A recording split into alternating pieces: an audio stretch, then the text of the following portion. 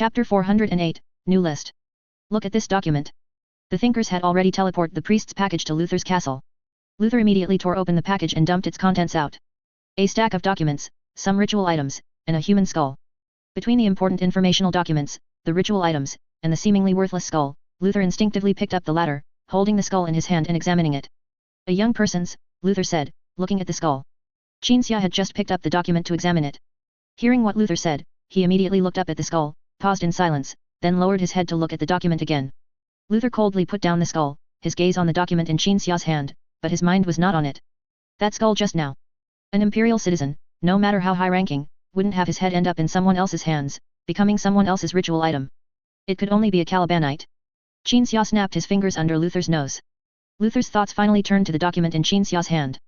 A list. Yes, but this is a list compiled by the corrupted ones. On the list, a series of names were written in High Gothic. The list did not enumerate internal members or high-ranking henchmen, but rather a list of swing personnel. Their internal purge list. Luther immediately picked up the list he had previously obtained from the governor and compared them. As a look of doubt appeared on Luther's face, Qinxia frowned, realizing that things were not simple. I've verified the list provided by the governor. Luther pointed to several names on the governor's list. There is indeed solid evidence that these people have been corrupted, but among Kavok's people, these individuals are considered waverers, unsteadfast believers. Therefore, Kavok and that priest plan to purge them. But we cannot rule out that this list was deliberately leaked to us. Qinxia recalled the situation just now. Kavok had pushed the priest, and that's when the package fell to the ground. Then the priest looked back at Kavok in disbelief. Of course. Luther nodded thoughtfully. Both felt that, just as the thinkers had accidentally allowed Kavok to be teleported away by the priest, engaging in a game with these chaos-corrupted individuals always led to unexpected occurrences. At the same time, everything that happened during the game had to be preemptively suspected. I feel like we're a bit like inquisitors now, Qinxia said. What? Luther looked up slightly. Nothing. The inquisitor matter wasn't important anyway, and it was a role that would only appear in the future, so Qinxia didn't explain. Qinxia just felt that this kind of preemptive suspicion was a characteristic of an inquisitor. An inquisitor was like that, suspicious of everything, neurotic.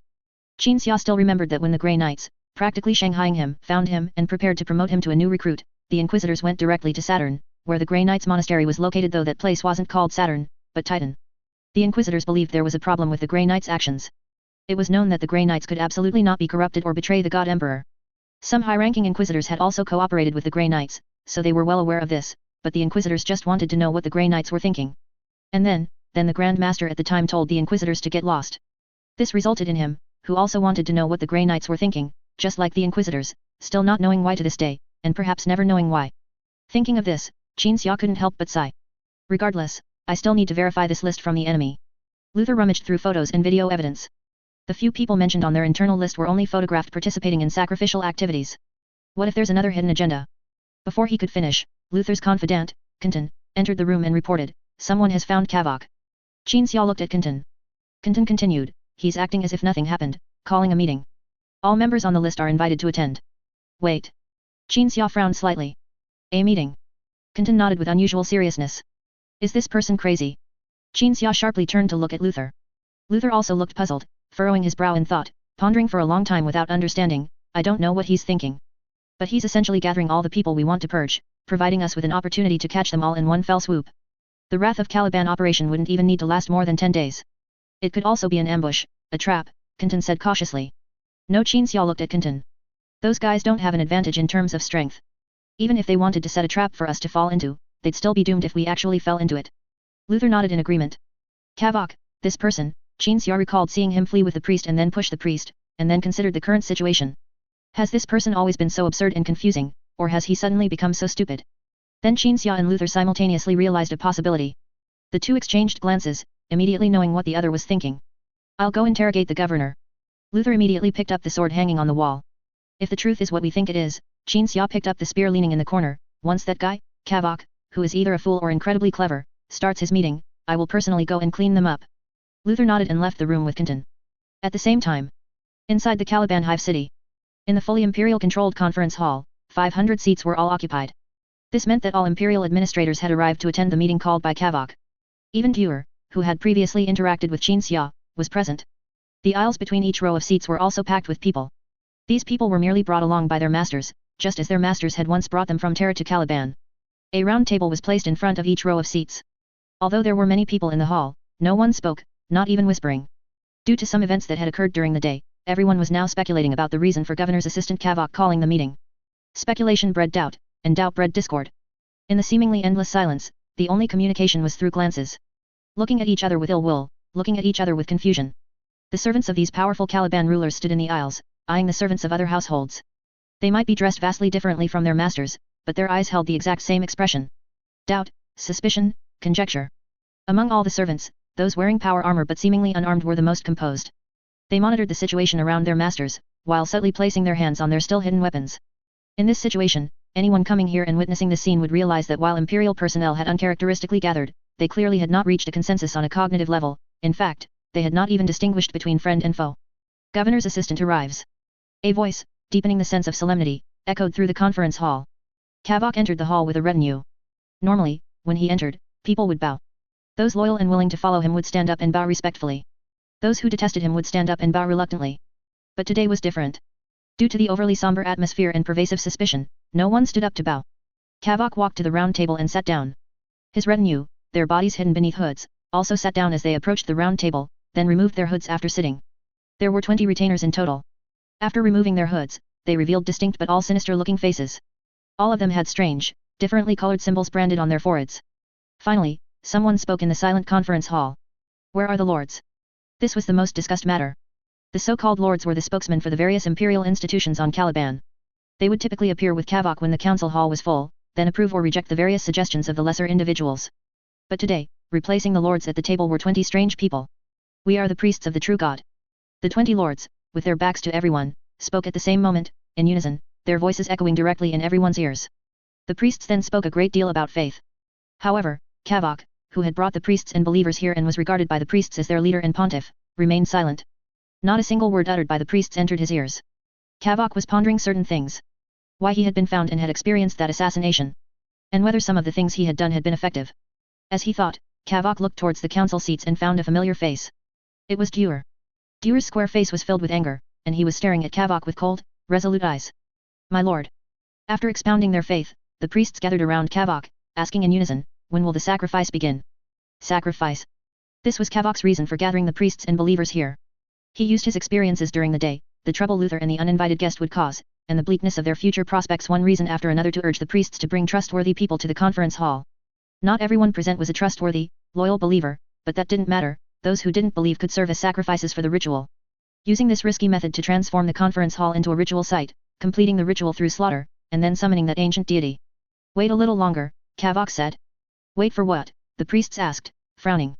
I feel the deity watching me, it is gathering strength, Kavok said. Chapter 409, ruined by his face. What are those people at the round table talking about?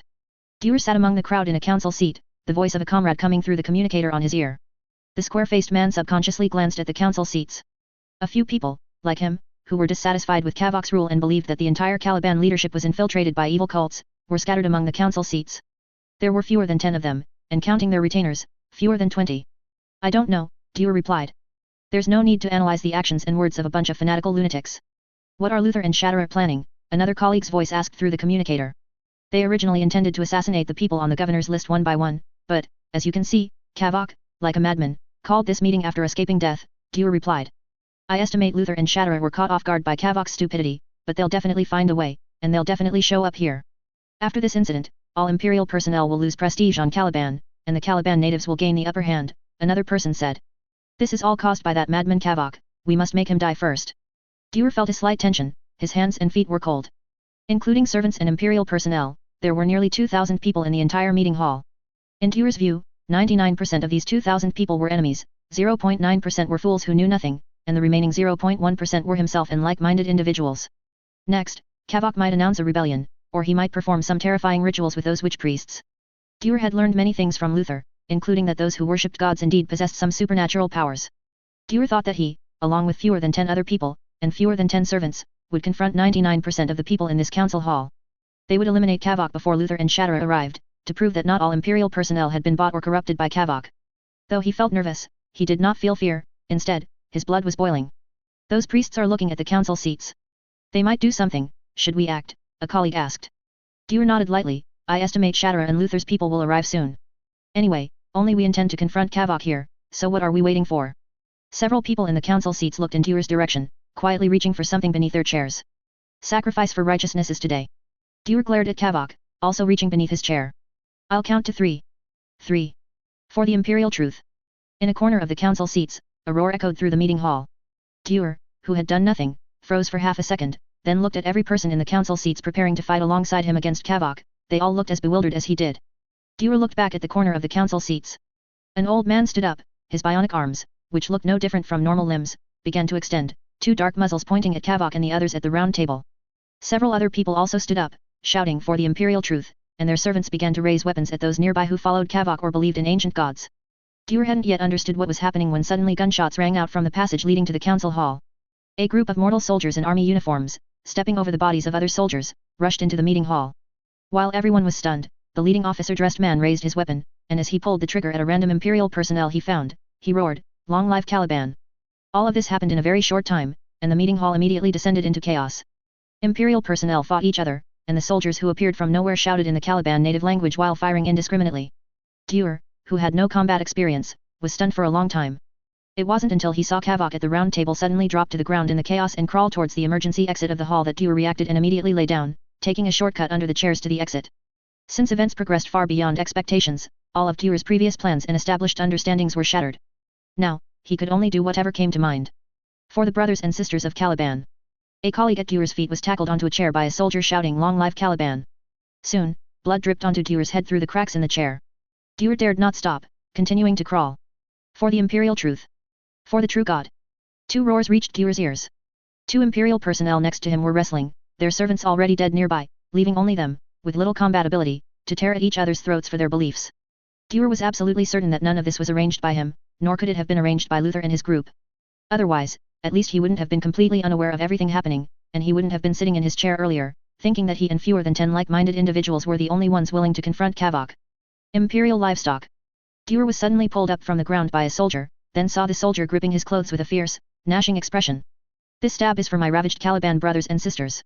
The soldier plunged a dagger into Dewar's abdomen. Dewar was unable to dodge and was squarely stabbed, falling to the ground, staring blankly at Kavok, who had already reached the emergency exit door. But fortunately, after one of many gunshots, the clearly Caliban soldier fell to the ground. Dewar took a few breaths, continued to crawl on the ground, and finally, along with Kavok, rushed out of the utterly chaotic meeting hall one after another. The moment the emergency exit door closed, the entire world became silent. To prevent certain matters discussed by the imperial administrators in the hall from leaking out, the doors and walls here were made of sound-insulating metal. Kavok sprinted down the empty corridor. After a few steps, he inexplicably fell to the ground, grimacing in pain. He looked back but saw no debris in the corridor, he had simply tripped on flat ground, which was truly strange. It was precisely when he looked back that Dewar's figure appeared in Kavok's eyes. The square-faced man staggered closer, one hand clutching his profusely bleeding stomach, the other holding a pistol pointed at Kavok. "Buddy," Kavok raised his left hand, signaling Dewar not to shoot, while quietly reaching for his waist with his right hand.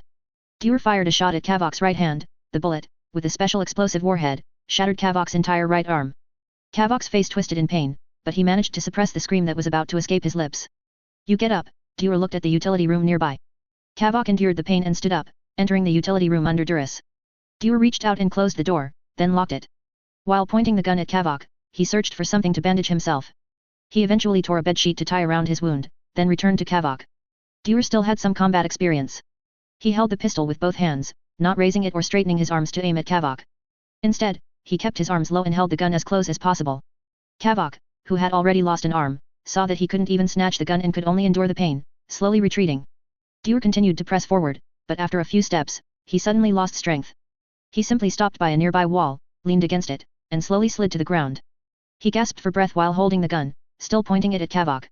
"Your stomach." Kavok endured the pain, instead showing concern for Dewar. However, his small eyes, not covered by eyebrows, looked truly malicious. "You traitor, traitor. I represent the imperial truth," Dewar stammered. Kavok seemed to realize something was wrong, glanced at the gun in Dewar's hand, then exhaled a murky breath and sat down. "Do you think only you and your few unsociable outcasts are the ones fighting against evil cults?" Kavok interrupted Dewar's disjointed words, pulled out a syringe, and injected himself in the neck. After the medication stopped the bleeding in his arm, he began to use his left hand to dig out bone fragments from his severed right arm. Dewar pondered what had just happened. Those who shouted for the imperial truth, they must be another group fighting against Kavok, but they were simply too adherent to the lesson of secrecy for success, keeping it secret until now. Even Luther and Shatterer didn't know such a group existed among the imperial personnel. As for the soldiers who stormed into the meeting hall, they must be the Caliban local resistance, who had probably conspired for this day for a long time. In their eyes, perhaps even Luther and the Lion King, who compromised with the Imperium, were traitors to Caliban, so they didn't tell Luther about their plans. Who brought them together? Kavok glanced at the corridor outside, occasionally grunting in pain as he picked out bone fragments. Don't you have any brains at all? I didn't have a chance to see you alone, but I thought you were a smart person. You know what I've been doing. But you idiot never told Luther. Fortunately, I pushed that priest's bag away in the sewers earlier, and I still have evidence to prove what I've been doing, otherwise I'd really be dead. Hearing these words, Dewar frowned, then retorted, you usurped the governor, then colluded with those followers of evil cults. Can you read people's minds or something? Kavok said coldly. That scoundrel didn't want to be implicated if the matter of evil cults was exposed one day, so he drove me to do this and that everywhere. Precisely because of this, I had a way to gain the trust of those priests on behalf of the governor, and only then could I do things, and I did more than you. That list in the priest's satchel, those are people like me, hidden among those fanatics. They and I did many things together. Nonsense, Dewar said. Believe it or not, anyway, the gun in your bastard hand is jammed. Kavok pulled out another bone fragment with an explosive shard stuck in it. You couldn't even predict that an explosive warhead would jam your antique gun. What else can you do? If we all relied on you, we Imperial people would have been thoroughly infiltrated long ago. Dewar was momentarily speechless, then thought, regardless of whether Kavok's words were true or false, his willpower was truly exceptional, his arm was blown to pieces just now, and he didn't even scream. No matter what, you're doomed, Dewar said.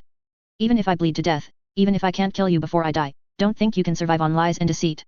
Shattera and Luther have already passed judgment on you. What did they say? Kavok froze for a moment. They still think I'm problematic after I provided that list. They said you have a bad face, you just don't look like a good person, Dewar said. Kavok froze again, but this time for a long time. 2 lines of hot tears flowed from his small eyes, and he suddenly became dejected.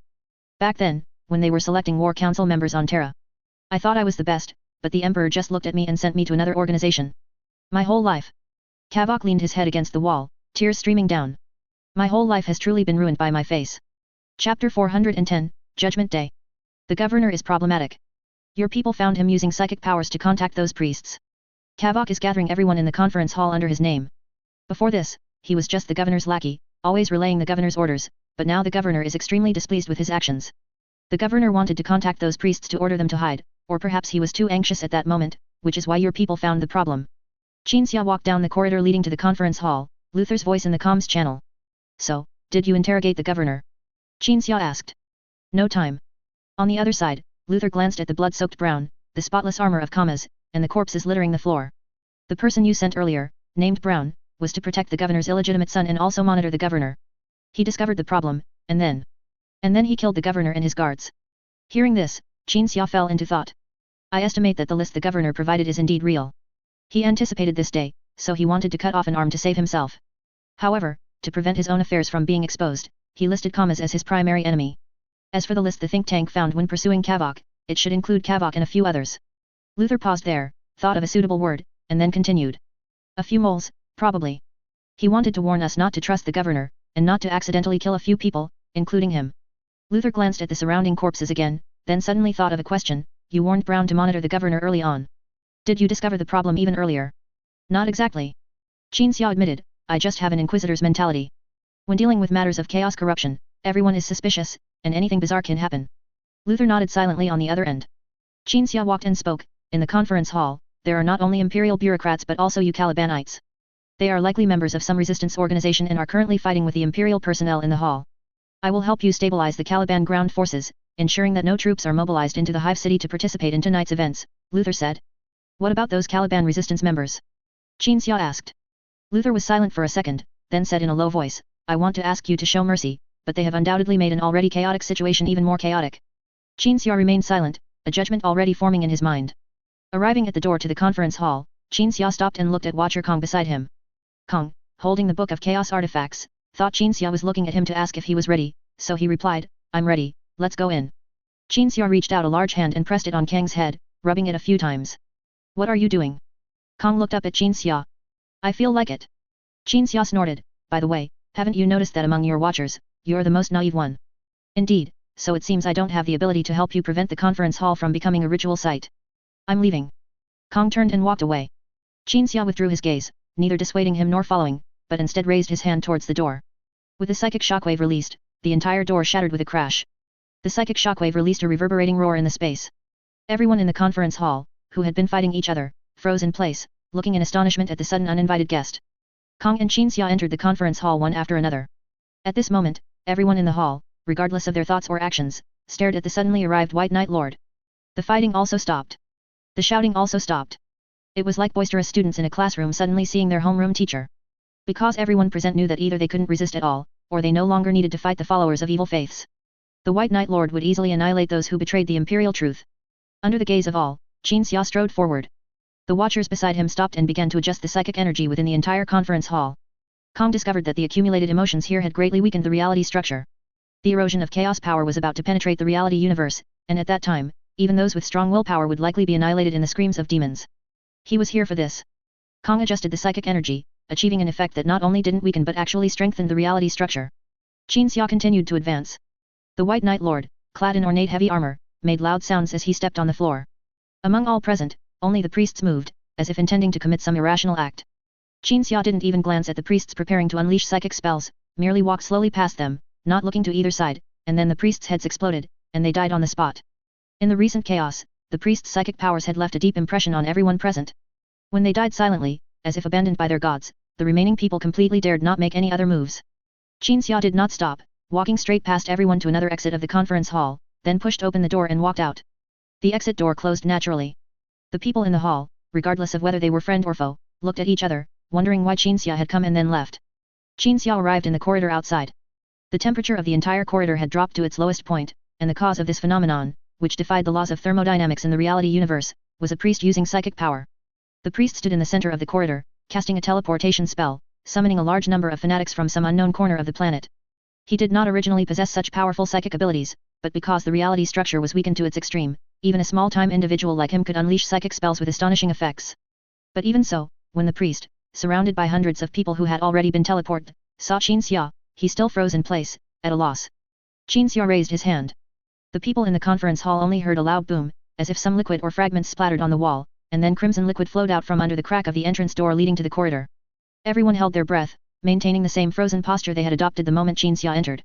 The door creaked. Qin Xia pushed the door open and returned to the conference hall, then closed the door behind him. Closing the door behind oneself is a good habit. Judgment Day has arrived. In the dead silence, Qin Xia slowly walked in front of everyone, stopped, and took out a list. Kern. Qin Xia read out a name. The man named Kern, after everyone's gaze fell upon him, trembled and walked out. You die. Qin Xia said. As soon as the words fell, Kern's head exploded, and he knelt on the ground. Seimun. Qin Xia read out another name. The imperial official who held real power over Caliban's finances was now trembling violently, his lips as white as a corpse's, but he was still driven by fear to move his feet. I know all about you and Kavok. Qin Xia said, you live. So Kavok was right, he really was driven by the governor. The man named Seimun was pleasantly surprised and excited, finally showing some color in his face. Qin Xia nodded, perhaps my methods aren't so graceful, but today's action is necessary. I apologize for startling you. Seimun swallowed hard, trembling as he performed the Aquila salute. No, no. Your Excellency. Qin Xia gestured for Seimun to leave the conference hall. Seimun walked to the door, then turned back and roared at his servants, who had sworn to protect him but were now too terrified to move. Get out here. After the servants followed him, trembling, their master led them all out. Cade. Qin Xia read out another name. The army commander in power armor stepped forward. Step back 2 paces, and maintain a distance of 2 meters from me. Qin Xia said. The commander, like a puppet, obediently stepped back 2 paces, then his head exploded, his body falling to the ground, brains splattering within a millimeter of Qin Xia's Shou type. Qin Xia read out the names on the list one by one, either executing them or letting them go. Those who believed in unknown gods stood frozen, confused about why they were gathered in the conference hall today, but at least they had previously thought the priests had some method, so they would continue to fight for their faith, but now. Among the imperial personnel, those secretly planning to purge the internal followers of evil faiths were secretly delighted but also somewhat afraid, because they had heard that the White Knight Lord never showed a good face to imperial personnel. And those who pretended to believe in unknown gods, or who did not believe but also lacked the courage to openly challenge the governor, did not know what their fate would be, whether they would be wrongly killed or allowed to live. Among all the factions present, only the Calibanites who had fought their way into the conference hall felt confused. They wondered why everyone present was waiting to die like lambs to the slaughter. Standing motionless, whoever was told to die obediently waited for death. But this confusion was only based on the Calibanites' less extensive knowledge of Qin Xia compared to the imperial personnel. If they were to shout and try to escape or fight now, they naturally wouldn't dare either. The people on the list were gradually called out by Qin Xia and then killed. Qin Xia looked at a Caliban officer, gesturing for him to approach. As the officer, as if possessed, stepped forward, a spearhead was instantly placed against his neck. Under Qin Xia's precise control, the spearhead did not touch the officer's neck, but merely by its proximity, the spearhead, forged by the fire dragon Lord Vulcan himself, left a fine bloodline on the officer's neck. You are not Luther's people. Qin Xia said, how did you get in? We were conscripted by them, served as their dogs, endured until the day we were ready, and those assigned to guard the conference hall executed the plan to bloodbath the hall. The officer kept his neck still, his eyeballs slowly turning towards an imperial official beside him. Impulsive. Qin Xia rebuked. The officer clearly had no intention of surviving today's events, staring directly into Qin Xia's eyes, awaiting death. But also brave and resourceful. Qin Xia's anger dissipated, and he smiled, scrutinizing the officer from head to toe, then moved his hand holding the long spear away from the spearhead. Take your brothers and sisters and leave this place. The army will no longer be a refuge for you. Take off your uniforms and become workers. When the hive city is eventually dismantled, you will not lack a meal. The officer's eyes became complex. He turned his head and exchanged glances with the others. These people finally saluted Qin Xia, then walked out of the conference hall, looking back every 3 steps. Chapter 411, Future Plans. The rest of you can live. You don't have to die. Qin Xia said. The imperial bureaucrats present breathed a sigh of relief. Pack your things and prepare to leave this planet. From today onwards, you are no longer the administrators of Caliban. Someone will replace you. Qin Xia said, scanning everyone present. There weren't many people left, only 80 or 90, but these 80 or 90 people still held power. As much as a person cannot give up their life, they cannot give up power. On Terra, they might have been obscure nobodies in an imperial institution, but on Caliban, on this Primarch's home world, they were Terrans who could decide the fate of a group of Calibanites with just 2 sentences. Returning to Terra was not a good outcome for them. But such a thought certainly couldn't be expressed directly, or rather, they lacked the courage, yet still had to express it. And silence was their way of expressing it. Your rationality surpasses that of your colleagues at your feet, and that is why you are still breathing, not because I am lenient or patient, Qin Xia told the crowd. Everyone turned and left. After the entire conference hall quieted down, Qin Xia glanced at Kenton. The watchers stood still, holding the divine artifact book. Although its sleeves and the hem of its robe were dragging in the blood, they were not stained. And under its deliberate control, those humans did not see anything in its arms. The book didn't come in handy, but Qin Xia thought it was pretty good, at least he had taken care of everything himself, without wasting a few more minutes battling demons.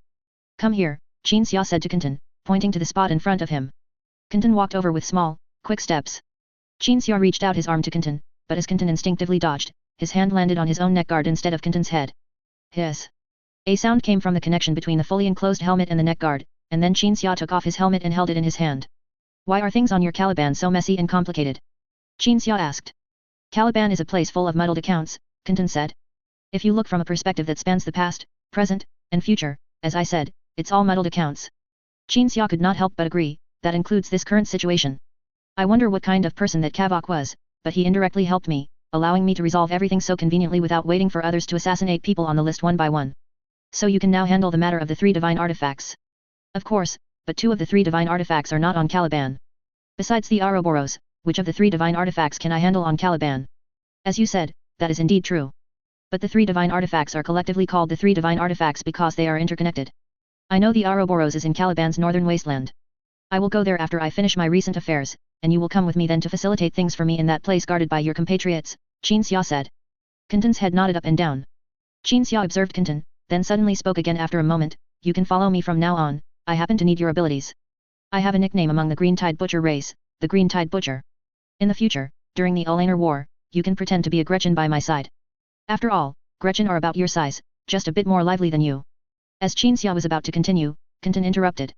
Chaos artifacts and methods to suppress psychic influence are the benefits you can get, I told you that before, Kenton said. But you haven't given me a freebie, Qin Xia said. No freebie, I said that before too. Alright. Qin Xia fell silent. The two looked at each other for a moment, then Qin Xia suddenly thought of something and asked, do you think there's a possibility that you are the freebie? Upon hearing this, Kenton let out a laugh, as if what Qin Xia said was just a joke, and such a possibility simply couldn't exist. Qin Xia also started to laugh. As he laughed, Kenton suddenly recalled some things that had happened within his own Dark Watchers tribe. It was an anomaly. No matter what tribe, anomalies are rejected, and the unfathomable Dark Watchers tribe was no exception. When a lively anomaly appears among a group of dark, profound, and gloomy watchers, even to maintain the tribe's image, this anomaly must be ostracized. Kenton's laughter gradually dried up, and its head, wrapped in a small hood, slowly lifted. No, impossible, it absolutely can't be like this, right? Qin Xia laughed even louder. At the same time, on the high tower of the governor's mansion, Luther stood by the railing, looking at the hive city standing on the horizon outside. How are things progressing over there? Kenton walked from behind Luther, bowed, and asked. I don't want to disturb him, so I haven't asked yet, Luther said. There's no need to ask anything, because things over there will certainly be resolved, you can rest assured about that. Kenton nodded slowly. After a moment of silence, the confidant spoke again, I am actually completely relieved. I feel that we have now reached the aftermath stage, the stage where the White Knight Lord promised that the people sent by the Imperial Parliament are ours to choose. Yes, Luther nodded. From the beginning, I felt this way. When he arrived, things were already over, it was just a process that needed to be completed, it's that simple. It seems that after this incident, the White Knight Lord will have another title. Such as the Hero of Caliban or something, Kenton said. Luther first nodded in agreement, then shook his head, no, this title is not grand enough, it doesn't suit him. Kenton looked curious, then what title would suit him? Luther was silent for a long time. Kenton looked at Luther in surprise, unable to believe that such a discerning and eloquent person would be at a loss for words at this moment. Nothing can summarize him, Kenton. Luther slowly turned in the moonlight, his eyes, holding some bewilderment, falling on his confidant. Nothing, nothing. Luther murmured, emphasizing. Only one word can barely summarize him, and that is, he, the word itself. Any one of his actions, even the most insignificant, is an unparalleled achievement. Look at the people around him. Brown. When I learned about the 12th Legion during the Randan War, I heard that he had undertaken a solo mission, the details of which are unknown, but he infiltrated an ancient colossal ship alone. That place, filled with powerful robotic enemies, posed no threat to him. The Alina sisters. Their appearance alone is like the legendary Lady of the Lake, not to mention they have the ability to kill a core member of the War Council just by speaking. Quadrant. Just the phrase, he is Kyle Bower's apprentice, is enough to prove how much of a genius he is. In the Dawn Star conflict, he casually shared some outdated knowledge, which allowed an Adeptus Mechanicus priest who opposed Kyle Bower to be promoted to sage right under the Forge Master General's nose. That White Knight captain. I don't even want to say that bastard's name. But this bastard used to be a servant to a knight, secretly learning swordsmanship and spearmanship to pursue the female knight he liked, and won his beloved by saving her life. He wanted to be a captain, and by self-studying battleship affairs, he passed the assessment of the Lion King and the Imperial War Committee's Naval Committee, becoming a captain. There is nothing this cowardly bastard cannot achieve. The Lord of the 12th Legion and the Blood Drinkers, the former needs no further explanation. The latter, those gladiators, these people, if placed on Caliban, wearing the best knight armor and wielding the best weapons, would be walking production lines for slaughtering giant beasts. The camaraderie established among the Blood Drinkers is even more. Angron, on any occasion, calls those who used his gene seed brothers, and calls the mortals who serve as marshals and intelligence agents sisters. These are the people around Qin Xia. At this point, Luther swallowed. Qin Xia, he. Those of esteemed status can barely stand on the very edge of the periphery to glimpse him. Only the genius among geniuses is qualified to serve him. Only the hero among heroes is fortunate enough to know him. Only the prodigy among prodigies is qualified to work with him. No matter what Caliban's future destiny holds, Kenton. That we can work with him, that he can come to Caliban, that he can care for Caliban. Kenton, hearing this, found Luther extremely excited. Luther said excitedly, those are our glory, Caliban's glory, the glory of our brothers and sisters on Caliban. Kenton's expression was serious, and he nodded earnestly, praise him. It's over. It's over, Kenton. Luther suddenly smiled. I have often pondered Caliban's future at night, I have worried about the fate of our brothers and sisters. And when he cast his gaze upon Caliban, everything was already over. The future I worried about will not appear, and the fate of this extremely beautiful planet and all its people has already taken a turn. The hive city will be raised, the ecology will be restored. He will resolve all of this and point us all in a suitable direction for our development. It's over, it's already over. Luther smiled brightly. Caliban's nightmare is over. Kenton exhaled, next, we have to find a way to clean up the mess on Caliban and wash away the suffering the Imperium inflicted on the people of Caliban. Hearing this from his confidant, Luther deeply agreed. In reality, everything on Caliban was not yet over. Vaguely, he felt that some agreement had been forged between the Dark Watchers and Qin Xia, and they had some matters to handle on Caliban. At the same time, as Kenton said, they needed to clean up the mess on Caliban. Chapter 412, Post-Conflict Preparations. Several days later, an Imperial vessel arrived in the Caliban star system. Important figures aboard, escorted by Solar Auxilius soldiers, descended to the surface of Caliban to meet at the Oathsworn Falls. Qin Xia and Luther stood at the forefront of the welcoming party, composed of representatives from Caliban and former Imperial personnel. Both men, by unspoken agreement, gazed at the Auxilia. The Solar Auxilia wore power armor customized for mortals. Legions formed by these individuals could still contend with Space Marines legions. Those protected by such men must have come from the Imperial Parliament, holding a high position, or serving a master of high rank. One man, surrounded by Solar Auxilia soldiers, walked towards Qin Xia and Luther. The man approached them, and they exchanged the Aquila salute. Qin Xia stood with his hands behind his back, watching the man. After saluting, Luther enthusiastically extended his hand, but the man merely glanced at his hand, then looked at Qin Xia, nodding. The man turned to face the former Caliban Imperial bureaucrats, gentlemen, ladies. Most functions of the Imperial War Committee have been replaced by the Parliament. From today onwards, you will be relieved of all your past duties. Afterwards, you will return with me to Terra to report for duty and complete the procedures to transfer your files to the Imperial Parliament's Department of Interior. After speaking, and after the Imperial bureaucrats performed the Aquila salute, the man walked to Qin Xia's side, smiling as he glanced at his entourage behind him. Luther noticed that among the entourage were some elderly people, some middle-aged people, and some young people who kept their heads down and remained silent. However, most were young people. Right after the conflict, your people asked me to select some bureaucrats for you, the man said. I didn't know who would be suitable, so I brought all types. Qin Xia nodded, smiled his thanks, then pulled Luther to stand before the entourage. The entourage lined up at the command of a solar auxilia officer. These individuals had clearly been trained, arranging themselves naturally by height, weight, and build. Luther felt as if he were selecting commodities, choosing the Imperials who would govern Caliban in the future. I thank you on behalf of my father. During the conflict, your people did some things that allowed my father to escape that moribund institution, the committee. While Luther was selecting people like commodities, the man who brought these commodities conversed in a low voice with Qin Xia. He overheard them, thinking this might be what was called a quid pro quo. Perhaps members of the Imperial Parliament publicly expressed dissatisfaction with the Astartes joining the Parliament, but in reality, considering their personal interests, they might all want to speak with someone representing Astartes' interests. Because, regardless, the Space Marines legions were the military representatives of the Imperium during the Great Crusade. Your father merely made a wise choice. When you return, please thank him for me, thank him for making a wise choice, Qin Xia said in a low voice. Yes, the man nodded, then frowned. How is your relationship with Ultramar? My father wants to use an incident to rescue his brother, who is still in the committee. Qin Xia looked down at the man, gently pushing him aside. We'll discuss this in detail later. I still have something to handle now. Luther stood before a boy, looking at the boy's extremely sorrowful eyes, feeling puzzled. 12 years old, boy, I forget his name, the man walked to Luther's side, introducing the boy like a commodity. Weak-willed, always homesick, often got beaten for secretly crying at night. His father was a statistician in the Department of Interior, and so was his mother. So he's a noble. Luther turned to ask. The man casually ran a hand through his hair. There are more nobles on Terra than trees on your Caliban. What does it matter if he's a noble? It just means his parents bathed in the Emperor's grace earlier than people from other regions on Terra. He'll do, Luther nodded. The man turned to look at his retinue. A soldier produced a letter of appointment and an inkpad, roughly grabbing the boy's finger, pressing it into the inkpad, then onto the letter of appointment.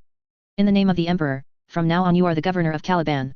The Emperor grants you actual power to rule here, blah blah blah, well, that's the gist of it, the man said. The boy took the letter of appointment handed to him by the soldier. He did not know what rights this letter of appointment bestowed upon him. The double-headed eagle symbol was the only thing he could understand, but even so, he knew this letter of appointment meant he would never be able to return to Terra and his parents. Now, get out of my line, don't waste my time, the man said. The boy stood next to Luther like a puppet. The Solar Auxilia soldiers and the rest of the entourage all turned and left. The man from the Imperial Parliament and Qin Xia walked to a less crowded area, presumably to discuss something. Luther looked at the boy, affectionately pulling him gently closer, ruffling his messy hair, and softly asking, "What's your name, little tough guy?" "Owen," the boy replied. "Am I to serve you now, sir?" "When they took me, they said they were sending me to be a servant to a great person." Luther was momentarily at a loss for how to answer. Servants of nobles were often not chosen from the lowest poor, but rather from children without inheritance rights, or hostages sent by minor nobles. After a few seconds of silence, Luther spoke, "No, you are not my servant. You are a person of this place." Then I can never return to Terra?" the boy asked, his eyes brimming with tears. Luther sighed and shook his head. "Yes, you cannot go back, but you will grow up here. One day, the images of your parents will become blurred in your memory. By then, you will only remember your sole identity, which is..." Luther suddenly pulled out a Calibanite model, held it out to the boy, and shook it. "A Calibanite." The boy forced a smile, taking the knight model. Night. Inside the castle, Qin Xia and Luther walked side by side down the path to the dungeon. "Why did you choose a child earlier today?" Qin Xia asked. "Whether choosing a weak-willed person or an elite, I felt neither was suitable," Luther said. "But this child, no matter his personality, is the most suitable, because he is currently like a blank slate, capable of being nurtured from scratch, and ultimately, he can become a Calibanite." "He can become a Calibanite?" Qin Xia murmured, "Good choice." The two entered the dungeon together. In one of the cells in the dungeon lay a man. The man had lost an arm, it was Kavok. After the incident in the Parliament Hall ended, the people Luther sent to clear the area found Kavok and Dewar, two men with vastly different appearances. One was in a cell, the other was being treated by a Space Marines apothecary in his mansion. "Do you have anything you wish to say in your defense?"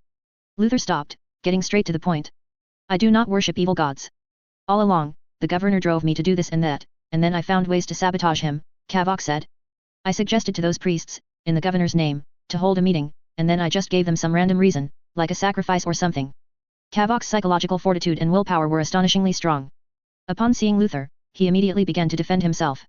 The information that allowed your Void Knights to carry out their operation earlier was provided by someone I found. Perhaps I did preach some things, and I did participate in rituals, but I have never done anything to betray the Emperor and the Imperial truth. Just as Kavok was about to continue, Luther raised a hand to interrupt him. Kavok quieted down. Luther inquired, what sustained you in doing all this? The Imperial truth, Kavok said. I and several others are all like that. By the way, the list I deliberately leaked to you when I pushed that priest, did you see it? Are the people on it still alive? They are all like me. If they end up being killed by you, that would truly be too unjust. Qin Xia stepped forward, touched Kavok's bald head, and after sensing for a moment, spoke, you are a talent. People with willpower as firm as yours are few and far between. Kavok smiled. However, this smile looked exceptionally sinister and cunning. It's just that your appearance is too poor, Qin Xia added. The smile on Kavok's face vanished. Rest here for a few days. We will ultimately decide your fate, Qin Xia glanced at Kavok's severed arm. As psychic energy attached to Kavok's severed arm, flesh regrew, eventually forming a new arm. Kavok bowed respectfully. Qin Xia and Luther walked out of the cell. The chaos corruption on Caliban will not disappear because of the failure of Imperial personnel, Qin Xia said as they walked. I believe you should establish an organization specifically to deal with chaos corruption on Caliban, recruiting people with strong willpower. That person named Kavok could be useful. Luther thought the same. In a couple of days, I plan to go to the northern wasteland, Qin Xia said. Any suggestions? My suggestion is not to go, Luther said very seriously. The northern wasteland itself is a forbidden area. There are too many strange things there. Legend has it that the Dark Watcher's lair is in that wasteland. No matter how dangerous it is, it might not be a problem for you, but that place is very peculiar. Peculiar or not, I have to go, Qin Xia said. Don't worry, I will never forget how beautiful Caliban is, nor will I forget that Caliban is a death world. Hearing his home world called a death world, Luther didn't feel there was any problem at all. Caliban, beautiful as it was indeed a true death world. Giant beasts and chaos corruption were merely some of the many survival crises. In Qin Xia's memory, there was a very famous death world called Catachan. If not for Lion clearing the giant beasts from Caliban, humanity's impression of Catachan would probably be Caliban's Ultima Segmentum branch. Is there anything you need? Luther asked. I can't think of anything I would need, Qin Xia replied after careful consideration. A guide? Guards? I think no one but me can enter that place. That's true, Luther was speechless. Chapter 413, The Wasteland. An invisible gunship flew over the primitive jungles of Caliban, deep into the mountains. The cold air currents from the northern wasteland were blocked by the majestic and towering mountains. From the gunship, the inside and outside of the mountain range seemed like two completely different worlds. The gunship landed in a spot where the air currents were not too strong. Qin Xia and Kenton stepped out of the gunship's cabin, taking a deep breath of the cold air. Kova, in the cockpit, watched the two of them. The White Knight Lord was still wearing his ornate armor, but the spear that usually rested on his back was now on Kenton's back. Given Kenton's height, he couldn't carry the spear vertically, so it was fixed horizontally across his back, with various packages, large and small, hanging from it. These packages contained everything needed for their journey into the northern wasteland. Kenton held the chaos artifact in his arms, though in Kova's eyes, he held nothing at all. The wasteland's air currents are too strong, you should return, Qin Xia said, looking towards the cabin. Kova, sitting in the cabin, bowed slightly, then piloted the gunship back in the direction they had come from. Qin Xia headed towards the mountain peak. The snow on the mountain was knee-deep. As Qin Xia trekked through the snow to the summit, he instinctively looked back. He saw a figure wearing a small hood wriggling through the head-deep snow. Its speed was not slow, as if the snow only affected it visually, and in reality, it not only kept it from feeling cold but also didn't impede its speed, only its gait. Qin Xia and Kenton climbed to the summit. When they saw the northern wasteland on the other side of the mountains, Qin Xia stood still, admiring the view for a moment. Above them, the night sky was studded with stars, and the vibrant aurora made Caliban's night sky even more beautiful. When the fierce wind swept across the endless snowfield, the ice layer beneath the snow would be exposed, reflecting the brilliant starry sky. This is a nice place, Qin Xia spread his arms, standing on the summit and breathing in the cold air, feeling refreshed. Is it? Kenton emerged from the snow that could have swallowed him, stepping onto a rock. I think this damned place has nothing good about it. Qin Xia ignored Kenton's words. Although they hadn't been together for long, he had gradually grown accustomed to the Watcher's habit of being argumentative. According to my plan, we'll go to the Tianlangxing Knights relic first, Kenton said. The Tianlangxing Knights were a knight order destroyed by Lion L. Johnson. They were the faction that opposed Lion's slaughter of the beasts back then. My people left something in the Tianlangxing Knights relic that can help us locate the Ouroboros. I heard that you Dark Watchers once stayed in the wasteland, alongside the Tianlangxing Knights. Were you not born then? Qin Xia asked. I'm over 1,000 years old, Kenton answered frankly. But I rarely remember the location of anything. Qin Xia rolled his eyes at Kenton. Kenton pointed north. I only remember, cross the wind-blocking mountains, head straight north, and where the stars converge, you'll find the Night Order. Hearing this, Qin Xia casually transformed the rock under Kenton's feet into the shape of a snowboard, leaped up behind Kenton, and then used psyker power to propel the stone snowboard down the mountain. I suggest we find a place to shelter from the wind, the northern wasteland is quite dangerous at night, Kenton suggested. But Qinxia was so engrossed in snowboarding that he didn't listen. After sliding down the mountain, he continued to glide across the ice. After an unknown distance, he suddenly saw the starry sky obscured by wind and snow, and a snowstorm was sweeping towards them from ahead. The snowstorm looked even more terrifying than the red sandstorms in the Nuceria desert, extending from the ground to the sky, like a translucent, snow-white wall pressing down from a distance.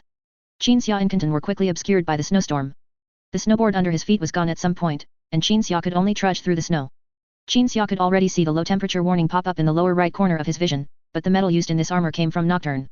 This homeworld of the fire dragon Lord Vulcan has a unique metal produced from beneath volcanoes, which, when crafted into armor, can provide warmth to the wearer. Qinxia was unafraid of the snowstorm, and Kenton, a peculiar Xeno creature, belonged to the Watchers, a race that once lived in the wasteland and never felt cold despite wearing only small robes. Because they needed to search for certain things, Qinxia and Kenton walked across the wasteland, heading north. After passing through the snowstorm, Qinxia saw the outlines of some cities in the distance. These were ecological cities built by the Imperium, allowing the people of Caliban to migrate and live in the northern wasteland of the planet without overcrowding the lands their ancestors had settled. But the people in those cities were all dead, turned into wandering zombies in the city ruins by a virus. The threats humans faced in this harsh place were not only viruses but also terrifying wasteland beasts. Before Qinxia could admire the surroundings much, he saw a large group of beasts charging from a distance to surround him. These beasts looked similar to wolves, but only vaguely so. They had snow-white fur, their mouths were not on their heads but on their bellies, they were about the size of a car, and there were many of them. Descendants of the Caliban beasts, Kenton said, scanning these large creatures without moving. They shouldn't be difficult to deal with. Qinxia remained silent, raising his hands to cast the simplest of psyker spells. Lightning danced among the beasts, and each one struck turned into snowflakes scattering in the air. These beasts seemed intelligent, realizing that the human before them possessed an insurmountable power, they quickly dispersed and fled in all directions. One beast behind Qinxia was struck by an arrow flying from the right as it fled. The beast's fur, hard enough to withstand bolter rounds, was easily pierced, its fragile internal organs shattered by the arrow, and its body skidded to a halt, collapsing in the snow. Qinxia heard the sound of the arrow flying and looked in that direction. In the snow, an old man in a white fur coat stood up, pointing at the beast's corpse behind Qinxia. Do you mind if I hunt us some dinner?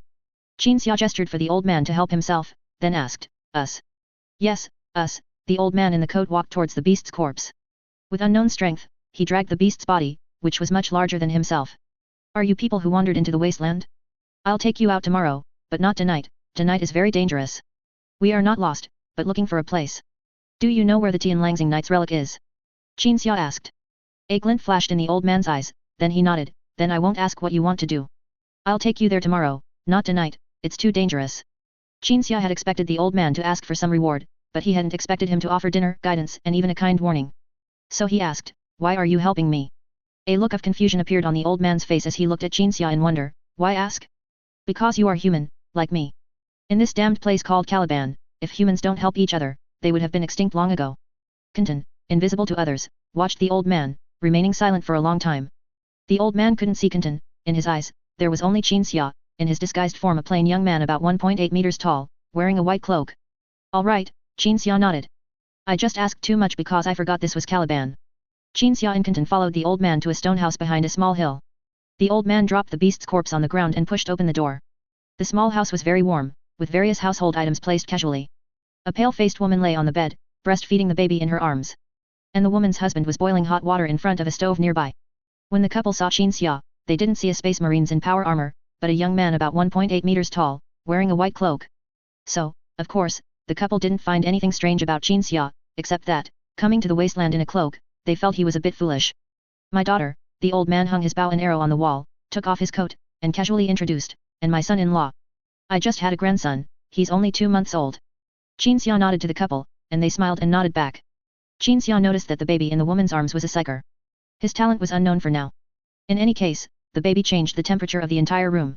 Psykers who could awaken their psyker talent at such a young age were often exceptionally powerful, but the baby's psyker power was not out of control. Instead, it could steadily raise the room's temperature. A genius. Qinxia thought, it would be great if this baby could be trained as a white knight think tank, but his parents would definitely not agree.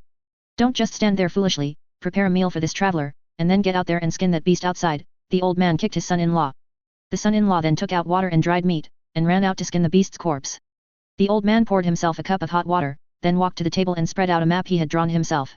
You want to go to the Tianlangxing Knight's relic? The old man leaned over, pointing at the crooked trajectory he had drawn on the map. You seem to be in a bit of a hurry. I'll take you when dawn breaks. If you don't have enough food, take some from my house, my humble abode is a bit far from the relic. Qin Xia looked at the old man as if they had known each other for many years, considering him and offering help. This was not so strange, the people of Caliban would all be like this in their harsh living environment. On the planet Caliban, what was more terrifying than ghosts and gods was never human hearts, but giant beasts, carnivorous plants, and relatively smaller wild beasts. I don't know if you'll want to go anywhere else, but take this with you. The old man rolled up the map and handed it to Qin Xia. Thank you. Qin Xia took the map. No, if you are not a knight but a common person, you don't need to thank me. The old man examined Qin Xia. Perhaps you can't tell, but I used to be a knight. I eat the grain grown by the people, wear the clothes woven by the people. The people sustained me, this is what I owe the people. After speaking, the old man took off his coat, revealing the armor he was wearing. The armor looked very dilapidated, but its power structure still existed. In its most solid parts, some claw marks could still be seen, showing anyone who saw the armor today that it had once faced giant beasts with its owner. Savar, the Oathbreaker Knight, Kanton, invisible to others, said. Look at his waist badge, it has his name and the emblem of the Tianlangxing Knights. No wonder he knows where the Knight Order's relic is. Oathbreaker Knight? What do you mean? Qin Xia responded with psyker power, examining the old man named Savar, finding him quite good. At that time, the Tianlangxing Knights refused to answer Lion L. Johnson's call to exterminate the Caliban beasts, and the Knight Order even clashed with Lion, Kanton replied.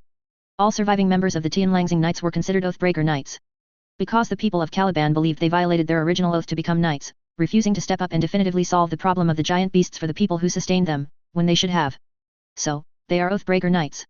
Qin Xia walked to the wall, looking at Savar's bow and arrow. This bow and arrow was actually just a weapon in the shape of a bow and arrow. The bow had a device used to accelerate material, it would not be surprising if an arrow fired from this thing could penetrate a tank. By the way, isn't the Knight Order's relic a place that needs to be kept secret? Qin Xia asked while observing the bow and arrow. Is he really so willing to take me there? He sees you as a person of Caliban, Kanton shrugged. What's wrong with taking his benefactors to see the scenery at the Knight Order's relic? After looking at the bow and arrow, Qin Xia walked towards Savar's daughter, gently poking the baby's cheek. This grandson looks like me. Savar picked up a wooden sword and placed it in his grandson's hand. He will surely be an excellent knight someday. An excellent knight, Qin Xia slowly nodded. Indeed. Chapter 414, Caliban's Past. The son-in-law of the Oathbreaker Knight gutted the beast, carefully peeled off its fur, and set it aside to dry. Then he took out some of the beast's entrails and cut off some of its meat, putting them into a large pot to boil. After it was cooked, he sprinkled a little salt on it, and a dinner, quite exquisite and luxurious in terms of the difficulty of acquiring the food, was ready. Savar sat at one end of a wooden long table in his armor, with his son-in-law and daughter on either side. Qin Xia sat opposite Savar, at the other short end of the table. How do you solve the problem of salt and vegetables? Qin Xia asked while eating. Some people will enter the northern wasteland, and they will see the small house not far from the entrance to the northern wasteland, then come over for help, or not ask for help, just drop some salt and vegetables at the door. Savar chewed the beast's entrails in his mouth. I once refused to admit I was a knight, but what made me realize was that the people of Caliban still supported me, even after I retreated to this place. Qin Xia nodded thoughtfully. The relationship between Caliban knights and commoners was not one of superiors and subordinates, nor of nobility and servants. Every knight in the Tianlangxing Knights was not a noble. From a utilitarian perspective, they were a group of unfortunate souls pushed out to face those terrifying giant beasts. But these unfortunate souls did not think they were particularly unfortunate. On the contrary, for various reasons, they were very willing to stand out and face the giant beasts to protect the people, and to pursue the honor the people bestowed upon them. In the eyes of the people, knights were a group of self-sacrificers, martyrs, whose moral standards were naturally far above the atmosphere. They defended the people and were respected by the people. Their power and material conditions did not come from lineage or capital, but from mutual admiration and respect. Amazing Caliban, Qin Xia said. You don't seem to be from Caliban. Savar put down his spoon, cleared his throat. You don't look like a Caliban either, although your accent and vocabulary leave me with no complaints, and even remind me of a bastard who raised a demon beast as his son. But I still don't think you're a Caliban. Qin Xia nodded frankly, of course I'm not. However, perhaps you won't believe it. I just finished saving the people of Caliban, and now I'm about to do something that can save the world of Caliban. As soon as he finished speaking, Savar's son-in-law laughed so hard that he sprayed the soup out of his mouth. In the son-in-law's view, a person dressed in a robe had nothing to prove that he had saved Caliban. Savar glared fiercely at his son-in-law. How could my serious star master have a brat like you? The son-in-law closed his mouth somewhat dejectedly and lowered his head. His wife, sitting opposite him, reached out and held her husband's hand, shaking it, and smiled gently when her husband looked at her. You have powerful psyker abilities, I saw it before, so I think you might indeed have helped many people. Savar said, it's okay, even if you are not a Caliban but an imperial, I will still take you to the Tianlangxing Knight's relic. Actually, it wasn't necessary, but my guide is a foolish directionally challenged person, and I also can't find the location of the Tianlangxing Knight's relic. Qin Xia scooped a spoonful of soup into his mouth. That place can block psyker abilities, otherwise, unless none of the Tianlangxing Knights were sane, if they didn't have something to rely on, who would dare to establish the Tianlangxing Knights' headquarters in this ghostly place in the northern wasteland? Savar snorted with a laugh. The Tianlangxing Knights' relic should be safer. Qin Xia looked around. Why don't you settle there? Savar's eyes gradually dimmed and unfocused. After thinking for a long time about something, Savar answered in a low voice, we used to live there, and then my grandson was born. At that time he wasn't breathing or crying, I thought he was gone as soon as he was born. I took my grandson away from the Tianlangxing Knight's relic to bury him in the cemetery, and after I left the Tianlangxing Knight's relic, my grandson finally cried out. Qin Xia thought about it and felt that there might be something in the Tianlangxing Knight's relic that suppressed psyker abilities, and Savar's grandson happened to be a psyker with powerful innate talent. In this family, it's not me who protects this home. Savar glanced at his son-in-law as he said this. Clearly, it wasn't the son-in-law either. It's my grandson. In recent years, I don't know what's happened, the northern wasteland is full of wandering corpses and crazed beasts, any one of which has a brain capacity more than 10 times larger than a human's. They are astonishingly intelligent and cunning, and occasionally follow me back home. Then, no matter how many beasts there are, as soon as my grandson lets out a cry, those beasts will flee in a panic, and even when his cry is very loud, the heads of those beasts will explode one after another. Even living here, we are very safe. Savar looked at the infant in his daughter's arms. He will grow up, receive the teachings of knightly etiquette and morals, receive combat training, and then one day, he will wear the emblem of the Tianlangxing Knights. My grandson will become an Avenger Knight, leave his hometown, and avenge an entire Tianlangxing Knights. As he said this, Savar's face became fierce, his eyes filled with hatred. The old man did not continue, but Qin Xia could already guess who his grandson would seek revenge on after becoming an Avenger Knight. Luther, Lion, those two. After all, it was Lion who destroyed the Tianlangxing Knights back then. And Luther raised Lion. Father. Savar's daughter reached out and held her father's gauntlet. I don't want my son to become an Avenger Knight, those things are all in the past, and besides, that humanoid demon beast is truly very powerful, I'm worried. Upon hearing his daughter say these words, Savar's face became unpredictable. Several expressions appeared in his eyes in quick succession. Hatred, distress, heartache, worry, fear, determination. I don't want to either. The son-in-law muttered softly from the side. Savar suddenly overturned his rice bowl, then turned around and searched for something in the room. He cursed as he searched. Anyone can say no to revenge. But not you.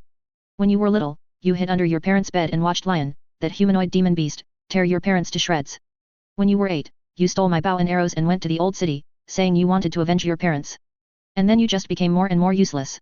Savar found a staff, he held the staff, which bore the symbol of the Tianlangxing Knights, with both hands and then beat his son-in-law. He swung 10 times in 1 second. His daughter kept circling her father, trying to stop him, but how could she possibly overpower her father in power armor? Seeing that she couldn't stop him, she simply threw herself onto her husband. Savar's staff technique was superb, no matter how his daughter tried to shield her son-in-law, every blow landed squarely on the son-in-law, with no chance of hitting the daughter. He even anticipated her moves. Clearly, his son-in-law was not being beaten for the first time, and his daughter was not protecting her husband for the first time. The couple had both gained experience from sparring with the old man. Dad, I was wrong. I won't say it again. Never again. I am a member of the Tianlangxing Knights, I am a descendant of the Sirius Star Master, isn't it enough for me to avenge my father? Stop hitting me. Seeing the son-in-law being beaten into submission, indicating that he no longer dared to live a peaceful life, Qin Xia couldn't help but sigh at this scene. As the saying goes, 3 blows shatter the peaceful soul. Father-in-law, I am a star wolf. Does the Knight's Oath of the Tianlangxing Knights stipulate that family members can be beaten? Qin Xia, sitting at the table, suddenly spoke. Savar's raised staff froze for 2 seconds, then lowered. His son-in-law and daughter both looked at Qin Xia gratefully and got up from the ground. Savar respectfully placed the staff into a box, closed the box, and stood in place, catching his breath. You've seen a spectacle. You rest here tonight, I'll take you to the Tianlangxing Knight's relic at dawn tomorrow. Hearing this, Qin Xia glanced at Kong, who had been invisible, and nodded silently. Late at night. It was 1 o'clock in the morning on Caliban. Qin Xia, who was resting by the wall at the door of the room, suddenly opened his eyes. Then a rustling sound entered the room. Followed by a wolf howl. The son-in-law and daughter sleeping on the large bed were still snoring, while Savar, lying on the floor by the bed, rose with his eyes closed, walked to the wall, took down his bow and arrows, and then took down the long sword hanging on the wall. The old man walked to the window with his eyes closed, then slowly opened them. He seemed to have just woken up, all his previous actions were instinctive. Savar stared out the window, then saw the wind and snow raging outside, with dense, glowing lights beyond the stone house. These glows were multicolored and numerous. Qin Xia had already stood up from the ground and, with his psyker vision, saw countless beasts outside. There were even some ghouls. The residents of the ecological city, who had been forcibly relocated to the northern wasteland by the Imperium, had turned into ghouls after being infected with the virus. They usually wouldn't stray too far from the ecological city, but now they were gathered around the beasts. Those beasts were not all the pack-hunting wolf-like beasts seen yesterday, there were also some bizarre, monstrous things that Qin Xia found difficult to accurately describe. The planet Caliban, being close to the warp rift, was already prone to frequent supernatural phenomena. Coupled with the fact that Ouroboros, one of the 3 divine artifacts, was on Caliban, and the northern wasteland was precisely where Ouroboros was located, it was not strange for any strange things or situations to appear in this ghostly place. It should be nothing, Savar said in a deep voice. As soon as he finished speaking, the baby's wailing suddenly erupted. Qinxia noticed that the entire room was rapidly freezing, that was a manifestation of psyker abilities eroding the structure of reality. Upon hearing the baby's wail, his parents immediately woke up, and at the same time, the beasts gradually approaching outside suddenly stopped in their tracks after hearing the cry, looking around like humans, and then letting out low growls at the people in the house. Soon, the head of one beast exploded.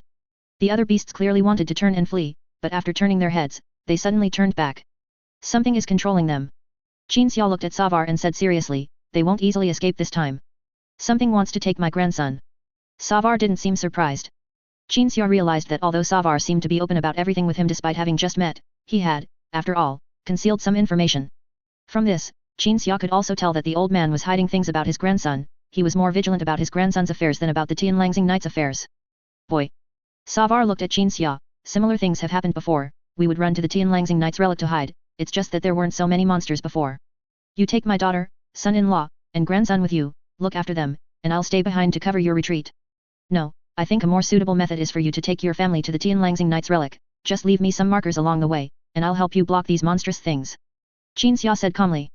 Savar was about to argue, but then he saw a large amount of glowing light up at the window behind the house. At this, Savar had nothing more to say, merely nodding to Qinxia. Chapter 415 Ouroboros Fang. The couple got dressed. The baby, wrapped in beast fur, was held in his mother's arms. Savar, sword in one hand and bow in the other, walked out of the house first with Qinxia. Kong remained invisible, standing beside Qinxia, ready to provide support at any moment. The baby cried loudly, and the surrounding beasts dared not approach, timidly pacing back and forth. But when Qinxia sensed a trace of psychic energy projecting towards them, the beasts suddenly stopped hesitating and began to encircle them in layers. The shambling corpses of people from the ecological cities followed the beasts, pressing forward as well. The house was completely surrounded. A white-furred gorilla roared, smashing the stone house with a single punch and closing in from behind. That gorilla must be 3 meters tall. Qinxia glanced behind him. Is this the kind of giant beast you used to fight? Savar, knocking an arrow to his bow, glanced at the gorilla behind him. The eggs of giant beasts are more than 10 times larger than this little monkey. As they conversed, the beasts closed into within 5 meters of Qinxia and the family. Savar shot down several beasts, then drew his long sword, preparing to guard Qinxia, the psyker. Caliban also had psykers, and wizards who commanded powerful supernatural abilities were often central to beast hunts. Savar naturally knew that as a knight, he should keep the psyker at a distance from the enemy, which was best for everyone. But just as Savar was about to swing his sword to cut down the beasts, Qinxia suddenly pushed him back. Savar only felt the snowstorm so thick it obscured his vision. When the snow gradually cleared, he saw that he had appeared on a mountaintop several hundred meters away from Qinxia. Looking around, his daughter, son-in-law, and grandson were already waiting there. Clearly, it was a teleportation spell that had allowed them to escape the encirclement.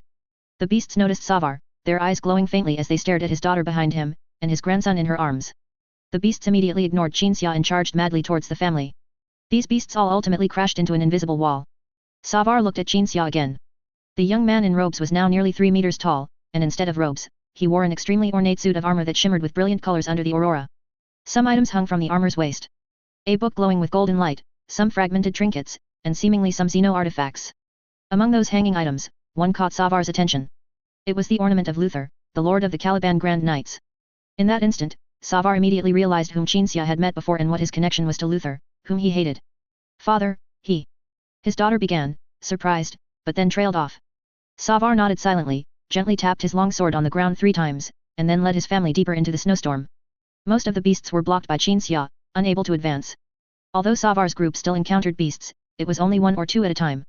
After slaying a beast, Savar would chop off its head and set it in the snow as a marker for Qinxia. After ascending a mountaintop, the old knight looked back. The beasts were constantly trying to break free from Qinxia and charge towards him and his family, but no matter how they tried, they would ultimately be dragged back and slaughtered in various ways. Crossing the mountaintop, Savar led his family onward towards the ruins. On the way, they encountered another group of beasts, but these beasts were overturned by some unknown force before they could attack. Clearly, Qinxia was not only holding back the majority of the beasts there but also able to spare some energy to watch over the family. Savar only needed to occasionally clear out a few stragglers, greatly increasing their speed. After advancing several more kilometers, the old man saw the top of a castle. There it is. Savar pulled his daughter, who was struggling through the snow, and was about to turn to continue walking when he was suddenly grabbed by his son-in-law's arm. Give me the sword, father, his son-in-law said, his expression serious and resolute. Savar had intended to say that he couldn't wield the sword well, but his son-in-law's next words made him immediately hand over the long sword.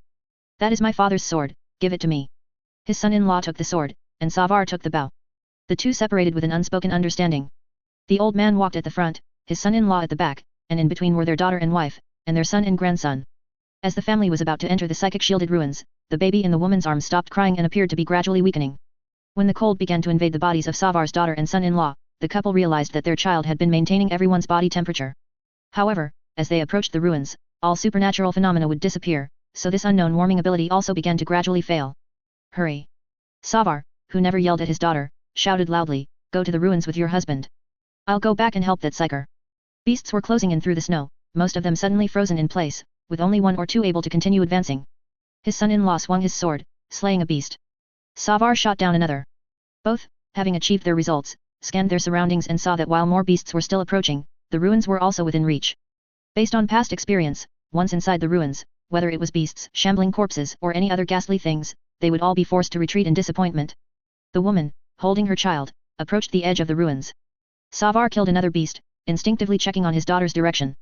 He breathed a sigh of relief when he saw his son-in-law accompanying his daughter to within 2 steps of the ruins, but the next second, something appeared in his eyes that made his heart leap again. Caliban reflected the light of the star, casting the shadows of the couple. From within the woman's shadow, a thin, elongated figure suddenly emerged. Savar had already loosed an arrow. The arrow, capable of easily piercing tank armor, shot through the slender figure in an instant, but it only passed through, causing no effect. Material weapons clearly had no effect on it. But as the slender figure raised its spiky arm to attack, Savar saw his son-in-law instantly turn and, with the momentum, swung his sword at the figure. The long sword was also a material weapon, but as it approached the slender figure, it caused the figure's outline to distort, and then it directly shattered the figure. Seeing this unexpected effect, his son-in-law paused, then realized that this long sword, belonging to the Sirius Star Master, his father, had the effect of expelling evil spirits. Phew! Savar breathed a sigh of relief, feeling relieved as his daughter and son-in-law quickly entered the ruins. But just as he was about to turn back to find Qinxia, he suddenly saw his daughter collapse again inside the ruins. That slender figure had clearly been killed before it could attack, so his daughter shouldn't have been harmed. Yet now she had collapsed. Savar was frantic, but then he remembered Qinxia, who was covering their retreat. Although Qinxia shouldn't be in any trouble, leaving him behind was still not good. The snowstorm was heavy now, what if the markers left along the way were buried? In the old knight's moment of hesitation, Qinxia was already teleporting back and forth along the path to the ruins, from one marker to the next. The beasts behind him surged like a flood, but they ultimately could not catch up to Qinxia's teleportation speed. By the time the beasts closed in on the ruins, Qinxia had already rushed into the ruins. Savar's experience was not wrong, the beasts stopped their pursuit near the ruins, pacing around the perimeter in frustration, but daring not to enter the ruins themselves. Even the power of whatever was controlling them was weakened, the beasts didn't even bother to guard outside the ruins, either fighting each other or scattering like birds and beasts. As for the shambling corpses, they simply turned into dead bodies lying in the ice and snow outside the ruins, completely deceased. Is everyone all right? Qinxia asked as soon as he entered the ruins, then saw Savar, who had rushed in right after him, pounce on his fallen daughter. Qinxia also walked towards Savar's daughter, while surveying the surroundings. Here was a castle surrounded by walls, and they were inside the dilapidated walls. She's rapidly losing body heat. Savar roared, looking at the data readings in his power armor helmet. Qinxia raised his hand and used psychic energy to warm the woman. When he saw that Qinxia could still use sorcery here, Savar looked at him with great surprise. The woman's body temperature finally rose, but she kept her eyes tightly shut and was trembling all over. There were no visible wounds on her body, giving Qinxia the feeling that she was possessed. Qinxia was about to use psychic energy to investigate, when Kong, standing nearby, slowly spoke. Ouroboros Fang. What? The slender figure that emerged from this person's shadow just now, that is Ouroboros Fang, a creature formed by the convergence of Ouroboros power, capable of freely traversing the warp and reality universe. Kong gazed at the woman. Ouroboros Fang doesn't need to kill this woman, it only needs to appear from her shadow. Anyone approached by Ouroboros Fang will be cursed, and their soul will gradually be annihilated. No one can save her. Hearing Kong say this, Qinxia looked at Savar's son-in-law. This fellow was just next to his wife, so how come? The sword in his hand is the Sirius Star Master's sword, Kong replied.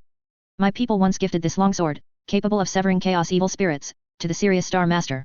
Since then, the first Sirius Star Master established the Tianlangxing Knights to guard the wilderness and combat all the terrible things in this most severely corrupted land of chaos. The Sirius sword has been passed down through generations, from one generation to the next, until it reached the last Sirius Star Master to whom Savar once pledged allegiance. Lion was wounded by the sword back then, but I don't know why he didn't take the sword after killing the Sirius Star Master. Hearing this, Qinxia glanced at the sword in Savar's son-in-law's hand. Just by standing next to the woman, others were being eroded by the chaos energy clinging to her, but that sword was resisting the chaos energy, preventing Savar and his son-in-law, even without powerful psychic abilities, from having their souls annihilated by the chaos energy along with their daughter and wife. However, Qinxia also noticed that, apart from the wielder of the sword being completely immune to the erosion, Savar, though also being protected, was still being eroded by the chaos energy, albeit at a slow pace, not to the extent of collapsing instantly and having his soul gradually annihilated. This was because the woman had become a kind of ritual nexus. As long as she remained in the material world, she would continuously release corrosive energy. And the means this ruin used to resist psychic energy was definitely not an anti-psychic field as sophisticated as that of a soulless one. Chapter 416, Lone Wolf and Cub. Please. Wake up, just open your eyes and look at me, even for a moment. I. Savar remained silent. His son-in-law, holding his daughter, wept inconsolably, his grief escalating from choked sobs to bitter tears. The Oathbreaker Knight silently removed his helmet, gazing at his daughter, his expression twisted but without a single tear. When he was adopted by the last Sirius Star Master years ago, Savar had sworn to shed only blood, never tears. However, after suppressing his emotions for a while, tears still streamed down Savar's face. Perhaps it was overwhelming grief, or perhaps he felt that as an Oathbreaker Knight exiled by his people, he no longer needed to uphold his knightly vows. Savar opened his mouth, emitting a few dry, inaudible sounds. Seconds later, the Oathbreaker Knight's forehead pulsed with veins. He gently opened and closed his mouth, then opened it again, as if screaming, but no sound emerged. It wasn't until a moment later that a heart-wrenching wail erupted from Savar's lips, growing from a faint whisper to a roar that echoed through the ruins. Qinxia took off his helmet, held it in his hands, and bowed his head in silent mourning. After the heart-wrenching roar, there was a deathly silence. Savar wiped away his tears and stood up, walking into a nearby damaged storeroom. He emerged carrying the firewood he had left there for shelter last time, spreading it on the ground. We have to cremate her, Savar said, walking to his son-in-law's side. As a former member of the Tianlangxing Knights, Savar naturally knew how to deal with a body corrupted by evil forces. His son-in-law turned to look at Savar, then suddenly drew his sword and pointed it at his father-in-law. Savar took a step back. Qinxia noticed that the son-in-law, who had previously appeared submissive, now had a cold and determined expression. I've had enough of you, father, the son-in-law said coldly. It's not that I didn't want to avenge my biological father, it's just that once I had someone I cared about, I couldn't wield a sword anymore. He paused, then continued, just like you. Savar lowered his head. Back then, when you returned from your mission and saw the entire knights gone, except for me and your daughter, why didn't you uphold your oath to hunt down that human-shaped beast, lion, and kill Luther, who used cunning to trick the knights into opening the city gates? You're just like me, even a person like you can't pick up a sword once you have someone you care about. The son-in-law lowered his head, looking at his wife in his arms, and the sleeping infant in his wife's arms. I don't have the ability to kill those two damned bastards, Lion and Luther. I've only just grown up, and I don't even know how to care for a child. But father, I believe you can take good care of your grandson. At this point, I no longer care about right or wrong, grudges or entanglements. With that, the son-in-law casually threw the serious sword. The long sword flipped once in the air, its blade sinking into the rock layer upon landing, emitting a hum. Leave her! Savar cried out.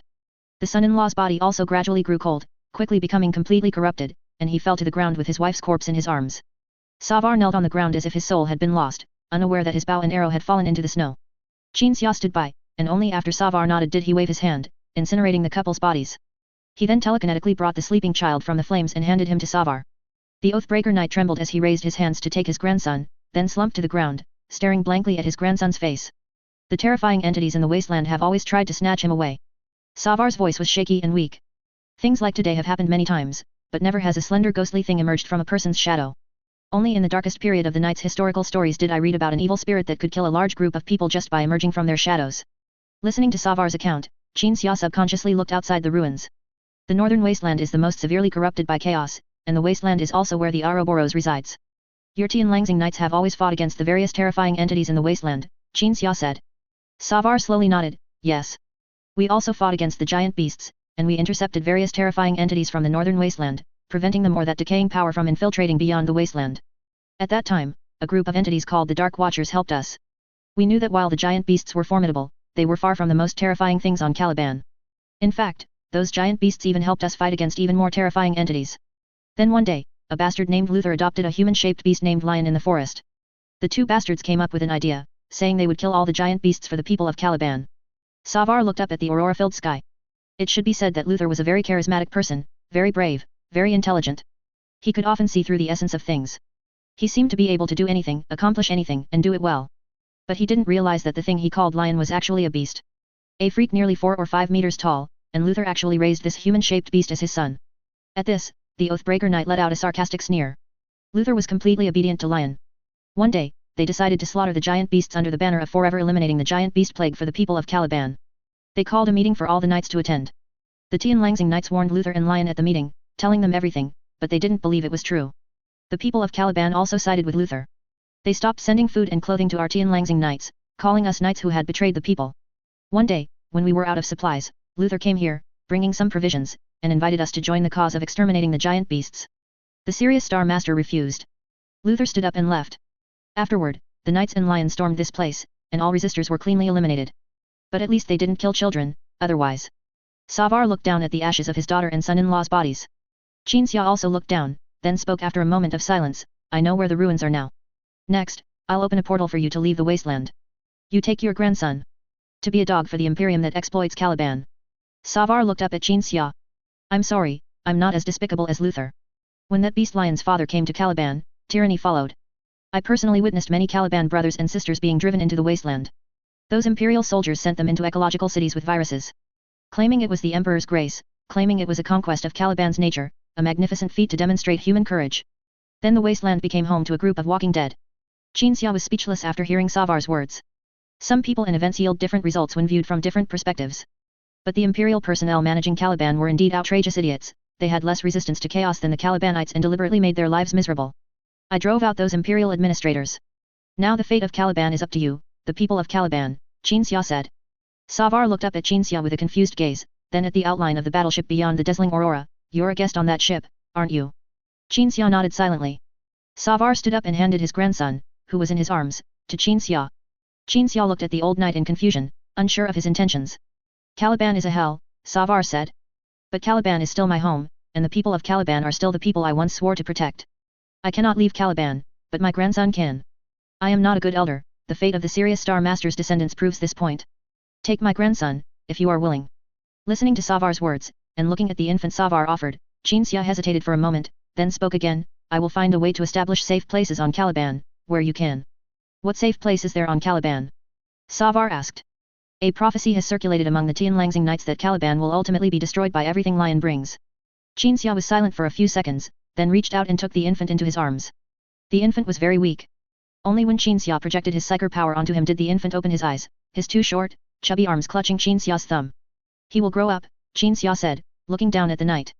Is there anything you want me to convey? Savar unfastened the badge from his waist and placed it in his grandson's arms. When Qinxia expected Savar to ask him to convey some words of encouragement about revenge, and for the Star Wolf's badge to become a token of vengeance. The Oathbreaker knight nodded, I hope you tell him when he grows up that his grandfather was a knight who protected the people on Caliban, and that he was born on Caliban. But beliefs still need to be passed down, Qinxia said. I will still tell him about the Star Wolf. The karma caused by hatred already exists, concealment and oblivion are both futile.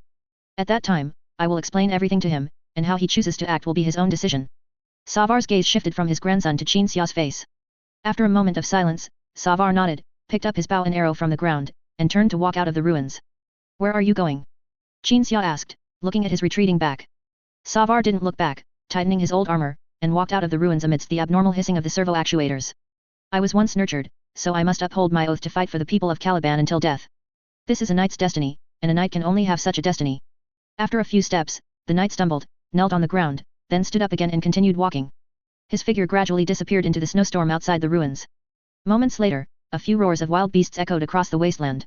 A moment after that, the roars ceased, and no other sounds could be heard. Qinxia held the infant and sighed softly. Watcher Kong had just emerged from the castle, holding an object. The object appeared to be a snake devouring its own body.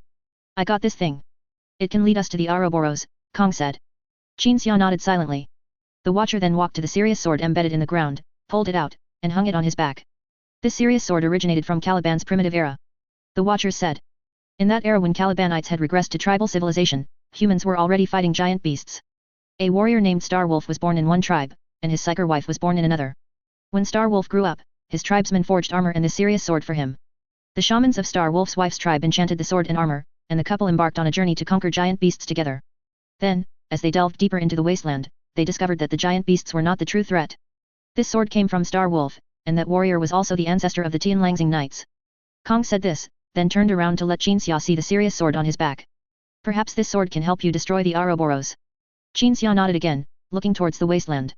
The next day, a blizzard raged. Even without Qinxia using his psyker power or creating the snowstorm, the blizzard was so heavy that his vision couldn't penetrate more than 2 meters around him. Kong stood by, gazing at the Ouroboros object suspended in the air, holding the chaos artifact in his arms, waiting silently. Qinxia sat on a rock, the infant on his lap. By now, they had left the ruins and embarked on their journey to find the Ouroboros. After leaving the ruins, the infant's psychic power had recovered again, warding off the surrounding cold. Qinxia unfastened his snow-white cloak and wrapped it around the infant, over the insulating animal skin. This was not for meaningless warmth, but because the cloak was also crafted by a primarch, using materials from Perturabo's home world, Olympia. It was soft yet tough, and could absorb significant impact, providing extremely strong protection. The infant was a powerful and stable psyker. If trained as a think tank, he would undoubtedly add a legendary think tank to the World Eaters Legion in the future. But even if this infant had no psyker talent, Qinxia would meticulously protect him until the end of the journey and their return to the White Knight. Because the infant's parents and grandfather had helped him, Qinxia knew that an ordinary person would feel immensely honored and grateful for the arrangement of fate upon meeting him. So, when he realized this, he wanted to do something for those fortunate enough to meet him, to prove that meeting the White Knight Lord was not just about knowing what the White Knight Lord looked like. From the moment the infant's grandfather was willing to guide the White Knight Lord, the infant's destiny took a turn. He is still a small infant after all. What if his psyker power goes out of control? Kong, please keep an eye on him for me. You worry too much. In terms of the stability of psyker talent alone, the only difference between him and you is that he has a soul projection. Qinxia wrapped the infant in the cloak, then pulled both ends of the cloak up, tying one end to his shoulder and the other to his waist. The infant slept soundly outside Qinxia's heavy chest plate. Qinxia gently patted the infant's body, then sat on the rock and extended his hand to Kong. The Chaos Artifact book in Kang's arms floated up, then he reached out and took down the long spear and the serious sword, handing them to Qinxia. Qinxia took them, then looked up ahead.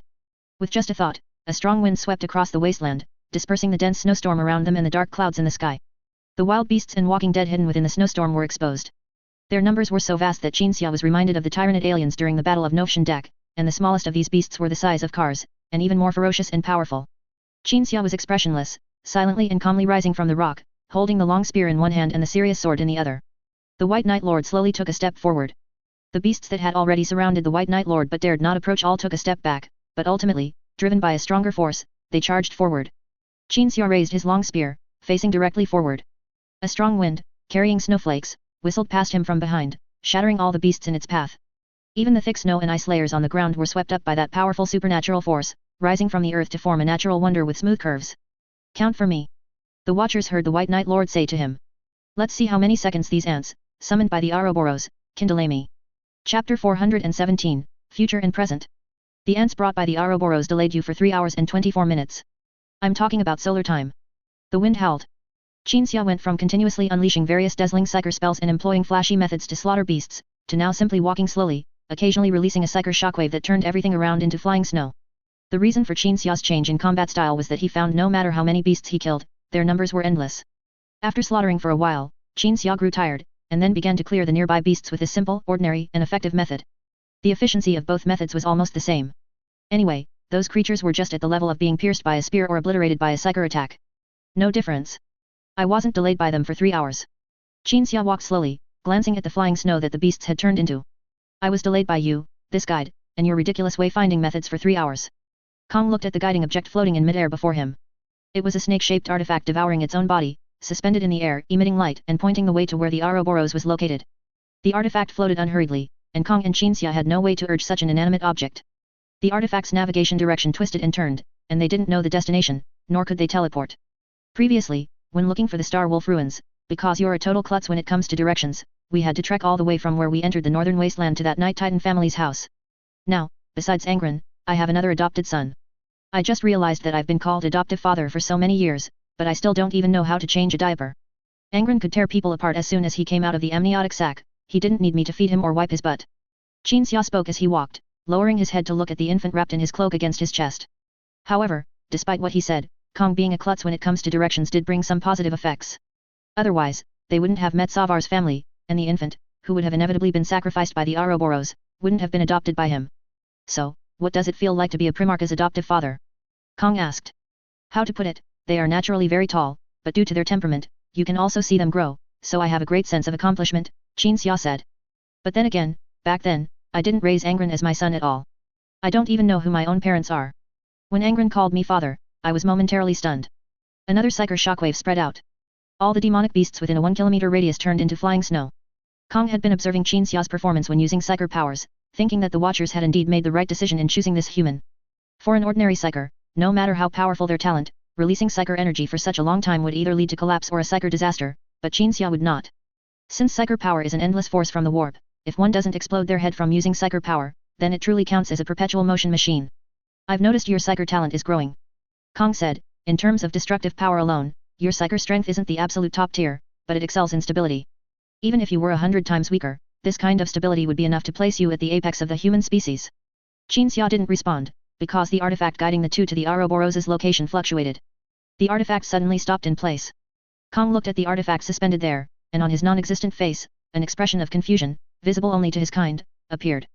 I thought we'd have to walk for a few more months, it's this close. Kong pointed to the ground beneath their feet.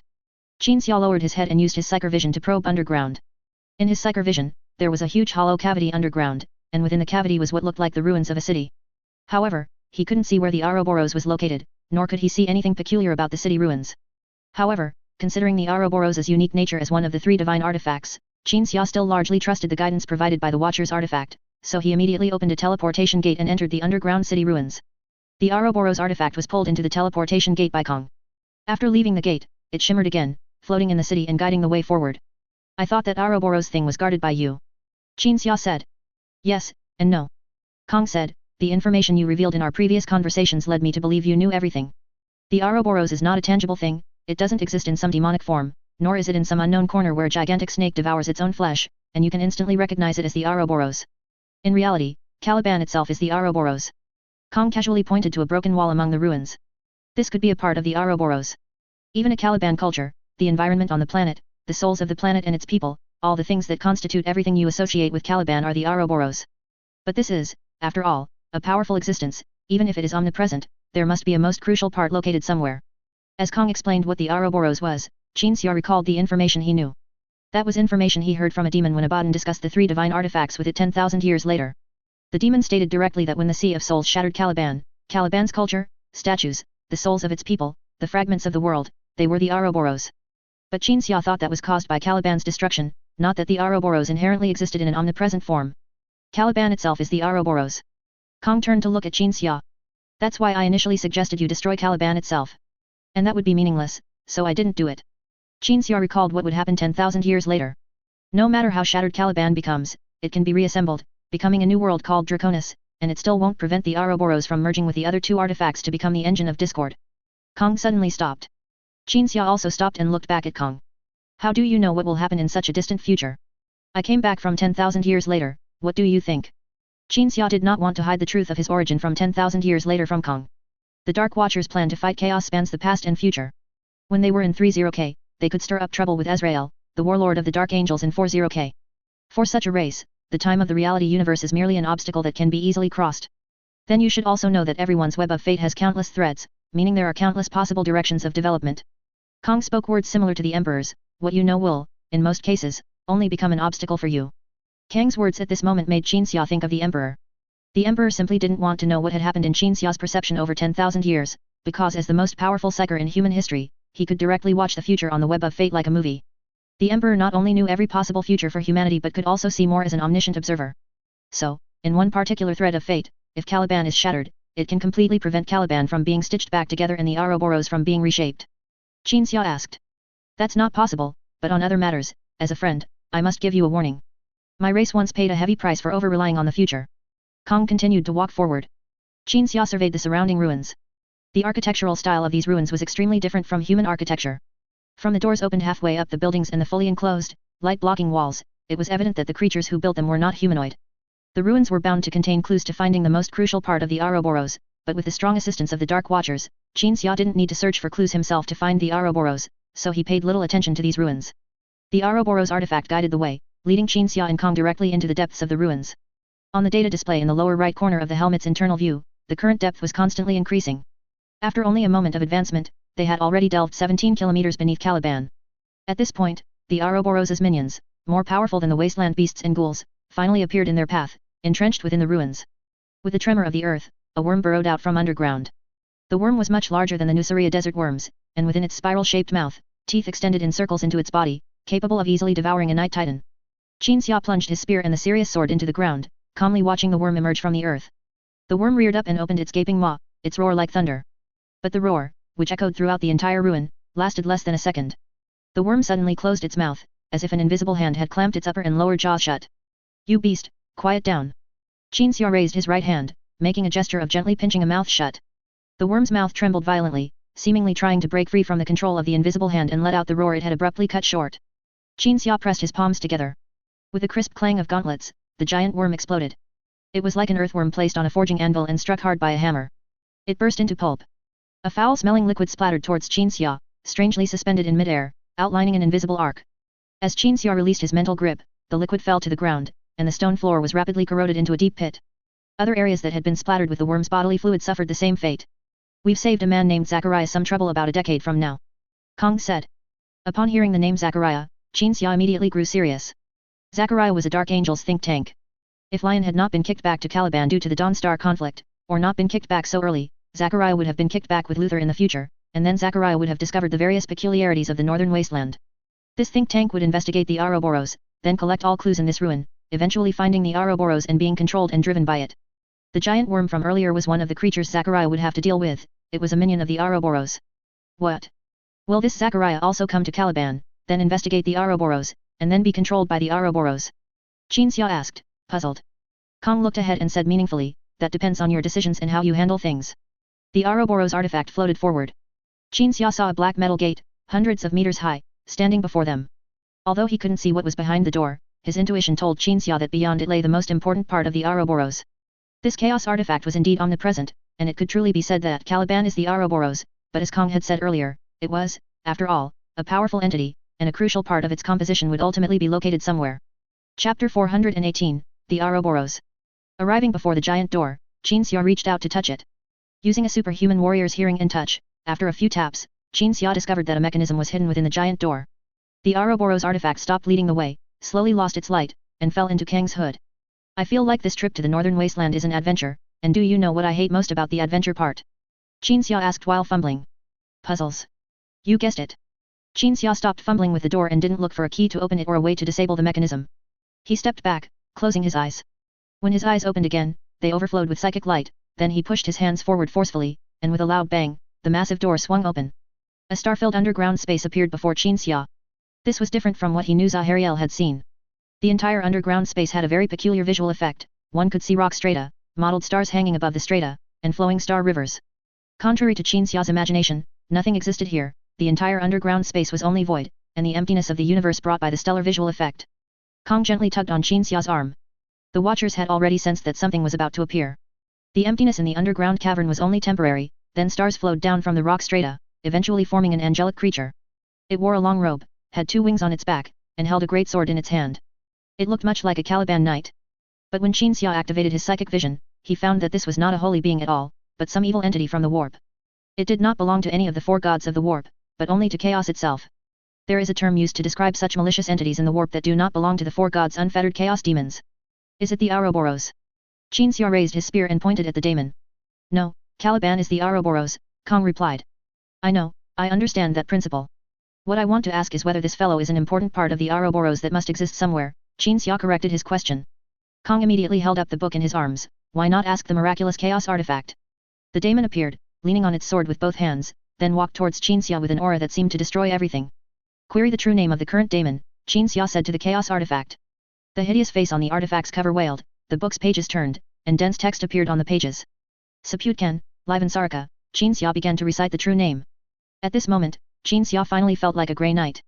When Grey Knight forces fought demons, they would recite the daemon's true name.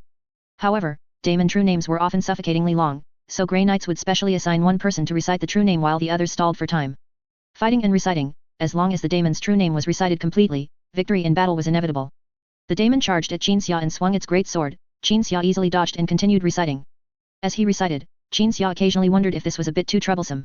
With the serious sword and his psychic powers, he could still suppress demons in the reality universe. But as he continued reciting, he then had a change of thought. The chaos artifact recording daemon true names was, after all, a gift from the Watchers, and Kong had been holding it like a Gretchen with a bomb from beginning to end. Wouldn't it be a waste not to use it? With this thought, Qin Xia patiently dealt with the daemon and continued reciting. Until an unknown amount of time had passed, and every word on the page had been recited without a single mistake. The daemon, still vigorously hacking at Qin Xia, knelt on one knee as if exhausted, its body trembling violently, emitting a wail that could make the listener's soul shiver. Qin Xia, holding the serious sword, slowly walked forward. After approaching the daemon, he raised his long sword and thrust it into the daemon's back, pinning the entire daemon to the ground. The daemon's screams echoed through the underground cavern. Its body rapidly changed, suddenly becoming a little girl who painfully spoke to Qin Xia, "Don't torment me, don't torment me." Oh, Qin Xia removed his helmet, frowned with a look of pity and tenderness, then this expression instantly vanished. "Did you think I couldn't tell you were an unfettered chaos daemon? You bitch." A cruel smile appeared on the girl's face, then she changed again. Its body was occasionally a sculpture, occasionally a house, a tree, a beast, all sorts of things Qin Xia had seen on Caliban appeared one after another before him. But no matter how it changed, it was now suffering and unable to move. This was the consequence of having its true name recited. Qin Xia now only needed a casual word to banish the daemon, or even control it to do other things. "Where is the Ouroboros?" Qin Xia asked. "The place where you are, is the Ouroboros," the daemon struggled, but could not control its desire to answer. Just as they could not control their tendency to be extremely close to the concepts they represented in their actions and personalities. "I'm talking about the most important part of the Ouroboros. The place where you are, is the Ouroboros. I've already said it." Qin Xia looked around. He found that the entire place had changed, just like the daemon, suddenly becoming the knight's castle in the Caliban forest. And the unfettered chaos daemon before him had transformed into Luther. "You are the Ouroboros' spokesperson, aren't you?" Qin Xia circled the daemon before him. "Tell me what you know." The daemon, whose true name had been recited, immediately spoke. "The Ouroboros orchestrated everything. The Imperium's bureaucracy was corrupted, making a series of absurd moves to escalate conflicts with the Calibanites. Hatred, despair, suffering, all the negative emotions generated on Caliban became nourishment for the Ouroboros."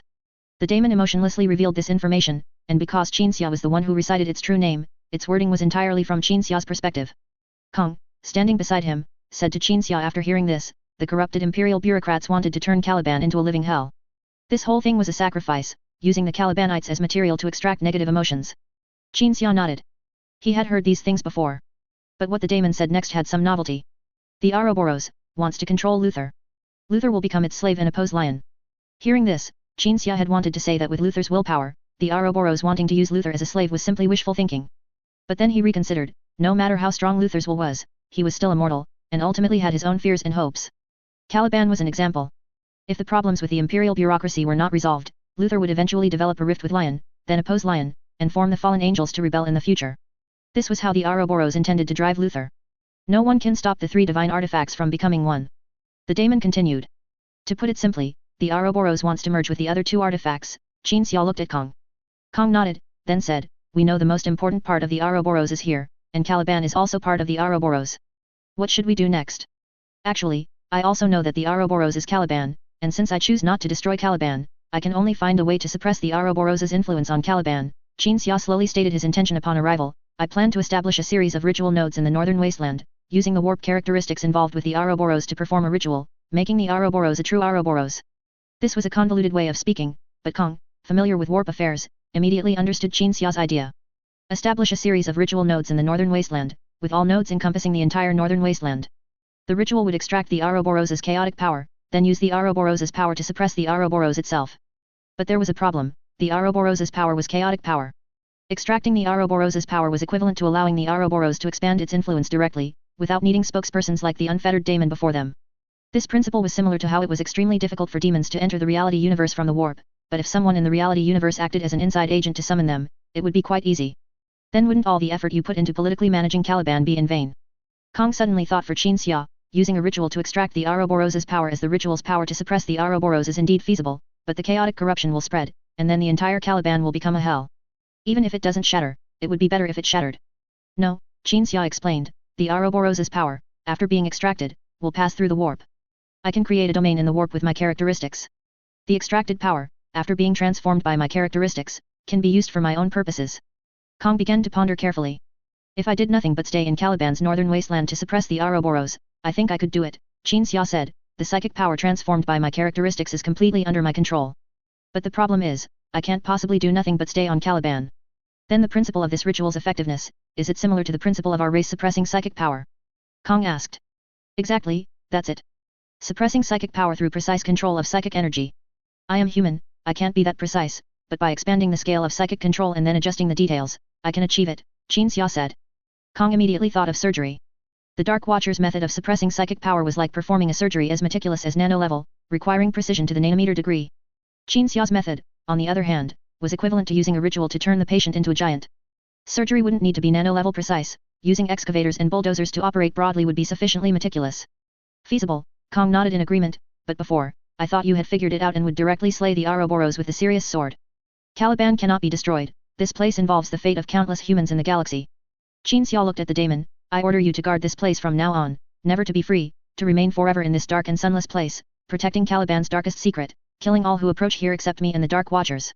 The daemon clearly did not want to agree, but after a violent struggle, it could only respond intermittently, I will remain here, defend this place, kill all who approach here except you and the Dark Watchers. After this illogical and utterly unfair covenant was forged due to the daemon's true name being known, the Book of Chaos artifacts slowly closed, and the hideous, wailing face on its cover gradually calmed down. Qin Xia pulled out the Sirius sword. The daemon slowly rose and walked out of the giant gate, its body trembling from intense struggle, but still stood like a guard, leaning on its great sword outside the black giant door. Qin Xia sat cross-legged on the ground, his eyes closed, and began to concentrate fully on invoking psychic power, preparing to suppress the Ouroboros before the ritual was established. The psychic power, originally a common resource, was extracted by Qin Xia, then transformed into psychic power he could control, and then, using himself as an anchor, permeated reality to contend with the Ouroboros' power. Kong stood by, observing all this, and perceived that the Ouroboros' sphere of influence suddenly shrank to just this underground ruin, because it had to draw out the vast majority of its power to resist Qin Xia's psychic assault, to prevent itself from being destroyed by Qin Xia. Once the ritual was complete, the Ouroboros would, as discussed earlier, have its own power extracted to suppress itself, like devouring its own flesh, falling into an eternal, endless internal struggle. The Ouroboros, one of the 3 divine artifacts created by the Old Ones, was easily suppressed by Qin Xia. Fundamentally, the Ouroboros was not known for its strength, its true terror lay in chaotic corruption. At this time, there happened to be someone completely immune to this chaotic corruption, so the Ouroboros naturally could not resist. Go tell Luther to arrange personnel to prepare for establishing the ritual nodes, Qin Xia commanded Kong. I have already sent psychic messages to the Thinkers, they will create everything needed to establish the ritual nodes on the White Night. Chapter 419, The Ritual. Rain fell continuously. Luther and Khan stood on the castle's landing pad, watching the transport ship slowly descend from the sky. The transport ship was silent and highly maneuverable, clearly an anti-gravity craft from the White Night. When the ramp lifted, Luther first saw Varus. Chief Librarian, Luther stepped forward and exchanged the Aquila salute with Varus. Varus was as cold as ever, turning his head to look inside the transport ship. Some mortal workers, accompanied by engineering machinery, escorted a sharp, monument-like object down. Luther stepped forward to examine the monument. The material used to craft this object was crystal, a type of crystal Luther had seen on some members of the White Knight think tank, who used it to power their think tank model Terminator tactical dreadnoughts. He heard that this crystal came from the White Knight Lord, who crafted it and infused his psyker powers into it. As an outsider, Luther only knew this much. The crystal monument was about 19 meters tall, triangular in shape. The monument was covered in dense writing. A type of Nusaria language. Luther smiled as he looked at Varus. I've already learned the Nusarian language, but I still can't understand these characters. This is the White Knight Lord's own language. Varus looked down at the block characters on the inscription. This script is a language used for internal communication within the think tank. Hearing this, Luther turned to look at Khan. Khan silently stared at the characters on the crystal monument, but his attention was completely elsewhere. As a Dark Watchers, Khan could discern Qin Xia's intention in ordering the think tank to craft these crystal monuments. These crystal monuments were actually a type of ritual hub, inscribed with certain characters to achieve some mystical effect. For example, among those inscriptions was the phrase, eternally suppressing the Ouroboros. These were characters Qin Xia had ordered to be carved. He would tell the thinkers that the characters he taught them possessed a miraculous power, and the thinkers would believe it, and then the characters they carved would truly possess mystical power, playing a slight role in suppressing the Ouroboros. If an ordinary person, and not a psyker, carved these characters, it would be like saying you are auspicious, serving no purpose other than sounding pleasant. We have crafted 333 such crystal monuments, Varus said. Lord of Caliban, you must plan an operation that allows us to deploy 333 crystal monuments across the wasteland. Why 333? Luther asked. The White Knight Lord likes the number 3, Varus stated truthfully. Upon hearing this answer, Luther felt that Varus was somewhat trying to mislead him. In his opinion, a truly honest answer should have been, the number 3 is related to Caliban, and its inherent meaning is also extraordinary. But this was not very important. I am fully prepared, Luther told the chief librarian his plan directly. There are about 10,000 dark angels currently on Caliban, and I will lead them with you deep into the wasteland. This operation will not involve any mortals. No. At this point, Luther changed his mind, because he suddenly remembered something, Kavok, who was undercover among the cultists of the evil faith, and Kavok's like-minded companions. The willpower of these people was extraordinarily firm. Kavok would be needed for some things in the future. I will allow some mortals with extremely strong willpower to also participate in the operation, Luther said. Varus remained silent. Luther watched Varus, awaiting the chief librarian's response. When the silence lasted for several seconds, Khan spoke from the side. The White Knight Lord has already instructed his subordinates that your opinion is paramount from now on, so the chief librarian will not express his own opinion. Hearing these words of trust, Luther smiled slightly and saluted the chief librarian. I will ensure everything is foolproof. How much time do you need to prepare? Varys asked coldly. I am already prepared, we can depart now, Luther said. When he heard that they could depart immediately, Varys was momentarily stunned, because in his opinion, mobilizing over 10,000 space marines to a dangerous place like the wasteland would certainly require extremely complex preparatory work. To reassure Varys, Luther explained, actually, when the White Knight Lord left the castle, I began preparations, because it seemed to me that war might break out in the wasteland, and some terrifying entity might emerge that would require the army to fight against. The war won't happen, but all the mobilizations I made in advance can still be put to use. And upon hearing this explanation, admiration showed in Varys's eyes as he looked at Luther. Unlike when Xia and Khan ventured deep into the wasteland, the large force Luther led used something called a Colossus when they went deep into the wasteland. The full name of the Colossus was Colossus Command Vehicle/Command Hall. All the supplies, provisions, and all participants needed for the ritual operation were concentrated within this single command vehicle. The vehicle was 90 meters tall, appearing from a distance like a mountain moving sideways among the mountains of Caliban that intercepted the cold currents of the northern wasteland. Colossus Command Vehicle. On the command deck, Varys looked at the various complex terrains outside the window, which the Colossus was effortlessly crushing, then turned to look at Luther.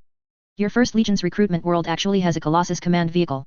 Hearing the Chief Librarian's exclamation, the Dark Angels gathered around the tactical table discussing specific matters merely looked up, then lowered their heads to continue their conversation. Luther, on the other hand, said to Varys, the First Legion isn't that wealthy, it wouldn't go so far as to allocate a command vehicle to its recruitment world. Then this command vehicle was coordinated to Caliban by you when you left the Legion, Varys guessed. Haha, Luther smiled and shook his head. Not really. This command vehicle was crippled during the Second Randan War, the Legion reported it to Mars, and Mars replaced it with two, then repaired this crippled Colossus. The Primarch felt that the Colossus was too large, and after being crippled by an explosion, there might be undetected and unrepaired hidden flaws.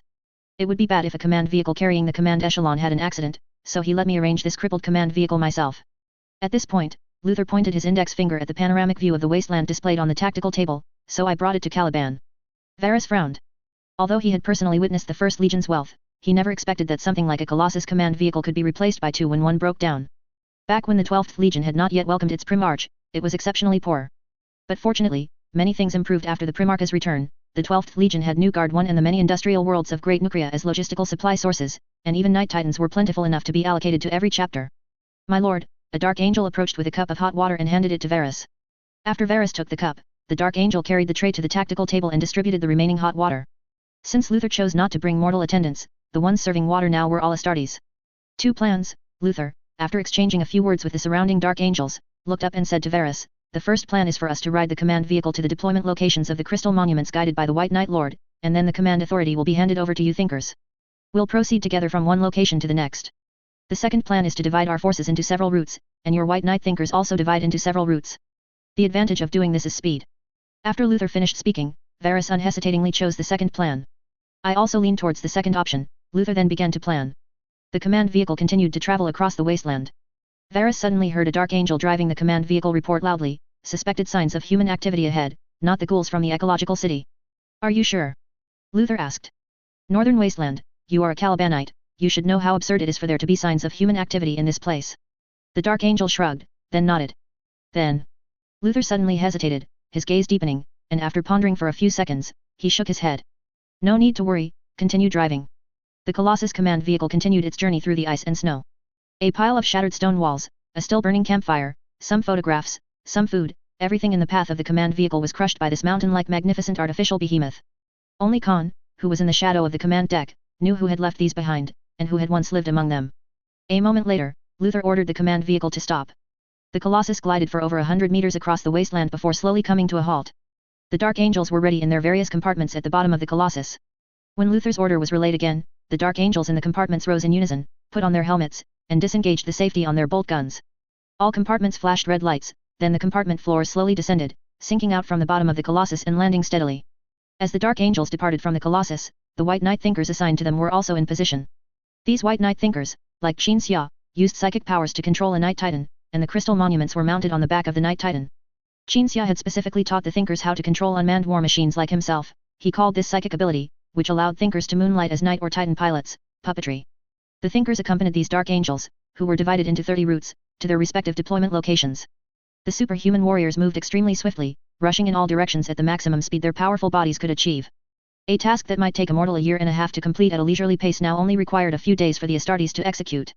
Chief Librarian, look back at the command vehicle. Luther walked from the tactical table to where Varys had just stood, looking out the window at Varys, who was standing on a Night Titan, urging it to run. As chief librarian, Varus also had to personally accompany a team of Dark Angels to deploy the crystal monuments. The White Knight had few people. If your White Knight had a Colossus, how would you use it? Luther said over the comms channel. We would use it just like you do. Varus glanced at the towering behemoth. Luther slowly nodded. Then this Colossus and the priests who maintain it are all yours. Afterward, it will be sent to a cruiser. Chapter 420, A Perfect Plan. The Ouroboros was resisting Qin Xia's power. It knew what those ants in the wasteland would do, but all it could do was dispatch some beasts and amplify the natural disaster-level blizzard. These delaying tactics were merely the struggles of a cornered beast. Qin Xia, while suppressing the Ouroboros, was even relaxed enough to divert some of his attention, using his psychic vision to observe what those deploying the crystal steels were doing. Beasts were nothing to the well-trained Astartes, they were not powerful enough to be compared to the extinct mega-beasts, and even in large numbers, they could hardly stop organized Astartes. Not to mention, each Astartes unit also had the assistance of a think tank. Among all the White Knight think tanks, Qin Xia paid particular attention to Kama's and the Dark Angels unit Kama's was with. Why are you so focused on him? A voice echoed in Qin Xia's ear. Kama's. Qin Xia said, he's different from the other think tanks. The old think tanks feel admiration and obedience towards me, and the new think tanks also feel admiration and obedience, plus a gratitude for being saved by the Primarch and me as News Ryans. But Kama's, he seems to have a sense of dependence on me, similar to a child's on a father. I will give this child, whom you have always wanted to obtain and use as a puppet. Qin Xia lowered his head to look at the baby sleeping soundly on his chest. Give him to Kama's to raise. I hope he can learn those unique qualities from Kama's. After Qin Xia finished speaking, the voice echoed again. Not to be raised by your lover. No, in my opinion, Olia is still a little girl herself, she and her sister, no, what are you, something that's about to be suppressed, asking these things for? Qin Xia opened his eyes and looked at the constantly changing space. The Ouroboros had been trying to converse with him, and this conversation was not a chaos whisper type of influence, but simply a conversation for the sake of conversation. I want you to know that the artifact called Ouroboros by the Dark Watchers has self-awareness, the Ouroboros said, and self-awareness is the basis for conversation and cooperation. Perhaps you can try a different approach, we make a pact. I will no longer influence anything on Caliban, and I will find the other two divine artifacts for you. Then, you will unite us. The webway, which you humans dream of, is just the most insignificant of the many benefits we can bring. The old ones didn't create us to be construction machines. We are a key that can open the treasures of the old ones. When the Ouroboros said this, Qin Xia's eyes shifted, clearly deep in thought. If you can use these three keys of ours to open the treasures of the old ones, you will gain far more than just one world, or the gratitude of a group of ants in one world. The Lord of Mankind will be trampled under your feet. You will no longer need to compromise with him, nor will you need him, or even humanity, to build a beautiful future for humanity. My point is, your will reshape the entire Milky Way. Stop with that nonsense, Qin Xia interrupted the Ouroboros, you are a chaos artifact, that's the premise. How could I ever collude with chaos? I am not a chaos artifact, nor do I belong to any god, the Ouroboros said, I am a component of a key. I was created by my master to open my master's most secret vault. Everything I do is just me using warp influence to gradually fulfill my destiny of merging with the other parts of the key. The three divine artifacts. Creating the webway, chaos influence, these could indeed be called the functions of the three divine artifacts, but the most important function of the three divine artifacts was to be a key.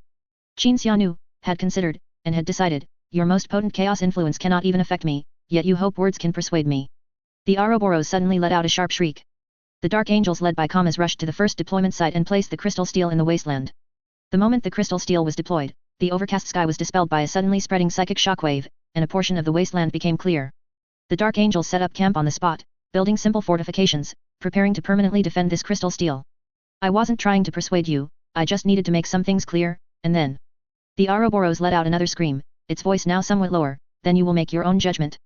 Qin Xia remained silent. As another crystal steel was deployed, the Ouroboros' power did not weaken, instead, it grew stronger. However, this stronger power was used to suppress the Ouroboros itself. In silence, 30 crystal steels were deployed consecutively, with 303 remaining out of 333. But the first batch of deployment locations Qin Xia provided were precisely the most crucial core, equivalent to the array eyes of a magic formation. Before the 29th crystal steel was deployed, the Ouroboros condensed an artifact in the air. This artifact looked similar to the one the Dark Watchers used to locate the key parts of the Ouroboros. It will help you find the other two divine artifacts. The Ouroboros' voice sounded exceptionally weak. I know you want to destroy them, the Dark Watchers are guiding you to do so.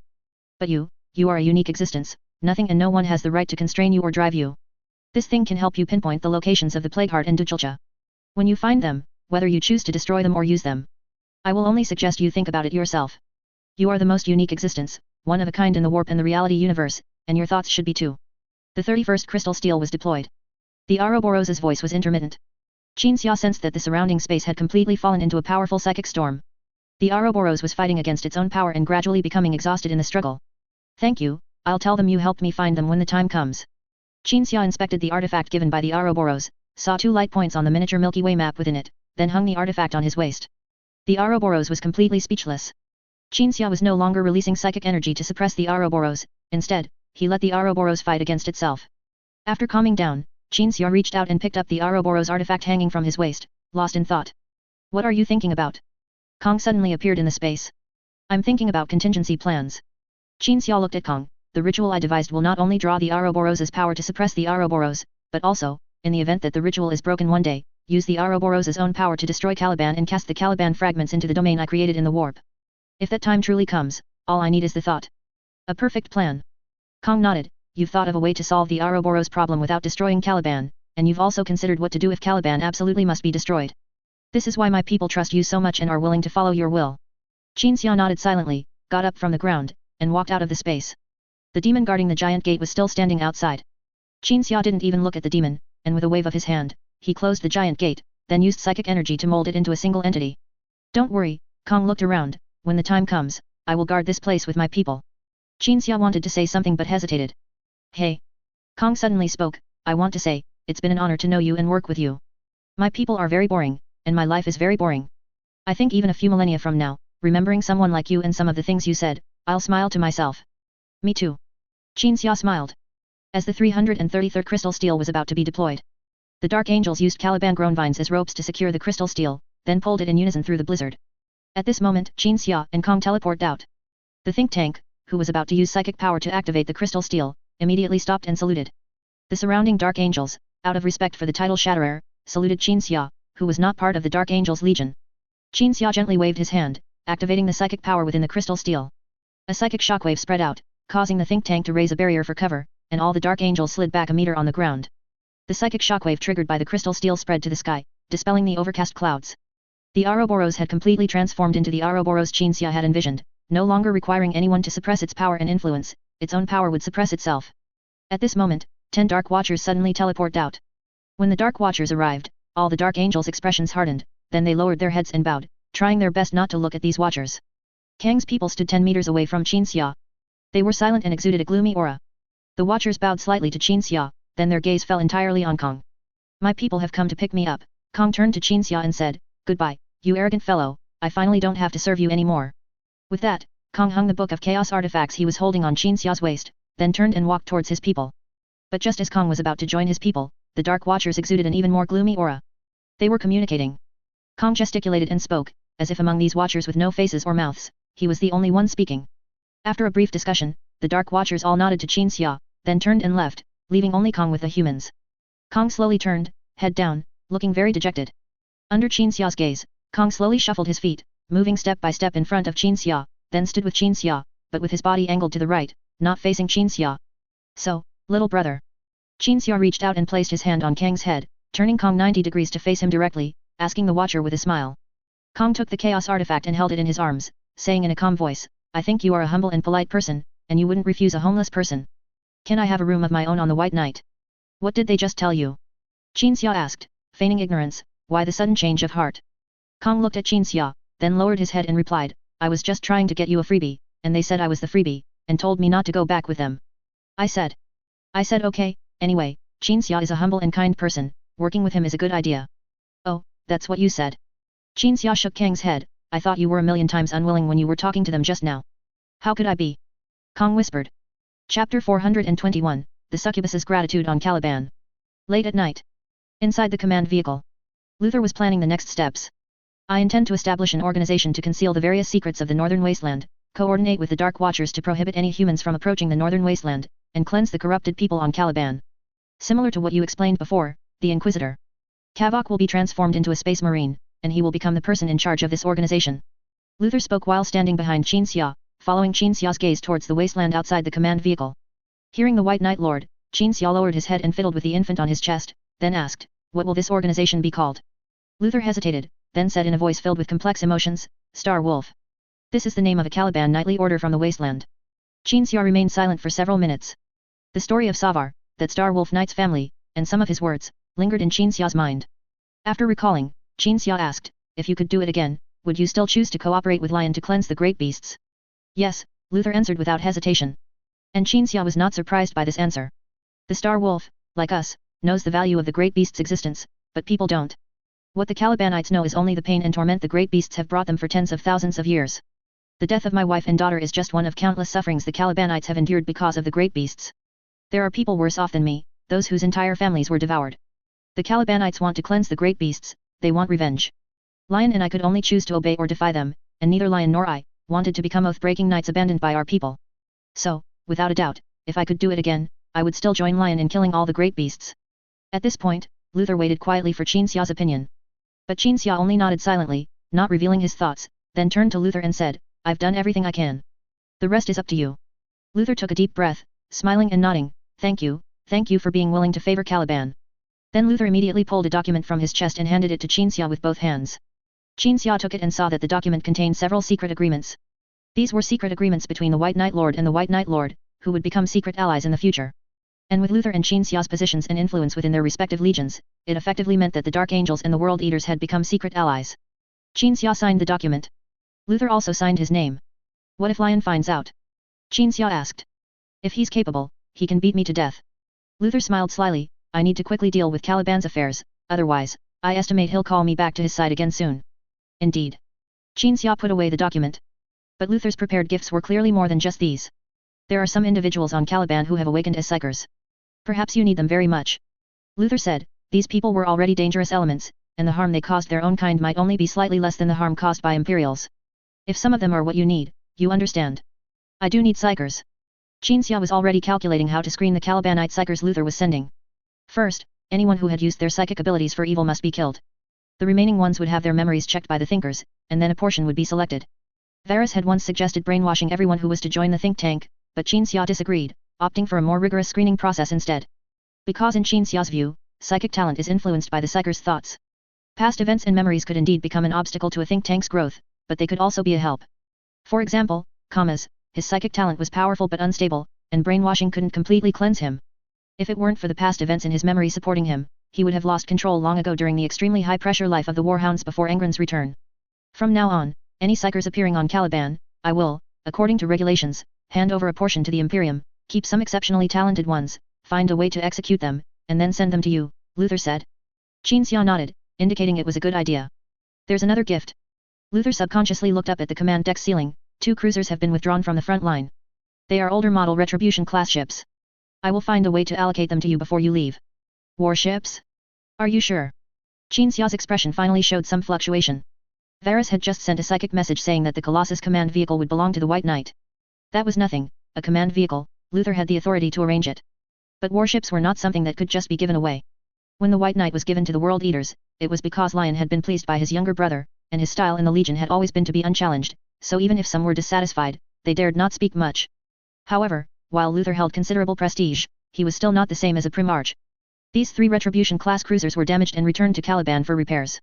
We'll just make sure they can't be repaired, Luther said. Although it sounds absurd, whether it's Mars or Terra, who would send people to the First Legion to investigate for 3 warships? Besides, even if they investigate, there are ways. I'll persuade Lion to invent some secrets. Upon hearing this, Qin Xia first nodded hesitantly, then advised, I say, you should be careful. Although Lion can't bear to hit you, what if one day he loses his patience and demotes you to a mere figurehead, then our agreements and such won't be able to continue.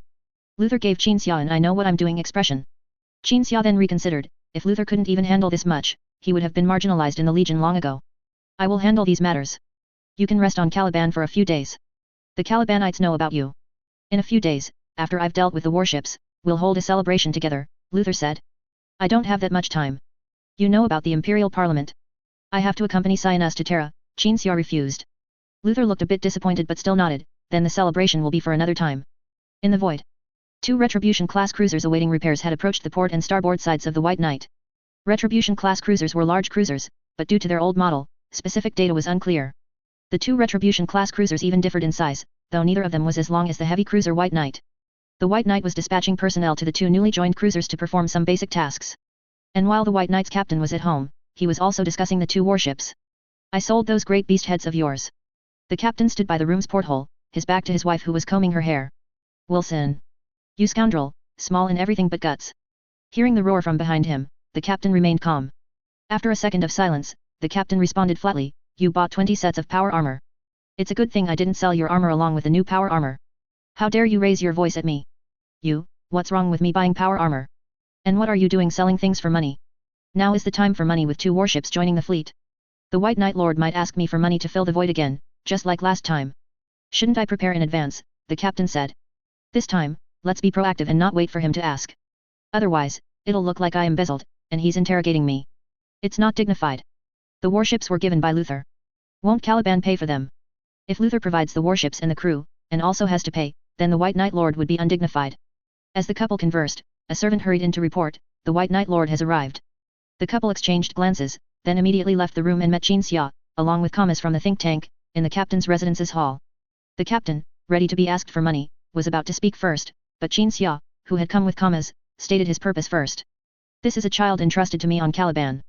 Qin Xia held the infant, signaling for the captain and his wife to come closer and look. The couple immediately understood Qin Xia's intention.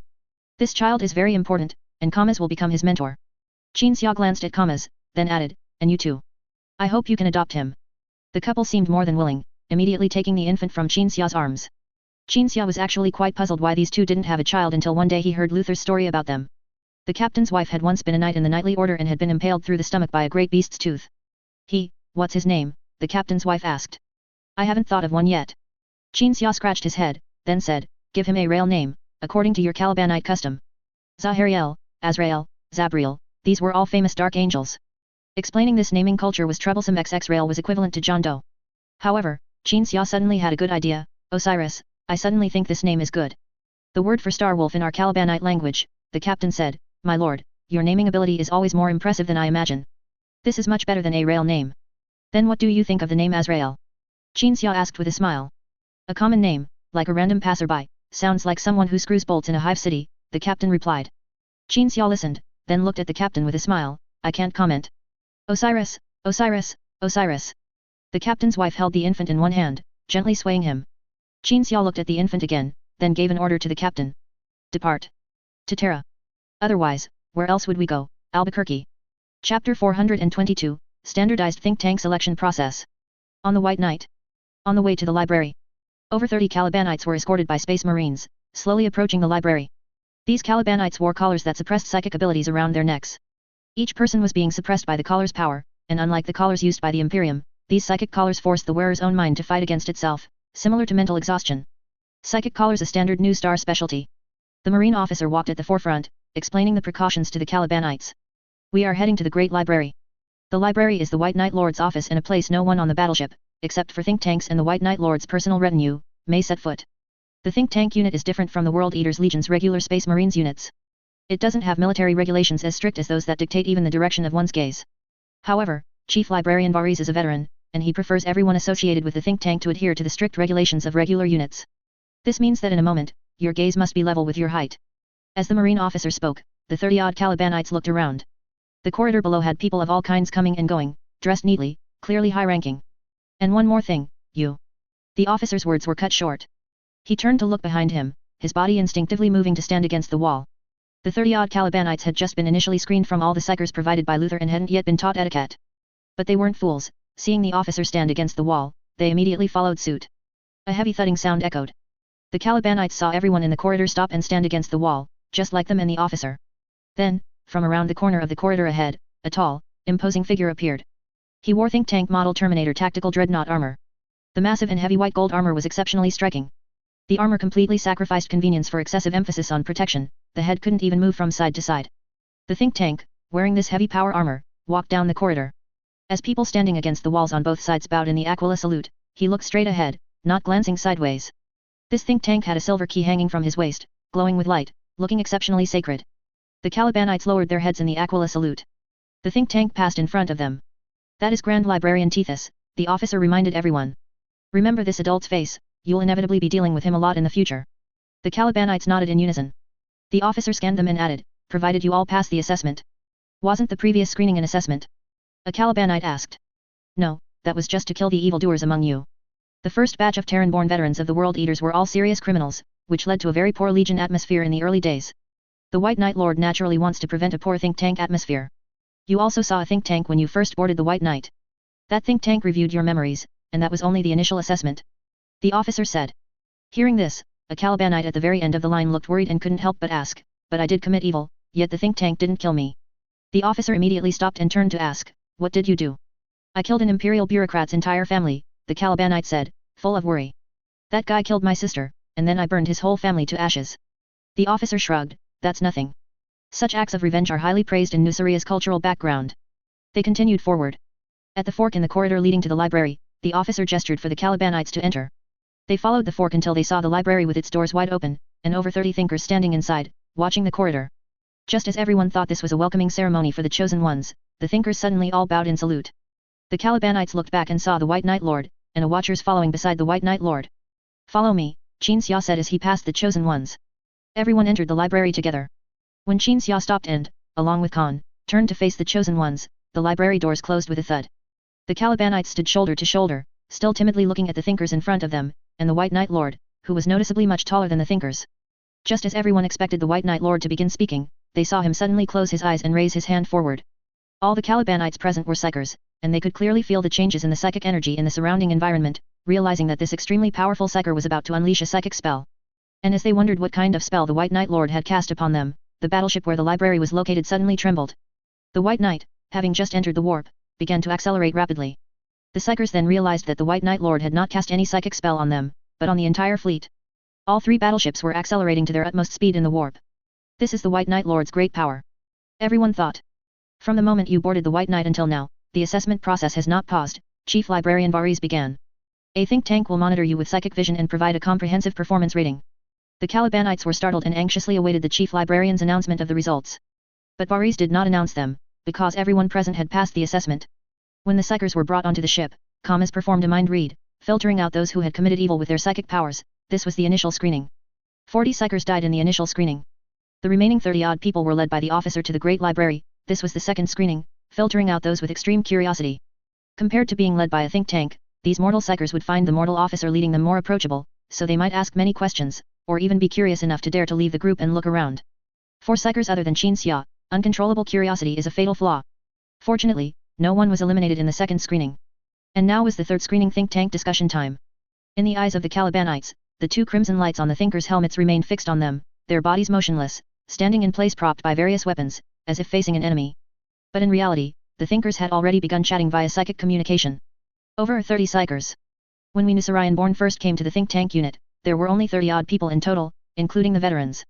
What is the strength of Nusaria's reality structure, and what is the strength of Caliban's reality structure? It's not surprising for a large number of psychers to be born in a high psychic environment.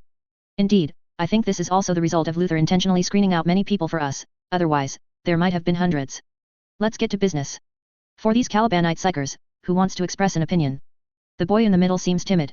I don't have a good impression of him, so I refuse to be his mentor. The thinkers discussed each psycher one by one, giving their opinions and, incidentally, choosing apprentices. If 3 or more thinkers expressed negative opinions about a particular psycher, that psycher would be eliminated. No one was eliminated in the third screening round.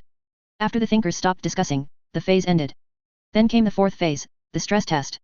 At this time, the Calibanite psychers didn't know why the thinkers were so silent, nor did they know that the thinkers had already chosen their respective apprentices. And the thinkers who had chosen apprentices began to unleash psychic assaults on the individuals they had selected. The psychers immediately wailed, reacting differently as they endured the psychic assault. Some knelt on the ground, enduring it, some collapsed to the ground wailing, and some even fainted directly. This was to test the stability of psychic talent. Qin Xia would stand by, ready to prevent a psycher from breaking down due to an inability to withstand the psychic assault, thereby causing a psychic catastrophe. But now Khan was also present, and this watchers took over Qin Xia's duty, preparing to quell a psycher's psychic power when they were on the verge of losing control. They're all performing very well, Khan said. The watchers sensed the changes in each psycher's psychic power as they endured the psychic assault at that moment. Actually, Luther had already screened them before they arrived, Qin Xia said. Luther isn't a psycher and doesn't know how to handle psychic matters, but he believes the stability of psychers is very important, and this mental power might be influenced by a person's past and psychology. So he arranged for people to interrogate all the found psychers, devised a scoring system, and had Space Marines from the Dark Angels score and evaluate the psychers' performance during the interrogation phase. Those with low scores were filtered out, only the remaining ones were sent by Luther. Hearing Qin Xia's words, Khan was silent for a moment, then sighed, what is there that Luther isn't good at? Qin Xia pondered for a moment, things concerning Lion, perhaps. Khan nodded in agreement. Stop, Qin Xia lightly snapped his fingers, and the psychic assaults unleashed by the thinkers were dispelled. The staggering psychers all felt exhausted, an extreme mental and spiritual fatigue that even made their bodies feel weary. But to leave a good impression on these thinkers, the psychers still struggled to get up and tried their best to put on a resolute expression. The chief librarian looked at Qin Xia. Qin Xia nodded silently. Varese then removed his helmet, holding it in his hands, his sharp and fierce gaze sweeping over everyone present. Welcome to the World Eaters Legion, to become a member of the World Eaters Legion's White Knight think tank. Furthermore, congratulations on having the privilege to serve the White Knight Lord and work alongside us. The psychers performed the Aquila salute to Qin Xia, then saluted the thinkers. Kamas immediately stepped forward, motioning for everyone to follow him, and then took these psychers to their assigned rooms. These individuals would further study psychic knowledge, then proceed to the laboratory in the quadrant, become space marines after receiving Angron's gene seed implants, and formally begin training under their respective mentors. But Kamas would become the mentor for all think tank apprentices, and oversee the training of the apprentices chosen by the other thinkers. Mentors were only responsible for teaching knowledge under supervision, as well as matters of daily life and psychology. The things that true, father-like mentors were to teach their apprentices were the responsibility of Kamas, the White Knight Grand Master. This was a rule previously set by the White Knight Lord. Today's process is the standardized think tank selection process, Qin Xia said to the thinkers still in the Great Library. Each of you summarize today's experience, remember all the procedures, and incorporate them into the think tank's rules and regulations. The thinkers all saluted and accepted the command. That's all, Qin Xia waved his hand lightly. You may withdraw. The thinkers saluted again, then exited the Great Library in a line. Grand Librarian Tethys walked at the very end of the line, gently closing the library doors and standing guard outside. Chapter 423, Journeying to Terra Together. Nuceria. I believe the Navy must be standardized. The current ruling officer of New Star sat before the Primarch. As the Primarch looked at the Naval Standardization Reform Plan in his hands, the ruling officer expounded his views. Every warship in the Legion's fleet has nobles, and the family members of noble captains control various important positions on the ship. These nobles are either supporters brought under the Emperor's banner during the Terra Unification War, or existing nobles from a certain world who were retained after the Empire took over their world. I believe the presence of naval nobles will have a detrimental effect on our Legion's fleet. The ruling officer observed the Primarch's expression and continued to elaborate. The most important part of the Naval Standardization Plan is the system for selecting and training naval personnel, establishing specialized military academies to cultivate talent. The military nobles in the Legion's fleet will undoubtedly object, but it doesn't matter. We can marginalize them. Now, warships produced by the Forge engine are already ready for service, and the personnel trained by the experimental military academy I prepared in advance for this plan can also join the fleet. They will become the core of the future Legion's fleet. At this point, the ruling officer fell silent. Angron put down the plan. Thank you, you've considered everything very thoroughly. The ruling officer forced a smile. He was the ruling officer of New Star and originally had no right to interfere in naval matters. However, Angron felt that the ruling officer's suggestions coincided with his own thoughts. When he had just begun to contemplate naval affairs, the other party presented this plan, which gave him a sense of pleasant surprise. But the Primarch had already done some related things, establishing a secret naval academy, and this academy was not on Nuceria. The wisdom of mortals, compared to a Primarch, ultimately seemed belated. Retire, Angron suddenly said. When he heard this, the ruling officer simply smiled with relief. There was no explanation, no objection, or opinion. The power system of Nuceria was like this, a person's legitimacy came from the Primarch's approval and instruction. The Primarch did not need to give a reason, and people believed that the Primarch's judgment was never wrong, because in his presence, everyone was seen as transparent and clear. I've made some mistakes recently, I know, the ruling officer removed his coronet and gently placed it on the desk. But in consideration of my long service to you, could you allow me to submit my own application? That's what I was thinking, Angron said. You make me feel conflicted. Your mistakes anger me, but then I remember you managed the fortress territory during the World Eaters period, and I can't bear to punish you. The ruling officer looked at the Primarch gratefully, thinking that he was probably Nuceria's first ruling officer, and also the last mortal ruling officer. You may leave, Angron waved his hand. The ruling officer slowly rose, wanting to say something, but realizing all his thoughts had been perceived by the Primarch, he bowed and slowly turned to leave. Angron stared blankly at the desk. Beside the Naval Standardization Plan lay evidence and arguments regarding some of the ruling officer's actions. After a moment of silence, the Primarch suddenly swept everything on the desk to the floor. The office door suddenly opened, and a space marine in ornate armor entered the room. Father. Speak, Angron nodded. The White Knight Lord will arrive on Nuceria tomorrow, the space marine reported. Hearing this news, Angron paused. Didn't the star speaker previously say my father would go directly to Terra instead of returning to Nuceria first? That was the case before, the space marine nodded. But just now the star speaker said the White Knight Lord changed his mind. Angron smiled. I understand. The space marine nodded again, then bent down to pick up the scattered items on the floor, neatly stacking them on the desk before asking, Father, that ruling officer just now. He did some things due to ties of blood and interest. Angron's expression and tone became somber again. You are the one I chose, and you followed me and that ruling officer, familiarizing yourself with some matters. From today, you are the ruling officer of Nuceria. Hearing this news, the space marine saluted and accepted the command. This was considered a formal appointment. The next day, the think tank fleet emerged from Mandeville Point in the Nuclear star system and sailed towards the starport. Angron and the Blood Drinkers waited at the starport, watching the newly arrived White Knight, and 2 other Retribution-class heavy cruisers of unknown origin. As everyone waited, they suddenly heard a voice from behind. Yo! Qinxia had just emerged from the ice and snow, looking at the Primarch and gladiators before him. Angron immediately ran over and embraced Qinxia. The gladiators gathered around to ask Qinxia about his experiences during this period. After chatting for a while, Angron finally asked about going to Terra. I originally wanted to rush directly to Terra, but then the Emperor contacted me via psychic communication, so I decided we should go together, Qinxia said. Angron knew about the accusations against Magnus, but he didn't understand why the Emperor wanted him to go to Terra as well. The Emperor was not a Primarch, his abilities sometimes seemed limited, yet at other times, his thoughts and decisions always left a Primarch feeling bewildered. Then let's go to Terra together, Angron looked around. But we'll have to wait, because there are still some things to finish. Qinxia looked outside the starport. There were things Angron had prepared for him. 4 cruisers and 12 frigates. Are the warships built by the Forge engine already ready for service? Qinxia asked. Yes, there are nearly 40 cruisers alone that can be used to expand the Legion's fleet. The first batch of fleets and crews have already been assigned to the Legion, and I selected some from them to expand the White Knight's think tank. Angron also looked at the warships outside the starport. I felt that the White Knight think tank always operated independently and greatly needed its own dedicated fleet, so, as you can see. Qinxia surveyed the warships, deep in thought.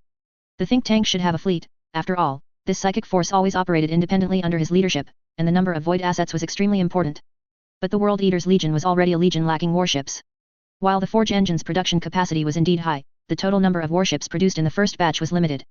If the think tank took more, the Legion's regular forces would get less. As Qinxia pondered this, Angron had already discerned his adoptive father's thoughts and proactively explained, this isn't favoritism on my part. The Legion hasn't had any wars to fight recently and has been staying on Nuceria. Even if there were a war, the think tank wouldn't necessarily act with the main force. Still, distribute these warships to the Legion's fleet, Qinxia decided after deliberation. What you said makes sense, but you can't control what others think. The 12th Legion has always lacked warships. I really want these warships, but I am not just the White Knight Lord, but also your adoptive father. This is a time to set an example. Then let's take them to Terra this time, Angron said. Qinxia then nodded. Afterward, everyone boarded the White Knight together. The Primarch used Qinxia's psychic abilities to issue some commands to the Legion, ensuring that if any battles arose after he left, the Legion could immediately engage. The White Knight and the other 2 Retribution-class cruisers departed the port. The new warships joined the think tank fleet and sailed together to Mandeville Point, jumping into the warp and rapidly traveling towards Terra amidst the psychic torrent mobilized by Qinxia. By the time they reached beyond the solar system, 2 months had passed. When the White Knight emerged from the warp, it did not enter a star system, but a place where only a single starport floated isolated in the void. This ancient starport was so massive it could be considered a world in itself, once used as a departure point for the Great Crusade, and now serving as a sentinel for initial inspections of warships entering and exiting the solar system. As the White Knight sailed towards the starport, a warship that had been waiting there quickly approached the White Knight. Qinxia and Angron, located on the command deck, also received communication from the approaching warship. As the communication screen popped up on the panel, Qinxia saw Cyanus's face. White Knight Lord, Lord of the 12th Legion, Cyanus greeted the 2 on screen with great poise. He performed a standard Aquila salute, yet his every gesture exuded an air of extreme grace and elegance. We arrived here a week ago and have been waiting for your arrival. Cyanus briefly introduced the previous events, his tone calm, but a hint of surprise showed in his eyes as he spoke of this. He was actually quite puzzled as to why the White Knight Lord, after a trip to Caliban, could return to Nuceria so quickly to pick up the 12th Legion Primarch, and then rush all the way to beyond the solar system. He had originally been prepared for his ship to wait for more than half a year. Astartes and Primarches who are not members of the Imperial Parliament are not permitted to enter the solar system. Cyanus stated the information he had gathered over the past week. However, we can enter together. At that time, I can explain to the Imperial Parliament that we are here to attend the inaugural meeting together. Additionally, White Knight Lord, I have already compiled and memorized the requests or information that the various legions wish to present at the Parliament. Since you endorse my becoming a member of the Parliament, I will certainly carry out this work to the utmost. After hearing Cyanus's words, Qinxia's face was expressionless, and he said nothing to encourage or affirm Cyanus. He was completely in a dazed state. Angron, who had long noticed his adoptive father becoming stranger the closer they got to Terra, immediately responded to Cyanus, your considerations are very thorough. There is clearly a reason why most of my brothers approve of your joining the Imperial Parliament. You are absolutely the most suitable person among all the legions to represent us Astartes. Hearing this, Cyanus bowed respectfully again, then glanced beside him and added, Avita, son of Magnus, is prepared. He asked me to convey to the White Knight Lord that after their conversation in the Nuceria graveyard that day, he is now unshakably resolute and will not fail in his trust. Only then did Qinxia seem to snap out of his daze, silently nodding. Communication ended. Communication ended. After the communication concluded, the White Knight think tank fleet and the Shadow Wolves warships converged and sailed into the starport. Cyanus, as an Astartes member of the Imperial Parliament, now formally began the inspection process for entering Terra. Imperial Parliament bureaucrats questioned Cyanus in the starport. After Cyanus answered, all ships were assigned feature codes, and then the fleet left the starport, enveloped and bound by a special force, and directly projected towards the solar system. Although this non-warp dependent navigation technology could be called interstellar navigation technology and also superluminal technology, its operational time was brief, and only its peak speed could be considered superluminal. The fleet entered the solar system, stopping near Pluto. Angron, on the command deck, noticed the defensive array near Pluto aimed at the fleet. After verifying the feature codes, the defensive array retargeted its weapons, instead aiming at and scrutinizing other warships projected into the solar system. The fleet sailed towards Terra. Qin stood before the viewport, gazing at Terra in the distance, his expression and eyes both complex. Chapter 424, An Acquaintance in the Custodes. My lord, Primarch. We are currently near the 9th planet of the solar system and are expected to arrive at Terra within a day. The captain stepped forward and reported respectfully.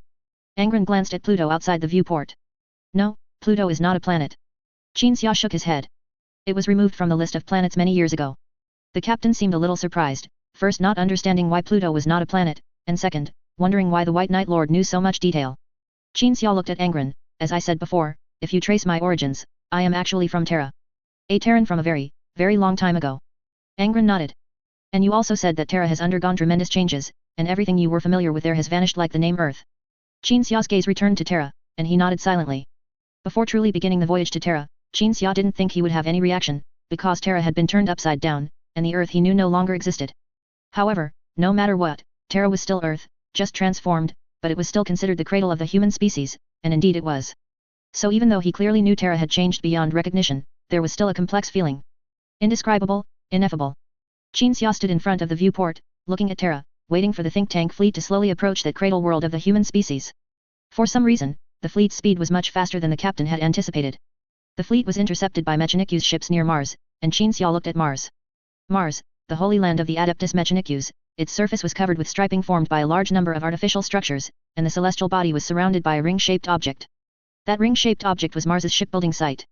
In terms of production, Mars was omnipotent, even if one day all existing warships and military equipment of the Imperium of Man were destroyed, and the Imperial territory was reduced to just the solar system, as long as Mars was given time, it could still produce everything needed for the Imperium's allies to reclaim their territory. All ships except the White Knight and the warship carrying Cyanus were guided to the Mars ring, to receive the generosity of the Adeptus Mechanicus material supplies and free maintenance.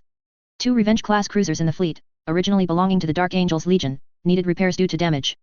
However, those inside never expected that the 2 warships would be able to receive maintenance at the Adeptus Mechanicus's headquarters, which could be considered a stroke of good fortune. Primarch. The communication panel lit up again, and the face of a Mechanicus Archmagos appeared on it. It first saluted, then stated its business. The Forge Master General hopes his apprentice can visit him along the way.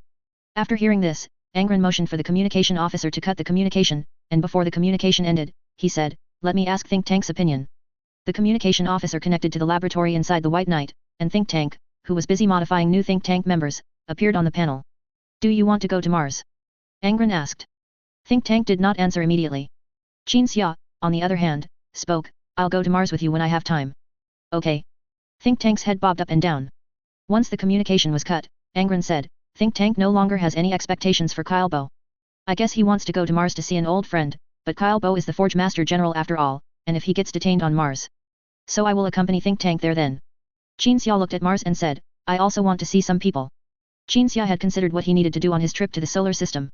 Not just accuse Magnus, but also see some people, go to some places. At this time, Belisarius Call, who would later develop the Primaris Space Marines technology, should still be an unknown apprentice on Mars. It wouldn't be easy to find such a person, but Think Tank had once said that Call was his friend. Even if he couldn't get the Primaris Space Marines technology now, getting to know Call would always be beneficial. Furthermore, Qin Xia remembered that he had indeed met the future Call. That was when he was conscripted by the Grey Knights and sent to Saturn, where he coincidentally met Call. Call had come to the Grey Knights ship to convey Lord Regent Gilliman's orders for the Grey Knights to participate in a parade on Terra.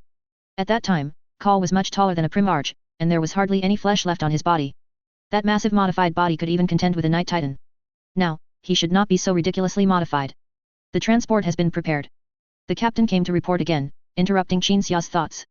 Qin Xia and Angron exchanged glances, then teleported out of the command deck, bringing Cyanus and Avita from the other warship, along with their retinue, into the transport.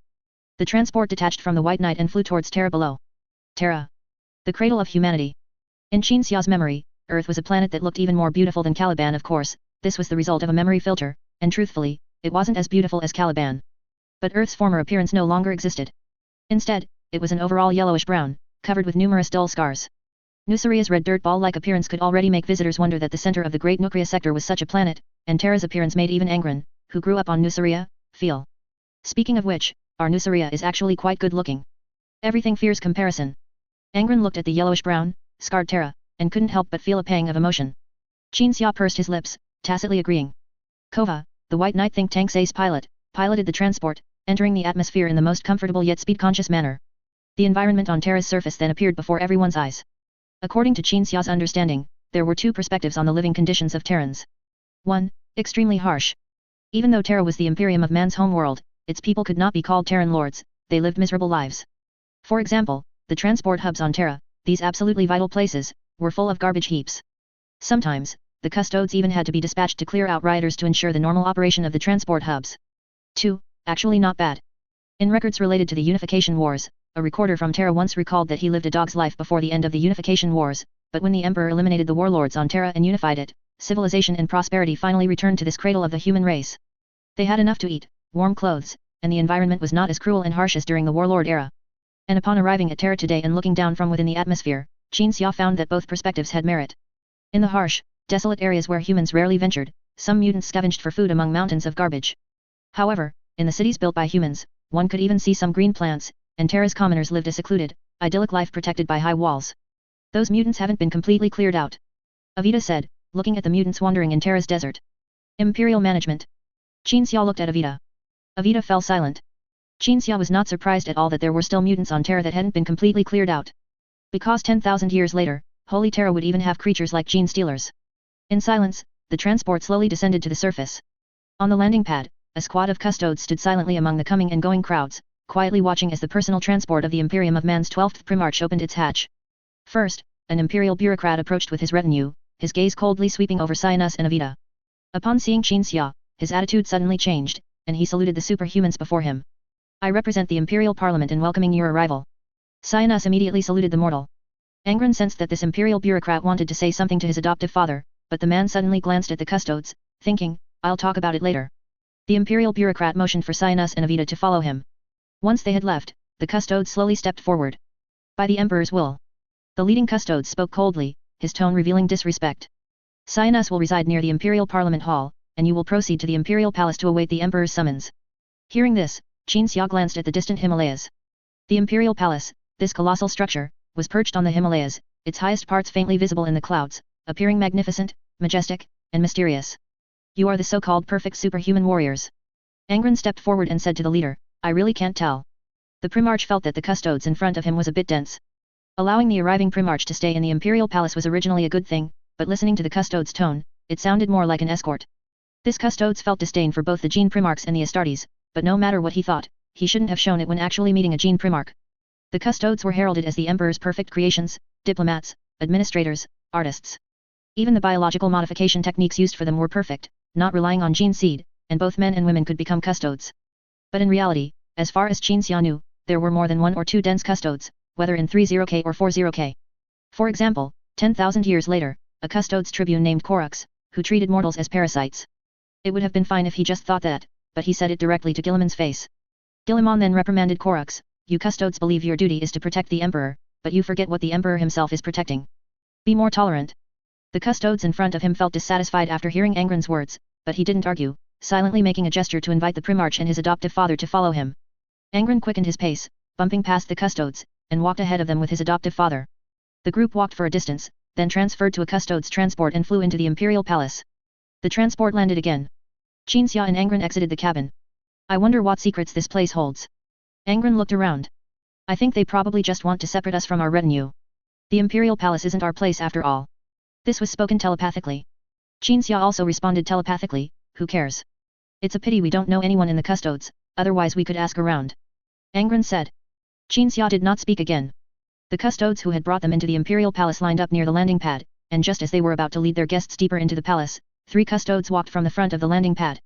Among these 3 custodes, the one in the middle was particularly tall. Upon arrival, the tall custodes waved his hand, and the other custodes saluted and then departed. Primarch, White Knight Lord, we have met before, I wonder if you still remember me. A deep, muffled voice came from within the tall custode's helmet, which looked like an ear of corn. This voice was different from the Astartes' characteristic electric microphone sound, but it also lacked any discernible timber. You are? Qinxia inquired. The tall custodes removed his helmet, revealing golden hair and a face that Qinxia suddenly remembered. He extended his hand with a smile. You were the one who rescued me from the colony ship before. You're that golden age human. Angron was very surprised, grasping the extended hand of the custodes. Then Qinxia shook hands with the custodes. Neither father nor son had expected that this female archaeologist from the Golden Age, after leaving Nuceria with the Emperor, would actually become a member of the custodes. A female Golden Age human combined with custodes modification strength upon strength. Even Angron, who had quite a few opinions about the Emperor, had to admit that the Emperor truly had a way. What was your name again? Angron recalled. What I was called before doesn't matter anymore. After undergoing the modification surgery, I am called Julia. The custodes said with a smile, when the Emperor convinced me, I decided to join his cause and fight for the survival and prosperity of the human race. Chapter 425, Too much humanity, not enough ruthlessness. You are a custodian now. Angron scrutinized Julia from head to toe. Julia appeared taller than a typical custodian, and her equipment was custom-made, hinting at what else the custodes might have prepared for this golden human. Specialized custodian tactical dreadnought armor and weapons. At any rate, these Imperial Palace guards, who didn't need to leave Terra, were far wealthier than the First Legion. Do you feel more powerful than before? After his appraisal, Angron asked in a deep voice. I now possess the advantages of both the Golden Age gene modification technology and custodian modification technology, and the Imperial Palace has no shortage of food, Julia replied with a smile. At least, no shortage of food for me. Julia turned and walked slowly ahead, leading the way for Angron and Qinxia. How is the Emperor's bioalchemy level? You are someone who has personally experienced it, so you should have a different perspective, Qinxia asked. In fact, that person's biotechnology was considered very good even in my original era. Plus, there wasn't much demand for biomodified warriors in that era, Julia said, turning to glance at Qinxia's side. It was as if Brown was standing there. To pick a naturally gifted person from billions on a planet, someone who is top tier in temperament, talent, physical quality, and adaptability. Then to transform this person into a super soldier, at great biological cost. Then to customize exclusive equipment, control him with brainwashing and knowledge indoctrination, and finally, prevent him from awakening self-awareness and rebelling. Julia shrugged helplessly. And a war Iron Man built with a standard construction template can easily tear such a high-cost super soldier to shreds, not to mention it only costs a little silicon-based material. Qinxia and Angron exchanged glances, feeling that Julia's words held truth. Super-modified warriors might have been an incredible, awe-inspiring technology in that era, perhaps highly popular, but only welcomed within fictional works. However, I don't mean to say that the Emperor's biomodification technology in that era belonged to when there are no heroes, a mere nobody becomes famous. No, he is a genius in biology, Julia said. Qinxia nodded in agreement. But, you understand. Julia continued. Suppose you were me. One day you wake up and find that humanity's Iron Man and Stone Man are gone, but the crisis you face is unprecedented. Then people rely on biomodified warriors to conquer the galaxy. These warriors wear helmets so low-end that their voices sound like static, and they generally suffer from hyperthyroidism. Julia shrugged helplessly. It's a complex feeling of the sky having fallen, but fortunately, humanity still has the Emperor, and still has the strength to fight again and start anew. Hearing static and hyperthyroidism, the father and son following behind Julia both chuckled. That's my entire opinion on the Emperor's bioalchemy, Julia said. How has your life been since becoming a custodian? Qinxia asked. Are you adapting? Julia's expression was complex. Actually, it's not bad. The three stopped outside a room. Julia pushed open the door, revealing a small corridor to Qinxia and Angron, and very luxurious rooms through the open doors on either side of the corridor. Qinxia could tell at a glance which room was his a room with a strong 21st century style. And Angron could also tell which room was his Nuceria style room, which, in short, consisted of a bed, rough walls adorned with weapons, and a small table for placing cups when sitting on the floor. Your room wasn't prepared by the Emperor recently, Julia looked at Angron. But the White Knight Lord's room was arranged the day before yesterday. Angron sensed what Julia wanted to say. The Emperor had reserved a Nuceria-style room for him in the Imperial Palace. But just as he was about to speak, Malkador suddenly appeared with 2 custodian shield guards. Yes, of course, he didn't prepare it, because I prepared it for him, Malkador said as he approached Angron. The small old man looked levelly at the tall Primarch. Do you like it? No, Angron shook his head. I'm referring to you. Malkador gave a cold smile, then turned a warm and benevolent elder's smile to Julia. Please proceed to the training room, there's still some data to collect. I'll take over these 2. All right, Julia nodded, then looked at Qinxia, wanting to ask something before she left. Angron immediately spoke, that engineer is doing very well in the forge engine. Nuceria specifically built a food laboratory to sustain him. Julia smiled, bowed to Angron and Qinxia, and slowly turned to leave. Malkador gestured for Qinxia and Angron to follow him. The group continued deeper into the Imperial Palace. The interior of the Imperial Palace was not as vast as imagined, perhaps because the transport ship had flown directly to the Imperial Palace's balcony and directly into the core of the palace. The corridors were just wide enough for a Primarch of that height to pass without bending, so the space was not large. The scene of a mortal entering through the main gate of the imperial palace, passing the guard posts, and arriving at the bottom of the palace already a year older was not seen, but it was certain that the outer perimeter of the imperial palace was astonishingly large. The interior of the corridor was also very simple, perhaps because the adamantium limited the artistic style, causing the walls, floor, and ceiling here to only be stained gold. Malkador possessed psychic abilities, so the group covered a distance that would normally take days in just a few steps. Along the way, Qinxia saw a passage entrance guarded by hundreds of custodians. That's the imperial palace's prison, Malkador explained before anyone asked. Familiarize yourselves with it. If one day you're locked up, it'll be easier to escape. Angron rolled his eyes at Malkador. The seal-bearer was not a petty person, but he was dissatisfied with the previous Dawn Star conflict, not even with Qinxia and 12's attempt to rally the legions to pressure the Imperium, but with the Emperor losing his composure and choosing to compromise at that time. And the Astartes joining the Imperial Parliament was a result of that compromise. We don't need to familiarize ourselves with this place, Qinxia glanced at the custodians at the prison passage entrance. Aren't you quite familiar with it? When you're discarded after use, Angron and I can escape together by following your lead. I'll carry you then, and you can just curse the Emperor for discarding you on my back. Otherwise, with your old bones, Angron said, extending a fist to Qinxia. Haha, exactly, Qinxia and Angron fist bumped. Malkador's face was unperturbed. After a few more steps, the seal-bearer spoke, do you know what a true superior is? The aura, the presence, not being surprised or angry, you should know these things, so you should also know that those witty remarks won't work on me. It's not like I haven't seen superiors, Qinxia sneered. Not being surprised, angry, sad, or happy merely means that what they've seen or heard hasn't touched their core. As for aura and presence, Angron interjected, it's nothing more than composure in absolute safety. If an imperial administrator on Caliban encountered a Caliban anti-imperial warrior in an alley, and I lent him my courage, what he'd blurt out would also be your calm. Qinxia and Angron fist bumped again. Malkador grunted with a chuckle and led the two forward. The group turned and entered one of the most hidden rooms in the imperial palace. When Custodian Commander Valder saluted Malkador and pushed open the large door, the Emperor's back appeared before the newcomers. Qinxia and Angron immediately recognized that this Emperor was merely a psychic projection, the result of the Emperor, who was leading the Great Crusade, briefly casting his gaze upon Terra during a moment of leisure. Are you familiar with the imperial palace environment? The Emperor watched out the window without turning his head. The beautiful snowy scenery of the Himalayas was made even more beautiful by the ornate window. How could Terra still have snow now? No one knew the answer to this question except the Emperor himself. Angron nodded. That's good, the Emperor continued to admire the snow scene. Next, you will stay on Terra for a while. Familiarizing yourselves with the imperial palace environment will be beneficial to you. With that, the Emperor fell silent for a moment, then slowly opened his mouth as if to speak, but ultimately hesitated and fell silent. The Emperor had already shielded Angron, so Angron could not perceive the Emperor's thoughts. But Angron clearly perceived the thoughts of Malkador, the person most familiar with the Emperor. Malkador knew what the Emperor wanted to say, and why he didn't say it. An hour earlier, the Emperor and Malkador had discussed the Imperial Parliament. When the Legion's pressure on the Imperium was mentioned, the Emperor was indignant and stated that once 12 and his guardian arrived, he would surely reprimand them and make them understand the seriousness of the situation. But now the Emperor was silent, hesitant to speak, yet swallowing his words back. Malkador couldn't help but feel dissatisfied with the Emperor. The Emperor had too much humanity and not enough ruthlessness. He acted like a tyrant and an executioner, but in reality, his heart was gentle. Because those who should be treated gently by him could only see his cruel side, and those who should see his cruel side knew his heart was gentle. This was the worst way to be, he pleased no one and offended everyone. This was Malkador's thought about the Emperor, but this thought could not be called a reprimand or usurpation. The two were already in a cooperative relationship, and having spent a long time together with shared ideals, dissatisfaction was a more appropriate term. You have more than one task to accomplish in the solar system, and more than one task to accomplish on Terra. The Emperor slowly turned, his icy gaze fixed on 12 and his guardian. Agreed, Qinxia said. But we should prioritize discussing 15's matter now. The Emperor came to his desk and slowly sat down. Two chairs appeared out of thin air directly opposite the desk. Malkador stood silently to the side, his eyes narrowed as he watched Angron and Qinxia. Once the two were seated, the Emperor slowly began. The Imperial Parliament will hear the address of the Astartes Council representative tomorrow at noon. Some of what Scienus says will be passed, some rejected, but one thing is certain to pass. That is the accusation against 15. You don't need to worry about this, no one will forbid Scienus from speaking, and no one will reject Avita's accusation. But I want to ask you, how confident are you about Avita's accusation against 15?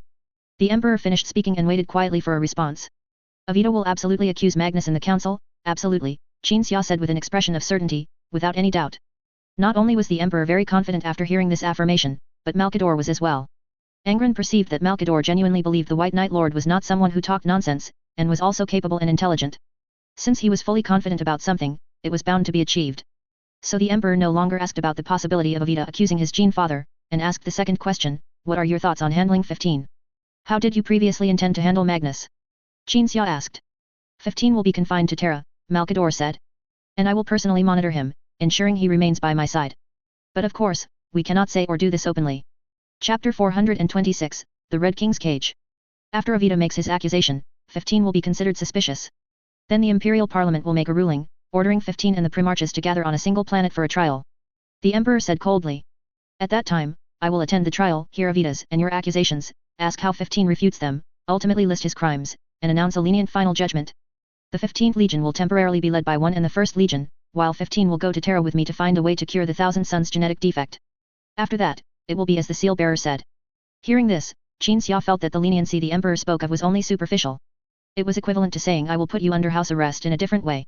In reality, Magnus was indeed placed under house arrest, and there could be no way to cure the Thousand Sons.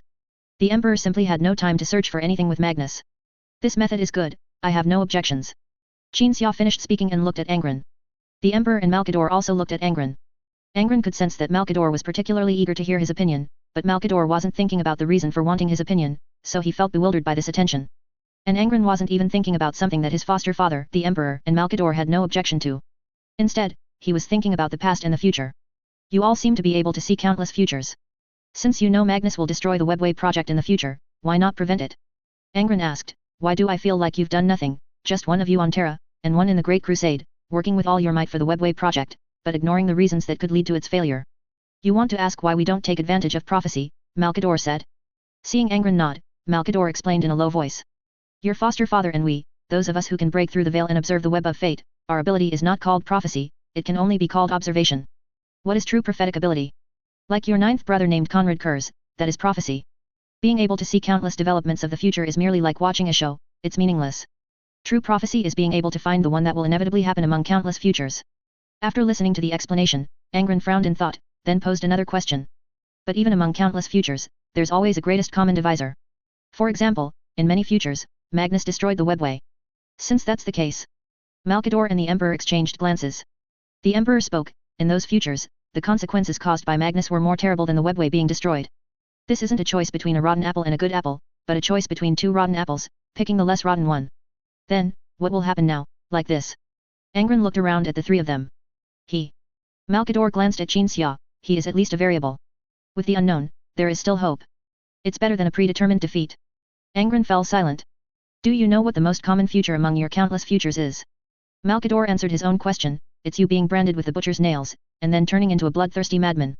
But your foster father's appearance changed your fate, so this is one of the reasons we chose to let him do as he pleased.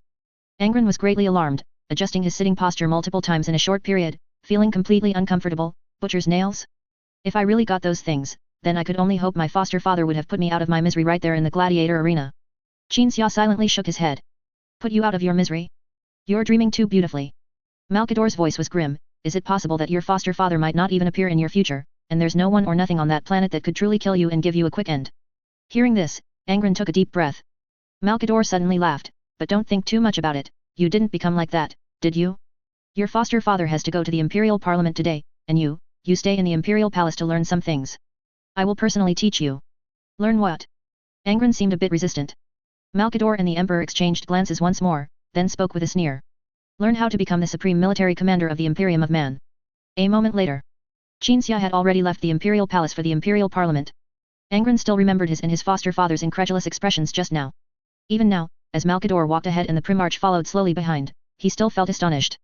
War Master, this word will appear in people's ears for the first time in the future, but this word and the meaning behind it are by no means new. Even when your creator was very young, with his cheerful personality and grand ambitions, he intended to guide the development of humanity and eliminate some nascent threats to mankind. At that time, it wasn't I who fought alongside him, but an immortal wearing a cross on his chest. Upon mentioning the immortal, Malkador suddenly turned to glance at Angron, wanting to see Angron's reaction to that sentence. Erebus? I heard he's even older than the Emperor. Angron expressed his thoughts as he walked. He should have been there when the Emperor was nailed up back then, so why would he still? He is like your creator. More precisely, like your creator at a certain stage. Malkador led Angron towards the hall at the end of the path. He believed that humanity had its own gods, and these gods would not be cruel dictators and executioners, but benevolent gods who truly wanted to save humanity. How should I put it? It's actually quite normal. Immortals are indeed very old, but experiencing too much can also make them lose themselves, becoming foolish and ridiculous. Hearing Malkador say this, Angron wanted to ask, including the Emperor? Malkador had already anticipated Angron wanting to ask that, and replied in his mind, undoubtedly. Even if the Emperor heard this beside them, he would only nod in agreement, because the emperor himself found that stage of believing in benevolent gods who cared for humanity to be laughable. Treating the dark gods of the warp as benevolent beings. In short, Erebus was the first War Master. Malkador said, he betrayed your creator. Beneath the Tower of Babel, he plunged a dagger into your creator's lower back. But the title of War Master will still be adopted. Because the Imperium of Man needs to undertake the Great Crusade, and your creator cannot lead the Great Crusade forever. Someone must take over his duties and become the supreme military commander of the Imperium. You will be a War Master, if your performance is good enough, and... Malkador pondered for a moment, then added. And if the timing is also right. The two slowly entered a hall guarded by a mortal. It was a rare sight for a mortal to serve as a guard in the Imperial Palace, so Angron couldn't help but take an extra look at the mortal. It was a man wearing power armor, with a katana hanging at his waist. Nagase Yasushi, Malkador's agent. Angron sensed everything in the guard's mind. After the two entered the hall, Nagase Yasushi closed the heavy door and continued to stand guard at the entrance. Malkador mysteriously pulled out some hidden books and placed them on the table. Angron thought the old man had some treasure to show him after all that fuss, but it was just some books on interpersonal relations personally authored by Malkador. These books were all Malkador's personal insights, pure unadulterated wisdom. Among them, there was even a book that detailed how to actively cater to others. As the most perfect aide, Malkador was truly versatile. His personality and methods were not determined by his nature or habits, but by others. In other words, if the situation required it, Malkador could transform from a cunning and gloomy person into an optimistic, cheerful, and witty person. Only to cater. Only to achieve his goals. Read these books. Malkador motioned for Angron to sit in his seat. Malkador was a psyker, and his body, like Qin Xia's, didn't have a precise height. And it was as if he had specifically reserved this seat for a primarch, as his office chair was extraordinarily wide. Angron didn't immediately sit down, but asked, why make me War Master? Don't you think this is too sudden? Malkador quietly looked at Angron. When it comes to leading troops, there are many far more capable than me. My so-called creator displayed the flaw of partiality in human nature to the fullest. Perturabo was born with a head full of ways to build war machines, while I even had to learn the Nusryan language from others. As for management, honestly, I don't think I'm the best. Angron said, picking up a book, flipping through it, and then casually putting it down. Why make me War Master? After hearing what the Primarch said, Malkador's brows relaxed, and his eyes were calm, as if asking, so what? What then? And only after Angron also fell silent did the seal-bearer slowly speak, look at you, what have you become? The Primarch saw many expressions on the seal-bearer's face. Sympathy. Pity. Regret. Disdain. You wouldn't have been such a person. So timid, guilty, insecure. That foster father you always talk about, what kind of person has he raised you to be? A timid, cowardly fool who shrinks back when faced with problems. Malkador said with a sneer. But Angron could sense his thoughts, so he knew Malkador didn't actually believe that, it was just a bit of a goading tactic. My foster father is a... Angron's gaze shifted to the ceiling, he's someone who would praise me for growing up and maturing even when I chose to kill a group of ordinary people. So of course I can't be a timid, cowardly, insecure person. From him, I learned confidence, and I also learned concepts based on unique values within a certain cultural background. After saying this, Angron lowered his head to look at Malkador, a slight smile on his lips, standing proudly with his hands behind his back. Malkador seemed to see an enlarged version of Qin Xia. Among the various teachings he gave me, one point led me to believe that I cannot be War Master. Angron said, that is, a person must recognize their own strengths and weaknesses. Greed knows no bounds, if one chooses a position and power that do not match oneself, one will inevitably end up utterly defeated and disgraced. Chapter 427, on Commanders. That's insightful. But what of it? Malkador asked with a smile. What of it? Are you even listening to what I'm saying? Angron asked. Malkador gestured for Angron to sit down first. After the Primarch was seated, Malkador sat in the chair opposite the desk. There are some matters that your creator and I have already considered, and there's no need to explain them to you. But given that you are fundamentally an unreasonable person, so... Angron listened in silence. You are not the most skilled in combat among the Primarches, whether in leading troops or in single combat. Perhaps in terms of single combat ability, only one or two Primarches are stronger than you, but in terms of the most important aspect, leading troops, those stronger than you cannot be counted on one hand. And then you said you are not the best at management either. Indeed, even if you wanted to build a paradise on Earth, a nation within a nation, your ambition and ability in that regard are not as good as 12's. Malkador's words sounded uncomfortable, but his tone was not contemptuous. Angron, however, did not care about Malkador's evaluation. But what does that matter? Malkador opened a book and spoke while reading. Do you know what is most important for a commander? Your adoptive father should have said this, there is always someone better outside of people, and there is always a heaven outside of heaven. No matter how good a fighter someone is, there will always be someone better. No matter how talented someone is, there will always be someone more talented. There is no most powerful or most talented, only more powerful and more talented. If you want to be a commander, not a general or a manager, what is needed is not the ability to fight or manage, but the ability to coordinate relationships among subordinates, to find a way for humans, these extremely complex and contradictory beings, to come together and still operate with good efficiency, to accomplish something together. As Malkador spoke, he placed the book in his hand in front of Angron, motioning for him to look at it. The Primarch saw that the book, written by the seal-bearer himself, described a certain stage of his life, his first time becoming the manager of an organization. Perturabo, this Primarch who inherited many of your creator's flaws, can be restrained by you like a big fish eating a small fish. When he and your other brothers gather to accomplish something, you will make him obey your orders, compromise with a brother he dislikes, and then act according to your will. This in itself is the most important ability. You don't need to be better at siege warfare than Perturabo, you just need to allow him to fully utilize his talents and prevent internal strife caused by interpersonal relationships. After Malkador finished speaking, Angron quickly browsed the seal-bearer's experiences and insights from his first time as a manager. Seeing Angron remain silent, Malkador knew that the Primarch was merely hesitating. So the seal-bearer made a final decision. Think about it, if one day Terra is surrounded by aliens and demons, and Perturabo and Rogaldorn, your two brothers who can't stand each other, are both on Terra. When they are quarreling and causing internal strife, you step forward, coordinate them, make them concede to each other, and each use their talents to fight for the defense of Terra. At that time, what could break through their combined defense and destroy the Imperium of Man and the last hope of the entire species? After Malkador finished speaking, Angron remained silent. In fact, the Primarch had also heard these principles from his adoptive father, and he understood them, but some things are easier said than done. Which gene Primarch would willingly submit to another? The seal-bearer's casual remark, Perturabo is even restrained by you, was like a wisp of smoke, but he probably didn't know what Perturabo was thinking at the time. In Angron's view, Perturabo would become twisted and get himself into an awkward situation whenever he saw him. In such a predicament, it was not an exaggeration to say, this is Perturabo's just deserts. Angron wanted to say, it's not that I don't want to improve, it's just that some things are often thankless tasks, and at that time, I won't even have brothers left and will be disliked by everyone, which would be bad. Malkador could not perceive Angron's inner thoughts, but he could guess what this human-like Primarch was thinking from his expression. Although the Primarch had not expressed his stance, he clearly knew that the previous statement was a final decision and did not require further persuasion. Angron was like that, when he was asked to undertake something difficult, he would be unwilling but would not refuse. I demand autonomy. I must have the right to withdraw from this matter, Angron said. Malkador was silent. I saw 12's potential in the Dawnstar conflict. He unified almost all of his brothers, and in the phase of distributing benefits after securing a seat in the Imperial Parliament, he was also very fair and generous, not at all like someone whose emotions dominate and whose rationality is non-existent. You educated him well. That's why he became one of the candidates for War Master. Inside the Imperial Parliament Hall, Qin Xia sat in the observers' gallery, alongside other officials who were gradually arriving tonight for tomorrow's inaugural meeting at noon. The high-ranking personnel moving back and forth past Qin Xia, heading to more prominent seats, had no idea that the one conversing with this conspicuously outstanding Astartes was precisely the Emperor, who had explicitly stated that Astartes could not enter the Parliament. The Emperor had once stated this, but he would not say it again in the future. Qin Xia sat elegantly and composedly, legs crossed, helmet held in his hands on his lap. He didn't look at all like he was enduring the torment of a psychic conversation with the most powerful psyker. I once had many bad comments about 12. But now, recalling it, in that psychic meeting, 12 considered the interests of every legion. Even those who explicitly refused or did not participate received some benefits and had their opinions heard. A qualified leader. The Emperor continued. But too much emotion in a leader is not a good thing.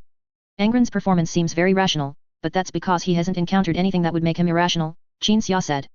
Humans always desire such a leader. He is ruthless, cold-blooded, and supremely rational, able to coldly, like a machine, consider the interests of every group, but at the same time full of compassion and human brilliance, warm like the sun, the Emperor said coldly. But this contradictory desire is no different from wishing. Since there is no leader as they wish, then settling for less is also excellent. Qin Xia had to nod in agreement, acknowledging the truth. After a moment of silence, Qin Xia suddenly said, the person who came up with the idea of simultaneously influencing both the adoptive father and the adopted son really has a knack. That was Malkador's idea. Essentially, it didn't matter whether you participated in this meeting or not, but neither I nor he knew what you were thinking. To prevent you from causing trouble, we used the accusation against 15 to get you out of the way, the Emperor admitted frankly.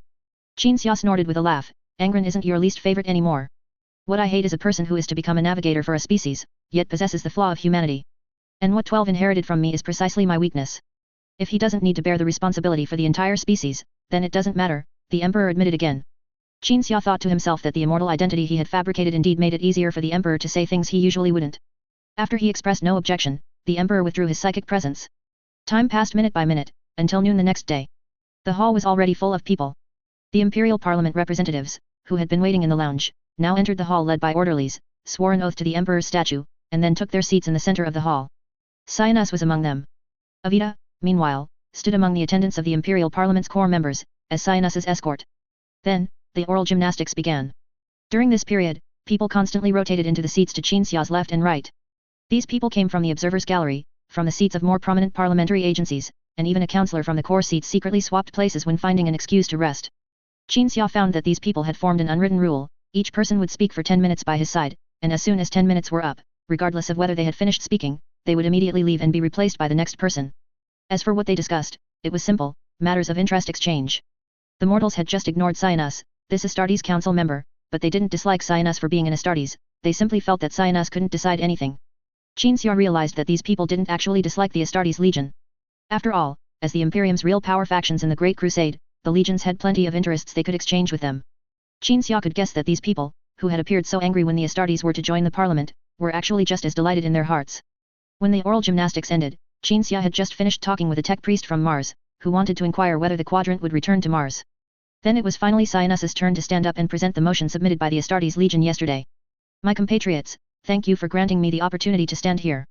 Cyanus stood at the podium in the center of the hall, gracefully bowing to those present, and then got to the point. To my knowledge, the 15th Legion has been researching forbidden knowledge, and these knowledge and findings will have a profound impact on the survival of our entire species. But our legions only suspected the 15th Legion until recently, when we obtained substantial evidence and witnesses. Cyanus could also guess that the accusation was already decided, and now it was merely a formality, so he quickly went straight to the main topic. Avita slowly walked onto the podium. He was not an ill-mannered person, but at this moment, he was as dull as a block of wood, his eyes dim and bewildered. Files began to circulate among the core members of the parliament. On them were materials concerning the various forbidden researches conducted by the 15th Legion, excerpts of substantive archival evidence, and the testimony Cyanus had previously submitted to the parliament, which had been prepared long ago. Avita was not just now accusing Magnus, in fact, from the moment he arrived on Terra, he had already been accusing Magnus. The parliament hall descended into a period of chaos. The core members of the parliament whispered among themselves, discussing rumors, secrets, and all sorts of information that could only be hidden in the deepest archives of the imperial institutions. If it were anyone else, they might think these people were quite serious, but Qin Xia knew that Malkador had already made a decision, and these people's current performance was merely an act. Sergeant Avita of the 15th Legion. The person presiding over the meeting spoke. According to procedure, I must ask you again, do you confirm that all these testimonies are written by your own hand, and do you wish to accuse your legion and Primarch?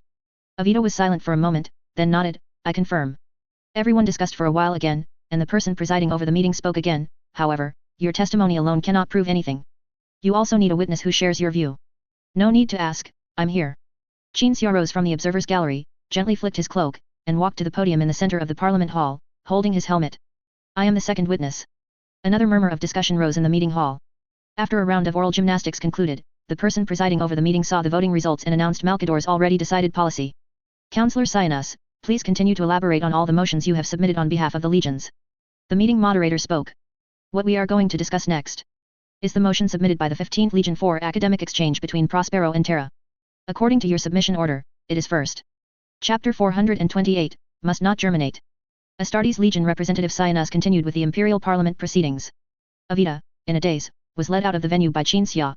By the time they stood atop the towering spires outside the venue, looking down at the wilderness of Terra, Avita couldn't even remember how he had walked out. Well done. Qin Xia patted Avita's shoulder. Avita was still very much in a trance, and it was a long silence before he finally responded, I am a bit weary. After speaking, Avita bowed to Qin Xia, then turned and walked out of the venue. His steps were difficult and stiff, looking as if he was slightly stumbling as he walked. Qin Xia raised his hand to open a portal for Avita, allowing him to immediately return to the residence arranged by the Imperial Parliament for Cyanus and his retinue. Having done this, Qin Xia turned and leaned against the railing at the edge of the spire, organizing his thoughts. Now that the accusations against Magnus were complete, the Emperor and Malkador would use the influence of this matter to deal with Magnus, just as they had said they would. The Nicaea Conference.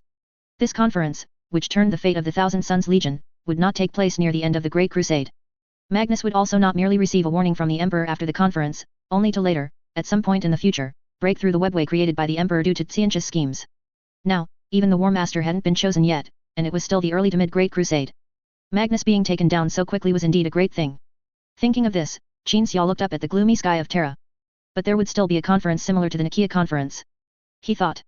It's just that the location shouldn't be Nicaea anymore, because that place should still be undiscovered right now, and Perturabo couldn't possibly have built a conference hall in an undiscovered place so early for the trial of Magnus. In any case, Magnus would not be brought to Terra immediately. There would still be a conference concerning the 15th Legion.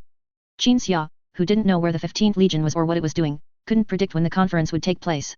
After some thought, Qin Xia began to ponder Avita's situation. Although Avita harbored great dissatisfaction towards Magnus, he still had lingering affection and feelings for the Legion and his battle brothers. Now, having accused his Primarch, which was no different from accusing the Legion. He was, as he said, certainly branded a traitor. Sigh. Qin Xia sighed, considering Avita's future. If Avita wanted to return to the 15th Legion, he might make such a decision, perhaps feeling his mission was over and returning to await the Gene Father's judgment or something similar. At that time, he must be stopped. If Avita was willing to stay in the White Knight think tank unit afterward, that would, of course, be good. And if Avita was unwilling to stay in the think tank unit, then a way would be found to provide him with a place of seclusion. Furthermore, if Avita neither wished to live in seclusion nor could return to the Legion, and, because of the sacrifice of his former close friend, intended to fight chaos and embark on a path as a lone hero, then he could also be provided with much guidance and assistance. After all, Avita was a member of the Human Historical Research Institute, and this identity could provide him with many conveniences. A few seconds passed, and all of Avita's potential paths had been thoroughly considered by Qin Xia. In Qin Xia's view, everything related to Magnus had been spearheaded by himself. Regardless of how Avita himself viewed the matter, now that the accusations were over, he was essentially being roasted over a fire, and Qin Xia naturally had the responsibility to consider everything for him. You have eliminated a crisis in its nascent state. Although there were some disagreements between us before, we now stand on the same front. I hope for pleasant cooperation. The psychic message echoed in Qin Xia's ear. From the sound, it was Malkador. Perhaps my interference in other crises would be worse than not interfering, such as the matter of Kyle Boer. But at least this crisis with Magnus. I must prevent it from germinating. Qin Xia responded psychically. Malkador, far away in the Imperial Palace, looked up at Angron, who was perusing a book he had personally written, then continued, given our current cooperative relationship, I can reveal some things about Kyle Boer to you. Kyle Boer, as you know, is someone who opposes the Imperium. He also does not believe that the golden shining one who descended upon Mars on a rainy night is the Omnissiah, the one from the prophecy that the prophet proclaimed on Mars many years ago. He doesn't even bother to hide his thoughts and views, and there are many like him on Mars. If we appoint someone close to the Imperium, half the personnel on Mars will be dissatisfied. But if we appoint Kyle Boer, at least this fellow understands what negotiation is, what seizing opportunities is. His mind, which contains some human understanding, won't immediately cause him to jump out and start a rebellion. He must become Forge Master General. What Malkador said was exactly the same as what the Emperor had said when Kyle Boer arrived at Nuceria and was captured, and the Emperor projected his psychic power to dissuade Qin Xia from killing Kyle Boer. The two had undoubtedly reached an agreement on matters concerning Kyle Boer. Now, Malkador was repeating the old tune, and Qin Xia discerned that his underlying meaning was not merely to reiterate old theories, but to use this to explain a principle. You mean that some things and people, even if they will create crises in the future, still need to be used in the present? Prematurely embracing the idea of eliminating a crisis in its nascent state by killing them would instead lead to even more terrible consequences. Qin Xia said. Undoubtedly. Malkador finished speaking and chuckled a few times. You are someone too deeply bound by the future. To realize this, is truly commendable. Qin Xia looked at the wilderness below the spire and fell silent, because he felt that what Malkador and the Emperor said about the future was actually very reasonable. Emotions and concepts have very limited influence in the reality universe, so the behavior and thoughts of reality creatures are completely different from those of warp creatures. If a concept associated with a warp creature is benevolent, then it is benevolent, no matter how it is treated, it remains benevolent and submissive. The reverse is also true. Malkador's voice echoed in the room within the Imperial Palace. Angron and Qin Xia both heard Malkador's physical voice and psychic voice simultaneously. Reality creatures have no clear black and white boundaries, everyone is colorful, or gray. Those who are good people from our perspective in the future, may not necessarily be good people in our current view. Take the Kyle Boer matter as an example. Actually, it's not just the Adeptus Mechanicus who oppose the Imperium who support him becoming Forge Master General, those Adeptus Mechanicus who support the Imperium also support him. This is because these people want to both follow the guidance of the Omnissiah as prophet and ensure the independent status of the Adeptus Mechanicus, as well as their own, academic faction status. Someone like Kyle Boer aligns with their interests. Those who will firmly stand with us during the future Adeptus Mechanicus rebellion will not stand with us now. If I don't let Kyle Boer become Forge Master General, these people will become our enemies. Malkador paused, allowing Qin Xia and Angron time to think. Only when he saw Angron in front of him and Qin Xia elsewhere both nod simultaneously, did Malkador continue. And what's even more frustrating is that those Adeptus Mechanicus who support and are close to the Imperium, in order to ensure the Adeptus Mechanicus in their own status, choose to support Kyle Boer. Their choice is precisely the correct one, from their individual perspective. Upon hearing this, Qin Xia nodded in strong agreement. 10,000 years later, although the Adeptus Mechanicus was still the other head of the Imperial Aquila, it had in fact lost its independent and autonomous status and authority, becoming an organization called the Mechanicum. And the reason they lost their independence and authority was that during the Horus Heresy, those Adeptus Mechanicus loyal to the Emperor were brought to Terra, and the Loyalist faction merely conducted a massive search on Mars before abandoning it. After the Horus Heresy, the Loyalist faction won, but even if those loyal Adeptus Mechanicus could return to Mars and control it, they could no longer have an independent status. A Kyle Boer in the opposite direction, a Forge Master General who firmly believed the Emperor was the Omnissiah, would only cause the Adeptus Mechanicus to lose its independence even faster, before Kyle Boer could even instigate a rebellion. So, if we look at the present from the future, we will feel that those future enemies should be killed. Then, our future friends, who are entangled with them, will, for various reasons, stand up in opposition, because they don't know what the future holds. They are reality universe creatures, only concerned with the present, the current moment.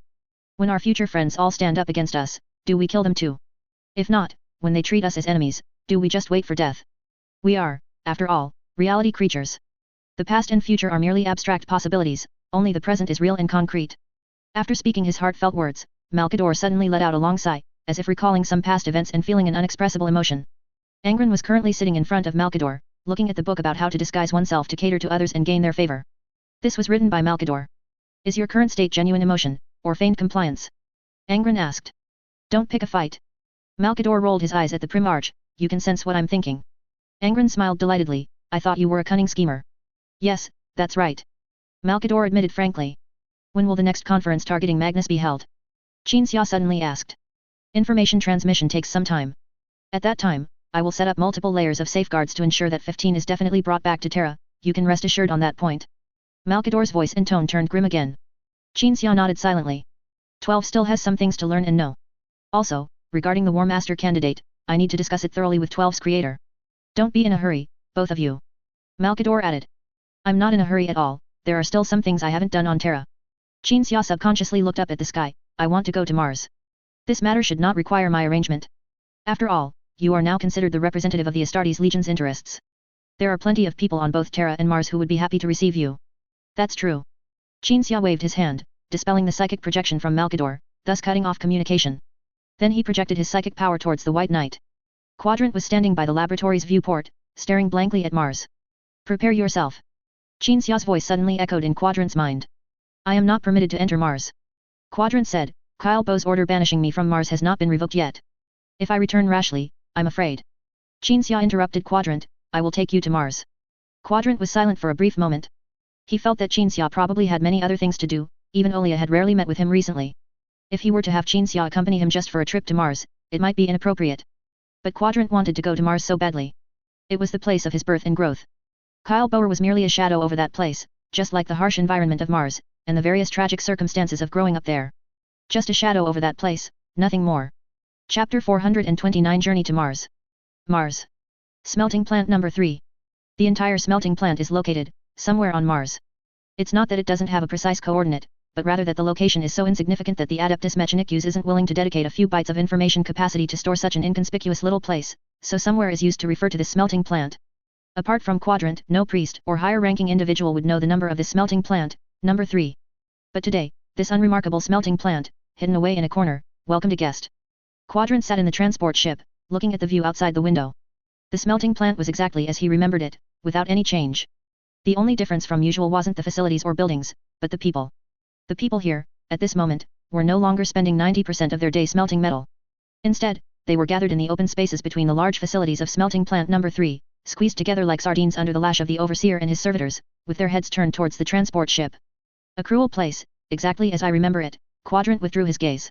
This is where I grew up after I was born and gained the ability to remember. Qinxia looked out the window, but instead of looking down at the smelting plant, he surveyed the surrounding environment. The environment on Mars was exceptionally harsh.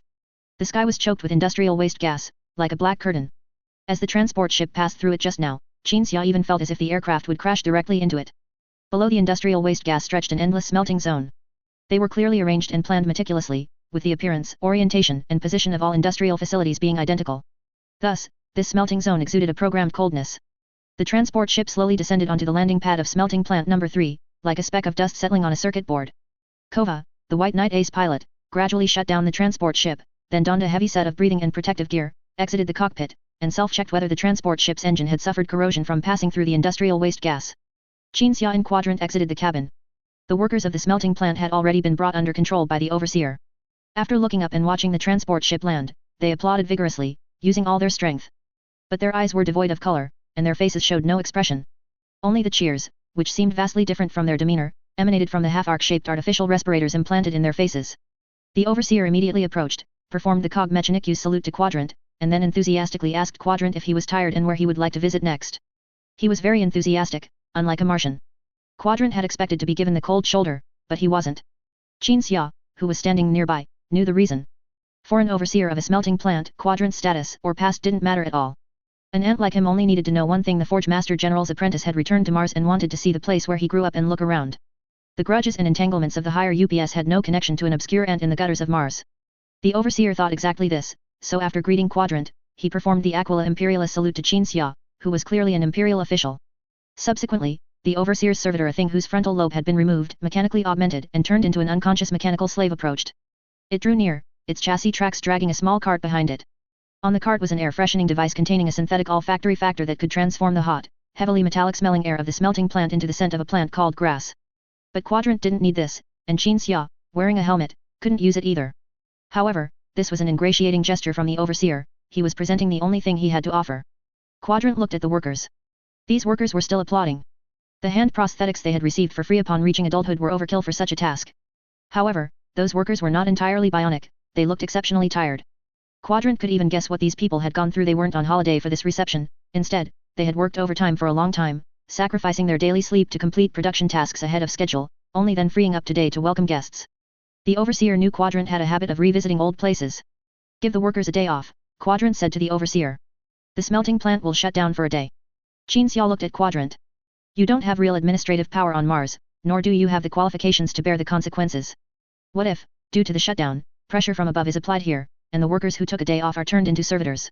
The overseer gave Qin Xia a grateful look. Quadrant realized that he had indeed been thoughtless in this regard. There was one thing his mentor said that he had to agree with: he truly was dumber than a servitor when it came to matters outside of research. My apologies, Quadrant said. Qin Xia slowly shook his head and ordered the overseer, let the workers here have a day off. As the overseer hesitated, Qin Xia added, I don't know who the director managing this smelting zone is, but I know his superior is a Magos named Kerr. My pilot will report this matter to Magos Kerr shortly, and this trivial request from me will be approved by his assistant's assistant. Upon hearing this, the overseer immediately nodded, signaling the workers that they could rest. Then Qin Xia motioned for the overseer to leave as well. The overseer departed, and Quadrant and Qin Xia walked side by side, leaving the landing pad. Kova, meanwhile, began contacting Magos Kerr, who had sent a welcoming message through the transport ship's communication channel earlier. Thank you, Quadrant suddenly said as they walked. You mean about the day off? Qin Xia glanced helplessly at Quadrant beside him. Even if I hadn't come with you, you could have contacted that Magos Kerr yourself. It's not that you don't have the qualification, you just didn't know you should do that. Why would Magos Kerr allow me to do that? I don't know him, I've never even met him, Quadrant asked, puzzled.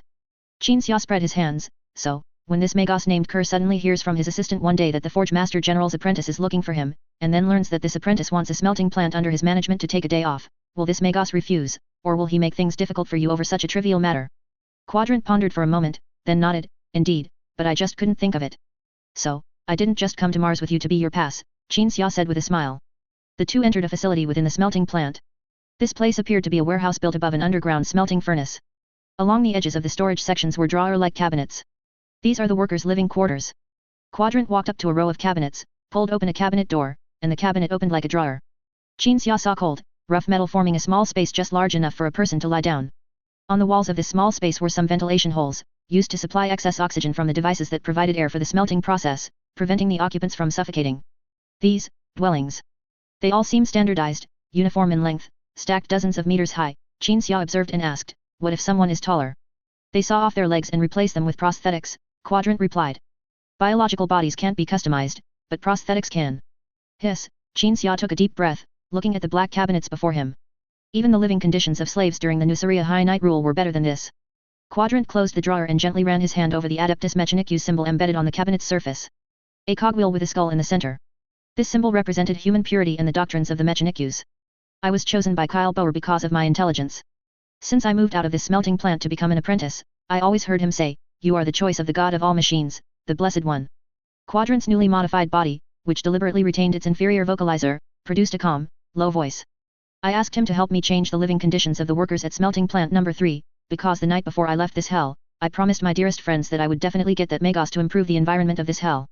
Then Kyle Boer told me that it was the will of the god of all machines, and that those who did not possess knowledge, the inherently inferior, could only serve the god of all machines in such a way. Hearing this, Qin Xia felt a bit anxious for Quadrant, as Quadrant, being clumsy with words, surely couldn't have refuted Kyle Boer's twisted logic at the time. Quadrant continued. I, in turn, told him that if I truly were the chosen of the god of all machines, then I, as the chosen, believed that the followers of the god of all machines should not live like mechanical parts. If the god of all machines truly was the god of the human race and its creations, then it would not permit it. And then what did he say? He said, well said, I will now order the workers in that smelting plant to be converted into servitors. Quadrant looked helpless. Later, he didn't do that, but he didn't do anything either. Qinxia nodded. You still have close friends in the smelting plant? Childhood companions who were fed and raised with you until they could speak and walk, and then sent into the smelting plant? Yes, Quadrant nodded. He and the others I knew worked themselves to death, and after their deaths, their bodies were used to increase the carbon content of the metal. Qinxia sighed. The two walked out of the warehouse together and into the open. As Quadrant was about to go to the next place, another transport ship descended from the sky. Stepping out of this transport ship, which bore the symbols of the Adeptus Mechanicus, was not Kyle Boer, but the Mechanicum woman Qinxia had seen before, named Zess. Close-fitting bronze armor, perfume, a Mechanicum who, with numerous characteristics, seemed utterly unlike a Mechanicum. Qinxia remembered that near the end of the Dawnstar conflict, Kyle Boer and Malkador came to Dawnstar together for a meeting. Kyle Boer stated that he wanted Nuceria to execute the Mechanicum, including Zess. Quadrant, however, pleaded with Kyle Boer on Zess's behalf, leading to a complete break with Kyle Boer. So, naturally, Zess came here upon learning of Quadrant's arrival, specifically to thank him. Quadrant had once explained to Qinxia why he pleaded for Zess. When he first began his apprenticeship with Kyle Boer, it was Zess who had taken great care of him. Zess approached and saluted Quadrant. Quadrant returned the Cog Mechanicus salute. Communication between Mechanicum individuals was always very simple. After conversing in binary, Quadrant then spoke to Zess in a language Qinxia could understand. I want to see Belisarius Call. Belisarius Call. Zess did not know who this was. It wasn't until the priest beside her checked some information and then informed Zess, he is the apprentice of one of your subordinates. Zess said without hesitation, I will arrange it for you immediately. Chapter 430, Final Wish. A moment later. Another transport ship flew to smelting plant number 3. The hatch opened, and Zess's subordinates and his entourage stepped out. Then Zess and his subordinates began to discuss matters nearby. Quadrant immediately recognized Belisarius Call among the arriving entourage, while Qinxia was still looking around. In Qinxia's impression, Belisarius Call was even taller than a primarch, and had been modified to a point where he could no longer be called human. But it wasn't until Quadrant was face to face with Call that Qinxia realized the current Belisarius Call looked like a young man. He had no other modified prosthetics on his entire body except for a brain-computer interface. In fact, to operate in the toxic and harsh environment of Mars, Call even had to wear protective gear. Quadrant. Is that you? Call looked at the person in front of him, covered in a red robe, with a tall, modified body and numerous appendages, his face filled with disbelief. Yes, Call, it's me, Quadrant said, but strictly speaking, this isn't entirely me. The real me is currently soaking in a secret chamber on a battleship, but unlike your impression, only my brain and some organs are left. Call looked Quadrant up and down, but the last time we parted, you were still. After we parted, Kyle Bo transformed me into this and then exiled me to become a recorder for the 12th Legion, Quadrant said. Call looked astonished. Quadrant introduced Qinxia, this is the person I follow, and also my close friend, the White Knight Lord of the 12th Legion, the original body guidance, the Shatterer in the secret campaign, the spokesperson for the legions, and the salvation of Caliban. Call immediately performed the gear salute to Qinxia, and at the same time joked to Quadrant, thank you for introducing so many friends to me. This isn't our first meeting, Qinxia replied with the Aquila salute. It should be, but before, I could only admire you from afar among the crowd, Call said, then looked at Quadrant again, his eyes revealing sorrow. Call tried to appear as humorous as possible, so that Quadrant wouldn't feel he was overreacting to what had happened to him, which might cause Quadrant to recall the fear or other negative emotions from his past tragic experiences. Don't worry, Quadrant calmly told Call, I've long been accustomed to it. Besides, in my opinion, the core of humanity isn't our external body, but our core. Kyle Boer doesn't seem to have undergone much modification either, but he cannot be called human at all. Hearing his friend sharply criticize the Forge Master General of Mars, Call subconsciously glanced around, as if checking for eavesdroppers. From this action, Qinxia could tell that Kyle Boer must have used some special means to consolidate his rule. And Quadrant's direct sharp criticism of the Forge Master General also showed his lack of skill in matters outside of scientific research. Call and Quadrant discussed past events. From their conversation, Qinxia gathered that at this time, Call was still someone who advocated for the preservation of the natural human body, and had a persistence regarding his own natural physique. It was precisely because of this that Call appeared in protective gear, and seemed to have very few prosthetic modifications on his body. Call's mentor was also a biological sage, and did not interfere much with his apprentice's persistence, which was in stark contrast to Kyle Boer. But Call's mentor also had other plans. This was a matter for the future. Call. Did you forget we have something to do? Zess's subordinate called out to his apprentice. Call suddenly remembered something and immediately bid farewell to Quadrant, next time you come to Mars, go to my mentor's place, I won't be coming to Mars again, Quadrant suddenly said, a remark that surprised both Call and Qinxia. As Call wanted to hear Quadrant's explanation, Call's mentor walked over, saluted Quadrant and Qinxia, and then pulled Call away. This group of people seemed busy with an important matter, and managing to come over to let Call and Quadrant talk must have been a difficult decision, so Qinxia did not try to persuade them to stay. Farewell, Zess came before Quadrant and bowed respectfully. After Quadrant slowly nodded, Zess turned and returned to the landing pad. Once this group had left, the foreman, who had received the news, emerged from the smelting facility, looking somewhat stunned, clearly not expecting so many important figures to visit the smelting plant that day. Where else do you want to go? Qin Xia asked with a smile. Quadrant looked serious, but his voice remained low and steady. I have one last unfulfilled wish, and that is to completely sever my master-disciple relationship with Kylbo. So what are the rules for severing master-disciple relationships in your Adeptus Mechanicus? Do you follow procedures and submit an application to the management department?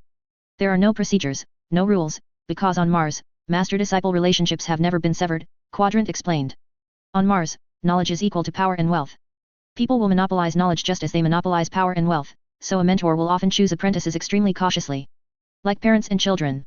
People on Mars are artificially cultivated, they have no parents or blood relatives, but the form of hereditary transmission of power and wealth still exists. Severing a master-disciple relationship is a very shocking thing. Upon hearing this, Qin Xia roughly understood Quadrant's meaning. Apprentices were like carefully chosen offspring for their mentors, they had to stand with their mentors, and naturally would, because the wealth and power they would possess would inevitably come from their mentors. Perhaps there were some exceptions, but to Quadrant's extent, it was truly shocking. Kylbo has his own rules. He once told me after he modified me that if I wanted to sever ties with him, there were only two ways. First, I die. Second, he dies. Quadrant's eyes revealed extreme resolve and determination. In this way, with my blood or his, to wash away the experiences and grievances of more than a decade of coexistence. Hearing this, only two words appeared in Qin Xia's mind, hardcore. So, White Knight Lord, I actually had no way of going to Mars with you and then flying back on a transport ship from the very beginning, Quadrant said. I must stay here, resolve my relationship with Kylbo, and then leave Mars to continue serving you, or, stay here forever. Qin Xia scratched his neck in annoyance, frowning, why are you being so stubborn? Can you kill Kylbo or something? Or are you asking me to help you kill Kylbo? Besides, why do you have to follow the path Kylbo gave you? Can't you just cut off contact with him? I can't. Quadrant's body language also became somewhat agitated, but his voice remained extremely calm. If a person only does bad things to me, of course I can just treat him like dog shit on the side of the road. But Kylbo did bad things to me, but also good things. When Kylbo came to Nisaria before, I went to see him and called him mentor. He said I was a masochist, and maybe you think so too. One of Quadrant's appendages pointed towards the smelting plant warehouse. But who saved me from in there? It was Kylbo. He noticed me among countless children on Mars, discovered my talent, cultivated me, and taught me. He would remove my organs and replace them with prosthetics, but he would also prepare a spare respirator to carry with him every time he went out, and he would tell me life lessons and guide my emotions when I was confused. I know he is too. Every time he comes to Nisaria, he considers problems from my perspective, reminding me what to pay attention to and what to do. He is also acting like a masochist, just as he said. We are like a pair of discordant father and son, hurting each other, but unable to let go of old feelings. At this point, Quadrant suddenly reached out and scratched the vocalizer on his face. He felt that this vocalizer simply couldn't express his emotions. After scratching a few times, Quadrant let his arm drop powerlessly, just as he had chosen to compromise with his new body after being modified by Kylbo. I realized that Kylbo is going down a path I cannot agree with, and we will become enemies in the future. And I must completely sever all ties with him, in a way that we both can acknowledge and accept. Quadrant walked towards Qin Xia. Please, Qin Xia. He no longer called Qin Xia the White Knight Lord. I have already sent Kylbo a location message. I will confront him in this place, the starting point of all my experiences with him. Either I will be reborn in this smelting plant, or I will give everything back to him in this smelting plant. After saying this, Quadrant quietly waited for Qin Xia's response. Qin Xia was silent for a moment, then asked, since you've already made your decision, why ask me? Because you are not only my close friend, but also my superior, Quadrant said. I hope you can understand me as a close friend, and allow me as the White Knight Lord. After pondering for about a minute, Qin Xia nodded, I understand you. The foreman nearby, having heard their conversation, stood dazed like a puppet. Another transport ship flew in from the sky. Smelting plant number 3 welcomed another distinguished guest today. And this distinguished guest was clearly the person Quadrant had just mentioned when he said, I have already sent Kylbo a location message. The cabin opened. Only Kylbo walked out of the dark cabin. He brought no guards, no retinue, and seemed to carry no weapons, appearing all alone like that. Perhaps it was carelessness. Or perhaps it was absolute confidence. Kylbo walked alone towards Quadrant, and at the same time commanded the already stiff foreman, go and get a brainwashing. The foreman left, bewildered and wooden, like a servitor. Qin Xia and Quadrant watched the Forge Master General.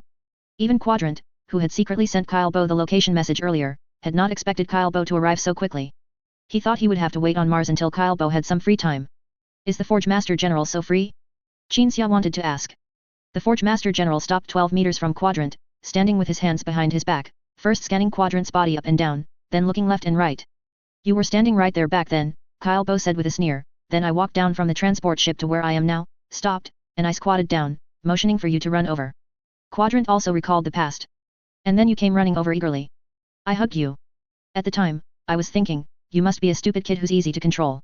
Kyle Bo's tone suddenly turned cold. Facts prove that's true. You could have just run off or ignored me, but you still ran over actively as I told you, using the method I gave you to sever this relationship. Quadrant was dragged out of his memories, coldly staring at his former mentor. Kyle Bo looked at Qin Xia, so you want to help him? No, old man. Quadrant shifted to the right, gradually increasing his distance from Qin Xia. I will face you alone, just as you said, and wash away those grievances with your blood or mine. Qin Xia was still considering what to do. First, Kyle Bo definitely couldn't die, not only because he possessed unexpected powerful things, but also because he still had an important role. Malkador's heartfelt words earlier also meant that Kyle Bo couldn't die. Quadrant couldn't die either, but he was being stubborn. After some thought, Qin Xia could only prepare to observe the situation first, and incidentally stop Kyle Bo if he genuinely intended to kill Quadrant. Please evacuate the innocent, Quadrant said to Qin Xia. Qin Xia teleported the way, and when he reappeared, a smelting plant with no fourth person was left for the two confronting individuals. Chapter 431, Master and Disciple. The Martian wind swept through Manufactorum 3, carrying with it the rolling heat waves emanating from the industrial facilities, as the figures of the Master and Disciple swirled and distorted within the heat. Kyle Boer stood motionless, disdainfully surveying everything about Quadrant. How dare you stand here, with this garbage body that looks even worse than a priest. Hearing this, even Qin Xia and Quadrant himself had to admit that Kyle Bo had a point. Quadrant had two mechanical bodies in total. One was given by Kyle Boer as a humiliation. He dismantled and discarded Quadrant's original organs, replacing them with prosthetics used by the Holy Guard. How strong could mass-produced items be? The other was built by Quadrant himself. After the Dawn Star conflict, he replaced his body with a new one, but it still looked a bit worse than a priest's, not particularly good. Kyle Bo's words were reasonable, and Qin Xia also wanted to know what Quadrant's plan was. Could this guy really intend to die directly in front of Kyle Bo, returning everything Kyle Bo had once given him? If he really became Warhammer Neza, then that would be. But Qin Xia then thought, Quadrant couldn't possibly come here unprepared. Do you remember that I specialized in weaponology? Quadrant's two auxiliary limbs on his back suddenly pulled open his red robe. Within his abdomen, which had been modified into a container, shorter auxiliary limbs extended, each carrying a weapon. All those weapons were not military models, they were clearly developed by Quadrant himself, but their outlines still showed that he had referenced those weapons. All the auxiliary limbs pulled their triggers simultaneously, and a rain of bolter rounds and energy beams shot towards Kyle Boer. The Forge Master General remained motionless, all attacks were deflected elsewhere after reaching 1 meter in front of him. But Quadrant continued to fire, as if to challenge the limits of his mentor's defensive equipment. The bolter ammunition quickly ran out, with only energy weapons continuing to fire. Beams, plasma, nothing more than these two. It was difficult to make breakthroughs in attack forms, but efforts could still be made in cooling and firepower. Qin Xia calculated the firing time and found that the laser guns and plasma guns in Quadrant's hands could sustain fire far longer than similar weapons used by any space marines. But these attacks still had no effect. The unknown defensive equipment Kyle Bo used deflected all attacks, and judging by its performance, it seemed this deflection would continue indefinitely. No matter how powerful energy weapons were in sustained fire, there was always an upper limit. Weapons developed based on reality universe science could not achieve infinite ammunition, and Quadrant's attacks gradually stopped. By the time the last plasma shot was deflected 1 meter from Kyle Bo, Quadrant's auxiliary limbs had already melted from the heat released by the energy weapons in his hands. Kyle Bo still stood with his hands behind his back, his expression as if saying, "Is that all?" The energy weapons in Quadrant's hands quickly dissipated heat and fired again. Kyle Bo lost patience, gently raised his right hand, and made a flicking gesture towards Quadrant. Accompanied by the sound of the Forge Master General's metal fingers rubbing, an invisible force crushed Quadrant's body. Artificial bionic tissues and life-sustaining liquids resembling blood splattered everywhere, mixed with a large number of metal parts. When these splattered and landed in front of Kyle Bo, they were also deflected, just like the previous attacks. Quadrant was dead. But Qin Xia knew that Quadrant had the technology to change bodies, so he was not anxious, but calmly analyzed what Kyle Bo had used just now. That was not a psyker attack, but a form of gravity attack. By creating gravity through some technology, or by increasing the gravity in a certain area, and using this as an attack method to directly crush the opponent. Qin Xia had seen this type of attack 10,000 years later. Such gravity weapons were impossible to guard against because they were invisible and thus could not be dodged. Under gravity attacks, all beings were equal. He died just like that. Kyle Bo sneered, looking at Qin Xia. It seems he hasn't made much progress with you, has he? I wouldn't be so sure, Qin Xia said. Yes, Quadrant can change bodies. This technology is a coveted means of immortality, but what does that matter? It's just changing to another metal shell for me to kill again, Kyle Bo added. Qin Xia pondered for 2 seconds, actually, no. Seeing Qin Xia's tight lips, Kyle Bo stopped prying and quietly waited for his apprentice to present him with a surprise. 2 seconds later, Qin Xia suddenly sensed a psyker fluctuation. A white beam of light descended from the sky. Amidst the flickering light, a not-so-handsome, strong-featured young man appeared in the eyes of Qin Xia and Kyle Bo. The moment he saw this young man, the smile on Kyle Bo's face immediately stiffened. Many memories surfaced in the Forge Master General's mind. A favored disciple growing from a small child to an adult, the many achievements this favored disciple created in this form, and, the night he lay on the operating table, undergoing the modification surgery at his hands. This was Quadrant's original body and appearance. Quadrant wore the distinctive red robe of a mechanicum. This red robe was ordinary fabric, the kind sewn by White Knight naval sailors' families and sold in the Warship Society. Perhaps the clothes made for a White Knight Lord's confidant like Quadrant would be of better quality, but in any case, they could not protect Quadrant's body in the harsh Martian environment. The body beneath the red robe wore no respirator and no protective gear, yet when exposed to the Martian environment, it remained unaffected, as if immune to all poisons. Bionic Man. A complex expression appeared on Kyle Bo's face. That expression was one of uncontrollable astonishment, coupled with the strenuous effort to suppress this astonishment, resulting in a distorted look. This isn't my most satisfactory. Quadrant's arm extended from beneath the red robe, observing it before his eyes, but this body is indeed a monumental achievement, for anyone other than myself. The Forge Master General scrutinized Quadrant, simultaneously brainstorming. As a pinnacle figure in the Martian academic circles, Kyle Bo could immediately see the value of Quadrant's body, and genuinely believed that this body was close to the artificial life he had seen in ancient books, which were the Stone Man. However, Kyle Bo wasn't pondering the origin of the bionic technology Quadrant used, because he genuinely believed Quadrant possessed the intellect to develop such technology. Kyle Bo was wondering how many secrets Quadrant's body held, especially since Quadrant had just used psyker teleportation. Could it be that Quadrant had delved into the technology of creating psykers? But Qin Xia clearly understood how Quadrant used the psyker. It wasn't an artificial psyker, nor was it artificial psyker power, but rather through the crystal that could store his own psyker, and then by leveraging the developed methods of using the crystal, he used the crystal as a consumable resource. However, related research had only progressed to using psyker crystals as ammunition for weapons. Using them as keys for teleportation gates was a first. Kyle Boer. Quadrant's right hand moved away from his eyes, opening his palm and pointing it at the Forge Master General. Prepare to die. Psyker lightning burst forth from Quadrant's 5 fingers. A psyker barrier enveloping Kyle Bo appeared around him and blocked the psyker attack. Qin Xia saw an ornament worn on the Forge Master General's waist taking effect. Clearly, some ancient artifact from Kyle Boer's collection was working, rather than his own direct use of psyker. Quadrant stood in place, continuously releasing psyker lightning. Kyle Bo, who was safe as before, was not composed, and quickly used his gravity weapon to attack Quadrant. Quadrant teleported again, appearing to Kyle Bo's northwest to continue the attack. When the gravity weapon took effect again, Quadrant teleported and changed position once more. At this point, Quadrant's combat strategy became clear to both Qin Xia and Kyle Bo: attrition. Physical attack methods would deplete Kyle Bo's physical defense methods, and psyker attack methods would deplete Kyle Bo's psyker defense methods. Once the defense methods failed and were breached by the attack methods, the scales of victory would tip towards Quadrant. In Qin Xia's view, this battle between master and disciple was completely different from a confrontation between two warriors. Warrior confrontations often left people dazzled, with both sides displaying a myriad of tricks. But these two were purely a numerical confrontation, like an attack model and a defense model competing in data. However, Qin Xia also felt it was normal for these two to fight like this, as neither of them were warriors. Without these high-tech equipments, the master-disciple duel would probably involve hair-pulling, eye-gouging, and biting. Kyle Bo attacked several times with his gravity weapon, and Quadrant teleported several times. Then, the former's psyker defense equipment suddenly dimmed. As a psyker lightning bolt struck Kyle Boer, Quadrant suddenly could not teleport and was once again crushed by the gravity weapon. The Forge Master General knelt on the ground, gasping for breath. Psyker defense methods are as unstable as psyker itself, aren't they? Qin Xia said. Kyle Bo glared at Qin Xia. How could he use psyker? Are you secretly helping him? Qin Xia fell into contemplation. Quadrant had undoubtedly cast a psyker spell just now, but Quadrant had no psyker talent. His soul projection did not shine at all in the warp when using psyker spells. Qin Xia estimated that Quadrant still used the psyker crystal, but he extracted the psyker power from the psyker crystal and transformed it into an attack method similar to that of a psyker. As for how Quadrant achieved this process, Qin Xia could not guess. But it was enough that Quadrant knew the technical principle. Qin Xia valued the application of a technology more. Using psyker crystals as consumable resources, but the way these consumables were used was not like psyker weapons, but rather like a psyker directly casting psyker spells. If this technology could be widely adopted, the World Eaters Legion's regular space marines could also cast psyker attacks like the think tank, or at least, use psyker crystals to cast attacks that resist psyker. This would clearly cause a qualitative leap in the Legion's overall combat power. The only problem was that psyker crystals were consumables. Once they ran out, they would be useless. Just like Quadrant just now, his last psyker crystal was also used up, so he couldn't teleport and was crushed to death by Kyle Bo. No matter if you are helping him or not, Kyle Bo looked at the pile of bionic parts on the ground, his eyes showing extremely obvious pity. This idiot wasted his most precious thing, he definitely doesn't have it now. Before he could finish speaking, psyker fluctuations occurred again, and another bionic version of Quadrant teleported out. He was almost identical to when he last teleported out, and still contained a large number of psyker crystals within his body.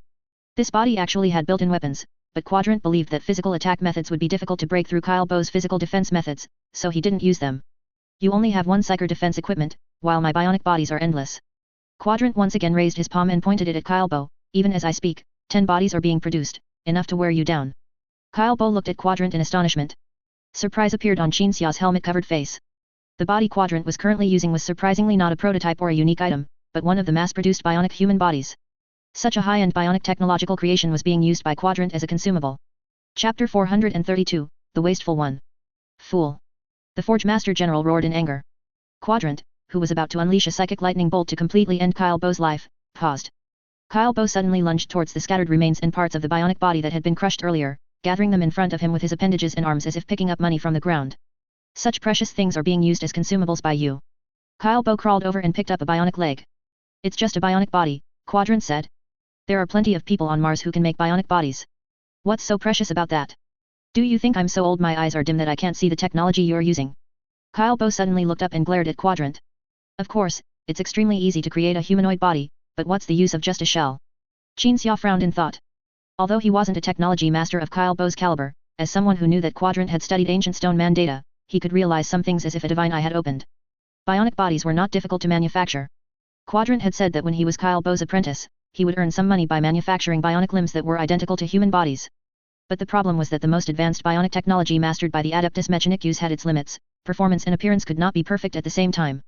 To pursue greater strength, to process more information, to store more data, one would have to be like Kal, a natural humanist who gradually abandoned his body and even his appearance, transforming into a living machine taller than a Primarch.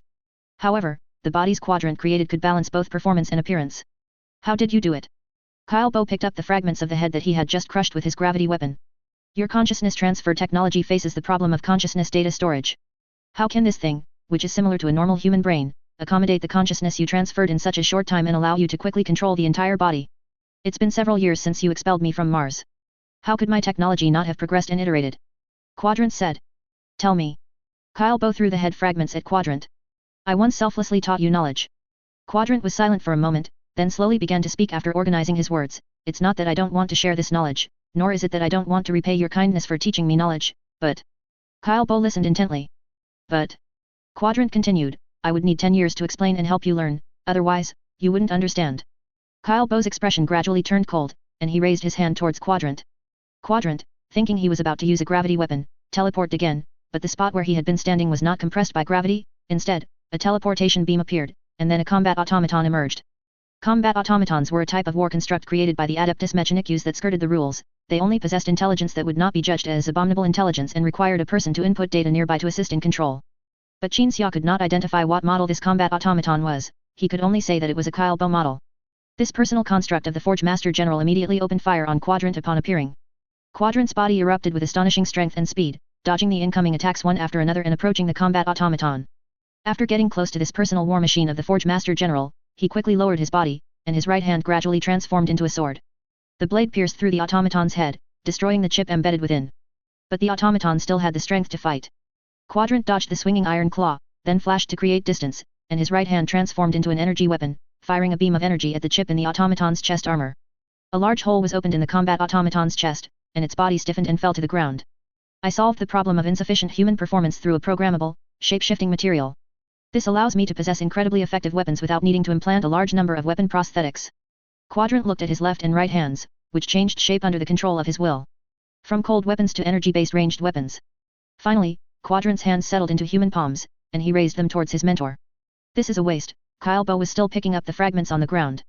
You are wantonly wasting things that are precious in the eyes of others, just as you squander your talent. Stop picking them up, Quadrant said calmly. You have no way of reverse engineering them. The idea of technology patents, that's what you taught me. Kyle Bo lowered his head, finding that the fragments he had gathered were gradually dissipating.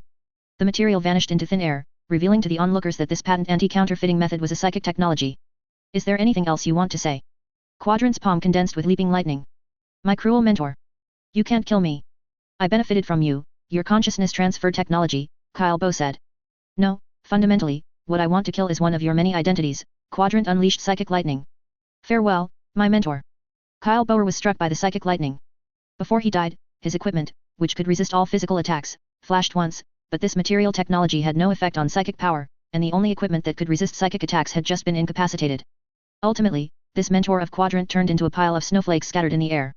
This psychic effect was proof that the psychic power Quadrant was using came from Qin Xia. The outer casing on Quadrant's chest opened, revealing 3 psychic crystals stored in a hollow cavity inside. One was completely dim, and one of the remaining 2 was only faintly shimmering. I thought it wouldn't be enough. Quadrant's chest casing closed, and he looked up at Qinxia. Although this bionic body has been mass-produced, the supply of psychic crystals is limited. Your mentor learned consciousness transfer technology from you. Qinxia glanced at the snowflakes on the ground. Quadrant nodded. So he's still not dead, Qinxia said. Quadrant nodded again, but his identity as Quadrant's mentor is dead. My connection with him has been completely severed. When I encounter his main body again in the future, I can completely kill him as someone unrelated to me.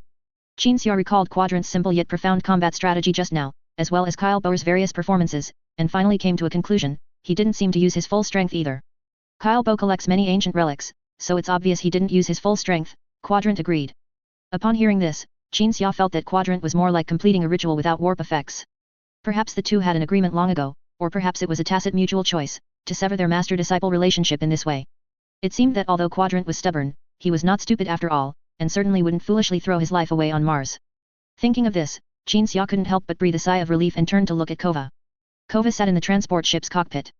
This ace pilot from his home world, and the brave man who single-handedly faced the mutated Leviathan mothership, now appeared unusually nervous. The transport ship's void shield was already activated, and Kova was clearly very worried that the recent duel between Kyle Bo and Quadrant would destroy everything around them. There's nothing else nerve-wracking to do, is there? Qinxia pointed at the transport ship. Quadrant turned around and looked at everything around him, scanning the number 3 smelting plant before turning back and nodding to Qinxia. Qinxia exhaled slightly, walked towards the transport ship with his hands behind his back. The cabin door opened and closed, and Kova, who had long been eager to leave Mars, quickly piloted the transport ship out of Mars' atmosphere. Next to Quadrant's seat was a briefcase. He had carried this case before the Mars trip began, but he hadn't taken it out when he disembarked from the transport ship. Now, Quadrant opened the briefcase and handed it to Qinxia. These are my technological achievements during this period. Originally, I intended to give them to you after my death, but now, they can at least serve as an explanation. Perhaps you might think I was at ease just now, but frankly, I really thought I was going to die. Kyle Bo has a conceptual virus in his possession, he could directly kill my consciousness. As Quadrant explained, Qinxia took the briefcase and saw a document inside. The document recorded brief introductions to various technological achievements, as well as where these achievements were stored in the White Knight's laboratory. Qinxia first looked at the technology related to psychic power. Quadrant had already researched a more advanced way of using psychic crystals, which was a technology that allowed someone like him, who had no psychic talent at all, to cast psychic spells. The foundation of this technology was psychic crystals in a construct called a psychic circuit. And the psychic circuit was made of a material with excellent psychic affinity, looking like a circuit board. Black stone. Qinxia suddenly looked up. The material underground on Planet 3 during the Rendon campaign. How did you think of using this to create psychic constructs? After the Rendon campaign, I collected some planetary fragments and began to study the material named Blackstone, Quadrant said frankly. I found that Blackstone has an anti-psychic effect, and at the same time, it also has a psychic amplification effect, which sounds contradictory. No, not contradictory at all, Qinxia shook his head. Blackstone is a double-edged sword. It can be anti-psychic, and it can also amplify psychic power. Hearing this, Quadrant was a little surprised. He felt that Qinxia seemed to know a lot about this material, but at the time of the Rendon campaign, he hadn't given orders to collect Blackstone. Qinxia frowned. That material is often used for anti-psychic purposes, but we don't know how to use it. Only a race that has existed for millions of years knows how to use it, and those Blackstones were not activated and utilized. I have seen Blackstone material, but I racked my brains and still didn't know how to use it. You mean that although Blackstone has diverse and powerful effects, it's difficult to use and activate, and it's almost impossible for us humans to master the method of using Blackstone? But when I found Blackstone fragments near the end of the Rendon campaign, it wasn't as inert as you described, it could be activated and used by psychic power, Quadrant said. Qinxia was about to say that this was impossible, but then he suddenly thought of something. The Void Dragon, this Citan, had an excellent affinity with Blackstone, it could use Blackstone even when it hadn't been processed and activated. And the Emperor had deployed Void Dragon fragments in the Rendon campaign. No, Qinxia denied the answer he had suddenly thought of. If Blackstone were activated to suppress or amplify psychic power, I would definitely be able to sense it. Most of the Blackstone I tested were useless stones, only a very, very small amount of Blackstone could have the effects I mentioned and be crafted into psychic circuits, Quadrant said. Science requires not just flashes of inspiration, but also the patience needed for repeated, extensive testing, and the conviction that a newly discovered thing must be useful. Qinxia rubbed his chin, then perhaps the power of the Citan fragment only affected a tiny bit of the Blackstone. We can talk about Blackstone later, the focus is on bionic human technology, Quadrant said. The most crucial part of the data the Forge Engine engineer gave me was actually a material, a molecular material. Brown's various abilities were all based on this molecular material. I can't fully replicate it, but I can replicate some functions. Qinxia suddenly asked, how many bionic humans can you control simultaneously? Quadrant immediately realized what Qinxia wanted to do. To create an army of bionic humans, like the Iron Man army. In short, this army would have the characteristics of being numerous, easy to produce, and individually powerful. Nuceria wasn't without Iron Men, but Iron Men were something that would trigger the Emperor and Malkador, so they could only be deployed in the most secret moments. If there could be an army of controlled bio-humans, it would be like combat automatons, skirting the rules. I can control 20 bionic human bodies simultaneously, Quadrant replied after thinking. Too few, Qin Xia put down the briefcase. When I have time, I'll research consciousness transfer technology with you. We can. But I can create nodes, similar to the central hubs of psychic rituals, and ultimately control an entire army-sized force of bionic human shells, Quadrant added. Perfect, Qin Xia slapped his thigh. Silence fell in the cabin. Quadrant believed that Qin Xia's attitude was an authorization for him to continue developing both technologies. And Qin Xia suddenly remarked with emotion, sometimes, I think Kyle Boer was right about at least one thing. What? You have amazing talent, but you like to squander and waste it. Qin Xia recalled what had just happened, then continued. You opened up 2 new directions for technological development, but you chose to use these 2 technologies first to sever your master-disciple relationship with Kyle Boer. Hearing this criticism, Quadrant was silent for a long time. He wanted to explain that if this knot in his heart wasn't untied, he couldn't do anything else. But he also felt that Qin Xia understood, but even with that understanding, he still felt that this behavior was very wasteful and squandering. Ultimately, Quadrant could only nod, I admit it. Chapter 433, Imperial Palace Forbidden Treasure. This is pretty good. Regardless, the 2 of them ended their master-disciple relationship as if completing a ritual. It's quite good. Imperial Palace. Qin Xia and Malkador walked side by side. Malkador already knew about the events on Mars, but some details remained unclear. Quadrant's life or death doesn't matter, Malkador said. He won't have the same historical impact as Belisarius Cawl. Qin Xia thought to himself, I don't think so. Belisarius Cawl will be possessed by his mentor, and then in his mentor's memories, he will see his mentor conversing with the Emperor. His mentor will not understand the words the Emperor spoke, nor will he understand who the Cawl in the Emperor's words is, because those words are meant for the possessed Cawl. Then Cawl will reclaim his body, absorbing all of his mentor's knowledge. Malkador subconsciously glanced at the audience hall behind him. The Emperor, Angron, and I just discussed how to communicate to make his cross-temporal meeting with Cawl more ceremonial and fated, thereby inspiring Cawl's drive. Malkador said, taking a string of keys from his waist. Qin Xia looked at the keys, pondering the seal-bearer's intentions.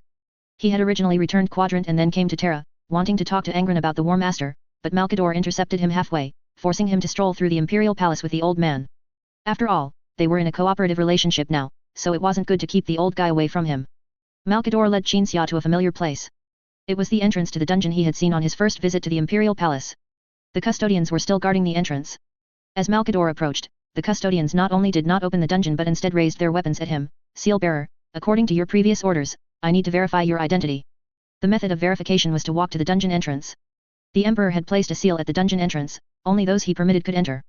Qin Xia realized that Malkador had given orders to the custodians to prevent impersonation. If he couldn't pass the seal's verification, the custodians would indeed open fire. Boom.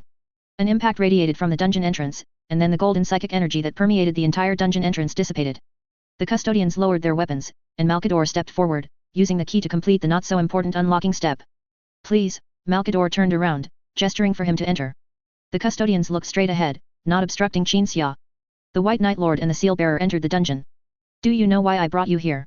Bored. Humor. Qin Xia and Malkador moved through the dungeon.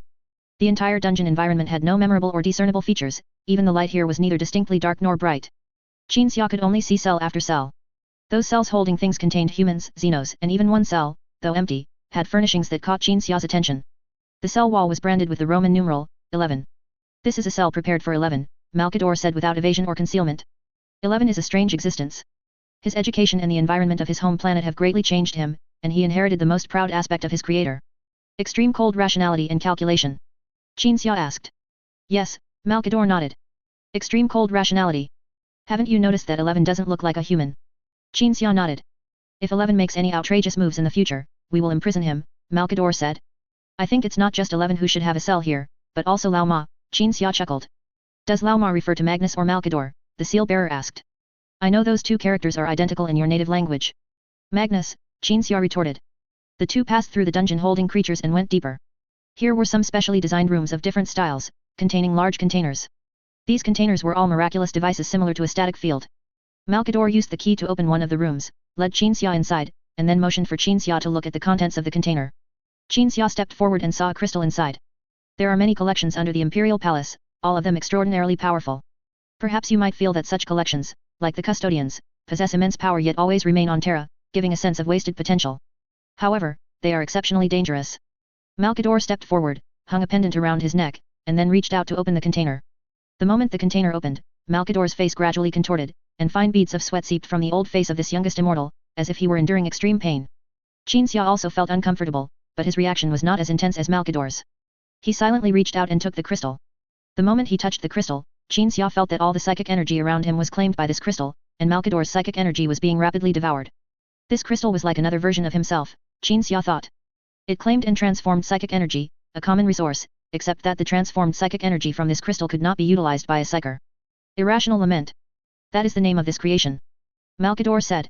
It originated from an ancient scientist who advocated rationality, firmly denying any supernatural phenomena, believing that any supernatural phenomenon was merely a physical phenomenon that could not be explained temporarily, and that people viewing supernatural phenomena as some kind of spiritual power was unmaterialistic and irrational. Any supernatural phenomenon in the path of this scientist would dissipate, but that wasn't because he possessed the abilities of a soulless one, but because he had a more powerful psychic talent. Because he so strongly believed in his ideas, his psychic power dispelled the surrounding supernatural phenomena. And when he realized this, he had an epiphany, spending his entire life creating such a thing. Qinxia held the psychic crystal, seeing a woman's face within it. The Emperor and I observed the future together, seeing Magnus' various reactions after learning about the Terra accusations. Malkador continued. We always emphasize that what hasn't happened isn't important, but, take this thing. If anything happens, it will be useful to deal with it. When Qinxia wanted to ask how long he could hold this item, Malkador realized what Qinxia would ask, so he proactively said, you can keep this thing indefinitely. Qinxia took out the Sirius sword, unclipped a diamond from its hilt, and replaced it with the crystal. Only when Qinxia sent the Sirius sword into the area he had carved out in the warp did Malkador let out a long sigh, gradually relaxing. The two left the dungeon. Remember this place well. If anything happens in the future and I can't bring you, you come by yourself. Malkador gestured for Qinxia to look around carefully. Memorize everything about your return to the Imperial Palace and coming here with me.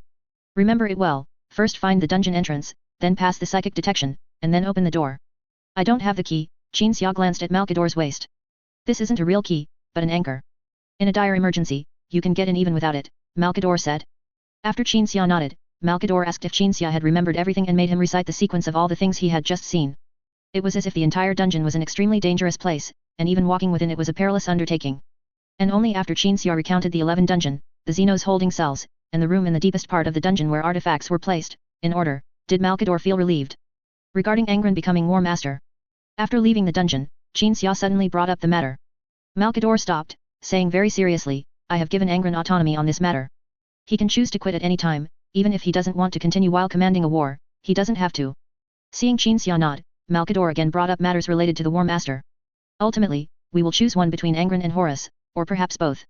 The key is their performance. This matter with Magnus will be handled by you and Angron together. He will bring Lemon Russ, Rogaldorn, Mortarion, and Perturabo, along with their legions. It seemed Malkador feared Qinxia might misunderstand that he didn't trust Angron's abilities, leading him to have Angron bring so many legions to ensure Magnus' return to Terra. So Malkador explained further. Mortarion is extremely anti-psyker, Perturabo is anti-psyker but friendly with Magnus, Rogaldorn is cold and stubborn, and Lemon Russ is completely the Imperium's executioner. If Angron can command Rogaldorn and Lemon Russ through his personal charisma, and ensure that the extremely anti-psyker Mortarion doesn't escalate the situation due to ideology, leading to legion infighting, and that Perturabo, who is friendly with Magnus, can also cooperate with him to bring Magnus back. Then Angron is undoubtedly the candidate for War Master. Hearing Malkador's words, Qinxia slowly nodded, thinking this arrangement was also good. If Angron truly didn't want to deal with those problematic brothers, then this operation would be a suitable opportunity to withdraw. However, Qinxia still had reservations about the War Master issue. You should know that chaos will corrupt the Imperium of man's most important military leader. If Angron becomes the target. With your protection, he won't have any problems, Malkador patted Qinxia's shoulder. But I must say your concern is valid. The 11 cell you just saw, and my mention of perhaps establishing 2 War Masters, these are all part of our preventive measures. Qinxia took a deep breath and turned to leave. The think tank fleet left the solar system and headed for Prospero. Other Primarchs who were about to participate in the operation to capture Magnus also temporarily detached their elite troops from the Great Crusade, and the various fleets eventually converged in a star system called Coperlu. The Primarchs participating in the joint operation needed a battleship to serve as a command center and force protection. And only Rogaldorn brought a Gloriana-class battleship, which was his unyielding resolve. When the various fleets converged to form a joint force, Qinxia and Angron went from the White Knight to the Unyielding Resolve. When the transport plane carrying the two landed in the hangar of the Unyielding Resolve, the moment the cabin door opened, Qinxia and Angron saw the host of the Unyielding Resolve, Rogaldorn, as their greeter. Rogaldorn's stony face showed no expression. The only emotion revealed in his rock-solid, resolute eyes was determination and unshakable stability. Dorn's rock-like body was encased in gold and heavy armor, with castle-like decorations on both sides of his shoulder pads, which made him look even more unyielding. Rock. Qin Xia thought of this meme. After all, Rogel Dorn was always described as rock-like in one way or another, and this Primarch indeed didn't show much personality or distinct characteristics. Dorn remained silent, watching Angron, surrounded by his sons.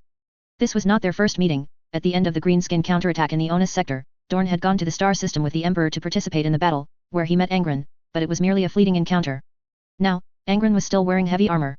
The Lord of the 12th Legion did not possess a noble or dignified demeanor, his steps were very casual, and his arms rested casually on the handles of the chainsword axes hanging at his left and right hips. Behind Angron were the Blood Drinkers.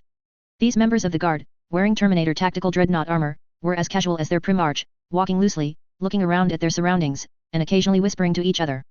But Dorn had studied some of the deeds of the 12th Legion, and of course, he knew that these Blood Drinkers only appeared lazy and loose in a safe environment. If it were a battlefield, they would be as united as if 100 people shared one brain.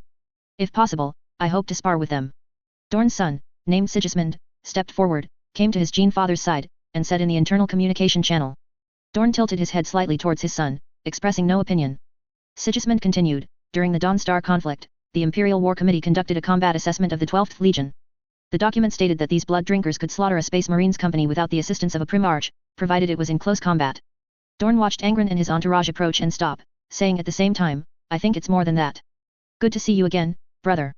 Angron took off his helmet and held it in his hand, extending his other hand to Dorn. Dorn hesitated for a moment. Angron sensed Dorn's strong displeasure with his various actions during the Dawnstar conflict. But Dorn finally shook Angron's hand, then said nothing and turned to lead the way.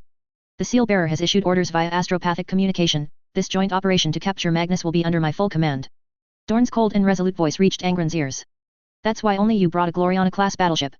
Angron nodded, I'll follow your command, brother. Dorn walked silently ahead. Qin Xia and Angron exchanged glances, both thinking that Malkador, that old fellow, had many tricks up his sleeve. He clearly wanted the future War Master candidate to command the joint operation, but he still gave the command to Dorn, letting the future War Master seize command from his brother himself. The Blood Drinkers behind the Primarch and the White Knight Lord looked at Dorn and his sons with unfriendly eyes. The Blood Drinkers all knew about Angron becoming the military commander. Angron had kept this from his other sons, as the Primarch was accustomed to discussing matters with his siblings and adoptive father. The gladiators of the Blood Drinker Guard would not reveal any information, and as insiders, they understood that Angron needed to seize command. So Yuechola quickened his pace and walked to Angron's side, thinking, the person standing next to Dorn should be Sigismund. I heard his swordsmanship is very strong. I'll have a match with him. Angron sensed Yuechola's thought and gently shook his head. This encrypted communication, safer than the internal communication channel, ended. Everyone took transportation to the command deck. All the way, Dorn remained very silent, saying nothing even when he entered the command deck of his flagship. The command deck gate opened, and Dorn walked to the star map, supervising the crew and charting the course. And Dorn was not the only one on the command deck. Perturabo stood by the viewport, and simply hearing Angron's footsteps made him realize who had arrived, but he merely gave a slight nod, then continued to stare at the void outside the viewport. Mortarion leaned against a pillar on the command deck, talking with a death guard.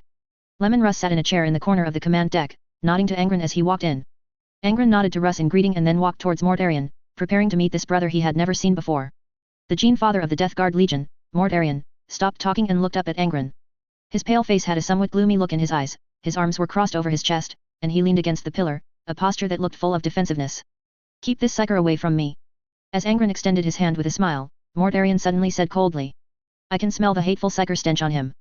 Angron's smile vanished instantly, and his outstretched hand dropped. The feeling is mutual.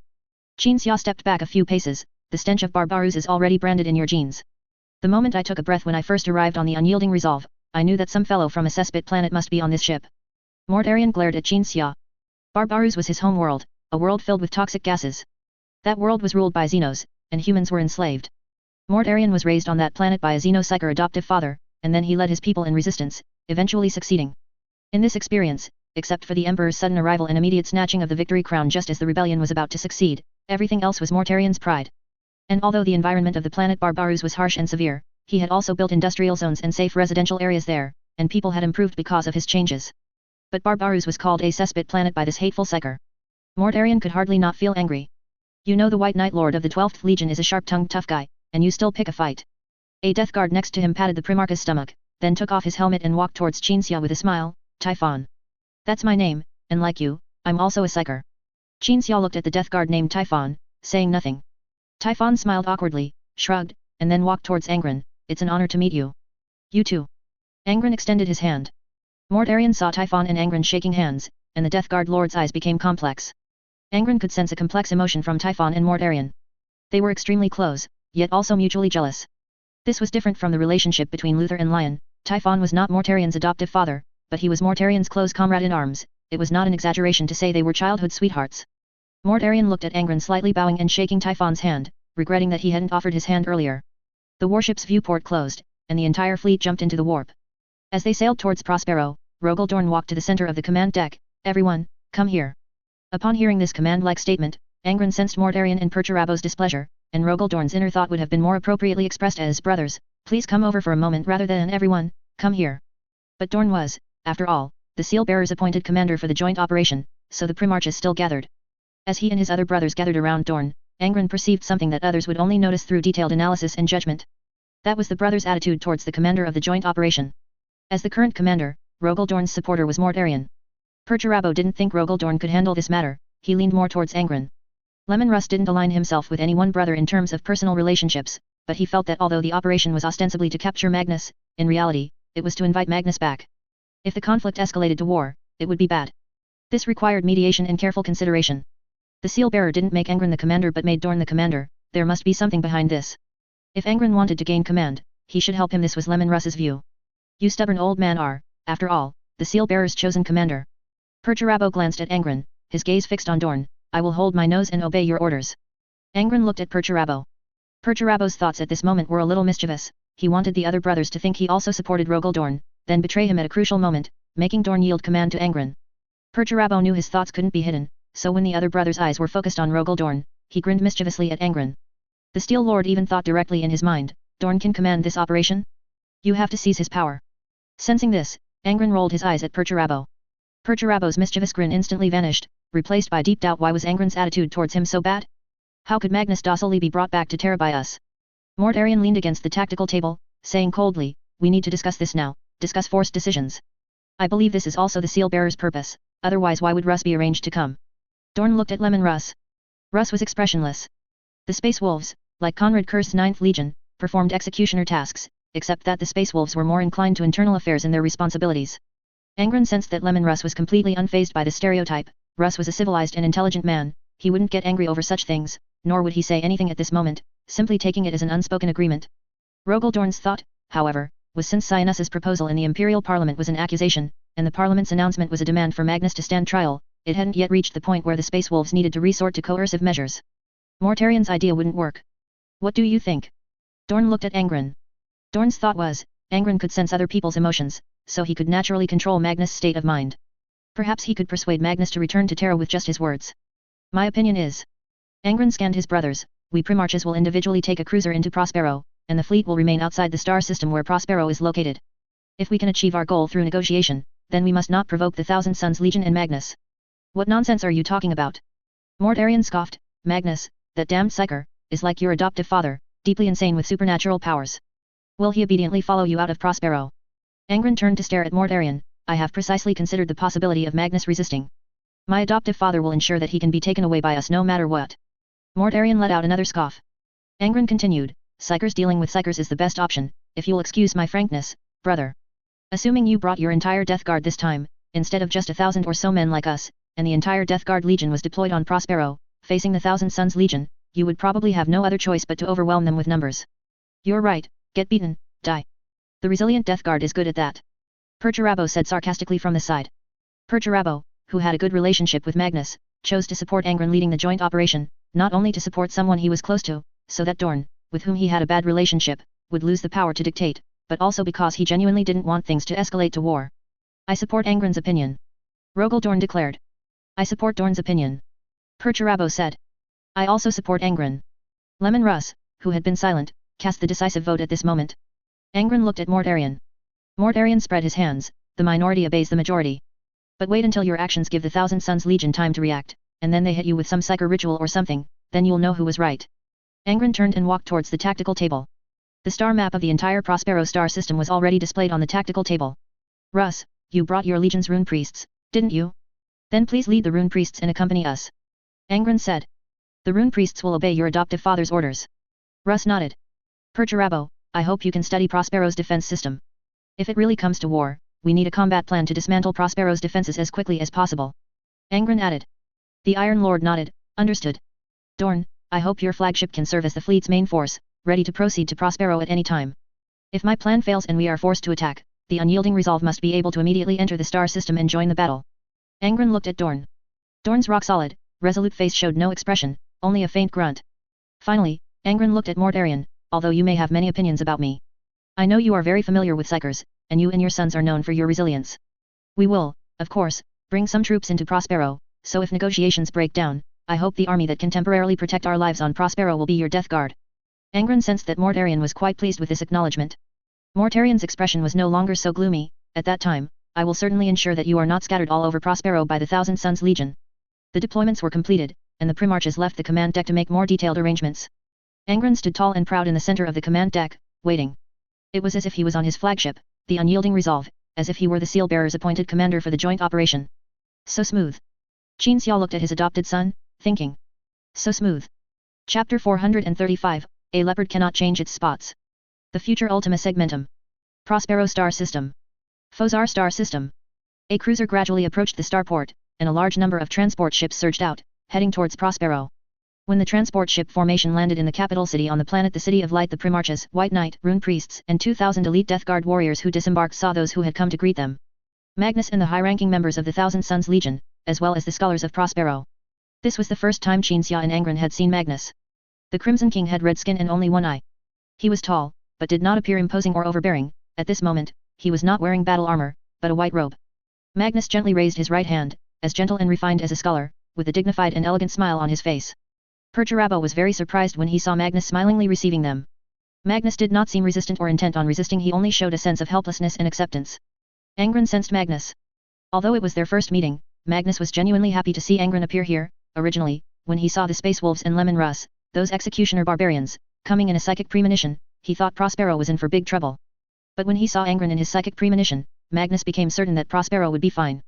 Because of Angron's various performances during the previous Dawn Star conflict, and his full respect for the 12th Legion's opinions afterward, and also allocating benefits to the 12th Legion who hadn't even participated in the meeting, this was enough for Magnus to develop trust and goodwill towards a brother he had never met.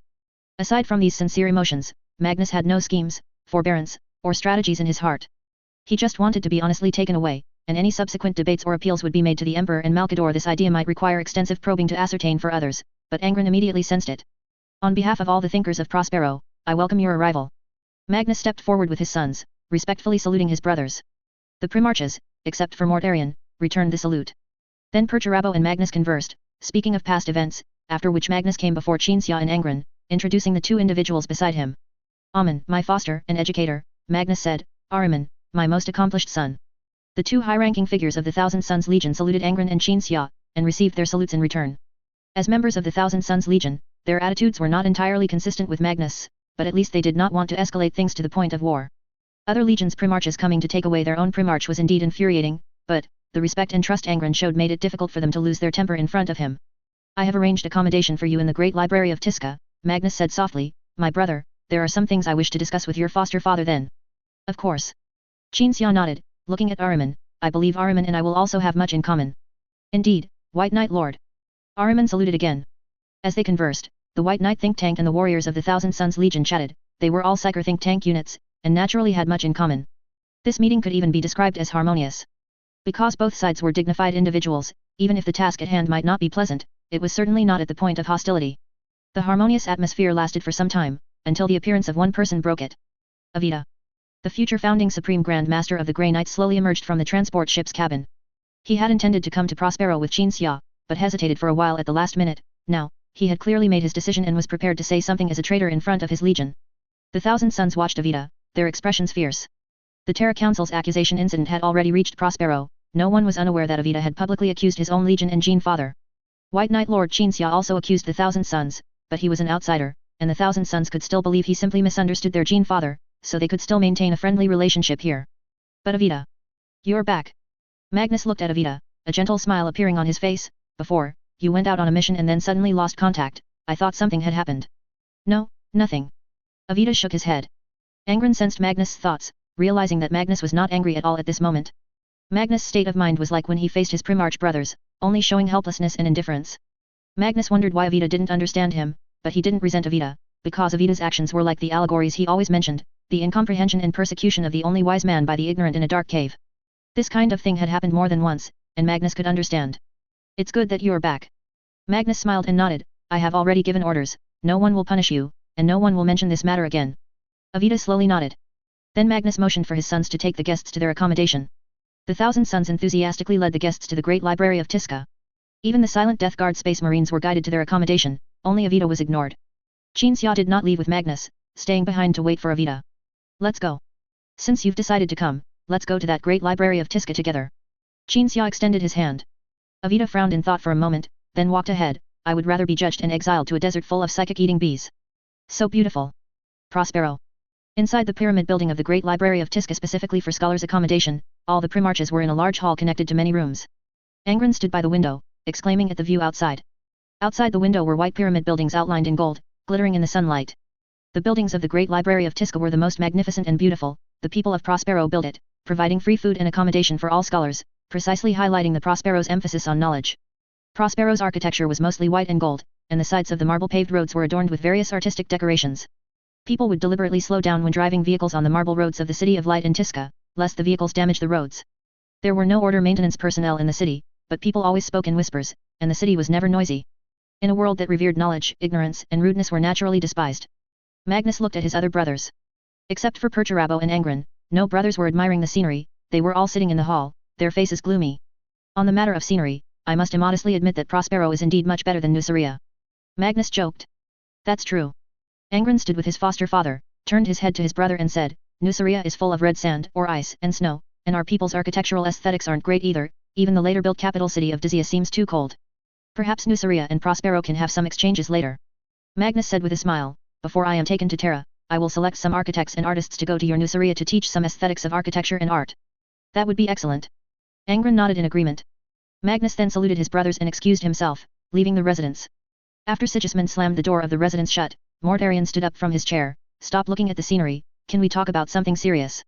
It seems a certain Barbarou's native still prefers a gas bomb planet. Perturabo said sarcastically, but still walked to the table. The primarches all gathered around. Mortarion spoke first, my sons have also been housed in the great library, they have chosen some rooms that can be cleared and fortified as a stronghold in an emergency. Very good. Angron nodded, although Magnus and their attitude is very good, we still need Mortarion's vigilance. Hat. Perturabo sneered. Mortarion was expressionless, but only expressionless, in his heart, he was exceptionally pleased. He couldn't explain why, although he disliked Angron quite a bit, he was very happy when praised and acknowledged. And Angron knew why better than Mortarion himself.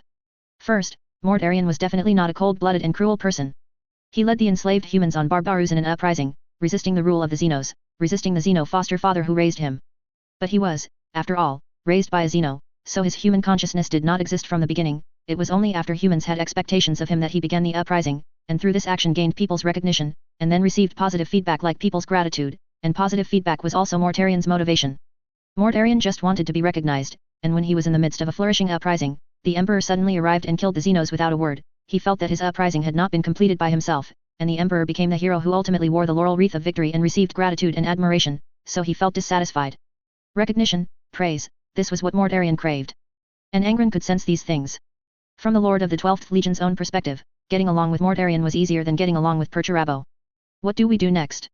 Lemon Russ asked, live here, play for a while, until Magnus says I want to go with you. No, we will discuss the accusations against Magnus tomorrow, and then propose taking him back to Terra.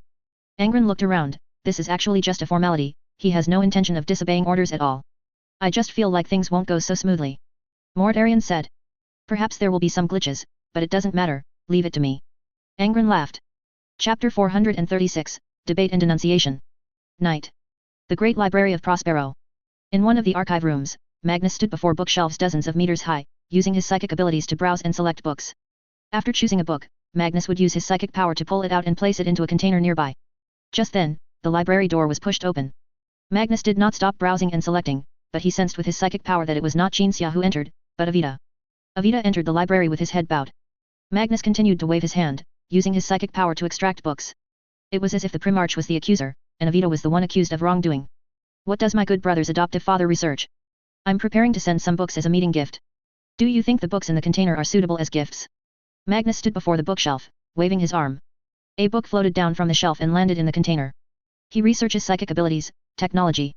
It seems there's nothing he doesn't research or isn't good at, Avita replied softly. Oh, that's good. Magnus finished selecting the books and psychically sealed the lid of the container. Avita stopped and looked at his Gene father. Do you want me to punish you? Magnus turned to look at his son. I don't think you are sorry for the accusation, you just feel that you betrayed the Legion, betrayed your brothers. Avita nodded silently. You are not a Prosperon. In Prospero's history, no one has ever been punished for their words. Magnus gestured for his son to sit at the library reading table. But Avita just stood there, unmoving. I know we only have ideological conflicts, just like the White Knight Lord. He doesn't understand me, and he holds animosity towards me. But it doesn't matter. Seeking common ground while reserving differences is the choice of the wise, while the foolish will only tend to physically destroy dissenters. Hearing what the Primarch said, Avita felt even more guilty, and at the same time, helpless. I did betray the Legion, but I don't think I was wrong to accuse you, Avita said.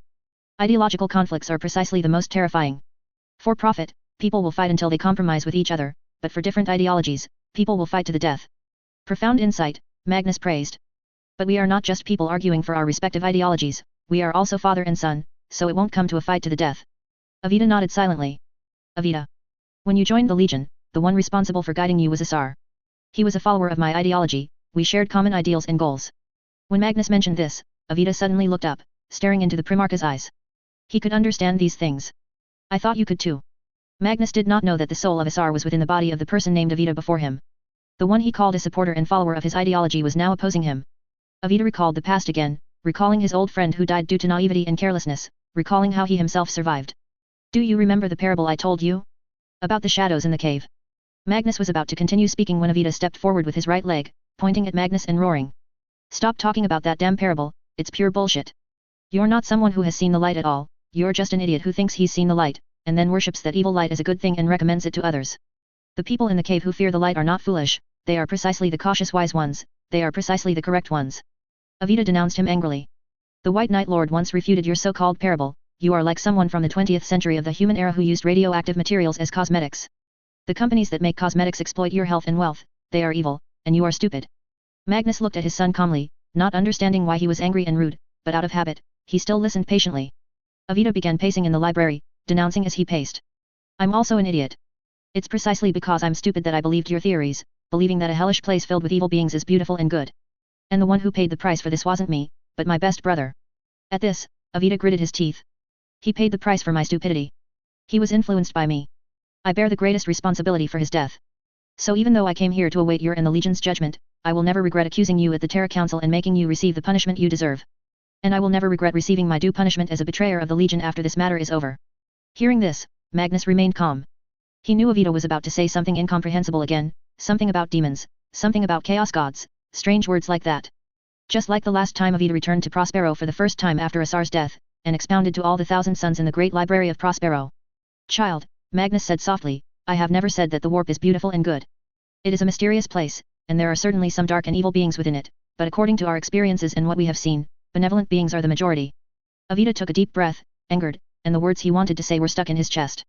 In the process of seeking light, one must inevitably pay a price, but if we are frightened and completely give up the exploration in pursuit of light, then we will forever remain in the cave, fearing the light, and thinking that everything we see is the whole world, ignorant and foolish to a ridiculous degree, Magnus added. Seeing Avita silent, Magnus slowly shook his head, you are very agitated now and not suitable for debate. Let's talk about this another time.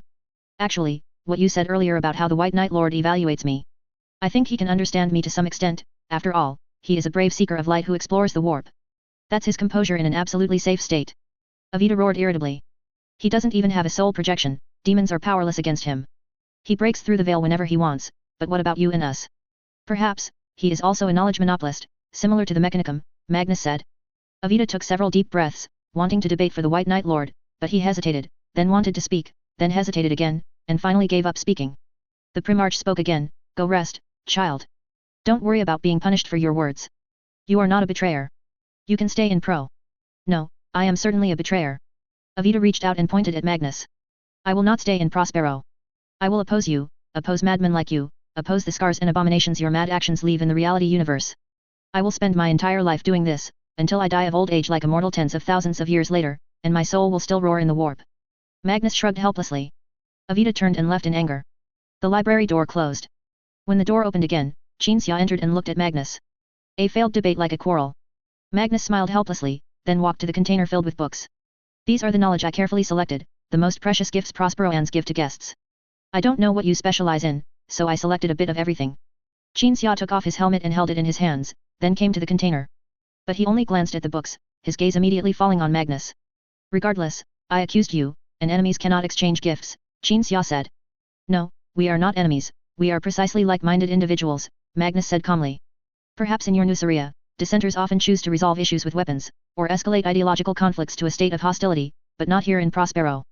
Upon hearing this, Qin Xia felt complex emotions. There was both the helplessness of being unable to reason with him and a sense of gratitude. Tomorrow I will undergo interrogation by my brothers, and then I will go to Terra, Magnus said. At that time, those knowledge monopolists of the Adeptus Mechanicus might set their sights on Prospero and an unaligned legion. I know you are also fighting those people, so I hope you can help my legion in my homeworld after I leave. No matter what ideological conflicts exist among us wise ones, I believe we should stand united in front of a group of knowledge thieves. Qin Xia nodded in agreement with what the Primarch said. I also hope you can agree to some things on behalf of my 12th brother, Magnus spoke again after a brief silence. Qin Xia listened quietly. Not all Primarches who come to Prospero are like Angron, some of them are barbarians more terrifying than knowledge thieves. I hope that no matter what happens, Prospero will not be destroyed. Magnus meaningfully looked up at the ceiling, his gaze seemingly penetrating the building, reaching the fleet beyond the star system. Then the Primarch lowered his head, watching and waiting for Qin Xia's promise. I guarantee Prospero will not be destroyed, Qin Xia promised with a serious tone. Now I can leave here with peace of mind. You just want a promise. Yes, a promise. Magnus looked at Qin Xia. You can teach my brother such character and ability, you must be a trustworthy person. Your word will surely have a tangible effect, like a psychic contract, though the efficacy of such a promise in the reality universe will not be directly apparent. I also know that if someone tries to destroy your promise, you will certainly have the ability and willingness to make them pay a heavy price. After listening, Qin Xia nodded silently. Chapter 437, Sudden Change in Situation. The next day. Pyramid of Light. In the vast and magnificent hall of Magnus' pyramid on Prospero, there were only the Primarches. Magnus stood opposite his brothers, undergoing the routine interrogation from his Primarch brothers. Opposite the Crimson King, the Primarches were led by Angron. Brother, there are still some things I need to ask you before taking you from Terra, and this will be a recorded and public interrogation. Angron said in a calm tone. Magnus was silent for a while, and only when Mortarion impatiently moved to ask if he had heard, did he nod. How many people in your legion have made pacts with warp entities? Angron asked. Magnus stood still, his eyes narrowed, fine beads of sweat forming on his forehead. He looked extremely uncomfortable, his chest rising and falling slowly and heavily, and Magnus' breathing could be heard throughout the entire hall. I see our respective legions deployed inside and outside the Pyramid of Light, my sons near the pyramid, and Mortarion's sons outside the pyramid. Magnus' words left Angron and the others bewildered. No, my warriors are stationed in the Tisca Library, Mortarion said, and your warriors, they are in the pyramid opposite the Tisca Library, there's no one near the Pyramid of Light. I know. Magnus frowned and nodded. Angron, my brother, you should ask me how many people in my legion have not made pacts with warp entities. Before Angron could speak again, Magnus answered, 30. 30 people haven't made pacts. Angron frowned. No, of course not. Magnus frowned. Didn't you just ask me which locations I searched in the warp? What? That's a question I'm supposed to ask you later, according to the question list. Angron asked, what's wrong with you? Angron had already observed Magnus' discomfort and was also sensing Magnus' mind. He could only feel chaos. Magnus would think about one thing, then another, and both things were chaotic and inexplicable. Almost. Magnus shook his head. I've barely delved into other parts of the warp, because, as you said, no, as I said, there are dangerous places and entities in the warp. What nonsense are you talking about? Mortarion demanded. Magnus nodded, then shook his head. I didn't do that. The Crimson King kept shaking his head, a fierce discomfort eroding his sanity. And from this Primarch's subjective perspective, everything in his eyes was constantly changing, at times reality, at times the warp. Time was no longer linear, with brief glimpses of past and future alternating. Mortarion frowned, taking the side-like weapon from his back and gripping it. Lemon Russ, after a moment's thought, also drew his weapon from his back. Although Angron had repeatedly ordered them not to act rashly and escalate the conflict when they came to Prospero, even Angron, seeing Magnus' strange condition, couldn't help but place his hand on the hilt of his chainsword axe. Angron recalled what his adoptive father had told him last night after returning from the library. Magnus was very rational, although he held a somewhat frustrating ideology, he possessed normal cognitive abilities. And Magnus' inner thoughts directly indicated his willingness to return to Terra with his brothers, only he wanted to debate the Emperor and Malkador on Terra, and then persuade them. But now, as all the Primarches saw, Magnus was speaking nonsense, exuding an inexplicably worrying aura, as if he were possessed, his temperament so drastically changed that even his mind was chaotic. He's fighting against something. Angron deciphered a non-abstract feeling from his brother's extremely chaotic thoughts. Then why did he suddenly become like this? Mortarion asked in a deep voice, What is he fighting against? Perturabo's urgent words interrupted Mortarion's inquiry. Angron silently shook his head. Magnus' body suddenly tensed. Angron's expression changed, and he suddenly noticed that in that instant, Magnus' mind became calm. Help me. Angron heard these words from his brother's mind. But the calm lasted only an instant. Magnus suddenly raised his head and roared at the hall ceiling, psychic light erupting from his eyes and mouth and nose. The entire pyramid of light was suddenly enveloped by a psychic barrier. Typhon. Mortarion called out on the COMM channel, but only the hiss of static responded. Angron analyzed the situation before him. Things had happened too suddenly, this was definitely a warp incident. Keep trying to contact people outside, and tell your sons to stay in the Tiska Great Library. Angron ordered Mortarion, then walked towards Magnus. What do you want to do? Perturabo, who was already examining Magnus' condition, blocked Angron's path. Angron sensed that Perturabo wasn't afraid he would do something bad to Magnus, but rather worried that Magnus' condition might infect a Primarch with considerable psychic talent. He must have just encountered something, I need to see. Angron bypassed Perturabo, came before Magnus, and placed his hands on Magnus' shoulders. The moment he touched his brother's limb, Angron saw a purple realm. Outside the Pyramid of Light, Ahriman walked across the plaza, pushing aside 1,000 sun after another, reaching the front of the gathered warriors, looking at the crimson barrier that had risen near the Pyramid of Light. After 2 seconds of observation, Ahriman withdrew his gaze and turned to look at the 1,000 suns. The Primarch ordered us not to act rashly no matter what happens. Everyone, return to your garrisons. The 1,000 suns saluted Ahriman and turned to leave. But then a warrior, covered in the smell of gunpowder, staggered over, and as everyone stopped to watch him, he shouted loudly, "The Death Guard are attacking us." The 1,000 suns exchanged glances, then in a matter of seconds realized the seriousness of the situation. Without anyone giving orders, the 1,000 suns immediately executed the contingency plan formulated before today's pyramid interrogation conference began. After quickly arming themselves fully, the 1,000 suns gathered and rushed to the main road leading to the Pyramid of Light. The Death Guard had already poured out of the Tiska Library, and the two sides met on the essential path to the pyramid. Warriors from both sides aimed their bolt guns at each other simultaneously. On the Death Guard's side, Typhon pushed aside blocking warriors to reach the front, simultaneously raising a barrier with one hand and using his psychic power to project a shouted question that echoed across the vast road. Why did you send people to attack the Tiska Library? Hearing the shouted question, Ahriman, accompanied by the 1,000 sun who had run back to report, stepped forward, also using psychic power to project his words. You attacked us first. Hearing the response, Typhon frowned in thought. The Primarches inside the Pyramid of Light were unreachable, the impenetrable psychic barrier had suddenly appeared, indicating something was definitely wrong inside the pyramid, but because of the former reason, it was currently unknown what had happened. Perhaps Magnus had suddenly resisted, perhaps Magnus had lost control, psychers were always prone to losing control. But the internal situation of the library was unclear, and if they acted rashly now, it might lead to an inexplicable imperial civil war. After some deliberation, Typhon proposed, let's clarify the misunderstanding first. No. We should go into the pyramid first and see what's happening. Ahriman walked excitedly towards the Death Guard. Typhon. I know you're also a psyker, let's examine that barrier together. Let's figure out the Primarch's situation first. The Death Guard occupied the side of the road closer to the Pyramid of Light. The 1,000 suns tried to persuade Ahriman not to go forward, but Ahriman pushed aside those who tried to dissuade him, and without raising any psychic defenses, he spread his hands and strode forward. The Death Guard's dark muzzles were aimed at Ahriman. Lower your weapons, Typhon ordered. The Death Guard's muzzles lowered. You lower yours too. Ahriman turned and ordered. The 1,000 suns' muzzles also lowered. Thus, Ahriman entered the Death Guard's lines and walked with Typhon towards the barrier. The two arrived before the barrier enveloping the Pyramid of Light. I've already tried, this barrier isolates all matter, and even psychic power cannot penetrate it, Typhon said. Ahriman reached out to sense the barrier, and the moment his hand touched it, he was swallowed into it. Typhon was stunned for a moment. You let 1,000 sun in to help their Primarch. A roar questioning Typhon echoed in the COMM channel. Magnus is very likely fighting our Primarch, and you let one of his capable helpers in.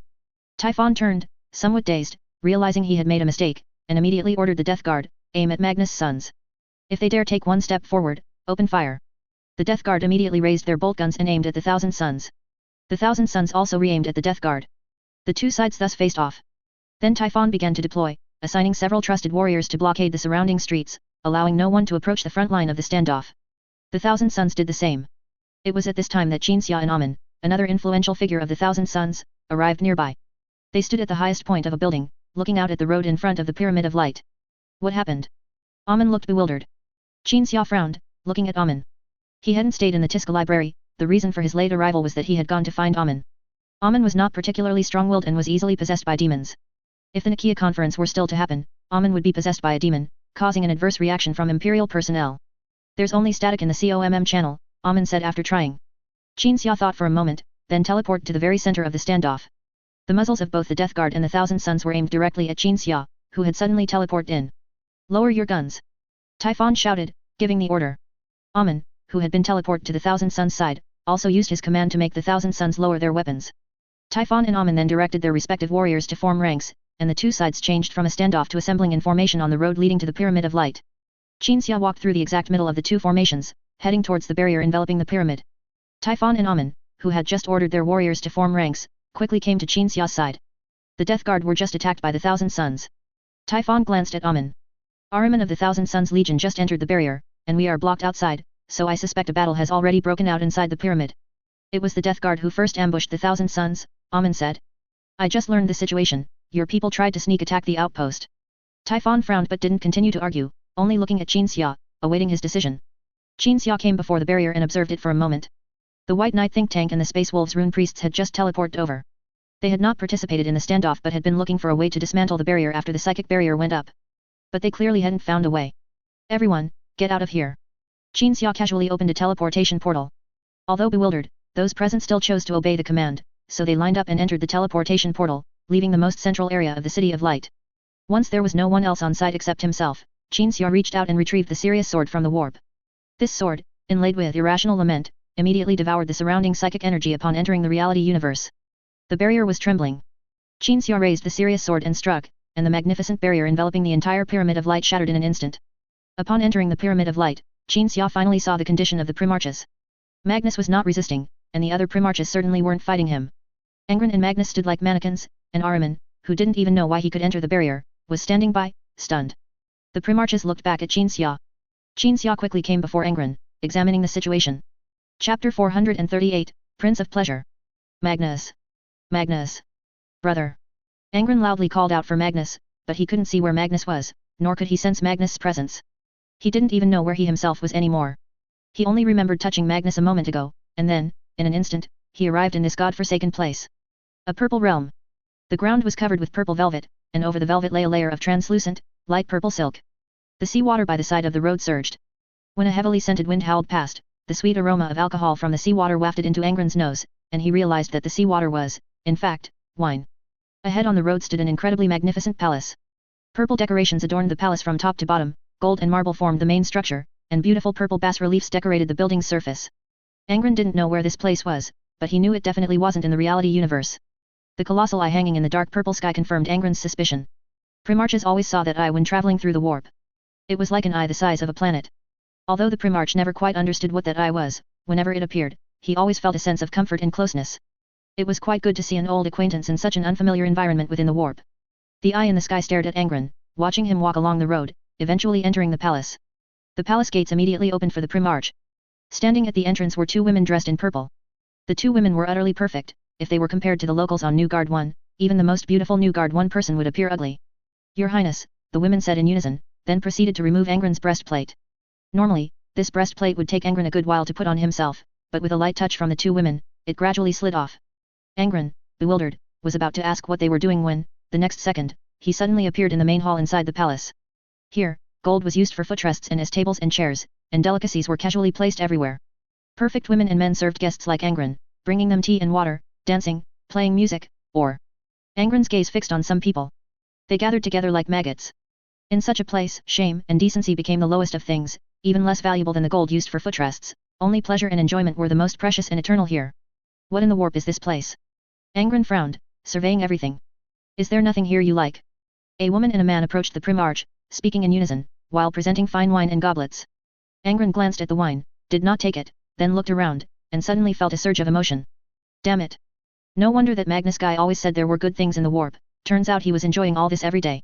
He and the Thousand Suns were really bold, what if this was just an illusion or something? As Angron thought this, the man and woman serving him suddenly spoke. It seems nothing here suits the tastes of a distinguished guest like you. Then what about them? The sound of a sharp weapon cutting through flesh rang out. One of the servants was beheaded, their body falling to the ground. Then, two warriors, a man and a woman, emerged from behind a screen at the front of the palace, slaughtering the servants as they came. The woman wore leather armor and wielded a long sword. Her skin was bronze, and her well-proportioned and graceful musculature added to the beauty of her perfect physique. The man was exceptionally robust, clad in heavy armor, with snow-white skin, his entire body like a finely sculpted Prospero figure.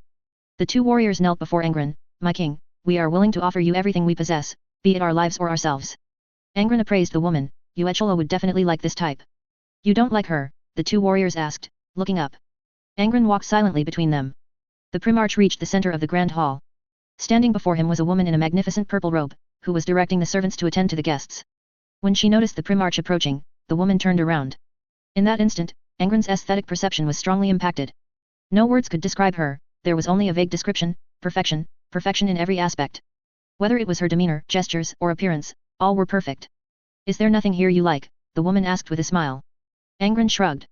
Perhaps you haven't used the right method. The woman walked up to the Primarch, her body, taller than Angron's, gently leaned down, and she whispered into the Primarch's ear, perhaps you should savor the enjoyment that only you can experience, in your own way. A beautiful and penetrating voice continuously echoed in Angron's ear. The voice delved deep into Angron's soul. Angron closed his eyes. His innate ability to sense others' emotions was released, connecting with the inner being of everyone in the palace. The extreme pleasure that each person's soul and body were experiencing at that moment was also perceived and endured by Angron. These sensations continuously layered upon each other, finally encompassing Angron like a gentle storm. It was indeed an enjoyment that only Angron could experience, a constraint that no matter how depraved one became, it was difficult to break through no matter how much one indulged, only oneself could feel the pleasure. These sensations multiplied and continuously grew. How does it feel? The voice echoing in his soul spoke. Excellent. Angron said, trembling. Stay here, embrace this place, and I guarantee you will enjoy an even more extreme and eternal pleasure, the woman in the purple robe continued. Good, Angron nodded. Become the ruler of this realm, become, my prince, the woman continued. Wonderful, Angron's face showed an expression of extreme happiness. Then merge with me, the woman looked up at the giant eye in the sky, abandon that thing watching you, merge with me. Angron said happily. Then, as you wish. I have a question. Angron's face still held an expression of intense pleasure, but he raised a finger. What question? Here, even the desire for knowledge can be satisfied, the woman said with a smile. Angron opened his eyes, and the expression of pleasure on his face suddenly vanished. The depraved pleasure I feel here cannot compare to the joy I felt from the people of Nuceria on the day of the uprising's victory. This absurd enjoyment of slave owners is not even 1,000th of the heartfelt gratitude of the people. Hearing the Primarch's cold and arrogant words, the woman slowly straightened up, looking at the Primarch with confusion. Then she realized she had been played. Get out! Angron roared furiously, Slaanesh filth! The woman looked at Angron helplessly, then took 2 steps back. Where did you filthy abomination take my brother? Angron drew his chainsword axe and pointed it at the woman. Was it you who has been luring my brother and his sons to indulge in depraved pleasure here, leading them astray and making them obsessed? Your brother is with my brother, the woman said with a smile. Before this moment, I had never allied with him. Angron frowned. He speculated that the woman before him was the incarnation of Slaanesh, one of the Chaos Gods, as mentioned by his adoptive father. And Slaanesh's brothers were Tseanch, Nurgle, and Kern. The place he was currently in must be Slaanesh's realm. Angron actually knew about Magnus and Tseanch, but he only appeared in Slaanesh's realm after sensing Magnus, so upon realizing the woman before him was Slaanesh's incarnation, he assumed Magnus had also been brought to Slaanesh's realm. Do you wish to leave? Slaanesh's incarnation asked gently, my prince of pleasure. I don't believe you would let me go. Angron lowered his body, ready to attack the daemon at any moment. You can do anything you wish, my lord. Slaanesh's incarnation pointed towards the palace entrance. This is your future domain, and you are the future prince of pleasure. How dare anything lowly here not satisfy your every demand and desire? How could I possibly become your pawn? Angron slashed at the incarnation. The incarnation flickered to the other side. There's plenty of time, child. Angron put away his chainsword axe, which was useless against demons, then pondered what Slaanesh's incarnation had said. Connecting it to how warp creatures often know the past and future, he wondered if he truly might fall into Slaanesh's realm in the future. But then he reconsidered. His adoptive father had said that demons would bewitch mortal beings, and unless there were special reasons, what they said should be treated as nonsense. With that thought, Angron walked out of the palace, and as he stepped through the doorway, he looked up at the sky. That eye was still there. He then recalled what Slaanesh's incarnation had just said about the giant eye. I see the curiosity blooming within you, Slaanesh's incarnation said. Do you want to know what that is? Angron remained silent. That is you, a part of you. Slaanesh's incarnation said. Angron had already started running out of the palace, not wanting to hear those words, but the voice still echoed in his ear. You are not merely the creation of a human gambler, or rather, not entirely. You are precisely from the warp, and your essence is insight. You must have thought about these things and believed your essence might be a warp entity capable of sensing others' emotions, yet it is not. Insight is your true essence. The Emperor is our enemy, constantly claiming to fight chaos, but it was he who passed through the Molech Gate, came to us, and made a deal with us. The deal was for you. As Angron listened and increasingly wanted to leave, he departed Slaanesh's realm within the warp. Chapter 439, The Truth. The submarine navigated through the warp. Qin Xia's soul, separated from his body, was inside the submarine, controlling everything. Eventually, Qin Xia gave up his aimless search and decided to ask someone. As soon as he had this thought, a fleshy compass suddenly teleported in front of the submarine. Hi. It's me again. The features on the compass formed a smiling face. Remember me? During the Nuceria Uprising War, I helped Qin Xia, who didn't yet know how to teleport, Travel to the Moray family's fortress territory. Then Qin Xia, after learning to teleport, forgot all about me. As the compass spoke, canned laughter rang out, ill-timed and abrupt. The entire warp was filled with laughter and joy. Qin Xia, who already knew that nothing strange was out of place in the warp, got straight to the point, help me find Angron. All right, all right. The compass immediately pointed in a direction. Qin Xia looked in that direction and saw Slaaneish's realm. Without hesitation, Qin Xia piloted the submarine towards Slaaneish's realm.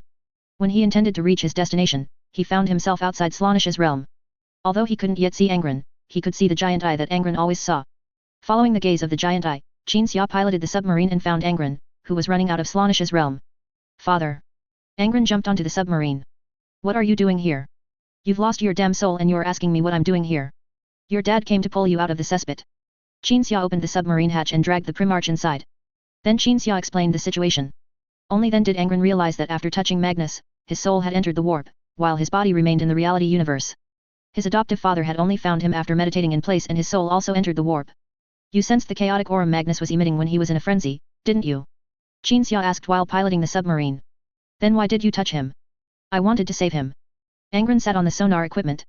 Besides, Magnus begged me to help him. And then you went to Slaaneish's realm.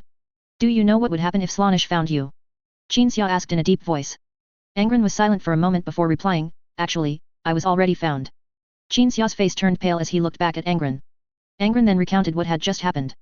Qin Xia's face gradually regained some color. Fortunately, I told you about chaos, otherwise you really would have.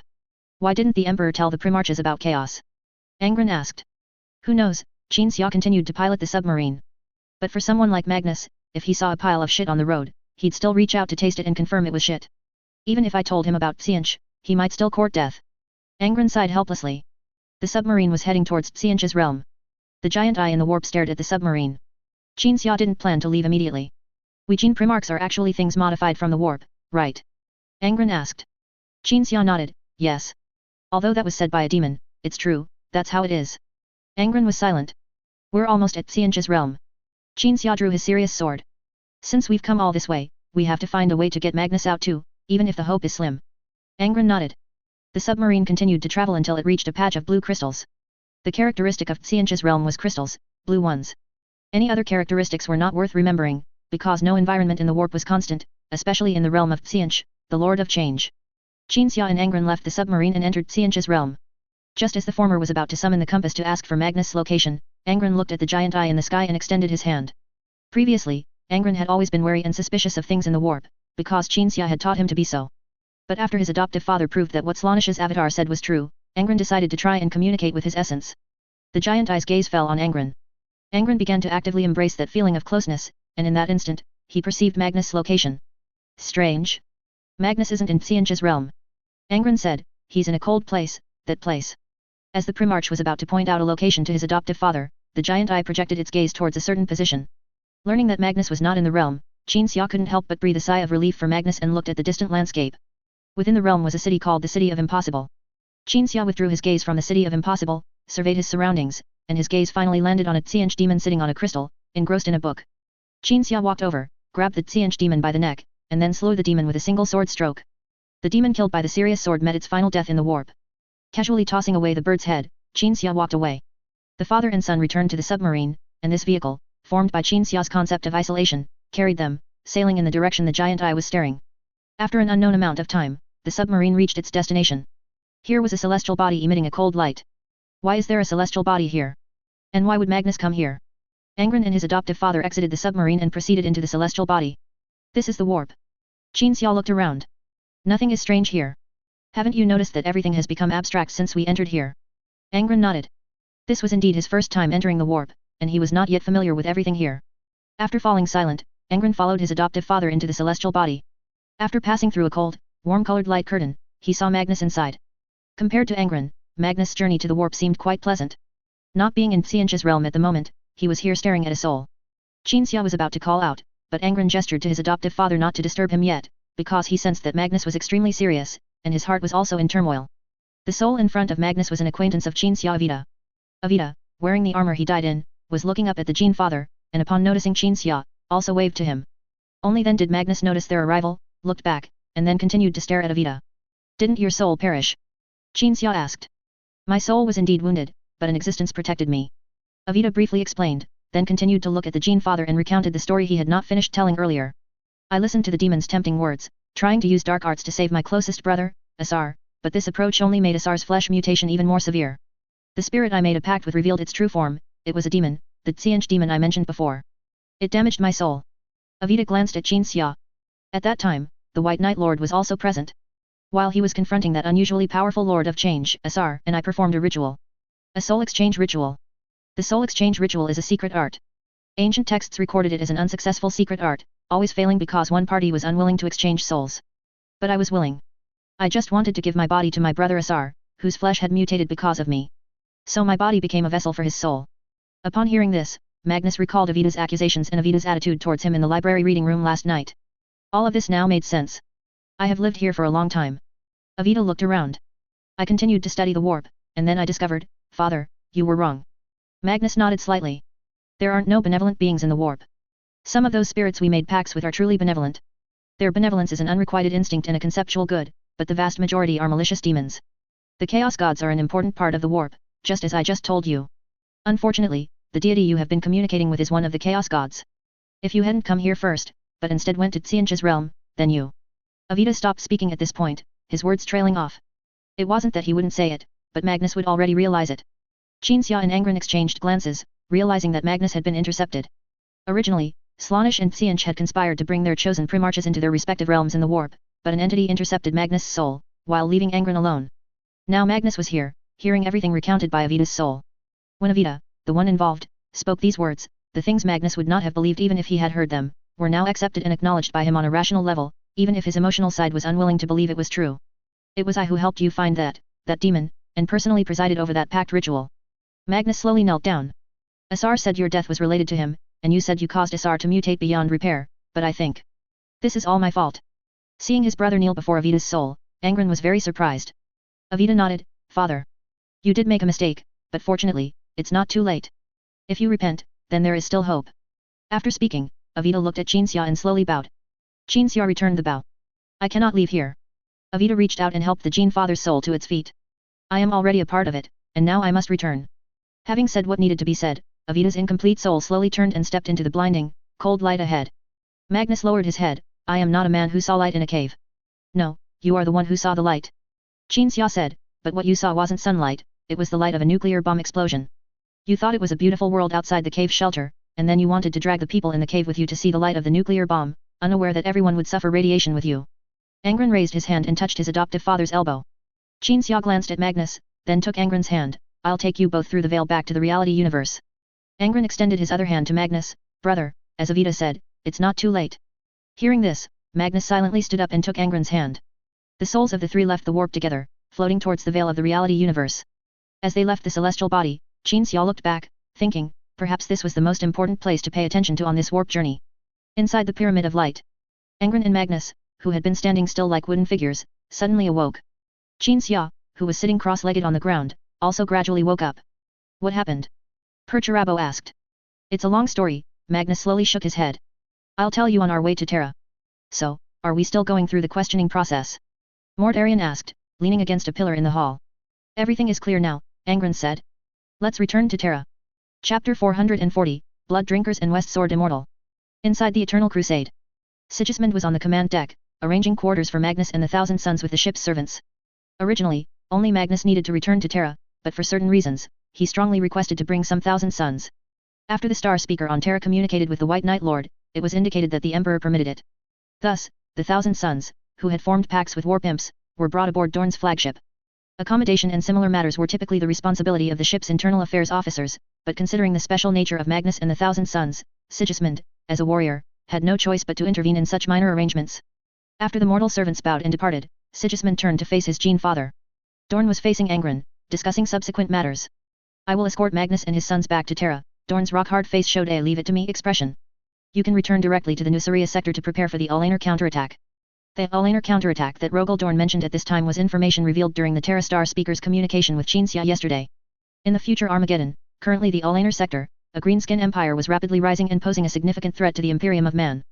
The Emperor instructed many legions, including the World Eaters, to prepare for a crusade against the greenskin empire.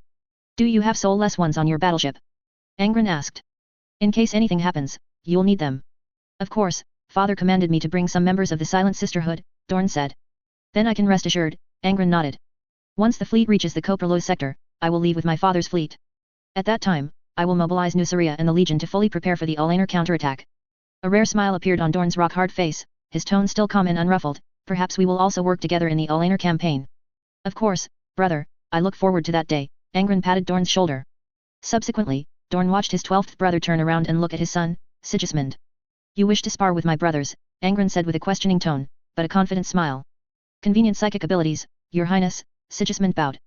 I do indeed have that intention. Angron nodded. He knew his brothers felt the same, but considering Sigismund's legion, he still looked to Dorn for his opinion. The Primarch nodded silently a second later. Eternal Crusade Training Ground. The Blood Drinkers followed behind Qinxia and Angron, slowly walking through a passage into the flat, vast metal training ground. Dorn's sons had already filled all the empty spaces in the training ground with their bodies. Sigismund stood in the center of the training ground, leaning on his sword, head held high, looking at the Lilith. Rogel Dorn stood on the observation deck above the training ground, looking down at his sons and the guests. The World Eaters stood outside the training ground. Qinxia looked at Sigismund and communicated psychically with Angron. This person is a formidable character, the Astartes Legion's top swordsman. I've given him a nickname. What nickname? Angron guessed, West Sword Immortal. Qinxia looked up at the Primarch with slight surprise. How did you know? When I was little, you always talked about those sword immortals and such, so I thought of it, Angron said. Qinxia nodded, West Sword Immortal. I think our Nuceria Superman might not be able to beat him. It's just a friendly match, Angron turned to Uechala. Uechala, holding his longsword, stepped onto the training ground. Sigismund bowed, swiftly picked up his longsword, and returned the bow. Uechala tapped the floor 3 times with his sword in return. Both simultaneously looked back at their respective primarches. After Angron and Dorn exchanged glances and nodded, the match began. The Blood Drinker and West Sword Immortal simultaneously retreated, creating a 20-meter distance. The other gladiators of the Blood Drinker Guard, meanwhile, whispered among themselves, discussing who would win. Dorn's sons did the same. Uechala attacked first, charging straight at Sigismund. He was not wearing Terminator power armor, but Mark III power armor, the only difference from Sigismund's armor being the color. Sigismund stood his ground, lowering his body and holding his sword, ready to observe his new opponent's fighting habits and swordsmanship first. Uechala covered the 20-meter distance in almost an instant, swinging fiercely. The sword blade, which should have struck the opponent's abdomen, was deflected to the shoulder when the opponent used astonishing skill. With a crisp clang, sparks flew from both Sigismund's sword blade and shoulder plate. The crowd surrounding the training ground realized that this blood drinker was strong enough to overpower Sigismund, to the extent that Uechala had managed to hit the opponent's shoulder plate even while the opponent was blocking with his sword, but it was only the shoulder plate. Evaluations like sufficient strength, insufficient skill filled Angron's perception. Uechala hacked and slashed wildly, delivering over a dozen sword strikes in a matter of seconds. Sigismund nearly failed to parry several times, and his sword even wobbled precariously in his hand, though this wobbling was extremely slight. But the blood drinkers were silent, for they had discerned something from Dorn's son's parries. When Uechala swung again, Sigismund seized the opening in Uechala's overwhelming movement, quickly adjusted his stance after deflecting the attack with his sword, and pointed his sword at the opponent's throat with a speed the opponent saw but couldn't react to. Astonishing strength, blood drinker, Sigismund lowered his longsword. If it had been real combat, the seal between Uechala's helmet and gorget would have been pierced. The gladiator realized this and readily admitted his defeat. I lost.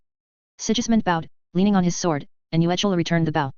However, as Dorn was about to declare the victor, Sigismund turned to the blood drinkers and said, I once saw a report stating that you are capable of slaughtering a standard company of a legion, butchering 10 times your number of enemies, in close combat. So group combat should be your strong suit. Sigismund looked at his Gene father, then said to Angron, may I have the honor of facing 2 blood drinkers simultaneously. As soon as he finished speaking, Dorn's sons around the training ground thought, this is not an honorable thing. 2 against 1 is being outnumbered, which is indeed not honorable from the warrior's values. If it were another legion, they might have misunderstood Sigismund as deliberately insulting them, but to the blood drinkers, being outnumbered was quite normal. Just like dealing with the High Knights bastards in the gladiator arena back then, or dealing with the beastmen who had the butcher's nails, every time it was multiple against 1. Fundamentally, for gladiators rather than professional warriors, winning was the most important thing. You may, Angron turned to look behind him. Uchuka stepped forward, dual-wielding swords, wanting to face Sigismund with his brother. But Angron thought for a moment, his gaze falling instead on a gladiator next to Uchuka, court. Leave it to me, the gladiator patted Uchuka's shoulder, stepped out of the formation, and entered the training ground. The 2 sides once again opened up a 20-meter distance, bowed to each other, and resumed fighting. Uchuka and the gladiator named Court charged at Sigismund from left and right. 1 sword came down, 1 chain sword axe swung over. Sigismund dodged and parried. After a period of stalemate, he gradually felt that the opponents were 2 people sharing one mind. Uchuka and Court said nothing, not even exchanging glances, yet they cooperated with perfect synergy. When one swung fiercely, the other would faint, forcing Sigismund to make an incorrect combat decision. And when one attacked and Sigismund seized an opening, the other would immediately force Sigismund to relinquish the opportunity he had gained. After about 10 seconds of stalemate, Sigismund keenly noticed that the opponent's offensive strategy had changed. When Yuechula thrust with his sword, Sigismund took a step back. Just as he saw the other blood drinker was a step slow and wanted to seize the opportunity to attack Yuechula, he was suddenly kicked in the interval of his move. Sigismund's movement was slightly unbalanced. Yuechula seized the opportunity, changing his sword action from a thrust to a turn of the blade, gripping the hilt and smashing it hard against Sigismund's right leg. As the swordsman knelt on one knee, a chain sword axe struck his shoulder plate from above. This deliberate suppressive move forced down Sigismund's sword-raising arm in his body. Then, amidst a shower of sparks, Yuechula yanked Sigismund's neck and placed his sword on the seal around his neck. The match ended. The two blood drinkers stepped back 2 paces, slung their weapons behind them, and pressed their hands to their helmets. With a hiss, they separated their helmets from the seals and bowed to Sigismund. Sigismund stood up from the ground, also removing his helmet to return the bow. You won this round. If it were on the battlefield, then yes, Yuechula looked around. But this is, after all, a training ground. 2 against 1, we don't count as winning. Sigismund made no comment. He was thinking that he had originally expected the combined efforts of the 2 gladiators to be 1 + 1 = 2, but in fact, it wasn't. When 2 gladiators combined and worked together, their combat power increased geometrically. Thinking of this, Sigismund felt that the former Imperial War Committee had indeed done something serious. At least their analysis of the Blood Drinker Guard was correct. How do you fight on the battlefield? Dorn, standing high above, suddenly asked a rhetorical question. Nearly 100 people, Yuechula looked back at his brothers. Swarm in. Whoever encounters a formidable person like Sigismund fights a bit more conservatively, then everyone crowds in and hacks him to death. Even if one of us could suppress such an excellent swordsman, he wouldn't choose to fight alone. This is the correct strategy. Dorn's rock-hard face showed a hint of approval. Individual strength is ultimately limited. Dorn's sons listened to the instruction and bowed to their Gene father. Dorn then looked at Angron, nodding meaningfully. Sigismund's challenge this time had a probing intent, and Dorn also had this idea. He knew Angron would understand his thoughts, so when Angron agreed and allowed Sigismund to challenge 2 blood drinkers simultaneously, Dorn was quite grateful for his brother's cooperation. See you at the Olaner counterattack, Angron said to Dorn with a smile. Dorn, MM. Chapter 441 Psychic Equipment. A month later. The White Knights chapter returned to the Nuclear star system. Angron and Qinxia immediately headed to the steadfast Nue 2. On this planet, which served as the Legion's base, Angron finally met with the Legion's high-ranking officials whom he hadn't seen in a while.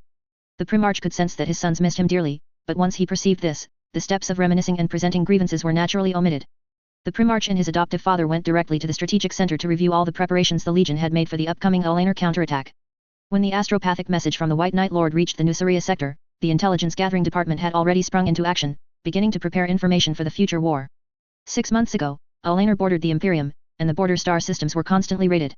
The situation only improved after the 18th Legion, led by the Fire Dragon Lord, joined the fight. Legion Commander Karn pointed to the star map on the strategic holographic image. The green starfield marked as the Olaner Empire and the yellow starfield marked as the Imperium were closely connected. But now, the Imperium's border star systems are no longer being raided. The star map presented on the holographic image was completely new. A narrow red zone appeared between the Olaner Empire and the Imperium of Man starfields. It was marked as Blood Axe. Qinxia's brow furrowed, realizing that things were not simple. A force named Blood Axe has risen abruptly. They belong to the same Xenos race as the Olaner Empire, but they are hostile to each other. In a very short time, the Blood Axe took over many enclaves of the Olaner Empire. They are exceptionally peculiar. At this point, Karn looked at a mortal in the corner of the room. This mortal wore a long robe and appeared to be a scholar. The scholar took over. The green skin of the Blood Axe will trade with humans. They even learn our human military systems and strategic methods, and they have diplomatic capabilities.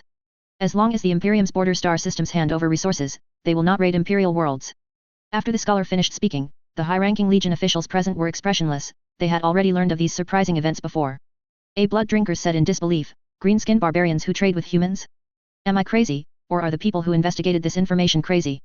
Qinxia had a nonchalant expression. In the future Beast Wars, the Greenskin would even send diplomatic teams of Gretchen into Terra during the Imperium's most perilous times to negotiate with the High Lords. Inquisitors of the Xenos Inquisition would even occasionally hire a squad of Greenskin as enforcers. Previously, during the Forge Engine acquisition operation, there was even a Greenskin mercenary force acting as enforcers for the Mechanicu's Imperium. Greenskin are intelligent beings after all. Qinxia's gaze fell on the scholar. Do you have any information about the Blood Axe Greenskin faction? There is a flag they used when trading with humans. The scholar took out a piece of tattered cloth from his backpack. As he struggled to unfold it, a nearby Space Marine stepped forward to help, and the Blood Axe faction's flag was displayed before everyone. And upon seeing the contents of the flag, everyone's gaze collectively focused on Qinxia. On the flag was a bloody battle axe. Everyone who had participated in the greenskin counterattack in the Onus sector and the Super Big Warlock Star campaign could recognize where the axe on that flag came from. It was precisely the greenskin warlord's axe that Qin Xia used when he earned the title of Green Tide Butcher by slaughtering greenskin. This axe and Qin Xia's Green Tide Butcher heavy armor were still in the White Knight's equipment locker, awaiting the White Knight Lord's use in future battles against the greenskin. Gusa. Qin Xia immediately understood where this blood axe faction came from. Angron, on the other hand, recalled the stories his adoptive father had told about a greenskin named Gusa and a Gretchen named Squeaky Fart. These two unique greenskin formed a unique duo. The former grew stronger by bragging, and the latter possessed astonishing inventive abilities. This unique greenskin duo eventually left the Onus sector, leading the greenskin driven out by the Alainer Empire back to their homeland, preparing to reclaim their former dwelling place. It seems they do have some use. Qin Xia walked to the star map, surveying the long and narrow territory of the Blood Axe faction from left to right. The Imperium would inevitably crush the Blood Axe along with the Alainer Empire. And the 18th Legion, already at the front lines and actively involved in the Alainer War, merely tolerated the Blood Axe clan out of necessity. This was for the best. Qin Xia thought. He did not intend to gain a Xenos ally for the Imperium, but merely wanted to create an enemy for the Alainer Empire, an enemy that would be driven from their dwelling place, serving as a vanguard. Where is the Blood Axe's leading greenskin? Qin Xia asked the scholar after some thought. A world called Super Little Warlock Star, the scholar said what he knew. However, Super Little Warlock Star is not a fixed place, rather, wherever the Blood Axe's leader goes, that is Super Little Warlock Star. It often fights the Alainer Empire's greenskin on the front lines. Upon hearing this, Qin Xia looked at Angron. I will go to Gusa's location and find a way to make him attack the Alainer Empire. Chapter Master Karn stepped forward, but the Alainer counterattack will not only involve our 12th Legion, but also other Primarches and Legions. You will take the 1st Battle Company's 1st Company with me. Qin Xia glanced at Chapter Master Karn and continued, this is a confidential special operation and does not mean that the 12th Legion will launch the Alainer counterattack ahead of other Primarches and Legions. Angron looked at his adoptive father and pondered for a moment. As a Primarch and a candidate for War Master, Angron thought more deeply. He believed the Emperor might intend to use the Alainer counterattack to test the two War Master candidates, himself and Horus. It would indeed be better to wait until the other brothers arrived before engaging in battle, but, it was a secret operation after all. I agree, the Primarch stated.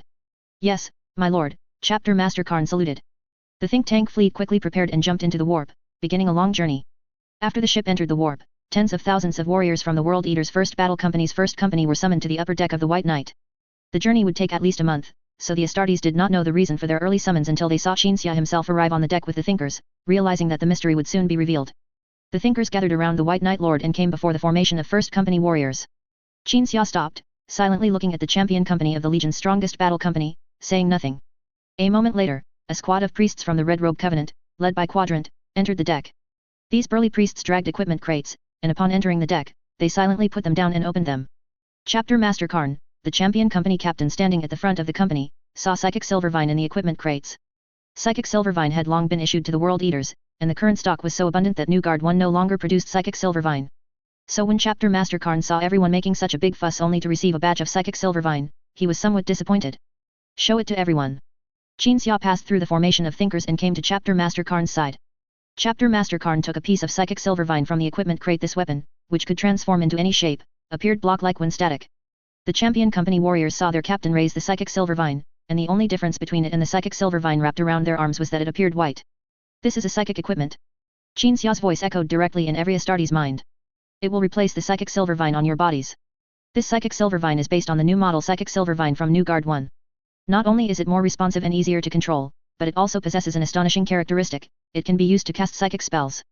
Upon hearing the last sentence, all the Astartes were surprised, but they wore heavy helmets, so it was not visible. Qin Xia motioned for Chapter Master Karn to put on the Psychic Silvervine. Chapter Master Karn curiously pulled off the Psychic Silvervine wrapped around his arm and set it aside, then established a mental link with the white Psychic Silvervine in his hand and controlled it. The new Psychic Silvervine immediately wrapped around Chapter Master Karn's arm like an arm guard, but there was a protrusion on the inner part of the arm. When Chapter Master Karn wanted to see what was inside the protrusion, the Psychic Silvervine automatically transformed, revealing its core a crystal shimmering with a pearly white light. Ammunition for psychic weapons. Chapter Master Karn remembered seeing this before. He had participated in testing when psychic weapons were first developed, and those psychic weapons used for special situations were powered by crystals. Unleash psychic lightning at me. Qin Xia faced everyone, commanding Chapter Master Karn, who was on his right, without looking away. Chapter Master Karn immediately moved 5 meters away, raised his hand towards Qin Xia, and when the thought of psychic lightning appeared in his mind, white psychic lightning was immediately released from the Psychic Silvervine. A barrier that suddenly rose on Qin Xia's right side blocked the lightning's impact. Good stuff. Chapter Master Karn looked at the Psychic Silvervine on his arm. Qin Xia then raised his hand towards Chapter Master Karn, and psychic lightning shot out from his fingertips. Chapter Master Karn instinctively dodged, and at the same time, Like controlling normal psychic silvervine, the concept of defense appeared in his mind. Then the psychic silvervine unfolded as before, forming a semicircular structure. However, the outer surface of this new psychic silvervine glowed with psychic energy, blocking the psychic lightning attack. You see, Qin Xia said, this psychic silvervine possesses both psychic attack and defense capabilities. Its advantage is its ease of use. You don't need to specifically learn any psychic spells or related knowledge, nor do you need to endure the threat of psychic uncontrolled. The World Eaters genuinely felt that this psychic silvervine was a good thing, but under the constraints of military discipline, they did not even turn their heads, remaining standing stiffly like puppets. The disadvantages are that only 2 psychic spells can be used, and the endurance is not very strong. One psychic crystal can only allow you to cast psychic lightning and a barrier 10 times each. Qin Xia continued. After introducing the characteristics of the psychic silvervine, Qin Xia gave everyone time to think. The Astartes, like their captain Chapter Master Karn, realized the importance of this psychic equipment. Why were the Legion think tank units often looked down upon but indispensable? It was because think tanks had the ability to turn the tide of battle with psychic spells at critical moments, and psychic equipment was equivalent to turning everyone in a company into many think tanks. Chapter Master Karn could instantly think of the simplest yet astonishingly effective way to use this psychic equipment facing enemy positions and fortifications. There was no longer a need for someone to brave a hail of bullets to throw bombs. A combat squad could take turns unleashing psychic lightning, and no enemy could withstand it. At the same time, this psychic equipment also had strategic significance, which was that when ordinary warriors encountered psyker opponents, having psychic barriers as a self-protection method could greatly increase the probability of winning when fighting psykers. When facing groups of psyker opponents, even without think tanks, regular troops could still fight. Are you satisfied with your new psychic silvervine? Qin Xia asked with a smile. Then the champion company warriors gave very formal answers as to whether they were satisfied. According to regulations, Chapter Master Karn, as the company captain, waited 2 seconds. If no one shook their head, it meant there was no dissatisfaction, and the answer was obvious. All the champion company warriors expressed satisfaction. They are very satisfied, Chapter Master Karn reported earnestly. Witnessing this rigorous process, Qin Xia turned to Varus, who was on his right. Varus shrugged slightly, as if saying, "This is how we Terrans are." Qin Xia turned and walked off the deck, dropping a sentence as he disappeared from everyone's sight. Use the travel time to familiarize yourselves with the new equipment, arrange your own training procedures. We will likely be in combat as soon as we reach our destination, so be prepared. Chapter 442, Blood Axe Warlord. A star system on the border between Blood Axe and Ulaner. A star system where all planets are dead worlds would not be named by any faction in the galaxy unless there was a special reason.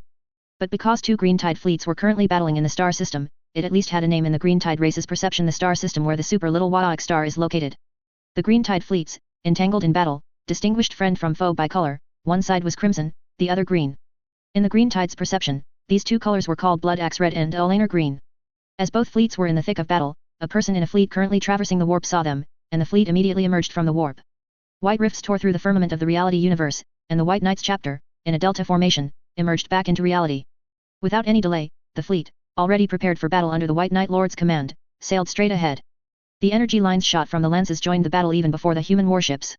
The 2 warring Green Tide factions simultaneously dispatched a few warships from the periphery of the melee to intercept the human fleet. 2 extremely crude but absolutely lethal-looking warships headed straight for the White Knight, the lead ship of the think tank fleet. Continue forward. The White Knight captain's command echoed across the command deck. The entire fleet did not stop to deal with those 2 warships, but this did not mean the fleet would approach the enemy while enduring the deadly close-range firepower of the Green Tide warships.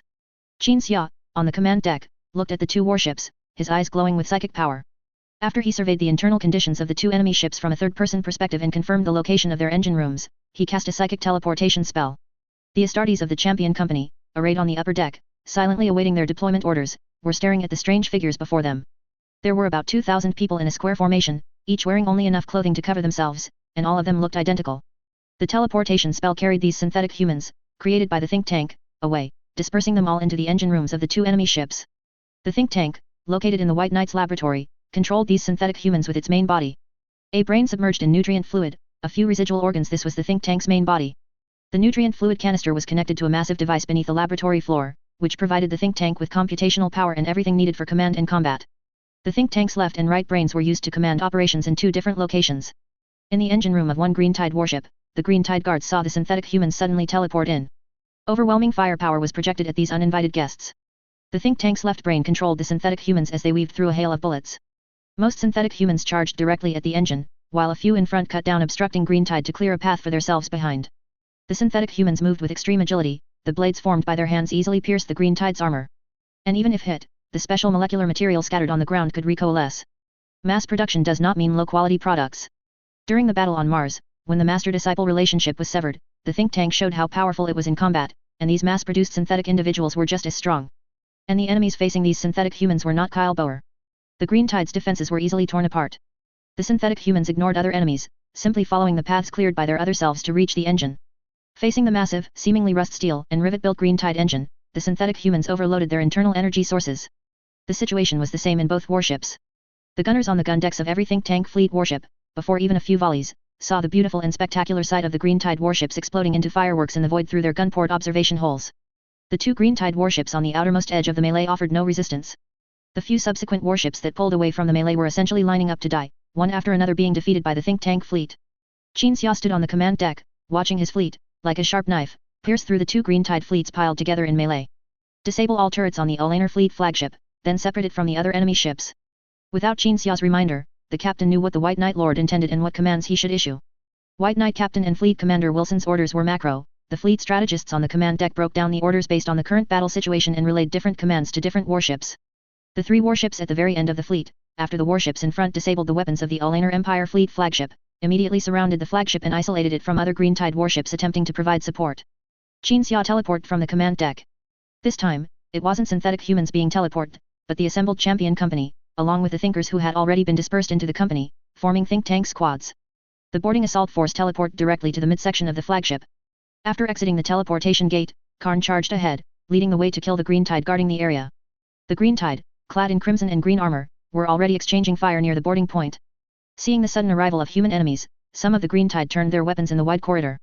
Two warriors from the captain's guard, also two veteran brothers of Karn, these two most synchronized warriors stepped out from left and right, ahead of the captain. Silvervine erected a psychic barrier to withstand the Green Tide's incoming fire.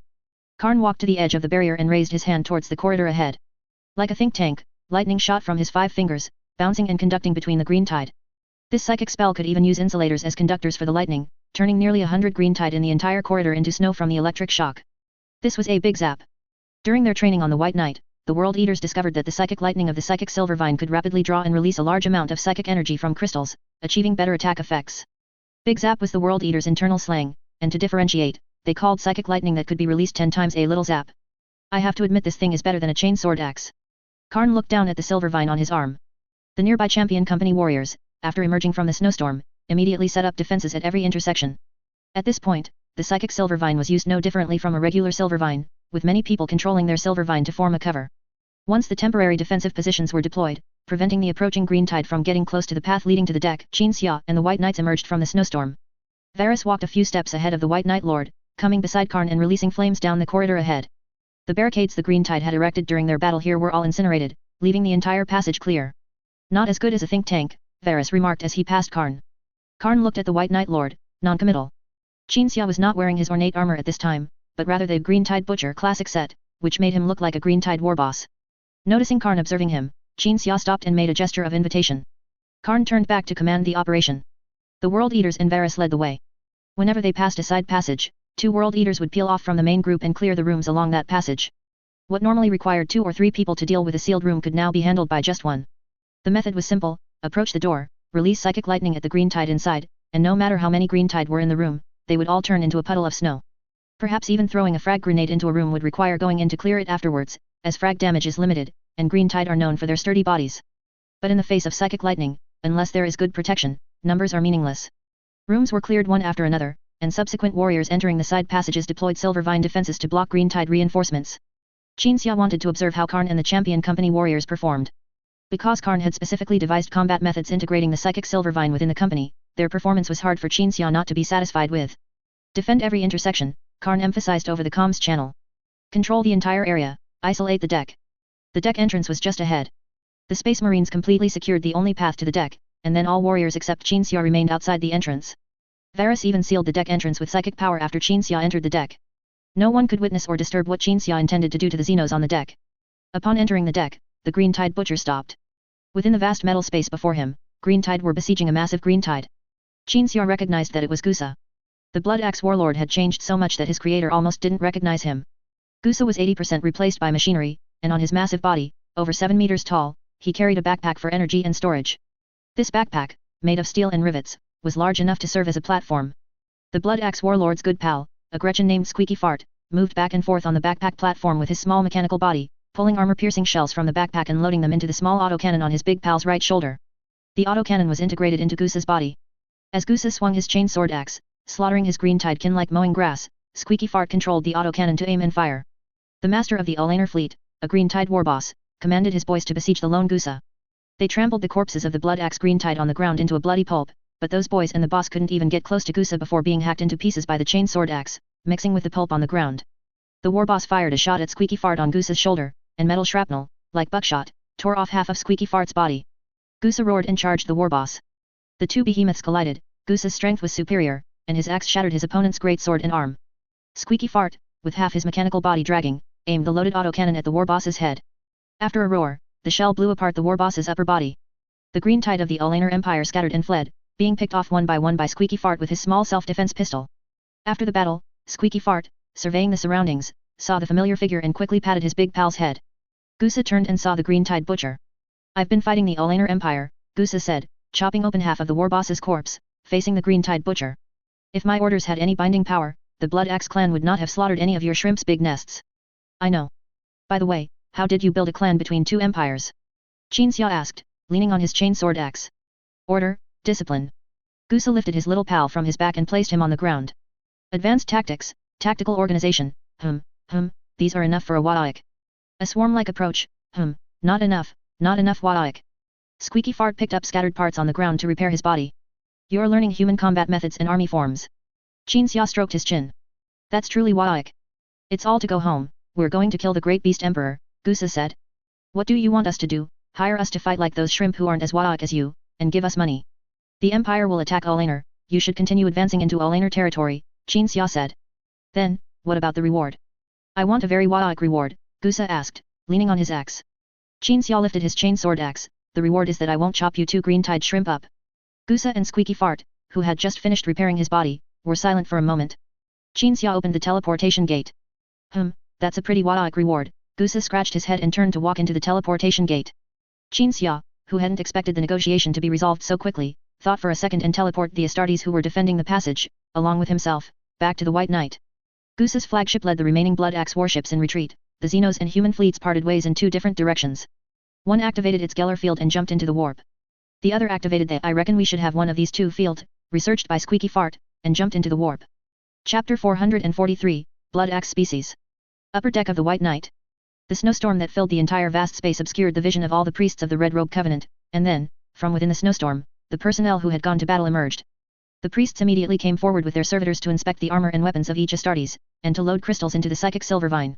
The World Eaters still adhered to the strict military regulations from their Warhounds era, which even included stringent rules for the post-battle rest phase.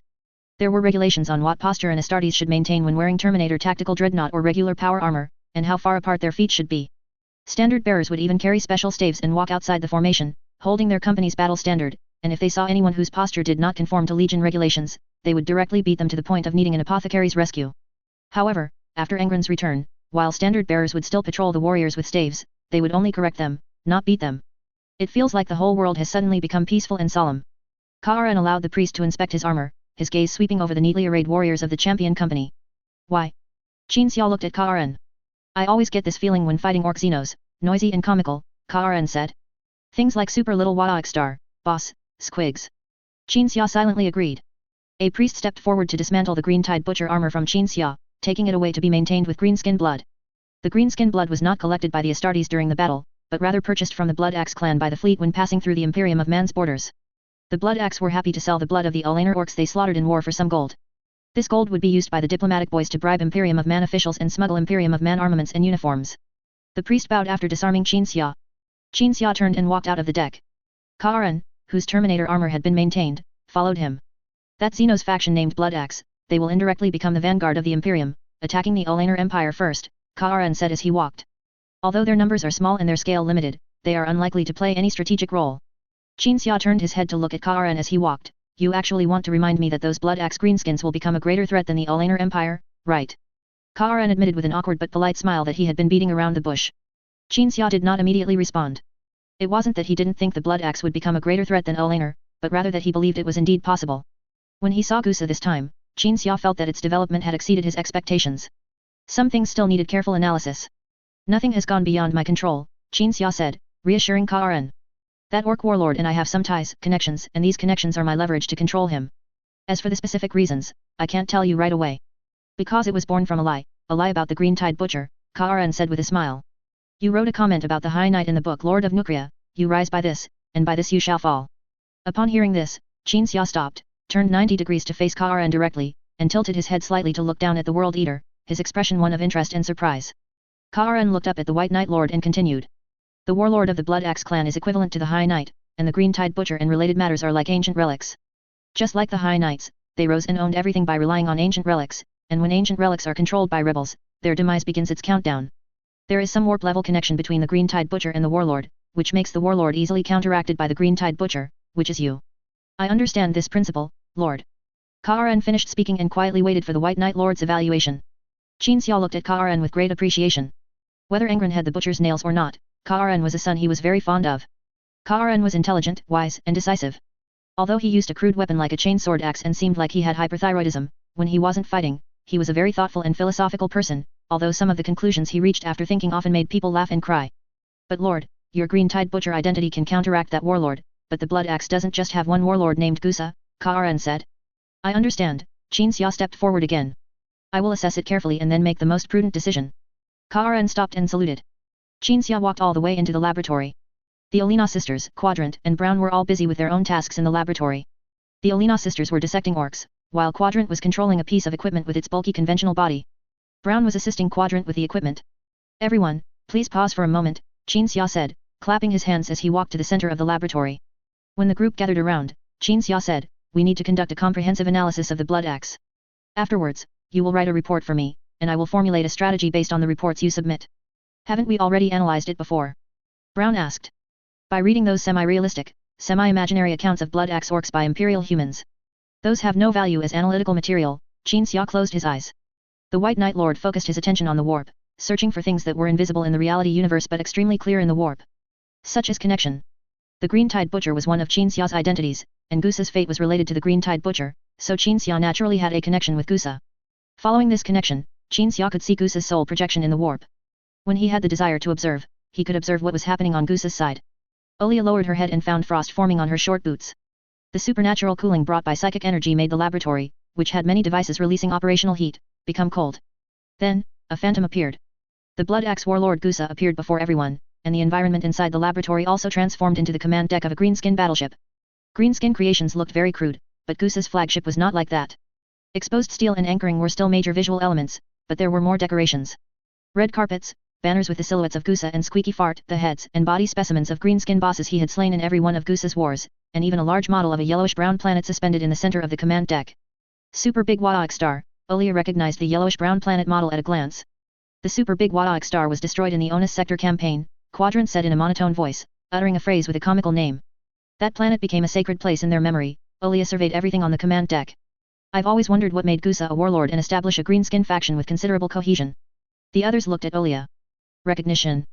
This is an extremely important condition for forming a community, and the greenskin community must also have recognition. I believe that what united the Blood Axe was Green Tide Butcher recognition. Olia looked at the Blood Axe banners visible everywhere on the command deck, which were the battle axes used by the Green Tide Butcher version of Qin Xia. Qin Xia listened to Olia's words and pondered. Evidently, this was a correct conclusion. The Green Tide Butcher had become a form of recognition. All greenskins driven from their homes by the Alainer Empire and who had experienced the Onus Sector campaign remembered the existence called Green Tide Butcher. It was not surprising that Gusa, wanting to establish a faction, would use the Green Tide Butcher as a form of recognition. Even if the Green Tide Butcher was an enemy, he became the recognition of a group, just like nationality, bloodline, or interests. He united the greenskins, gathering them around the legendary orc who was the only one who could survive the hands of the invincible Green Tide Butcher. Greenskin sociology, Qin Xia praised. There are imperial scholars researching this, but their half-hearted efforts on Terra are not as insightful as your flash of inspiration. After all, they don't have a super psyker to help them obtain first-hand information, Olia said with a smile. That's true. Olina rolled her eyes at Qin Xia and continued to survey the entire command deck. Just like human ships, Gusa's flagship also had many high-ranking officers responsible for various aspects. In front of the numerous pieces of equipment with a crude greenskin style, an orc sat operating a device. These orcs were not dressed in colorful attire, but in uniform Blood Axe red naval uniforms.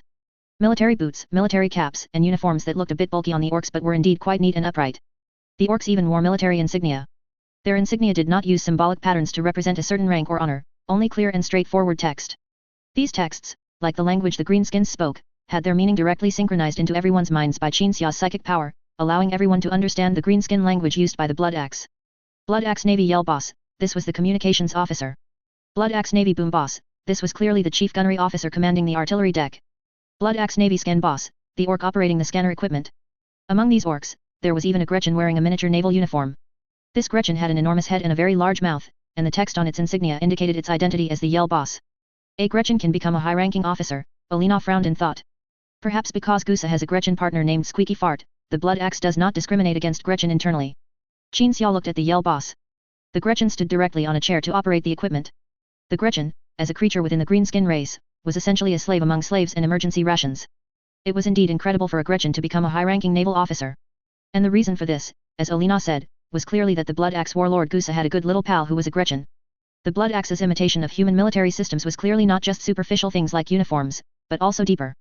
Report, boss, the skin boss spoke. I see the fleet situation is very chaotic. The peer research departments I think I should have this thing field is running well, and the warp creatures are all kept out. Very good, 10 hair report changed to 1 messy hair report. Gusa commanded from his throne. There are even rules for reporting at regular intervals, and even a research department, Brown said. 1 messy hair, this should be similar to our 1 solar hour. Qin Xia paid attention to the fleet's status. Gusa's fleet was indeed operating well. There I think I should have this thing field block the invasion of warp creatures. Although greenskins were not afraid of warp creatures, with a Geller field-like mechanism, they could minimize fleet attrition during warp travel. As for how their Geller field-like mechanism operated, and how it was researched by the peer research department led by Squeaky Fart, that was beyond human comprehension. The fleet exited the warp, arriving in an exclave star system of the Alanar Empire. Gusa rose from his throne and roared, "Call my boys. I want to discuss before we start choppin'." Some greenskin military generals entered the command deck in a line. A holographic projection displayed the star system status, and the large, scarred greenskin orc generals began a pre-battle meeting with their warlord. "The squigs will fight Alanar." Gusa paced and roared. "That's not our business, we just need to chop, fight, chop, anyway, all the boys in our territories will chop fight with us, we gotta fight this place, we gotta take this, as a forward outpost."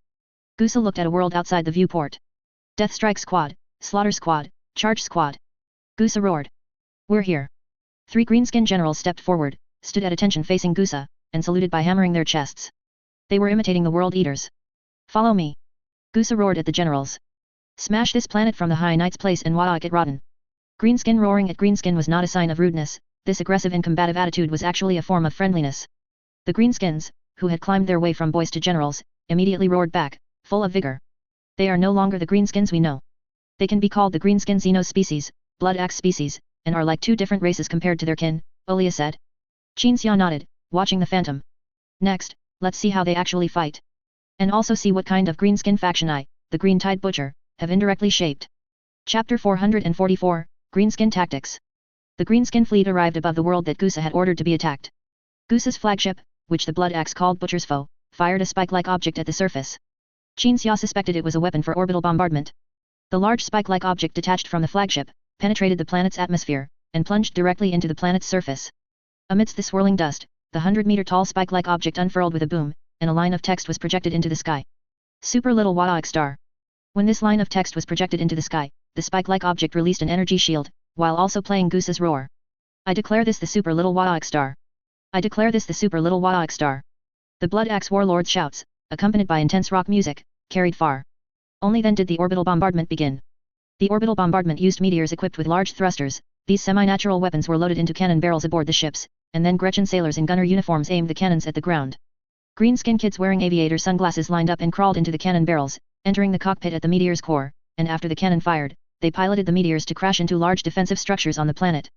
This unique form of orbital bombardment lasted for about 3 solar hours. Once the large defensive structures on the surface were mostly destroyed, the landing operation officially began. The assault team commanders of the 3 assault teams Sisi, Tutu, and Tutu donned their power armor with the assistance of Gretchen and engineer kids, and proceeded to the bottom of the flagship. On the lower deck, the commanders met their respective assault team members. Although they were called assault teams, each assault team consisted of about 20,000 greenskins. The assault team members were likely the elite warriors of the Blood Axe. They wore not uniforms, but power armor similar to their warlords. The elite warriors were already lined up neatly, although these greenskins appeared to vary in height, weight, and posture, they at least stood densely and upright. All greenskin elite warriors held their helmets, their faces serious. There was no shouting, no fighting. All the greenskins looked as if they were ready to die. The assault team commanders remained silent, their fierce gazes sweeping over the elite warriors. Then, heavy footsteps sounded, and from another towering path leading to the deck, the massive Gusa walked over with a large group of Gretchen. Gusa and Squeaky Fart were dressed as Qinxia had seen them earlier. The Gretchen they brought, however, were fully armed like the elite warriors, wearing small-sized power armor and carrying backpacks several times larger than themselves. The Gretchen approached the assault team members, and in no time, scrambled onto the shoulders of the teammates they served. At this point, the flagship's assault team deployment preparations were complete. The lights inside the deck changed from bright to a dim blood axe red color. I inform the greenskins on the deck. All anti-air cannons are disabled. You can land now. The broadcast echoed through the deck. Gusa looked at the 3 assault team commanders. The commanders saluted the blood axe warlord by pounding their chests, then picked up their helmets and put them on. All the assault team's elite warriors also picked up their helmets and put them on, with a uniformity that greenskins should not possess. At this moment, the helmets of all the greenskins glowed with a blood axe red light, and 2 tusks extended from the position of their mouths. Gusa pounded his chest. Wadaik. Wadaik. Wadaik. Wadaik. Wadaik. Wadaik. The greenskins let out roars that sounded like WAAO, pounding their chests in response. The deck they were on gradually descended, and this part of the flagship's structure was eventually ejected by the flagship. Qinxia saw a square box falling towards the ground. This box ultimately crashed in the area with the most greenskins on the planet, and under the gaze of the greenskin enemies waiting there, it rose from the spreading dust. 4 mechanical legs supported the box, a structure resembling Gorksgrin's head extended from the top of the box, and various melee and ranged weapons stretched out from its 4 sides. Then a hole split open at the bottom of the box, extending a tongue-like structure, from which the assault team members rushed out. Under the fire cover provided by the box, the 3 assault teams surged in 3 different directions. Only the sound of Wadaik could be heard, and greenskins in power armor were seen charging towards their comrades wearing metal armor. Each assault team warrior wielded a rifle that fired explosive ammunition. They cooperated with each other, with no greenskin moving ahead or falling behind another. When these greenskins engaged the swarming enemy greenskins, less than 10 seconds passed before the Ulaner force's surging countercharge was utterly crushed. During combat, the assault team greenskins would hand their empty guns to the Gretchen on their shoulders. The Gretchen, already holding magazines, would immediately take the gun, reload it, and hand it back. During this lull in firepower, the assault team greenskins would wield their axes to hack down enemy greenskins. Some Gretchen even acted directly like turrets, constantly pulling grenades from their backpacks and throwing them at surrounding enemies, providing fire support for their partners below them. Greenskins were ultimately not humans. No matter how much they maintained combat order, they could not be as disciplined and coordinated as humans, but it was enough for them to be relatively more disciplined and coordinated than their enemies. No swarming greenskin that charged the assault teams was able to hinder their advance. Greenskins also had tactics, and the greenskins of the Ulaner Empire had even more tactics, but their tactics were more like the warlord's sudden whims, and their specific combat methods were still chaotic. Now, facing the Blood Axe's attack, the greenskins realized what true greenskin tactics were. The battle continued for a period of time. A group of assault team greenskins, ordered to advance at all costs, penetrated deep into enemy lines, eventually becoming surrounded and cut off from friendly forces. And this predicament was precisely what their commander wanted, along with their persistence. The surrounded assault team greenskins gathered together, firing at their comrades from all directions. Their numbers gradually dwindled in their surrounded plight. One assault team greenskin was cut through his power armor by an enemy warlord wielding a cleaver, falling to the ground and crushing his Gretchen partner. This greenskin looked very sad, cradling his partner's body and wailing. "Protect the fallen Kankin brothers." The assault team greenskins behind him roared as they fought their way to their fallen comrade, 2 greenskins providing covering fire, while the rest dragged the Kankin brother back into the formation. An assault team greenskin, heavily protected by his teammates, immediately ran to the injured greenskin, and together with the Gretchen on his shoulder, fiddled with medical kits and medicines, performing battlefield emergency treatment. But before the injured greenskin's wound could be bandaged, he pushed away the greenskin trying to treat him, picked up his gun, rushed to the outer perimeter of the formation, and opened fire on the encircling enemy greenskins. These greenskins fought valiantly amidst the heavy encirclement. The assault team greenskins fighting elsewhere occasionally glanced at them, but could not go to support those caught in the heavy encirclement due to their commander's roars. The surrounded greenskins fell one after another, until no greenskin had the energy to drag away the wounded. Finally, they stood on rocks or on small mountains formed by piles of enemy corpses, lined up from top to bottom, shoulder to shoulder, back to back, roaring as they fired at the enemy greenskins. Their junior officer stood at the highest point of the greenskin version of the Brother Mountain, one hand gripping a gun that fired explosive ammunition, the other hand gripping a flagpole, fighting beneath a fluttering blood axe battle standard. The greenskins' persistence finally yielded results. A 4-meter-tall greenskin, drawn by the most intense and high-spirited battle, descended from the sky in a transport aircraft, wielding a cleaver to instantly slay all the assault team members and cut down the blood axe banner. But at this moment, Gusa, who was fighting elsewhere, was attracted and rushed towards the greenskin boss, who was only slightly shorter than himself, with Primarch-like speed. The 2 giant greenskins clashed. After less than 2 rounds, Gusa, as expected, beheaded the enemy general. The enemies of the Blood Axe's morale collapsed after their own commander fell, and they fled in all directions. Decapitation tactics, Qinxia said to the others. Seeing this, they used the method of sending out a suicide squad to deliberately get surrounded to attract the enemy general, then behead him, directly crushing the morale of an entire greenskin army and changing the course of the battle. Everyone nodded. After observing in silence for a while, Brown suddenly spoke, "Aren't the Blood Axe assault teams just the greenskin version of the Astartes? Kankin brothers, the greenskin who invented that term is truly talented. I feel like Gusa is like a primarch, and he uses an axe, so." Olia said. "How could that be?" Qinxia pointed at Gusa. "He is indeed massive, but he doesn't give off Angron vibes, does he? If there was a psychic greenskin in front of him, then it would really give off that vibe," Olina interjected abruptly. No sooner had she spoken than a portal opened beside Gusa. The warlord of the Tutu assault team teleported out, carrying the corpse of an enemy greenskin, and as he raised his hand to unleash green psychic lightning, he reported something. Witnessing this scene, everyone looked at Qinxia. "Don't look at me, I don't carry that much gear myself," Qinxia said, pointing at the various trinkets and equipment hanging all over the assault team commander. "That's true, ever since Kong, all your equipment has been carried by Kong." Brown mentioned the Dark Watchers, the Watchers, who had joined the White Knight think tank. Just as he was speaking, a Gretchen with a large backpack emerged from beside the psychic assault team leader. "Are you analyzing or watching a show? Still chatting here?"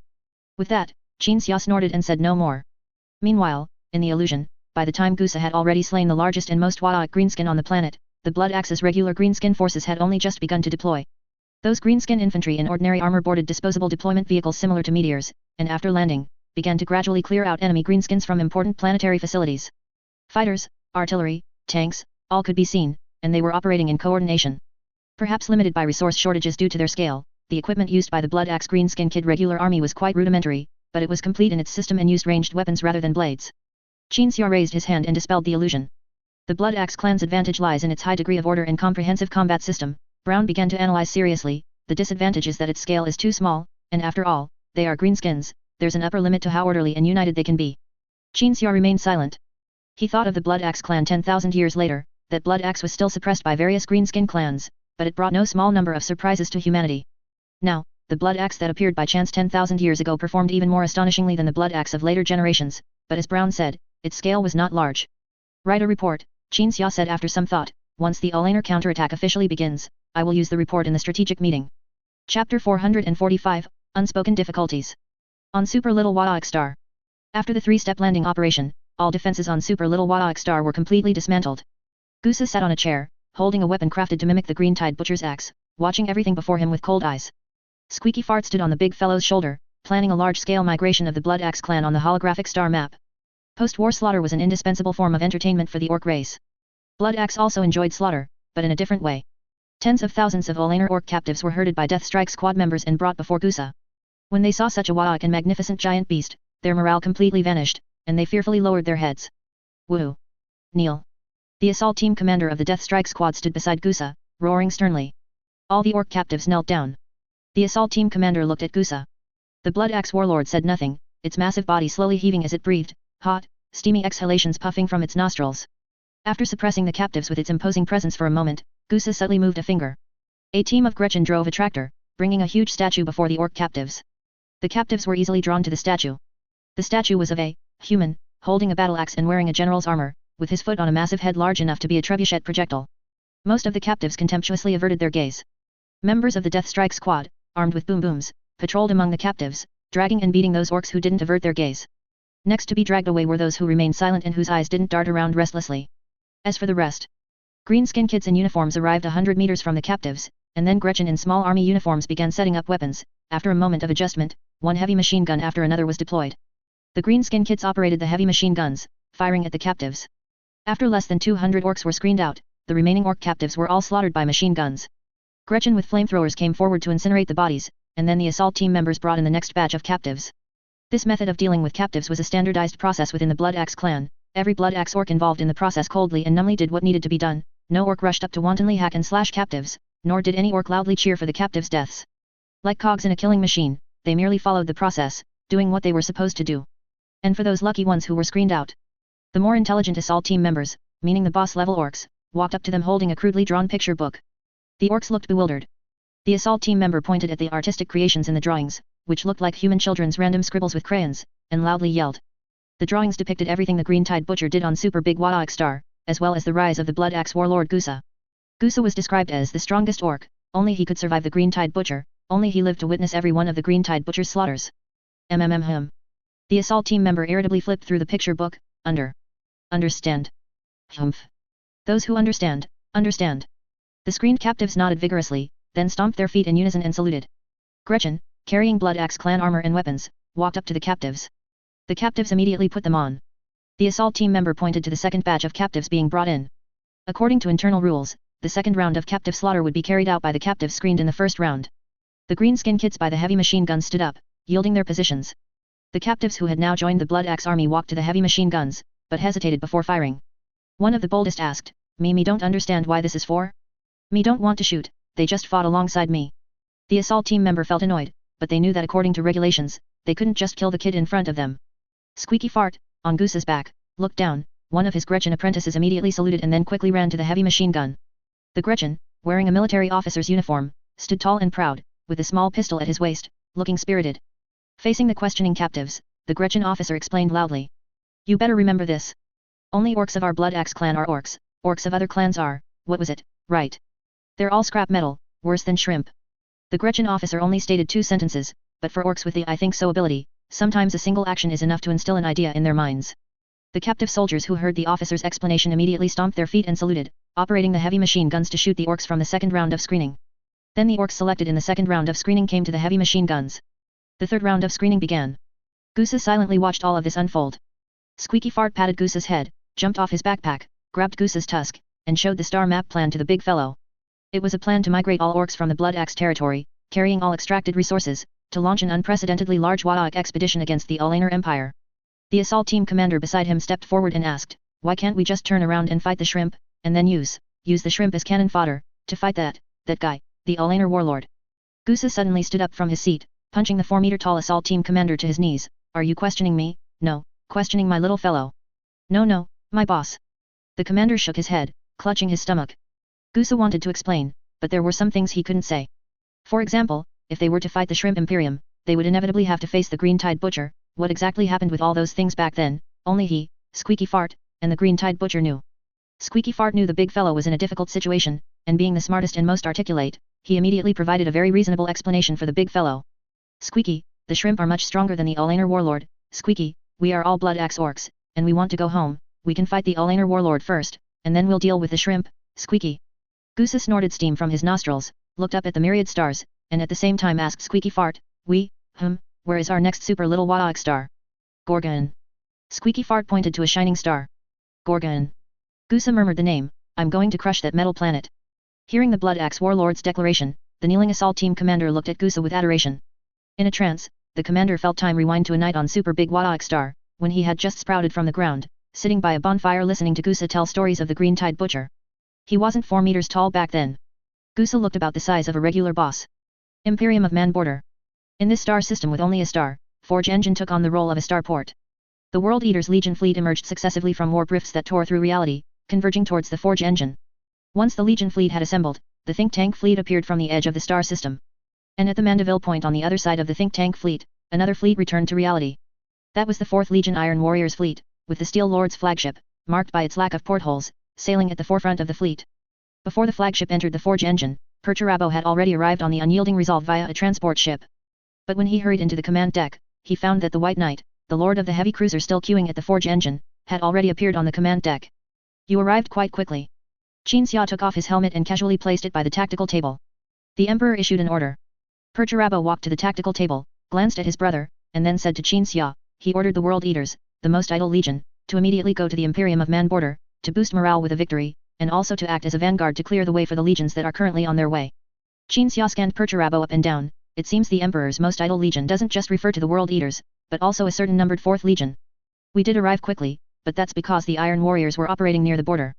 Perturabo was a little angry. Vulcan was just waiting at the border, yet he's not participating in the vanguard. Why don't you say he's idle too? I'm reluctant to criticize the Fire Dragon Lord. Qin Xia stated truthfully. Perturabo leaned his hands on the edge of the tactical table, so, I should thank you on Vulcan's behalf for sparing him. No need for that.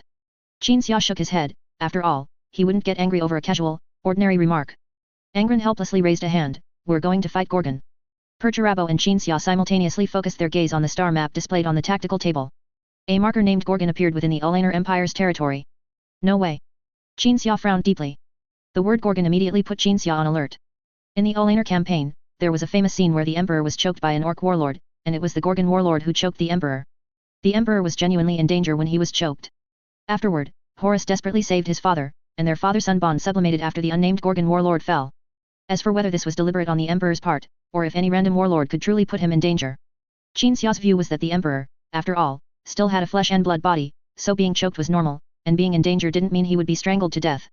And the Emperor certainly didn't deliberately get choked to have Horus save him and improve their father-son relationship, he really didn't have that trick. Gorgon is an orc-made world. Qin Xia said, pointing to the marked star system, its planetary core is something like a magnet, constantly attracting and gathering metal, slowly transforming into a world. So what kind of abilities does the warlord on Gorgon possess? Perturabo asked in a deep voice, Mr. Orc. Qin Xia smiled and replied, 100% choke the Emperor. Perturabo let out a scoff, taking Qin Xia's remark as a joke. We're going to fight together again. Angron looked at his brother. Perturabo's expression was outwardly calm, but inwardly he was very much looking forward to fighting alongside him this time. Ever since that time he supported the World Eater's 8th company with his legion and then left without a word, Perturabo felt he hadn't found a good opportunity to explain his sudden departure. The previous few times weren't good opportunities either. Only in this war, fighting side by side, cutting down an orc warlord together, and then discussing the matter after the war, would be the best arrangement. When Perturabo thought these things, Angron could perceive everything in his heart, but Perturabo was, after all, an extremely stubborn person, things he didn't say out loud could only be treated as non-existent. I hope you won't suddenly leave with your legion this time, at least not during the war. Angron said, walking towards Perturabo, extending his hand at the same time. Just as Perturabo nodded seriously and was about to grasp his brother's hand, Angron suddenly ran a hand through his hair and walked past him. The Steel Lord was a little embarrassed, but he couldn't be unreasonable and assertive without justification, so he finally looked at Qin Xia. This petty quality must be something my brother learned from you. That's from the Emperor. Qin Xia also walked past Perturabo. Chapter 446, Orc Diplomacy. In the warp. The main fleets of the World Eaters and the Iron Warriors were about to warp into the warp. On the Unyielding Resolve's command deck, the Primarchs gathered around the tactical table, preparing for the grand strategic command phase that was about to begin. Perturabo gazed at the star map on the tactical table. Angron pondered in silence. Qin Xia, meanwhile, sat on the Primarch's throne, ready to relay all of Angron's orders directly to the various combat units using his psyker abilities. The entire command deck had been transformed into a command center capable of influencing the strategic process. Orders transmitted from here would be received by combat units instantly, no matter where they were located. This was a command method Angron had conceived on a whim, utilizing his adoptive father's unparalleled psyker talent. The fleets from the 1st to 4th battle companies are ready to launch an immediate attack upon entering the reality universe. If the Gorgon Star Warlord's fleet is tied down by them and leaves the Gorgon Star system, our main fleet can immediately assault Gorgon Star. Qin Xia relayed the report from the other fleet's psykers. The star map on the tactical table was immediately updated by data operators. All 5 star systems controlled by the Gorgon Star Warlord were marked, and outside each star system was an area designated as a warp attack point. A total of 4 World Eaters battle company fleets were distributed in the warp attack point areas outside these 4 star systems.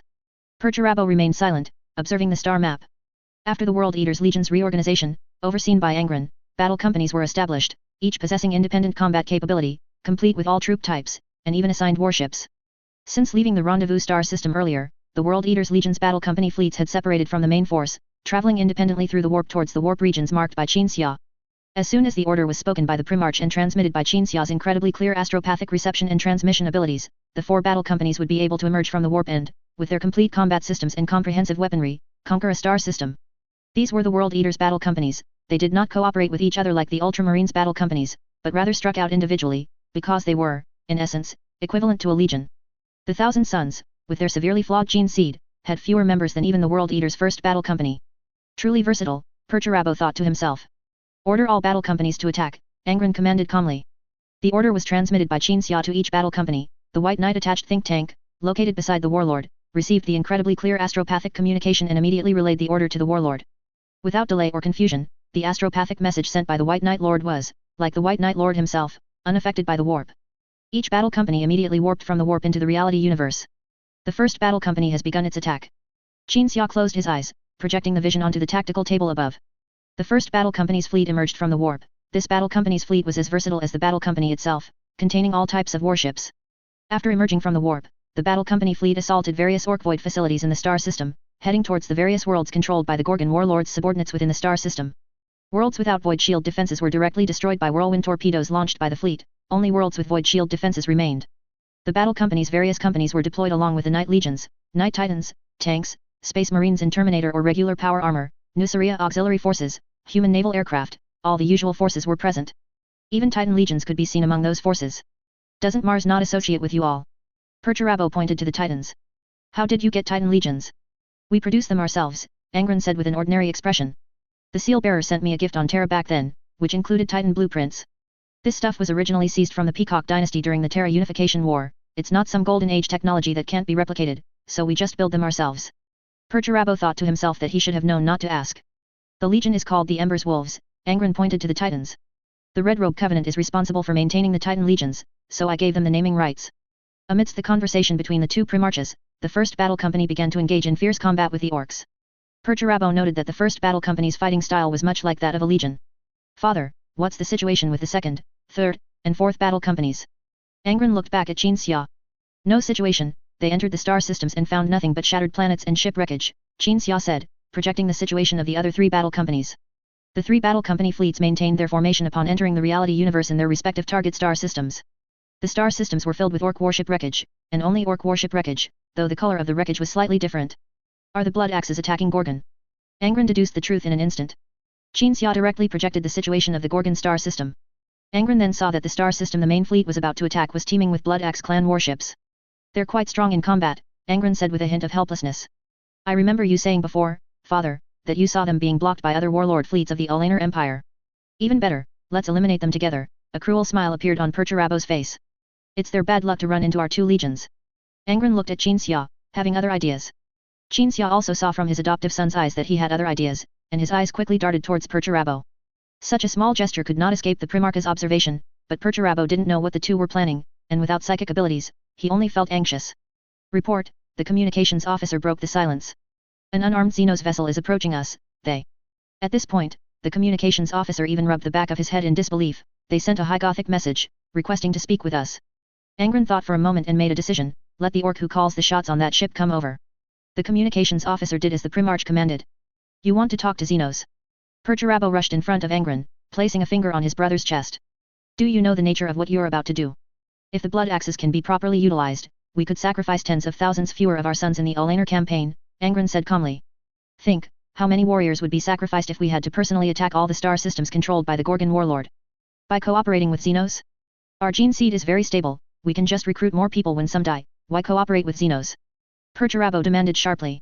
Angron calmly touched Perturabo to calm him down, then continued, we are not orcs, we will calmly think and judge, then make rational choices, choosing the strategy with the smallest cost. The Steel Lord was enraged by this statement. But Angron's next words were like a bucket of cold water, instantly silencing Perturabo. What I detest most is your attitude of treating people as less than human, Angron said. You don't even care about the sons who have your gene seed implanted and call you father. Although I have the ability to read your mind, I also fear the day you might treat me as a disposable pawn, even if you don't think that way right now. The unyielding resolve connected with the Orc transport ship. Inside the retractable tunnel connecting the two ships, an Orc in a red uniform gazed at Angron and Qinxia at the other end of the tunnel. The father and son walked along the retractable tunnel. The Orc also walked towards them, and when they were 5 meters apart, the Orc performed a very standard Aquila salute. Please forgive my abrupt intrusion, sirs. The Orc spoke like a human, fluent High Gothic emanating from its tusks. I am the diplomatic chief of the Blood Axe Warlord, here on behalf of our Blood Axe Warlord. The Gretchen from the Gretchen Research Department detected the presence of your fleet, which is why we were able to visit you in the warp. Angron and Qinxia noticed that the Orc spoke unusually fluently, without hesitation. However, this Orc was slender and looked quite weak. What do you want to tell me? Angron asked. The Blood Axe Warlord is attacking Gorgon Star, but the troops cannot land on the surface, and the fleet has no means to dismantle Gorgon Star's defensive barrier, the diplomatic chief stated directly. But the Gorgon Star Warlord is trying to make peace with our Blood Axe Warlord, it has invited the Blood Axe Warlord to Gorgon Star for negotiations. Clearly, this is a trap. Our Blood Axe Warlord is unwilling to step into the trap, because it cannot defeat the Gorgon Star Warlord. At this point, the diplomatic chief's eyes darted, appraising Angron. However, now, a being even more powerful than our Blood Axe Warlord has arrived by chance. Perhaps we can turn the tables together, you can ride our ship to the surface, and during tomorrow's negotiations, join our Blood Axe Warlord in cutting down the Gorgon Warlord. Please consider this carefully, sirs. The Orc diplomatic chief performed the Aquila salute again. And then give Gorgon Star to you? Don't even think about it, Angron immediately refused. Gorgon Star and its surrounding star systems are the gateway to the Alanar Empire, we also don't want to fight you for the same place, but there's no other way, the diplomatic chief said. After the Gorgon Star campaign, we will avoid your human attack routes. The Blood Axe Warlord doesn't care about territories outside the core of the Alanar Empire, so even if Gorgon Star is given to us, we will abandon Gorgon Star, just as we abandon those desolate, dead worlds on your human borders. The Orc chief bowed once more, then looked behind the Primarch and Qinxia, suddenly asking, will the Green Tide Butcher join this war? Why do you ask? Qinxia countered. This is the Blood Axe Warlord's personal wish, it hopes the Green Tide Butcher will join the war and fight alongside the Blood Axe clan, the diplomatic chief lightly twirled his tusk. Although the Blood Axe Warlord's enemy is precisely the Butcher, it believes we are now on the same front. The Olaner Empire is the primary enemy, so why not join forces and let the lads see how powerful the legendary Butcher is? Qinxia was silent, pondering Gusa's intentions, and believed Gusa wanted the Blood Axe Orcs to personally witness the legendary Green-Tide Butcher, and then once again make it stronger. Such an action would inevitably reinforce certain conceptual things. For example, Gusa, who started by deception, even with the skill of an ancient orc, would find it hard to defeat a conceptual enemy. Wouldn't he consider these things? I have finished saying everything. The diplomatic chief bowed one last time, then slowly turned and departed. Once Qinxia and Angron returned from the retractable tunnel to the unyielding resolve, the retractable tunnel was directly jettisoned into the warp. Chapter 447, Two Legends.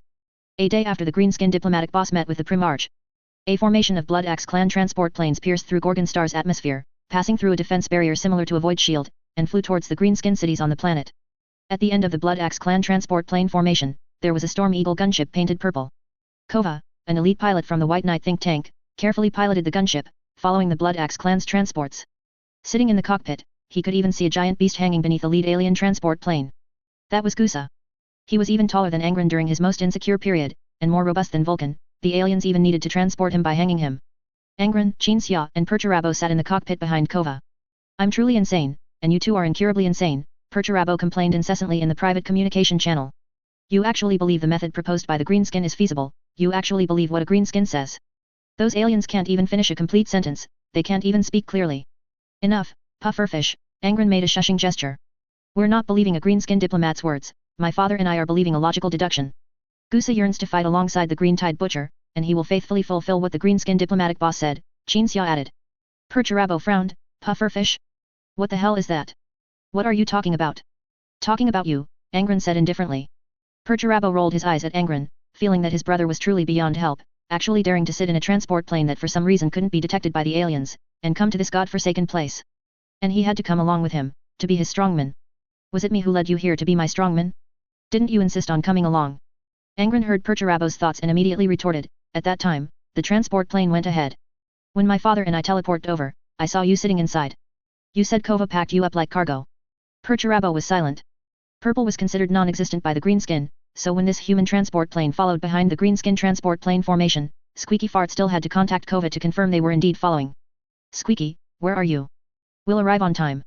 Kova communicated with the Gretchen, looking at the rational face of a Gretchen displayed on the communication screen, feeling a sense of absurdity akin to dreaming. The transport plane formation landed on the surface. The Storm Eagle gunship floated in the sky using its anti-gravity engines. Gusa directly cut off the hanging chains on his body and dropped down from 20 meters above the ground, kicking up dust and debris with a crash. The surface was filled with Gorgon Star Warlord's greenskin warriors. And the Gorgon Warlord, whose size was even greater than Gusa's, sat on a mountain of greenskin kid corpses. He had used a special method yesterday to explain to all the greenskin that he didn't truly want to make peace with Gusa. The difference between Blood Axe and the Olaner Empire was once again highlighted. Although the Olaner Empire also existed like a greenskin civilization, rather than a loose tribal alliance, the organization of the Olaner Empire was still relatively primitive. Blood Axe's Gusa, on the other hand, didn't need to explain anything to his subordinates, because under his strict military discipline, the act of questioning itself was a capital offense. Numerous Blood Axe transport planes landed, and members of the Death Strike Squad marched out in formation, gathering around the Blood Axe Warlord. Just like Space Marines gathering around a Primarch. The Blood Axe beasts stared directly at the Gorgon Star Warlord opposite them. The Gorgon Star Warlord could slightly look down on Gusa in terms of height, and the beasts beside him were also taller than the assault team commander of the Death Strike Squad. They were war generals. The Gorgon Warlord's war generals scrutinized the peculiar Blood Axe beasts before them. These upright and orderly beasts were clearly different from their Gorgon beasts. Is he your war general? The Gorgon Warlord asked, pointing at the assault team commander. I have no war generals, I only have subordinates, Gusa said, hot gas spewing from his nostrils. Inside his massive body, an engine seemed to be roaring, driving the giant beast's physique. The Gorgon Star Warlord opposite was equally strong and heavily modified with machinery. That mechanical arm, which could even choke the Emperor, was almost as thick as his own waist. Is that your shield generator? Gusa looked at the nearby tall tower. He had specifically requested the Gorgon Warlord to place the negotiation site beneath the shield generator. The Gorgon Warlord scratched his scalp in annoyance, then said, I actually didn't even think about, didn't think about negotiating with you. I wanted to fight you, and then you came down, so I don't have to pretend anymore. Gusa raised his battle axe. Coincidentally, I thought the same thing, so I came over. Then. The Gorgon Warlord understood Gusa's meaning. Then shall we fight now, or what? Fight, Gusa said. Greenskin schemes are often this simple and direct. Perhaps to the humans in the gunship above, both Gusa and the Gorgon warlord could have chosen to negotiate, then ambush each other with weapons when they got close. That would be the best method. But neither Gusa nor the Gorgon warlord wanted to lose an opportunity to fight each other face to face. Observe the situation, and try to assassinate the Gorgon warlord amidst the chaos, Qin Xia said, wearing his green-tied butcher armor, carrying his butcher's battle axe, and walking towards the slowly opening bay door. Be careful, Angron warned. Qin Xia nodded silently, put on his butcher's helmet, and jumped out of the dropship. The two giant beasts on the ground were slowly approaching each other, and their respective beasts were also eyeing each other menacingly. Just then, the green-tied butcher descended from the sky, landing with a boom behind Gusa, in front of the Death Strike squad members. When dealing with greenskin, you have to make a big show of it. The commotion drew the gaze of all the orcs, and from within the dust, the green-tied butcher slowly stood up, leaning on the battle axe that served as the blood axe's banner and symbol. The moment he saw the green-tied butcher, Gusa instinctively became alert and stepped back. For a moment, it was as if he was back on the battlefield called Super Big Warhammer Star, back to the time when he secretly watched the butcher slaughter his kin from afar. The Death Strike squad members, after a brief moment of stunned silence, raised their shoudas at the uninvited guest. The assault team commander was on high alert. The blood axe beasts were terrified but also filled with renewed fighting spirit. The green-tied butcher walked directly towards Gusa. Gusa stepped back, instinctively raising his battle axe. His reaction was the same as the first time he faced the green-tied butcher, and only in this moment did his fabricated stories reflect what truly happened. The green-tied butcher, carrying his battle axe, walked towards Gusa, then passed by Gusa, standing before the Gorgon Star warlord and the countless non-blood axe clan beasts nearby. Gusa eventually remembered that he had sent his diplomatic boss to invite the green-tied butcher, and the green-tied butcher's choice was not to slaughter every greenskin he saw, as he had done on Super Big Warhammer Star, but to stand on a united front with blood axe. The blood axe warlord slowly turned and walked to the butcher's side. Squeaky Fart crawled out of the backpack on Gusa's back, jumped onto the big guy's shoulder, and while vigorously patting Gusa's helmet, let out a desperate "Waik." The Death Strike squad members and their commander realized the green-tied butcher's choice. The green-tied butcher was an enemy of blood axe, but also an affirmation and symbol for blood axe. They longed for the day they could challenge this enemy, never imagining they could one day fight alongside him. When this unexpected event occurred, only one word could express the feelings of the Death Strike squad members and their commander. Waik.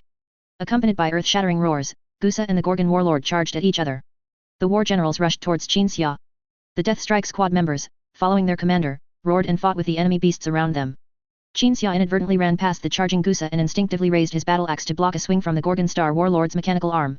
As he prepared to actually use his psychic power to absorb the blow from this warlord-level giant beast, rather than foolishly trying to block it with his battle axe, the giant beast's arm struck the battle axe and was easily deflected. Seeing the Gorgon warlord's body tilt backward, Qin Xia was momentarily stunned. Then the green-tied butcher realized that this battle axe, as the weapon on the Blood Axe clan's banner, had become a warp weapon continuously strengthened by orc belief. The Blood Axe beasts did not believe that the Gorgon Star warlord's arm would be stronger than the green-tied butcher's battle axe. The orcs innate I think therefore it is power strengthened the battle axe with their thoughts, and less than 10,000 Death Strike squad members could have such a huge strengthening effect. Qin Xia suddenly realized a fact. That is, the I think therefore it is power of the Blood Axe Death Strike squad's boss-level orcs was stronger than that of orcs of the same rank in the Ulaner Empire. Establishing rules and order, mimicking the tactics, strategies, and armies of orderly races, this series of behaviors, which seemed fantastical for a disorderly race like the greenskin orcs, clearly did more than just make them better fighters. It also brought them closer to their ancestors, the living war machines that served the Old Ones, their creator race, during the war in heaven. As Qin Xia pondered, a war general charged out from behind the Gorgon warlord. The charging Gusa shoulder barged the war general, and as the unbalanced war general knelt down after being chopped on the shoulder by Qin Xia's axe, his head was seized by Qin Xia's hand. As Qin Xia pulled with all his might, the head of this war general level orc, along with its entire spine, was torn out. Clearly, it wasn't just the battle axe that was strengthened by the I think therefore it is power, but also Qin Xia's body, armor, strength, speed, everything about the green-tied butcher's identity. Seeing the green-tied butcher easily kill a war general as he had envisioned, the Death Strike squad members' Waik became even louder, even overpowering the flood-like Gorgon Star greenskin in terms of sound and momentum. As both sides fought, one of the greenskin transport planes in the formation suddenly took off. It was the only transport plane that hadn't opened its bay door when the Death Strike squad members had poured out earlier. The Blood Axe flight boss piloting the transport plane gripped the control stick tightly, rapidly charging towards the nearby tall tower, which was the shield generator, under a barrage of ground fire. The flight boss's expression was resolute. He pressed a button, then looked down at the cockpit dashboard. A photo was stuck there. The Gretchen who had sprouted from the ground with him was riding on his neck, smiling at the camera. The flight boss withdrew his gaze, staring intently at the tall tower, letting out a roar that echoed through the massive transport plane. For Blood Axe. For Gusa. For Gork, the true god. Gork. Here I come. The roar suddenly turned into a murmur. Oh right, and Mork, the true god, I forgot. Before the flight boss could finish his sentence, the transport plane suddenly exploded while flying towards the tower. The explosives inside the cabin, originally intended to bomb the tower, created a second sun in the sky. The suicide attack failed. Chapter 448 Plan B. No. Squeaky Fart was startled by the orb of light in the sky, letting out a mournful shriek, then immediately ducked to avoid the Gorgon warlord's swinging fist. No. After the fist almost grazed his head, Squeaky Fart stood up again and howled out the tail end of his mournful shriek. This plan by Blood Axe Clan's strategist, Master Gusa, which involved feigning negotiations, destroying the shield generators, killing the Gorgon warlord, then everyone escaping on transport ships while the flagship pulled an asteroid to smash Gorgon, the entire plan had completely failed, and listing its details now was meaningless. Looking at the orb of light in the sky, Squeaky Fart couldn't help but want to curse the foolish flight boss for inexplicably wasting a great opportunity in the bombs made by the Gretchen Research Department. Not to mention, he had stayed up for days to invent a large bomb that could fit into a transport ship, without even eating. Squeaky Fart looked on the verge of collapse. After watching the sky for a moment, the Gretchen took a mushroom from the backpack on his back and put it in his mouth, chewing it carefully. What kind of mushroom is this? Squeaky Fart squinted, savoring the mushroom's taste, his look of collapse vanished. It's quite tasty. Squeak. Squeak. Since things had come to this, Squeaky Fart, who was eating first, propped one hand on Goose's head, leaning against the edge of his helmet, vigorously digging out and chewing mushrooms. Goose was locked in a fierce battle with the Gorgon warlord, two behemoths exchanging punches and axes, fighting until the sky grew dark. Green-Tide Butcher and a dozen warlords were fighting in one spot. These warlords had already sensed the Butcher's danger and were deliberately trying to delay him, preventing this super shrimp from affecting the duel between their warlord and the Blood Axe warlord. The assault team was clashing with the surrounding Green-Tide, once again standing in a brother mountain formation, stacked upon the corpses of their enemies. In short, the intensity of the battle matched the intensity of Squeaky Fart's mushroom chewing. Inside the human gunship in the sky, Angron, with his battle axe, was preparing to jump down to help his adoptive father, but Perturabo held his brother back, then began to assemble a weapon that was heavy and inconvenient even for a Primarch. This is a weapon designed for those on assassination missions. Perturabo finished assembling it, lying on the cabin floor, controlling the weapon to aim at the Gorgon Star warlord. Angron looked at the 2-meter-long barrel and instinctively asked, what kind of assassin can use this thing? Conrad Kurz, Perturabo's right eye peered into the scope, or Korux. Angron fell silent. The visual processing unit inside the sniper scope scanned the battlefield. Cables from Perturabo's head connected to the weapon itself. When he, the user, intentionally set the Gorgon Star warlord as the target, the scope immediately filtered out almost all creatures in the frame, leaving only the Gorgon Star warlord battling Gusa.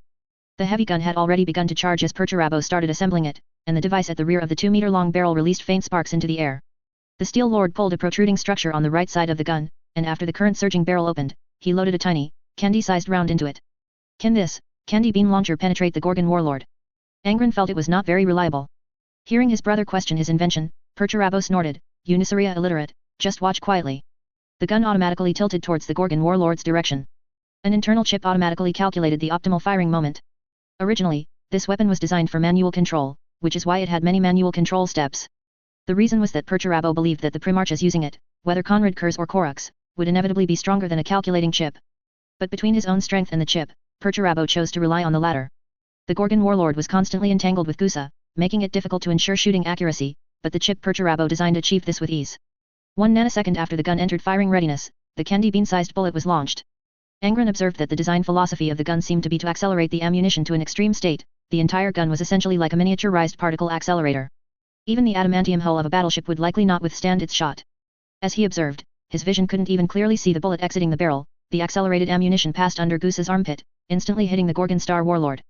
The warlord's chest was pierced, leaving a candy bean-sized wound. The injured warlord paused, and as he looked up at the sky, Kova quickly adjusted the gunship's posture, allowing the warlord to only see the purple exterior and not the inside of the cabin. What the hell? The warlord's eyes saw nothing, and as he continued to look around, Goose slammed into him with his shoulder, pushing him back 2 meters. The two behemoths began to fight again. Perturabo climbed up from the cabin floor, finding his brother beside him looking at him with a "are you kidding me" expression. Whatever you do, just don't jump down. The Steel Lord reinserted his brother's 2 battle axes into his brother's waist. What can the two of us do jumping down in such a massive free-for-all? You don't really think those 2 freaks can be chopped or shot to death by us, do you? Angron was silent. If those dozen warlords target us and attack together, do you think the 2 of us can handle them? Perturabo added.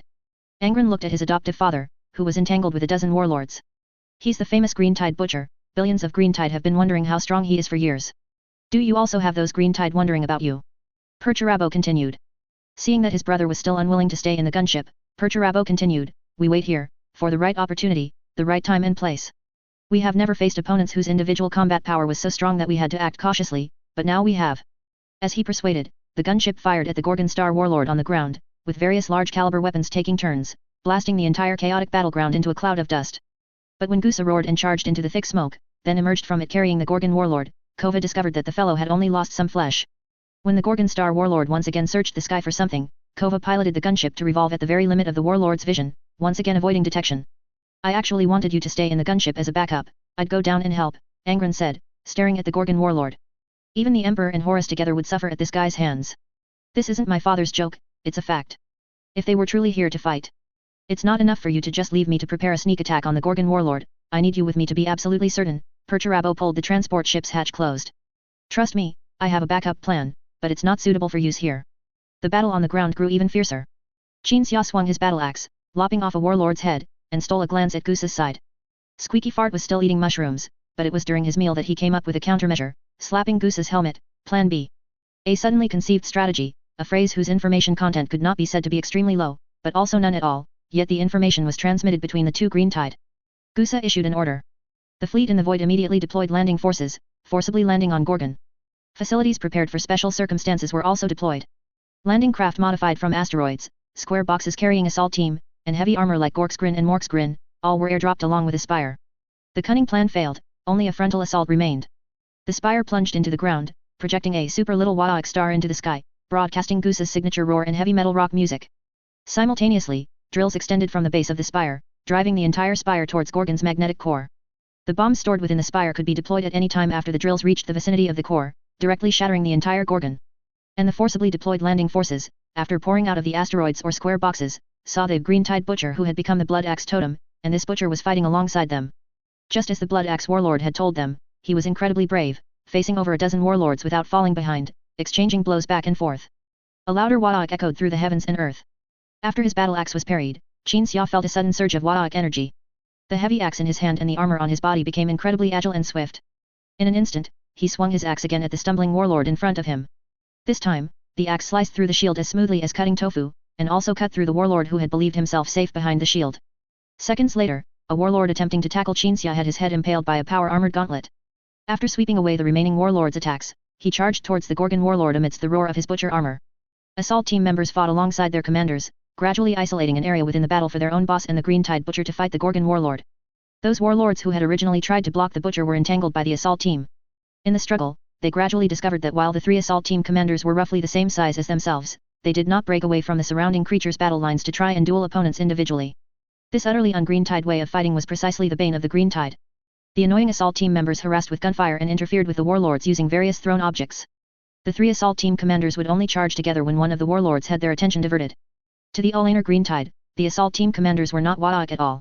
Nevertheless, the assault team commanders' thievish fighting style achieved great results, they often managed to swiftly kill a warlord-level orc within a few minutes. And it was precisely because of the combat results achieved by this un-Wadaok fighting style that Qin Xia and Goose were able to focus on their battle with the Gorgon warlord. You can't be a shrimp. The Gorgon warlord was hacked back 2 steps by a battle axe, glanced at the gash on his mechanical arm, and stared at the Green Tide Butcher in disbelief. In his eyes, shrimps, or humans, were often weak and fragile, even the big shrimps were just trash that he could easily crush. This was not an exaggeration, but rather a humble assessment. For an orc of the Gorgon Star warlord's size, Space Marines often wouldn't even wait to be personally crushed by him before being torn apart by the surrounding warlords. Goosa.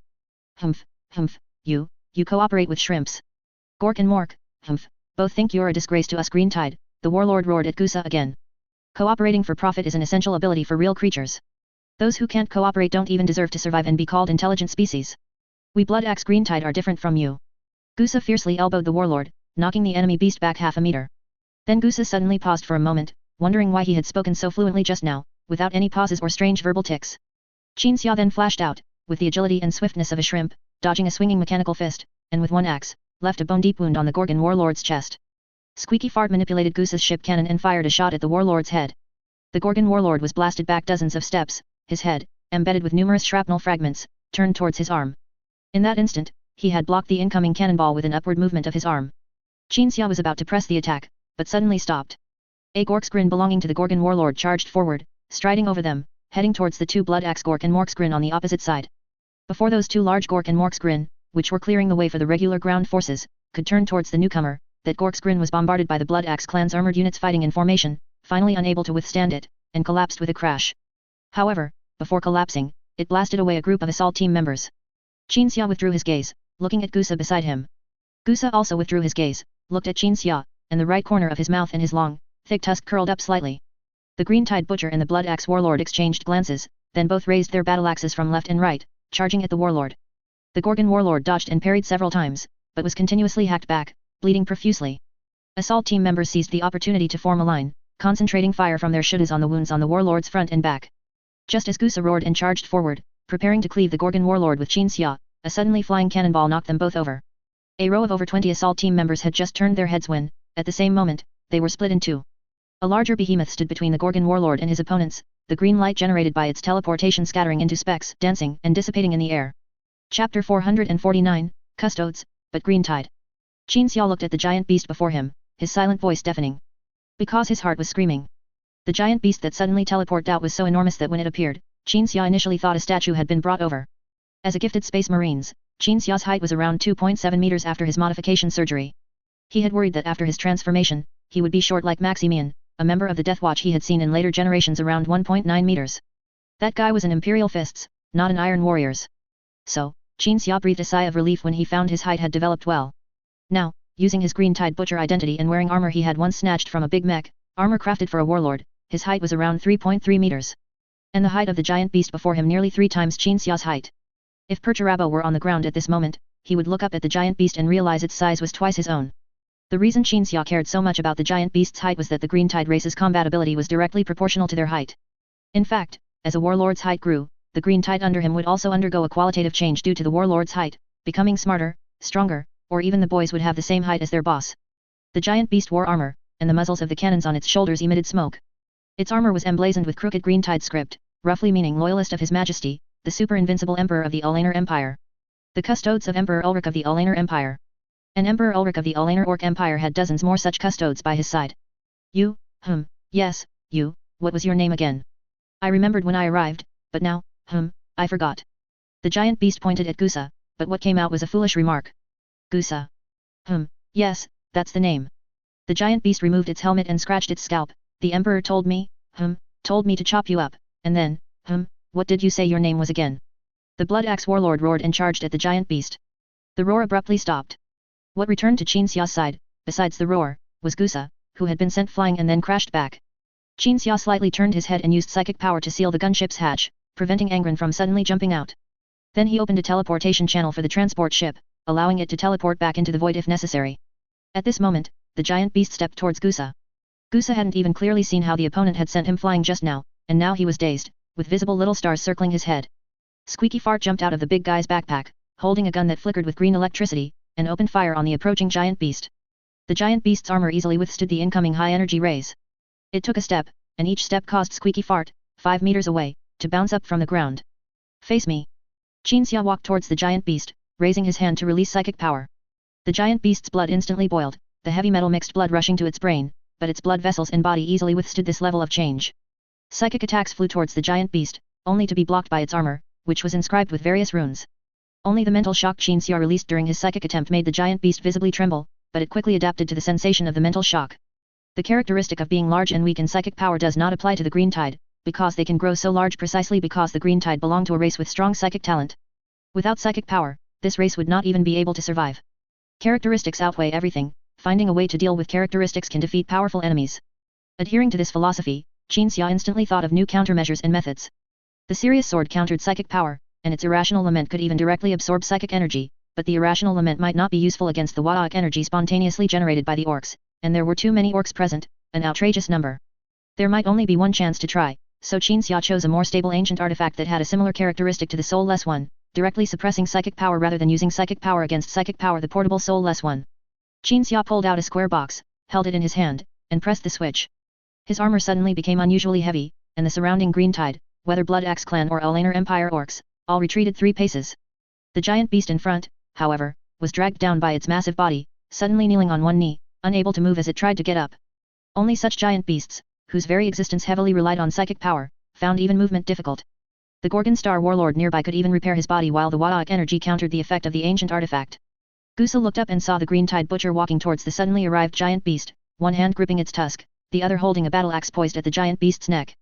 Just as he was about to swing the battle axe, the Gorgon Star Warlord suddenly pressed a button on his arm, and then the planet trembled, the earth cracked, and everyone on the battlefield fell into the suddenly opened deep chasm. A moment later, Xia emerged from the ruins, supported by a psychic barrier, and looked around. The large hole above was clearly visible, but due to its distance from Qinxia, it looked like a small speck of light visually. Realizing he was at the very bottom of Gorgon, Qinxia became excited, because Gorgon's magnetic core must be nearby. As long as he found a way to detonate the core, no matter if it was the Alainer Emperor's custodes, the Gorgon warlord, or anything else, they would all become void garbage. The planet's magnetic field was severely abnormal just now. Perturabo's voice sounded in the COMM channel, that warlord controlled the magnetic force and tore up the floor. I suddenly thought of the naming of this Gorgon star warlord. Qinxia trekked through the ruins. Green Knight. Lelaj. What nonsense is that again? Ask Angron, he knows. Qinxia used psychic power to scan the surroundings, searching for the location of the magnetic core. While scanning with psychic power, Qinxia suddenly saw where Gusa had gone fighting the orc sent by the Alainer Emperor in the distant ruins. Qinxia subconsciously wanted to help, but then he saw the route to the magnetic core nearby, and there were quite a few green tide accompanying Gusa, fighting alongside him. So, after some thought, he decided to go to the magnetic core first. The Blood Axe fleet was still continuously dropping green tide from orbit. Assault team members, under the command of their assault team commander, jumped down from the large hole above Qinxia's head, riding Gork's Grin. As these behemoths, the Gork's Grin, were about to crash to the ground, rocket-like exhaust flames erupted from their bottoms, using recoil to land steadily. Green tide assault team members poured out of the Gork's Grin. Like space marines, they spread out under the leadership of their respective captains, moving swiftly and guarding every entrance and exit at the bottom of the cave. Open and defend the path to the magnetic core. Qinxia commanded the orcs. When he finished speaking and realized he might not be able to command them, those assault team members immediately rushed forward, personally scouting the way, while the remaining personnel, under the assault team commander's orders, set up defenses relying on the Gork's Grin. Gorgon green tide poured out from several passages. The assault team members suppressed them with firepower, coupled with the support of the Gork's Grin, holding the area below the broken hole was not a problem. Butcher boss. The assault team commander hurried over. Where are my team members? Down there. Qinxia casually pointed at the ruins. Just now, the assault team members had isolated an area for a decisive battle, and that area collapsed. Although the assault team commander didn't fall because he stood far away, those assault team members who were suppressing the Gorgon warlord with firepower did fall down. Qinxia saw them mixed with metal debris through his psychic vision. For the Blood Axe. The assault team commander turned and saluted the ruins, vigorously beating his chest. I need you to find me a mech, a boss, or a boy, a smart one. Qinxia said, this orc must be able to dismantle the magnetic core. I'm not you Green Tide, I don't understand that stuff. The assault team commander immediately arranged it, using only a few gestures to dispatch several assault team members to the Gork's Grin to bring over the big mech responsible for maintaining the Gork's Grin. This is our, chief mech. The assault team commander shoved a green tide wearing glasses and heavily modified from head to toe. Qinxia gestured for the chief mech to follow him, then rushed towards the magnetic core. I need resources, I need manpower. I need a safe environment. The chief mech shouted. The assault team members will provide you with a safe environment and ensure that the resources and manpower you need can be transported in. Qinxia glanced at the surrounding assault team members, and you, shut your mouth and quietly go blow up the core, understand? The chief mech stopped, patted his red safety helmet, then stomped his foot and beat his chest. Yes sir. The chief mech quickly ran towards the magnetic core. Gorgon's most crucial structure was not far from Qinxia, and it soon appeared before him. The magnetic core was extremely massive, protected by numerous devices that only Green Tide could understand. At the same time, because the Gorgon warlord had just manipulated the magnetic force causing the ground to collapse, the condition of the magnetic core was unstable. Green Tide technology coupled with instability made things particularly difficult. Butcher boss. I reckon you could give this device a couple of chops. The chief mech studied it for a long time, then suddenly requested. What do you mean? Qinxia pointed at the device, which was the size of a skyscraper. What good would that do? The chief mech scratched his scalp, muttering, I reckon it might do some good. Alright. Qinxia, without a word, began to hack at the device, giving it 2 mighty chops as the chief mech suggested. Then, whether the device's wiring was destroyed or something, green lightning spewed from the breach, followed by the entire device suddenly exploding. The planetary magnetic field underwent intense changes, and most areas began to disintegrate. However, there were many such devices, and they varied widely in appearance, so they clearly couldn't all be solved by hacking. The chief mech continued to study. I reckon you gotta hit it hard with some super Wattaic energy. The chief mech said, pointing at the next device. Qinxia released psychic power. The device seemed to be activated by some energy, but it only flickered once. Then, more and more Blood Axe clan mech were transported over. The chief mech gathered with the boys to ponder, eventually coming up with a solution that required Qinxia's assistance. The planetary magnetic field became increasingly unstable. Qinxia, while cooperating with the Blood Axe clan mech, observed the situation with Gusa and the 2 Primarchs. Gusa was still fighting the orc sent by the Alainer Emperor. The Gorgon warlord didn't even know where he had fallen and was currently lost. This warlord had never seen the 2 Primarchs, and the 2 Primarchs finally saw their chance, preparing to act and kill the warlord, who was relatively easier to deal with, first. The sudden teleportation of the orc earlier made the 2 Primarchs decide to ensure the warlord was killed. Otherwise, if the planet disintegrated and the green tide escaped using their mysterious I reckon teleportation technology, this secret cooperation, which could not be made public, would yield no results. It was also a form of insurance. While observing, Qinxia wondered about one thing: why were Gusa and the others so far from him, even though everyone had fallen from roughly the same position earlier? Teleportation technology? Qinxia thought, simultaneously recalling the details of what had just happened. Chapter 450, The Gork and Mork Theory. Perturabo was setting traps in a cave. The Primarch would sometimes crouch, sometimes lie down, taking out devices from the backpack behind him that Angron couldn't identify, and then deploying them. The only simple and understandable thing about those devices was that they were all invisible because they were painted purple. Perturabo had clearly done his homework for today's operation, and very thoroughly so. Our chance has come, brother. Everything I told you earlier was true. We shouldn't have jumped from the gunship to help your foster father. We should have waited for the right moment. Now we have waited, and as I said, when the Gorgon warlord walks into this cave, we will get to enjoy how an orc outsmarts himself. I suggest you use your brain. Perturabo turned around, gave a mysterious smile, and tapped his head. Your flaw is being emotional. Just now, you should have used rational thinking to judge. If both of us had jumped down together, we would definitely be buried in the pit like your foster father. Angron sighed, so what can I do in this place? Just now, I wasn't trying to drag you down with me, it was that I would go down, you would stay, and you would wait for the right moment. Perturabo thought about it, and indeed, that was true. The Steel Lord continued to silently deploy the devices, but his thoughts had been completely seen through. Angron sensed that his fourth brother didn't want him to jump down, simply because he didn't want him to take risks, as that battlefield was simply too dangerous. Earlier, when Qinxia said, the Gorgon warlord is skilled at choking the Emperor, Perturabo had just taken it as a joke, but later, upon careful consideration, Qinxia never spouted nonsense except when he was being verbally abusive. Adding to that, after the trip to Prospero, Magnus directly stated that Qinxia had the ability to easily break through the veil into the warp to view the threads of fate. Perturabo just felt it was very dangerous. Perhaps his 12th brother staying by his side and waiting for the right moment was indeed useless, but at least he could stay alive. I find you really, Angron was about to complain when he heard a heavy set of footsteps. The two Primarches quickly hid against the cave wall. Perturabo raised his arm, and a purple force field projected out, concealing himself and his brothers' bodies. The Gorgon warlord swayed unsteadily into the cave. Watch carefully. Perturabo's face held an arrogant sneer. Watch how your elder brother easily eliminates a warlord at the right moment. The warlord walked into the cave. Two devices at the entrance suddenly projected a strong electromagnetic pulse at him. The warlord, whose body had undergone extensive mechanical modifications, trembled violently, roaring as he shattered the devices emitting the electromagnetic pulse. Though he couldn't see the devices, he could instinctively determine the direction of the attack. And as the electromagnetic pulse was destroyed, and before the warlord's mechanical body had fully recovered its mobility, other devices within the cave suddenly activated. A white ash permeated the cave. The warlord collapsed to the ground, convulsing violently. Then, the devices capable of firing ammunition concentrated their fire on the warlord, each shot tearing off a large chunk of green flesh from his body. What is that? Angron asked. The ashes of a soulless one. Perturabo replied with a cold sneer, after a silent sister dies, her body is recycled and made into anti-psyker weapons. I couldn't get the ashes of a sister, but soulless ones aren't only women. Truly worthy of you. Angron nodded, then thought of the assassination sniper rifle ammunition Perturabo had used earlier. Those candy-sized things were probably also made from soulless one ashes. As the Primarch brothers conversed, the Gorgon warlord was riddled into a pulpy mess, with only its mechanical modification parts remaining intact. The ammunition made from soulless one ashes had no attack power to even leave a scratch on the modified parts, yet it could tear open the warlord's body. This was its special property. The right weapon at the right time can achieve astonishing results. Perturabo deactivated the purple force field. Do you see? The ammunition is very limited. If we had used it earlier in the melee, our certainty of killing the Gorgon warlord wouldn't have been 100%, because there were too many influencing factors. But now, look. You were also worried about accidentally harming Gusa. Accidentally harming Gusa in front of the Blood Axe orcs, and we wouldn't be able to retreat in the end. Angron sensed his brother's thoughts. Some brothers think your mind is as rigid as steel, but I know your mind is extremely meticulous, even more so than Fulgrim.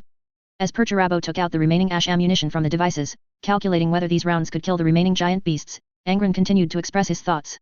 I can learn a lot from you. The military treatises you wrote for me before have also greatly benefited me. Angron said. Perturabo's face was full of smiles. Angron sensed the immense joy in his brother's heart. The joy of being recognized. Perturabo, unlike Mortarion, yearned for recognition and praise, but he had strict requirements for those who recognized and praised him, and would not be a mere beast of burden for the praise of a group of mortals. His desire for approval and praise from his 12th brother was extremely high.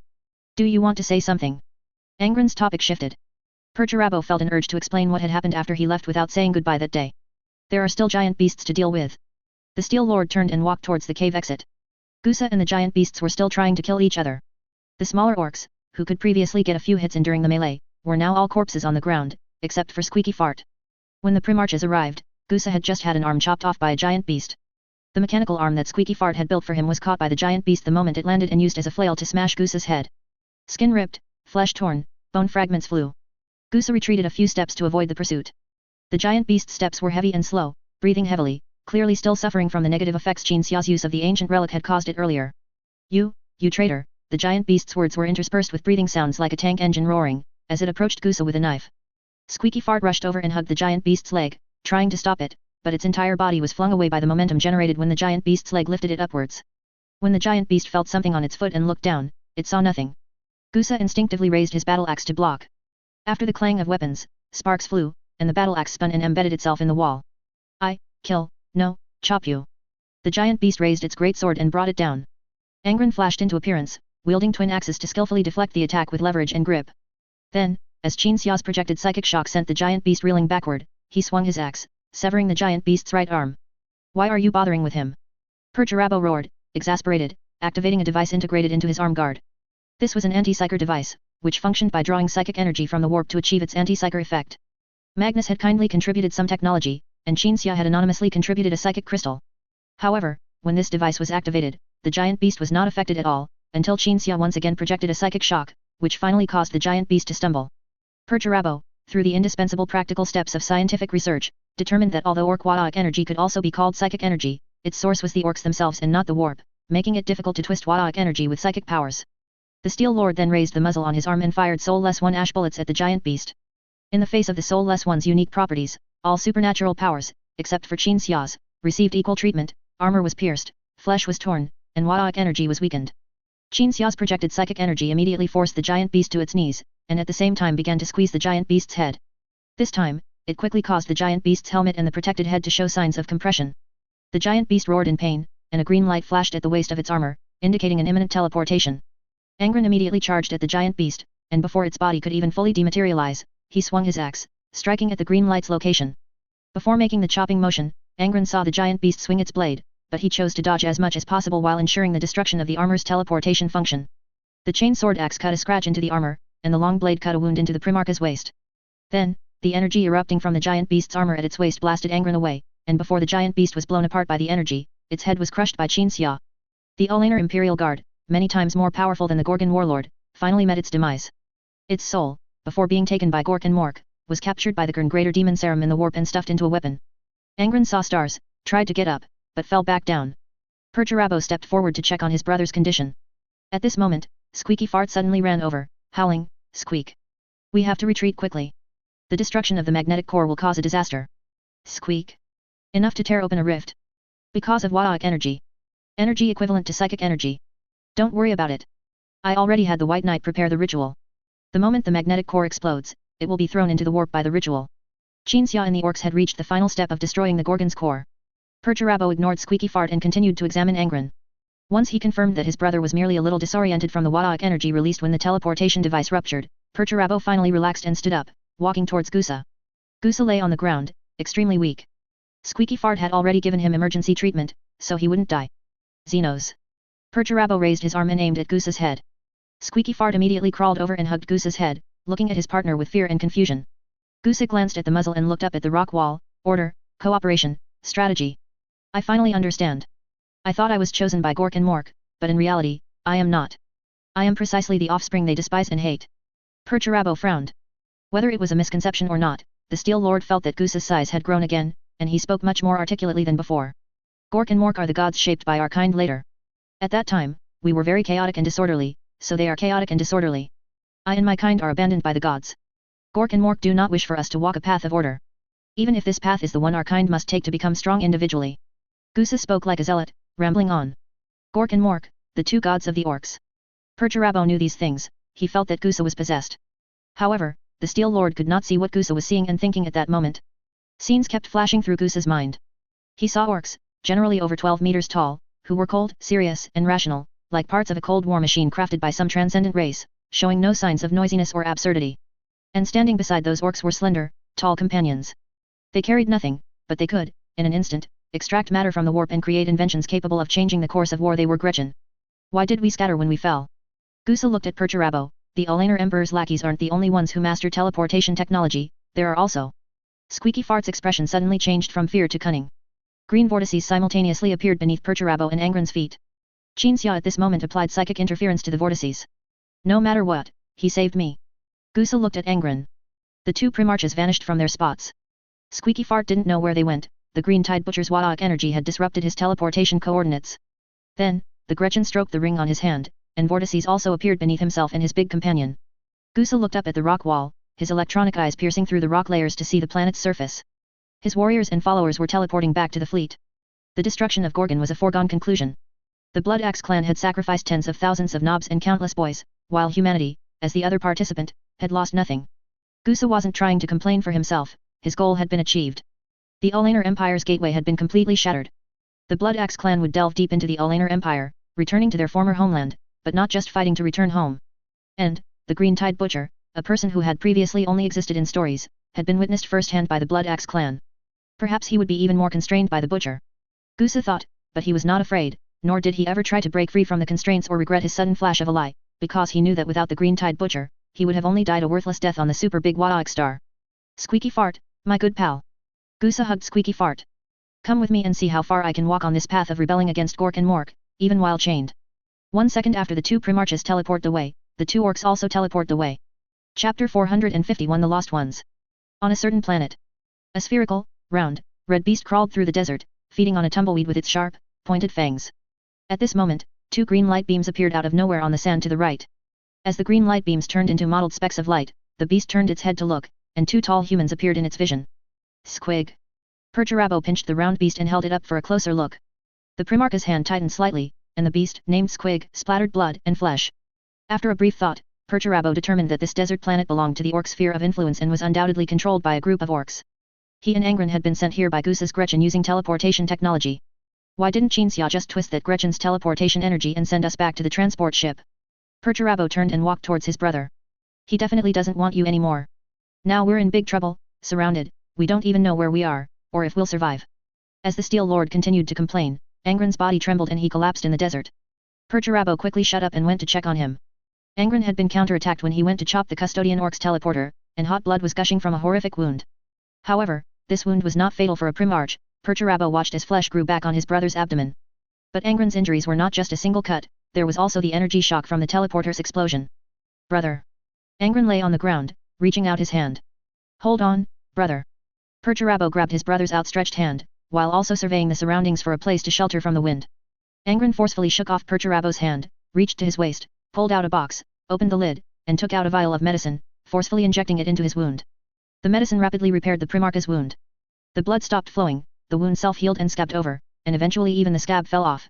The skin where he had been gashed open by the orc custodian's blade was now more delicate than when Angron had first emerged from the amniotic tank. Nuceria technology. Perturabo offered his shoulder, wanting to help his brother up. But Angron collapsed again. I've been concussed. It feels like a deafening Wadok energy in my ears. Perturabo flipped open his brother's eyelids to check, then leaned close to his brother's ear to listen. He could indeed hear the Wadok energy, though to Perturabo, the sound was as faint as a wisp of smoke. The Steel Lord habitually tried to figure out the principle behind it, but upon realizing the absurd nature of orc technology, he felt his thoughts were meaningless. Angron couldn't walk.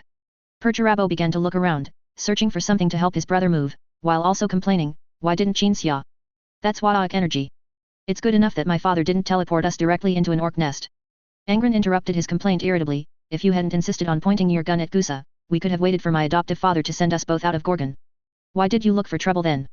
I really don't understand, sometimes you're just like this, looking for trouble for no reason, and then getting yourself into a predicament. Perhaps due to the dizziness from the Wadok energy blast, Angron now seemed very irritable and uncomfortable. His words also became unpleasant. When we first met, you insisted on looking for trouble, and as a result, you created a problem for yourself, forcing me to knock you to the ground and make you lose all face. It's the same this time. You were truly more orc than an orc back then, scavenging a kill from that supersized orc, and then pointing your gun at Gusa, who had no intention of killing us, acting like a heartless schemer. Perturabo suddenly rushed forward, wanting to kick Angron, but in the end, he couldn't bring himself to do it. He irritably brushed the cables behind his head, then silently continued to search for something useful. At this moment, a roaring sound suddenly erupted. Perturabo sharply looked in the direction of the sound and saw a convoy of orc vehicles approaching his location. The orcs in the dilapidated vehicles were shouting, clearly with a definite target. With no clear understanding of how they had been discovered, Perturabo could only stand in front of his brother, ready for battle. 3 war buggies, spewing black smoke from their rears, sped closer, without slowing down. Perturabo stood directly in the path of one war buggy, and as it was about to collide with him, he charged forward with his shoulder. Waik! The orcs on the buggy shrieked, seemingly finding it exciting. The moment the war buggy collided with the Primarch, its body abruptly stopped and shattered, parts flying everywhere. The other two war buggies immediately stopped upon seeing this, the orcs on them looking at Perturabo with blank expressions. The Steel Lord raised his arms, both black power armored arms embedded with weapons. At the instant of firing, a rain of shrapnel flew out, piercing the war buggy's armor plates and shooting all the orcs into shattered pieces that splattered out of the vehicle bed. It seems the orcs' technology level on this planet isn't very good. Perturabo turned, put his brother on his back, found a war buggy in good condition, and then tied his brother with chains to the engine cover at the rear of the war buggy. After giving Angron's armor protrusions a hard tug to confirm it was securely fastened, Perturabo sat into the war buggy's cockpit, tearing open the cockpit with his hands to create more space, and then modifying the war buggy's controls himself to ensure they fit the size of his hands. I advise you not to do that. Angron said from the back of the vehicle. Shut up. Perturabo snorted coldly. The engine started, the vehicle exploded. At the moment of the explosion, Perturabo had already leaped out of the vehicle, and then looked at his brother. Angron, tied to the engine cover, had ascended with the scorched engine cover beneath him, spinning a few times in the air before crashing onto a sand dune dozens of meters away. Perturabo quickly ran over. Angron rolled down the sand dune with the engine cover, seeing that the end of the sand dune slope was a cliff, and below the cliff was quicksand. Fortunately, Perturabo arrived just in time as they were about to roll into the cliff, reaching out to grab the chain on the slope, then looking at his brother with an apologetic expression. Angron's face was ashen. I even specifically observed the engine of that war buggy, and found that although they were dilapidated, they were running quite well. There's no way it should have exploded. Perturabo walked across the desolate land. A chain bound Angron to Perturabo's back. Sorry. Perturabo offered a few excuses, then suddenly fell silent, and then apologized directly. Angron remained silent. His brother's silence always made Perturabo uneasy. He knew Angron had a telepathic ability, and this ability was constantly growing, while he himself wasn't even good at the basic skill of observing others' expressions. This would lead to unease. But fortunately, Angron spoke quickly, there's nothing to apologize for about this, but you should apologize, just not for this. Then what is it for? Perturabo asked as he carried his brother onto a sand dune. You know. Angron perceived his brother's inner thoughts. Perturabo slowed his pace. After much hesitation, he finally spoke. When we went to Olympia together, and then I took my sister and left, and then I left without saying goodbye, it was because at the time I felt that if I stayed with you for too long, I would rust, like a piece of steel corroding and rusting. I thought that when I first met you. Later, my sister always told me that I wasn't a piece of steel at all, why would a human worry about rusting? At this point, Perturabo's mood was somewhat low. I spent a long time thinking. Thinking whether I wanted to become a piece of steel or a human. Eventually, I realized that if I wanted to become a true piece of steel, I would need to kill everyone I cared about and everyone who cared about me, and I couldn't do that, so I could only choose the second path. Hearing this, Angron pondered. Perturabo's inner thoughts revealed that he had indeed considered such a choice, and according to his adoptive father, under normal circumstances, Perturabo would have made that choice. He would have strangled his sister, massacred Olympia, and ultimately fallen completely into chaos. So when Perturabo left without a word back then, Angron was very worried that he would make another cold decision and completely go down a path of no return. But now it seemed that although Perturabo had indeed made a choice, his choice was not cold and dark. I was already corrupted by you. Perturabo suddenly said. No, brother. Angron gently shook his head, if you were truly good material to become steel, then you wouldn't be corrupted. Perturabo immediately showed displeasure but said nothing. It wasn't until a moment later that he quietly nodded, admitting that what his brother said was true. Just as he had spent a good amount of time thinking about the problem and finally made a choice, admitting that he could never become steel, there was only acceptance and reconciliation. After another period of silence, Perturabo shook his head helplessly, sorry. You should say sorry. Angron loosened the chain around his waist to make himself more comfortable, then turned and asked the brother carrying him, will you still be so stubborn in the future? No. Perturabo had intended to bluff his way through with anger, but then he reconsidered, having already said so much. Then will you still manage your children with brutal methods? No, now when I face Danjiok, I try to tolerate as much as possible. It's just sometimes I feel like I let them down. After all, I used to always proclaim steel within, steel without, but it turns out I was the least steel within, steel without of them all. Perturabo, repent. That's enough from you. Perturabo gradually stopped walking. The Primarch's deep gaze spanned several kilometers, seeing a vast, flat desert ending in an orc tribe ahead. Countless orcs were fighting a civil war within the tribe. As the Primarch's gaze fell upon them, an orc dressed as a shaman among them suddenly pointed towards the Primarch's location. We're going to fight. Perturabo looked back at his brother on his back. Find a place to put me down, I can't hold you back. Angron pointed to a sheltered dirt mound nearby. No, brother.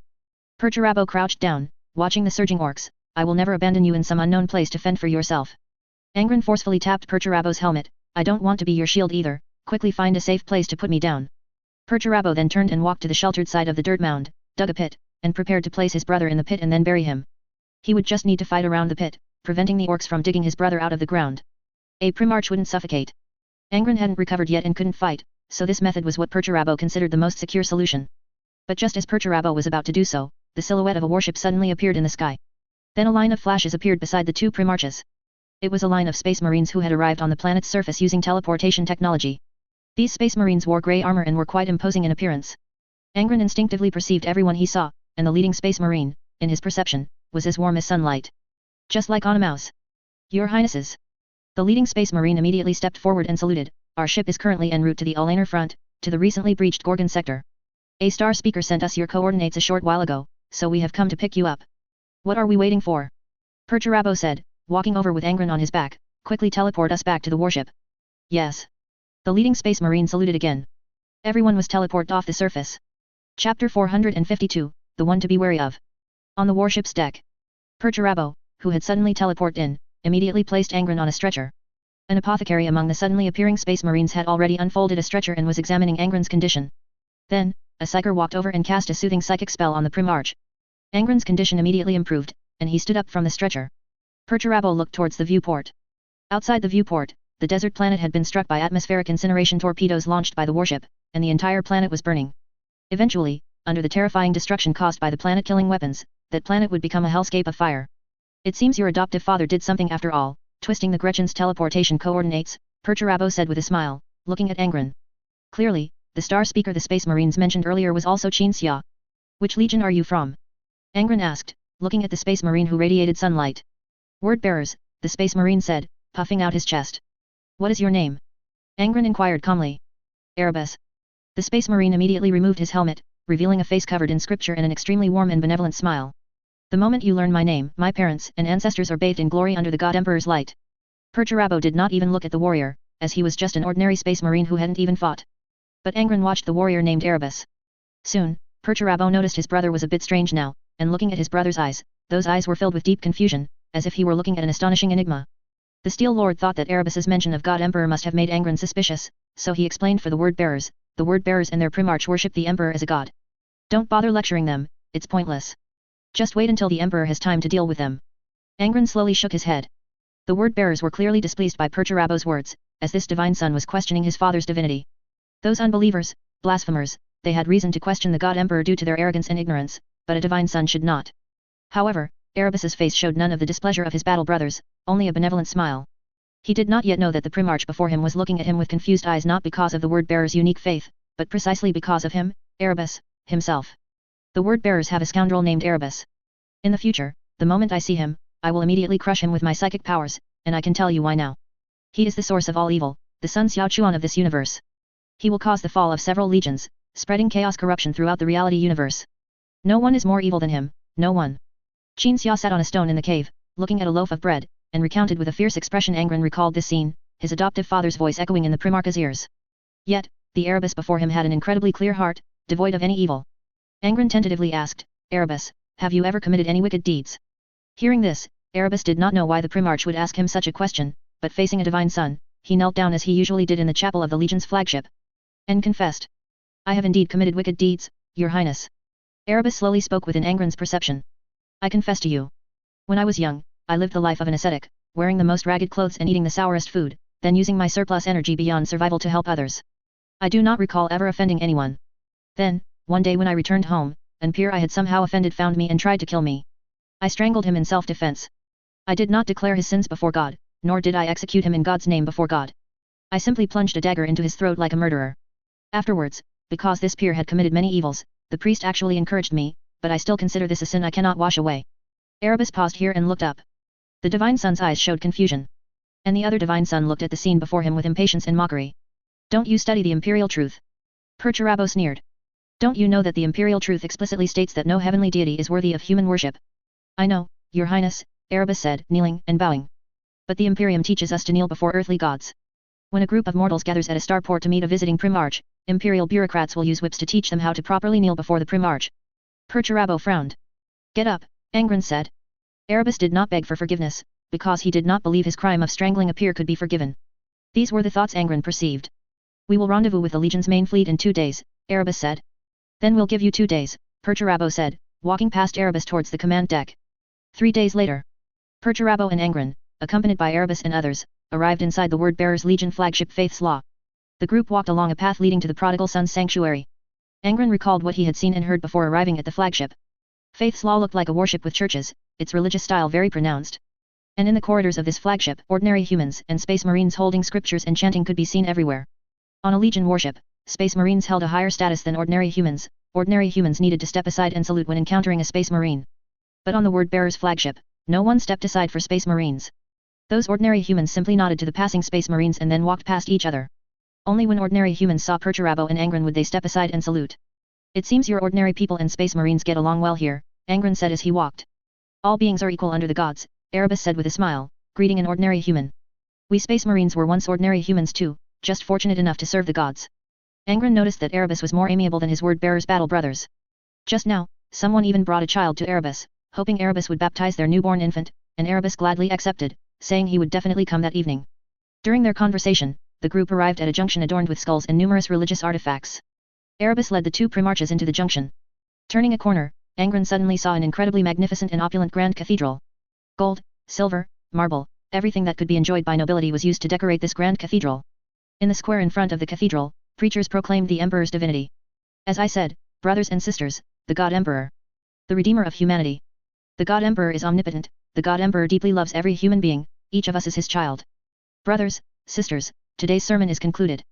The preacher closed the religious text, then began to call for donations for those who had suffered misfortune. Erebus ran over to donate the currency used within the flagship, then ran back to continue leading the way. The group entered the grand cathedral named the Prodigal Son's Sanctuary. The moment they entered the main door, the chanting from various religious sections reached Angron's ears, and the primarch also saw his 17th brother. Lorgar Aurelian was kneeling beneath a statue of the God Emperor, murmuring scriptures. Behind the primarch were some ordinary humans and Astartes, also murmuring scriptures.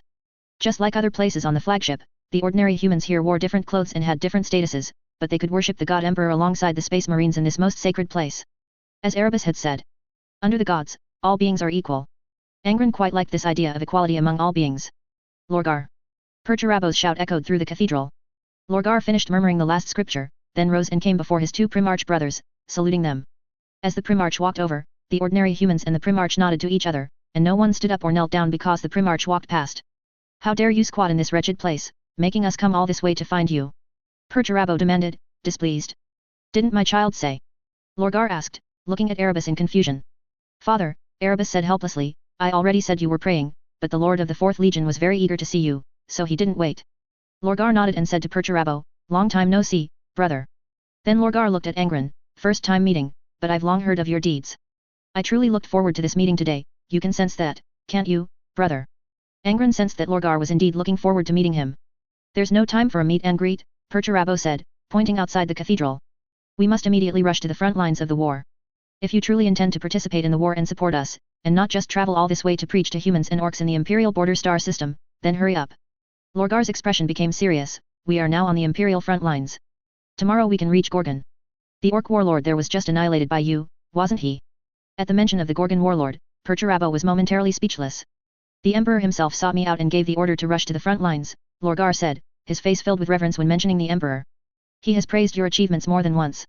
Angron simply nodded silently, ending the topic about the Gorgon warlord. Then, Angron, suddenly sensing something, turned to look at the sanctuary entrance. A warrior, clearly only semi-modified, walked into the sanctuary. Cor Phaeron, my adoptive father, Lorgar immediately introduced this late arriving important figure to his brothers. Angron looked at Cor Phaeron. This warrior came before the group, first saluting the primarchs, and at the same time said to Lorgar, such important guests have arrived on the flagship, why didn't you send someone to tell me to come? From Cor Phaeron, Angron perceived a strong desire for control. And from Lorgar, Angron perceived very complex emotions. Cor Phaeron was indeed Lorgar's adoptive father, but he had abused Lorgar when Lorgar was very young, and sought to control a primarch in this way. Even though he had now undergone space marine modification and become Lorgar's son, it was hard to say that this control plan had failed. You are even more annoying than Shin Xia, Perturabo said, bumping past Cor Phaeron and walking out of the religious place that disgusted him. Cor Phaeron looked at Angron. Angron did not perceive the chaos corruption his adoptive father had spoken of, but he could perceive various negative human qualities, so Cor Phaeron's current purity was only temporary. Welcome to the Olaner front, Angron said, turning to lightly pat Lorgar's shoulder, then shaking Cor Phaeron's hand, and turning to leave. Chapter 453, Test. Ulaner Greenskin Empire's Gateway. Gorgon. The Blood Axe clan had already departed, moving far from the Imperium of Man's attack route. When Gorgon exploded, it was ritually cast into the warp by the White Knights, and subsequently, the Gorgon star system was taken over by the Imperium of Man. Although there were no starports or human worlds in the star system, the Forge engine itself was equivalent to a starport in a human world. The 4th and 12th Legions fleets rested and resupplied around the Forge engine. 1 week later, a new fleet arrived in the star system.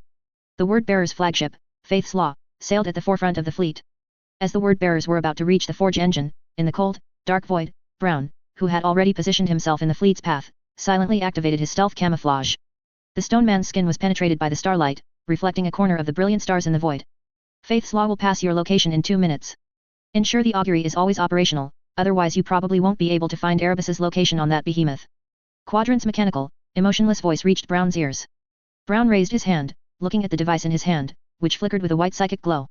The materials of this device were all affected by the stealth field on the stone man's shell, turning invisible. Only the psychic glow, which did not obey the laws of reality, continued to flicker. This augury was also a new psychic creation developed by Quadrant. Most of the World Eaters believed that the White Knight Lord's inventor attendant had only created the psychic silver vine, which was already incredibly impressive, and the World Eaters thought Quadrant was fully qualified to serve as the Forge Master General of Mars. But in reality, the 2 psychic spells of the psychic silver vine were merely the most ordinary and basic of all Quadrant's research, yet also the most stable. Some less stable or less easily mass-produced items were only temporarily in the experimental stage. For example, the augury. This was a metaphysical navigation device. Watch how I operate. Brown faced the approaching Faith's Law, adjusting the orientation of his limbs. Faith's Law has advanced detection arrays, Quadrant reminded, try to be as stealthy as possible. Wavy lines flickered in Brown's eyes, I see them. The changes caused by the waves released by the detection arrays in the current dimension of the reality universe were captured by the stone man without omission. And the stone man happened to have a way to deal with scans. Its limbs remained as still as possible, not releasing energy from its hands and feet to propel its body, as it had done when dealing with the barbarians who occupied the Forge engine. Instead, it used another method to propel itself, the sun's solar wind. The high-speed particle stream was utilized by the stone man as a natural, non-internal energy source, and the stone man's body was inherently modified to be suitable for utilizing any energy, to prevent them from needing to find a power cord to plug into their rear to charge themselves. So when the stone man's body changed to be different from human form and possessed special physical effects, the solar wind truly could provide propulsion. After approaching the scanning range of Faith's Law, the stone man fell into a deep sleep. No energy output, no movement. To avoid failing to wake up in time, the stone man utilized an ancient but absolutely effective built-in function, using 2 atoms separately set up in a certain structure within its cranium to create an alarm clock. When one atom orbited the other to a certain extent, the stone man was automatically awakened. That's excessive. Quadrant's voice was received by Brown again. Faith's Law's detection methods are advanced, but not to the extent that you need to set an atomic clock to put yourself to sleep and wake up. There are no lower-end tools. When the stone man awoke, it was already pressed against the hull of Faith's Law, its constituent matter flowing between the atoms of adamantium. Just like Nuceria Entertainment Company buying general-purpose stone men like me for cost-effectiveness, instead of having to custom-order stone man dolls from a corporation that can't do anything but Business is a very strange thing. Who would have thought that a general-purpose, multifunctional stone man would be cheaper than an intelligent doll stone man with several hundred fewer functions? The molecules and atoms on Brown's body fell from the ceiling of a corridor to the ground, gradually converging. Visually, it looked as if he had appeared out of thin air. The glow on the augury pointed to the target's location. Some space marines walked out from around the corner, and Brown's body immediately dispersed, passing through the space marines in the form of the smallest matter. Upon reaching the room at the end of the corridor, Brown condensed from the air. The target marked by the augury appeared in this room, which resembled a small chapel. It was Erebus, kneeling before a statue of the Emperor. Who? Erebus suddenly turned his head, instinctively drawing his plasma pistol and aiming behind him, while simultaneously drawing a dagger with his other hand, his body quickly retreating to the base of the Emperor's statue. His reaction was entirely instinctive, encompassing the entire room space in his vision, ensuring that only the magnificent Emperor's statue was behind him. But this was not entirely due to tactical training. It was also due to childhood experiences. The memory of being stabbed in the kidney from behind was too profound. Erebus saw Brown, a slender, ordinary-looking middle-aged man. Neither too ugly nor too handsome, his appearance was forgettable, all to ensure that tourists playing with him or being played by him wouldn't feel that this tool's appearance overshadowed them. No need to look, it's just me. Brown lowered his body, and no need to look, it's just you. Erebus's expression was grim, and he immediately opened fire. Brown flew to split the incoming plasma, then charged at Erebus, cutting through the dagger he used to block, and the entire body below the dagger. Erebus was split in 2. I'm Brown. Brown completed the mission. Brown performed a cool sword flourish. Playing old movie tropes incurs a penalty. Qin Xia said. Brown immediately shut up. The room door was quickly pushed open, and Brown did not dodge, because it was Angron who entered. What are you doing? Angron immediately closed the door and whispered, I know why you're here, but Erebus is not like we perceive him, he's not that evil. Instead, Cor Faerin is the evil one. Brown looked bewildered, I don't even know who this guy is, Qin Xia just told me to kill him. I know what's going on with Erebus, I observed him. The expression on Brown's face suddenly changed, allowing Angron to see Qinxia's shadow. Qinxia was controlling Brown. But I had to test it to make sure Erebus really wasn't a problem. Qinxia's voice came from Brown's mouth. When he died just now, no chaos energy was released. Confirmed. Angron nodded thoughtfully. Brown raised his hand, and the ring on his finger projected a beam of light, a wave of light enveloping Erebus's corpse. Erebus seemed to be played in reverse, gradually returning to the state of kneeling before the Emperor's statue. The effect of the Mad King's ring. Although among the ring's many functions was time reversal, and time reversal was not the same as resurrection, Erebus had only just died, his soul had not yet left his body to enter the warp, so it was not yet irreversible. Thus, Erebus successfully won the resurrection match. Test complete. Not yet, but at least this stage is over. Brown immediately left. Angron looked at Erebus. This person, different from what he had imagined, was kneeling before the Emperor's statue, looking bewildered upon seeing the Primarch enter. My lord. Angron nodded silently, gesturing for Erebus to follow him. The two walked out of the prayer room together, meeting Perturabo and the Word-Bearers Legion's High Command on the hangar deck. Unyielding Resolve Command Deck. 3 Primarches stood around the tactical table, with high-ranking officers from their 3 legions standing shoulder to shoulder beside them, facing the mortal naval officers. The only ones standing with the Primarches were Qinxia and Corphaeron. Qinxia, Corphaeron, and Erebus had just met. The World Eater's White Knight Lord remained silent, just as he was now, giving off an unapproachable aura. Gorgon has been taken. Perturabo reached out to adjust the projection on the tactical table, displaying the entire territory of the Alanar Empire. Our next target is Gonartu, controlled by a technologically adept orc warlord. Lorgar interrupted. Do the 3 of us just need to keep moving forward? I remember my legion received you in a star system controlled by orcs. Perhaps we should change from a vanguard-style tactic to an all-out advance. Horus and the others haven't even arrived yet. An all-out advance for what? Perturabo looked at Lorgar. You word-bearers always think about an all-out advance. An all-out advance. Have you forgotten that in this campaign against the Alanar Empire, for now, there are only the 3 of our legions? I apologize, I did think that, Lorgar said frankly, because the word-bearers are indeed versatile, just like the reorganized World Eaters. Angron sensed that Lorgar spoke these words from the heart, and tried his best to say them humbly, without any hint of boasting. Lorgar was actually quite humble. The Word-Bearers Legion was indeed versatile, whether in terms of numbers, tactics, or weaponry, they had no weaknesses. Lorgar was also a prolific Primarch, and his gene seed was very stable, with no physiological defects caused by genetic diseases, consistent with Angron. At the same time, to strengthen their numerical and volumetric advantage, the Word-Bearers extensively used mortal auxiliary forces. In this era of the Great Crusade, Word-Bearers Space Marines could fight alongside mortals. In terms of strategic and tactical systems for superhuman and mortal joint operations, the Word-Bearers had more experience than the World Eaters. Not only did the Word-Bearers have advantages in warfare, but also in logistics. The Word-Bearers were adept at management. Like the Ultramarines, they would wholeheartedly manage a world after conquering it. It was proven that Space Marine legions had the right to manage the worlds they conquered, but most legions indifferently handed over management to imperial bureaucrats. In short, the Word-Bearers were very strong. Let's attack, Angron said. Our mission is not to crush the Alanar Empire, but to act as a vanguard to create an advantage, and this tech warlord is unavoidable when we establish our supply and transport route. We also cannot completely destroy this world, which can serve as a material transfer station. At this point, Angron thought of the Blood Axe clan, who had bypassed the tech warlord's territory, and said, after all, we can't transform into nomadic forces in less than a month.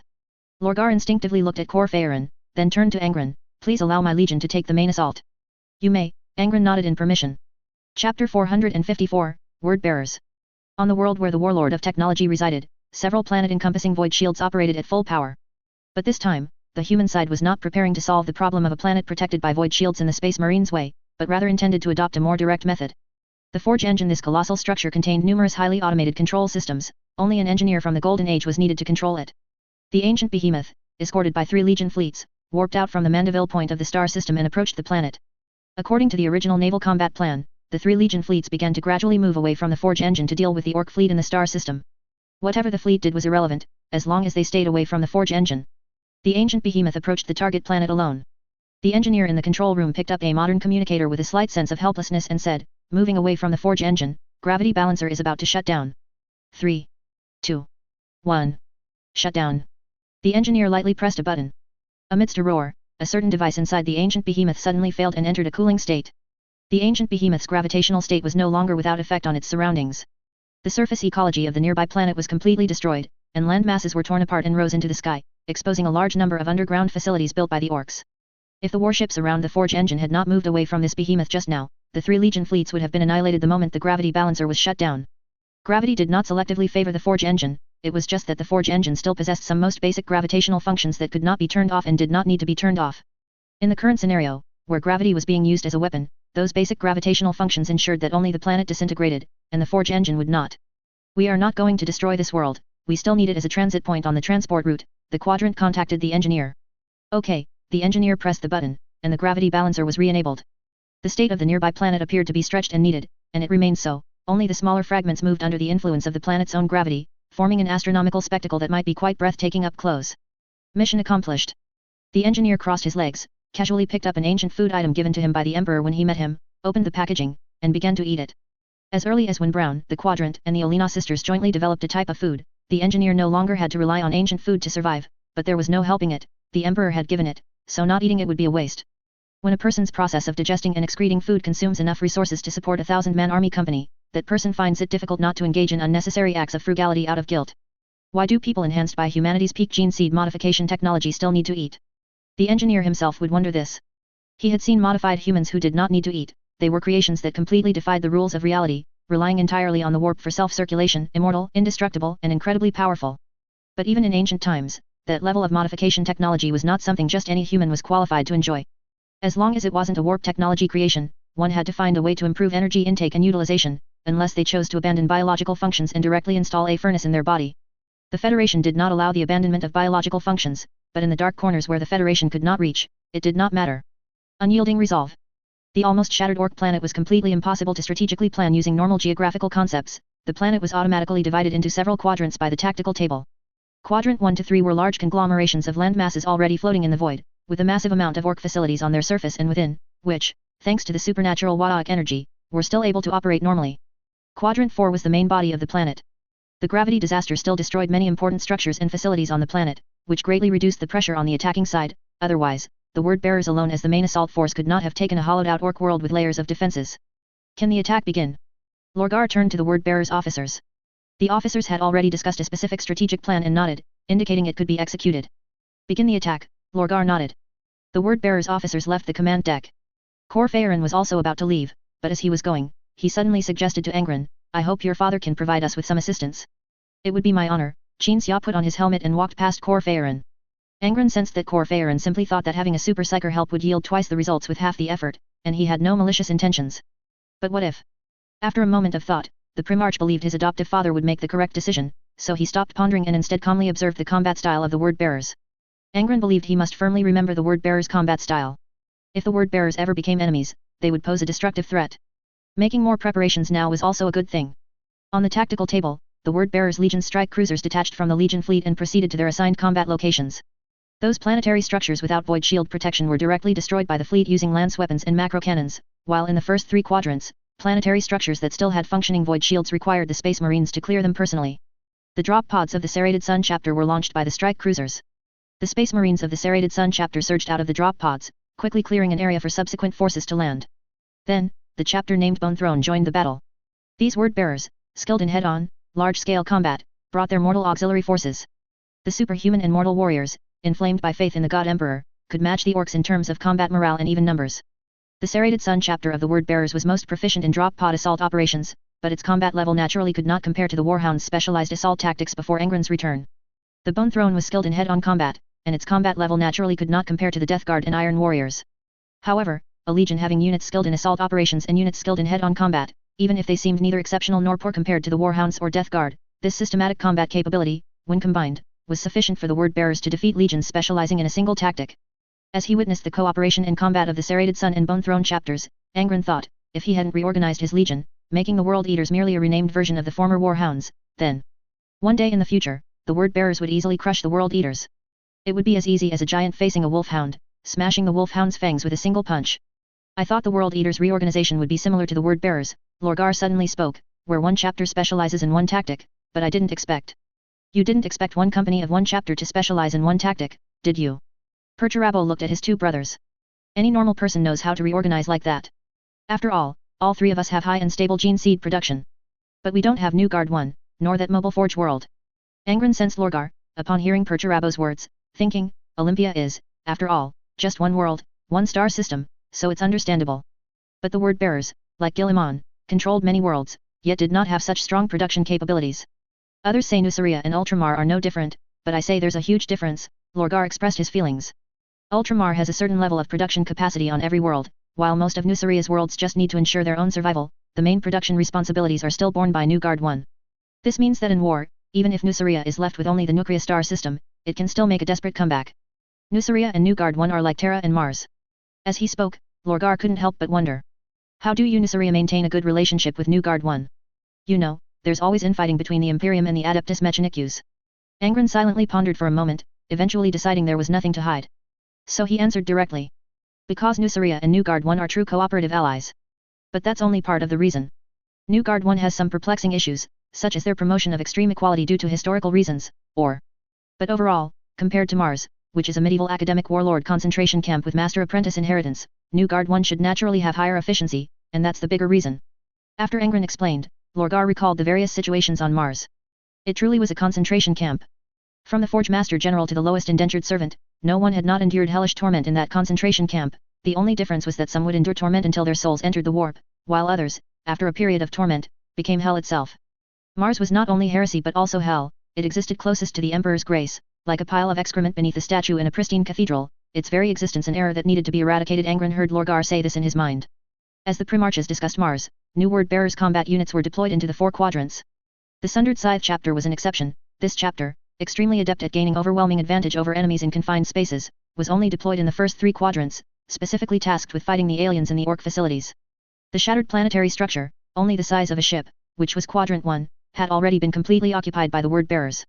To enable this structure to become a future outpost on the Imperial supply route, the Word-Bearers began to clear it. The chapter named Star of Judgment took on this task. Like the Ultramarines Nemesis chapter, they were equipped with a large number of destructive weapons. These weapons did not consider whether they would cause pollution, whether they were dangerous or cruel, only performance and the ability to turn a war zone into a scorched hell. After the fighting in Quadrant 1 was completely over, the various Word-Bearers chapters, led by the Tri-Crown chapter, began a fierce assault on Quadrant 4, which was the largest remaining structure of the planet. The Tri-Crown chapter was the main force, equivalent to the World Eaters Champion chapter, with elite warriors having access to the most advanced weaponry and equipment. Observing the tactical table, Angron thought that his father, who directly participated in the fighting, could see the real battle scenes instead of just thumbnails. After the war, he should ask him more questions. Chapter 455, A Great Debt of Gratitude. 4th Quadrant War Zone. A small part of the planet's structure floated in the void. This war zone looked like an apple with a bite taken out of it, with many previously subterranean structures exposed. A Storm Eagle gunship flew over the war zone. When a space marine from the Serrated Sun chapter sighted an Orc warlord, the commanders of the Word-Bearers immediately decided to conduct a decapitation strike. No matter when or where, the best tactical approach against Orcs was always a decapitation strike. Because Orcs, as a low-order species, found it very difficult to continue fighting after losing their leader. Once the leader died, the Orcs below would immediately scatter like birds and beasts, or even start infighting in front of a powerful enemy. As for whether this tactic would be effective against the Blood Axe clan, that remained to be seen. The tactic is simple, just as our tactical objective is simple: decapitation. Fly in, eliminate that Xenos warlord, then return and wait for this world to be incinerated clean by the Judgment Star, leaving it for the subsequent Imperial fleet to do with as they please. Cor Phaeron walked inside the Storm Eagle gunship. On either side of him were neatly arrayed Terminators. These warriors wore special patterned Terminator tactical dreadnought armor, silent and exuding an aura of strength. The Terminators chosen for the decapitation mission, much like the Word-Bearers Legion itself, did not include many exceptionally powerful warriors or legendary lone heroes. Most of them did not have famous names that resonated through history, but their regular warriors and officers were all strong, with high average quality, forming a formidable collective. When Cor Phaeron stopped between the 2 rows of Terminators, his gaze fell upon Qin Xia, who stood opposite him at the exit of the dropship. The legendary ornate armor, said to be crafted by the Primarches, accentuated Qin Xia's towering height. His fully enclosed helmet had no tactical optics, only 2 eerie red glows. Cor Phaeron avoided the eerie red glows, which seemed like eyes, and scanned everyone present. If anyone wishes to say something, now is the time. The Word-Bearers remained silent, their eyes fixed straight ahead. Erebus stood beside Cor Phaeron and instinctively looked at Qin Xia. White Knight Lord, you have led decapitation strikes against Xenos on more than one occasion. He wanted to ask for some experience. Qin Xia raised his index finger. I only have one thing to add, and that is, you will follow me. Cor Phaeron felt displeased but couldn't say anything, ultimately blaming Erebus for his talkativeness. The gunship gradually stabilized in the air. The hatch opened, and the roars of Orcs and the sounds of bolt guns poured into the cabin. Below them were the warlord and all his Orc lieutenants, currently clashing with the Serrated Sun chapter. Commence operation. Cor Phaeron shouted. Qin Xia had already leaped down at this point. Because Cor Phaeron had implicitly relinquished command, the Terminators did not wait for his orders. They had already lined up and jumped down with Qin Xia as soon as the command to commence operation was given. The control-obsessed Cor Phaeron once again blamed Erebus for this. However, Cor Phaeron still said and did nothing. How could a highly respected and virtuous chaplain, who also served as the first captain of the Word-Bearers Legion and was the Primarch's adoptive father, stooped to bickering with a minor figure over such a small matter. The White Knight Lord descended from the sky and landed steadily. The Terminators landed one after another, their bodies briefly jarring. Their arms, wielding various large-caliber weapons, rose with the hum of their servo mechanisms, aimed at the powerful enemies their allies faced. Kill the big shrimp. The warlord rotated its massive body, casually flinging away the corpse of a space marine impaled on its right arm. Among the orc species, where height symbolized combat power, this tech warlord was not particularly tall, appearing similar to the surrounding lieutenants, around 4 or 5 meters. But the warlord's entire body was covered in steel, with no green skin visible, having undergone the highest degree of mechanical modification. Appendages extending from its spine wielded various crude but clearly terrifying destructive weapons. The lieutenants around the warlord also had a high degree of mechanical modification. Many space marines of the surrounding serrated sun chapter had fallen, but no one feared. The space marines in their grey armor, along with the newly arrived decapitation squad, heavily surrounded the orc warlord. Grey. This was the primary color of the word-bearers. Lorgar had not yet made his pilgrimage to the Chaos Gods in the Eye of Terror, nor had he, upon his return, ordered the Legion's livery changed to the dark red symbolizing corruption. Qin Xia thought that if the word-bearers were dark red now, they might gain a slight advantage in the fight against the orcs, because to the orcs, grey was the color of cannon fodder. Their Wadaic field might somewhat weaken the word-bearers' combat power. Big shrimp. The warlord raised an appendage towards the Terminators in front of him, and a ball of energy, flickering with green lightning, shot out with a roar. Qin Xia quickly dodged, and the Terminators behind him also dodged. Kor Phaeron saw the energy and instinctively dodged as well, but his body didn't move fast enough, his body couldn't keep up with his reaction, and he was ultimately hit by the energy. This energy blast didn't kill the respected old first captain, but it shattered the Terminator armor's force field and simultaneously crippled the armor's various power functions. Even a space marine who had undergone perfect modification surgery couldn't drive Terminator armor with brute strength, let alone Kor Phaeron. He was directly crushed to his knees by the Terminator armor's own weight. Don't mind me. Kor Phaeron pushed away Erebus, who was trying to help him up. Eliminate the enemy first. As Kor Phaeron shouted this, Qin Xia and the Terminators had already charged towards the orc warlord. The warlord seemed to sense who the most dangerous enemy was, aiming all its weapons at Qin Xia and, in an instant, unleashing an attack equivalent to the suppressive fire of a Knight-class war engine. Qin Xia did not stubbornly endure it with a psychic barrier, but instead unleashed a new psychic spell. He had previously researched a psychic spell based on the principle of a void shield. To the Terminators behind him, who firmly believed the White Knight Lord of the World Eaters could withstand the attack, it looked as if a snowstorm had condensed in front of Qin Xia, and all of the orc warlord's firepower vanished upon approaching the snowstorm. The Storm Eagle gunship overhead fired suppressive fire at the orcs, but the artillery fire was intercepted by the orcs' personal shields. The word-bearers Terminators swung their power mauls, intercepting the lieutenants who were preparing to intercept Qin Xia, allowing Qin Xia to face the warlord alone. Wadaic. The warlord swung its arm, its sharp claws slashing towards Qin Xia's waist. Qin Xia maintained the posture of thrusting his spear, neither dodging nor defending. As the claws drew a large shower of sparks across the armor at his waist, and the warlord's gaze shifted from anger to disbelief, the spear also pierced through its mouth. The heavy mechanical body was forced to its knees by Qin Xia, yet this deep penetrating wound was far from fatal for the warlord, and it couldn't even make such a highly mechanically modified behemoth feel pain. Taste this. Qin Xia's left hand lightly released the spear shaft, and after white psychic energy gathered at his fingertip, he gently touched the spear body. The white psychic energy flowed along the spear, and the next second, a powerful white light erupted from the warlord's mouth, as if a bomb had detonated inside its body.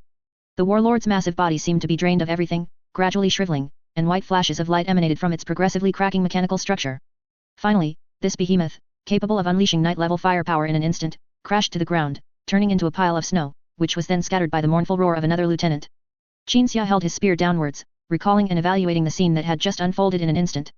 That move was not a psychic spell, but merely a clever application of psychic energy in a physical attack, and it wasn't something Qin Xia had researched himself, but rather learned from Mr. Neos on Terra. In the original Battle of Gorgon, the Emperor used a similar method. He plunged his sword into the Gorgon warlord's body, then channeled psychic energy to make the Gorgon behemoth disintegrate from the inside out, thus killing it. This move was indeed effective. Wadaic. Another roar sounded, and Qin Xia saw a lieutenant charging towards him. The lieutenant wore heavy armor, and its tusks were enormous, even capable of being used as weapons. As it roared and charged, Qin Xia easily dodged and engaged another lieutenant that attacked from the side. This was originally an easy dodge, a failed charge, but Kor Phaeron was in the path of the charge.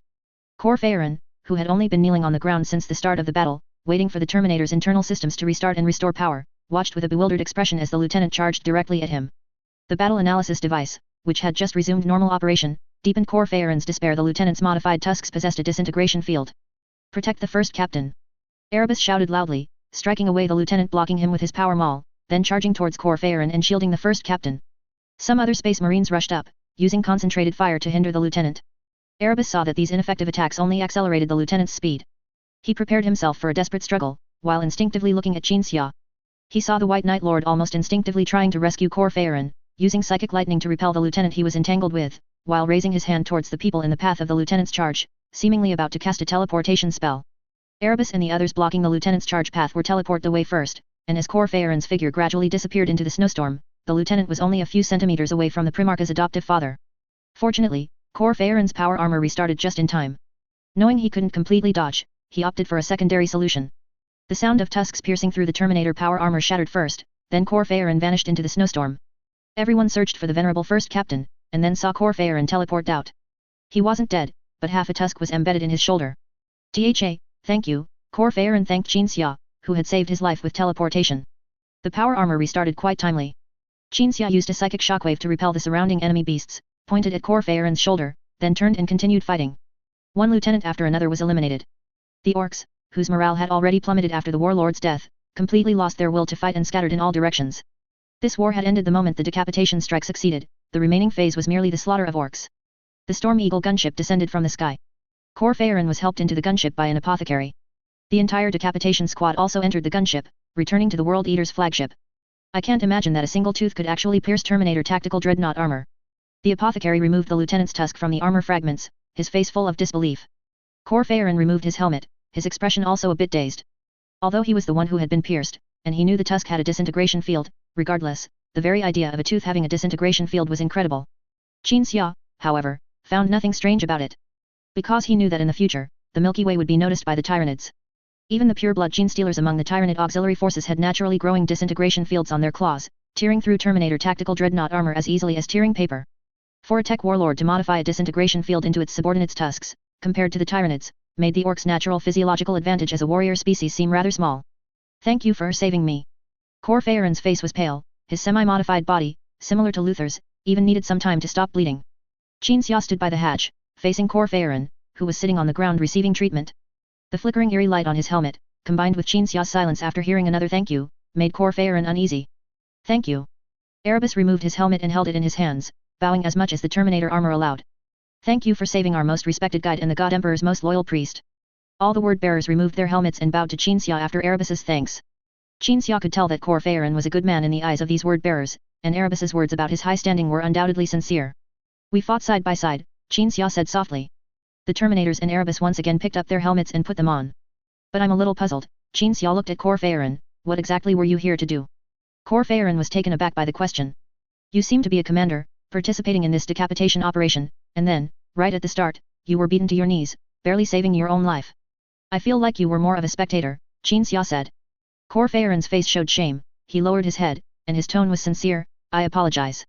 The word-bearers all knew that this White Knight Lord was not very amiable, and since Cor Phaeron's life had been saved by him, they all remained silent, not retorting.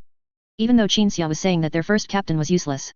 Look at the two beams of light on my beautiful helmet. Qin Xia took off his helmet and played with it in his hand. This helmet was forged by the Steel Lord.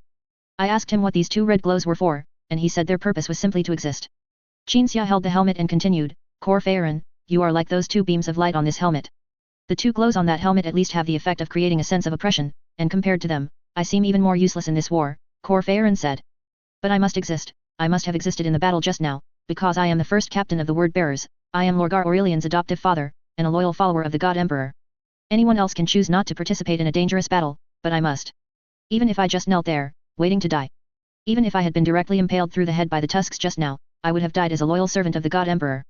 My deeds would be sung, my actions remembered, and I would become a banner of faith. But the God Emperor protected me, his miracle descended upon me, allowing my power armor to quickly restart, his divine power compelled my body to take the most appropriate action, which was to move my head away. Cor Phaeron bowed slightly to the apothecary, then stood up from the ground. I am very sorry that I had no role in the battle just now, but I must state a fact, even if I died, I had to die in that battle, not just stand far away, silently watching these young men sacrifice themselves for the God Emperor, only to say to their corpses after the battle, may your soul return to the throne. Upon hearing Cor Phaeron's words, the word-bearers all saluted him, and some were even moved to tears. In just a few sentences, Cor Phaeron twisted Qin Xia's accusation into an opportunity to display his personal charisma. If, for Qin Xia, arguing was a way to express emotions and have fun, then for Cor Phaeron, arguing was his livelihood and his special skill. As religious followers on Cultivation, their eloquence, which surpassed 99% of people, was merely a basic aptitude that allowed them to cross the threshold of the seminary. If you were truly a loyal servant of the God Emperor, you should have embraced the green skin charging at you just now and perished with it, Qin Xia shrugged. Instead, your gaze flickered between the greenskin and me several times in 1 second. If your gaze could speak, the words Qin Xia, save me would echo throughout all war zones of the 4 quadrants. Corphaeron nodded in admission, after all, I am still just a mortal without divinity. I also possess the inherent flaws that mortals have, such as the biological instinct of fearing death, but I will try my best to control it. Good eloquence, Qin Xia raised his hand and pressed the cabin door open button. The gunship had entered the unyielding Resolve's hangar. The war had entered its final stages, and the cleanup of the planet would be handled by the word bearers. So, Angron, having nothing else to do, left the command deck and came to the hangar, awaiting his adoptive father's return. The Terminators went to maintain their armor. Qin Xia and Angron walked out of the hangar and took the elevator to the command deck. Is there anything unusual about Corphaeron? Angron asked the moment the elevator doors closed. No, Qin Xia said truthfully, to be honest, when he wanted to drag me into battle, I thought he was trying to set me up, but he wasn't. He was just afraid that his own strength was insufficient and he would die down there, Angron said, recounting what he had perceived at the time. What else did you perceive? Nothing about chaos at all? Qin Xia stared at his adopted son. Angron shook his head and shrugged, very normal. Very normal is the biggest abnormal, Qin Xia recalled Corphaeron's various deeds. Do you remember what I said? The indigenous faiths on Culcus were actually just disguises for the chaos gods, and Corphaeron had already come into contact with the true chaos faith very early on. How could he be normal? If you ask me, Erebus is even more suspicious than Corphaeron, but he's just an incredibly sunny person, Angron said. Qin Xia frowned in thought. Something wasn't right. Compared to the original timeline, the current Angron was very normal, and the World Eaters were also very normal, but that was a result of his changes.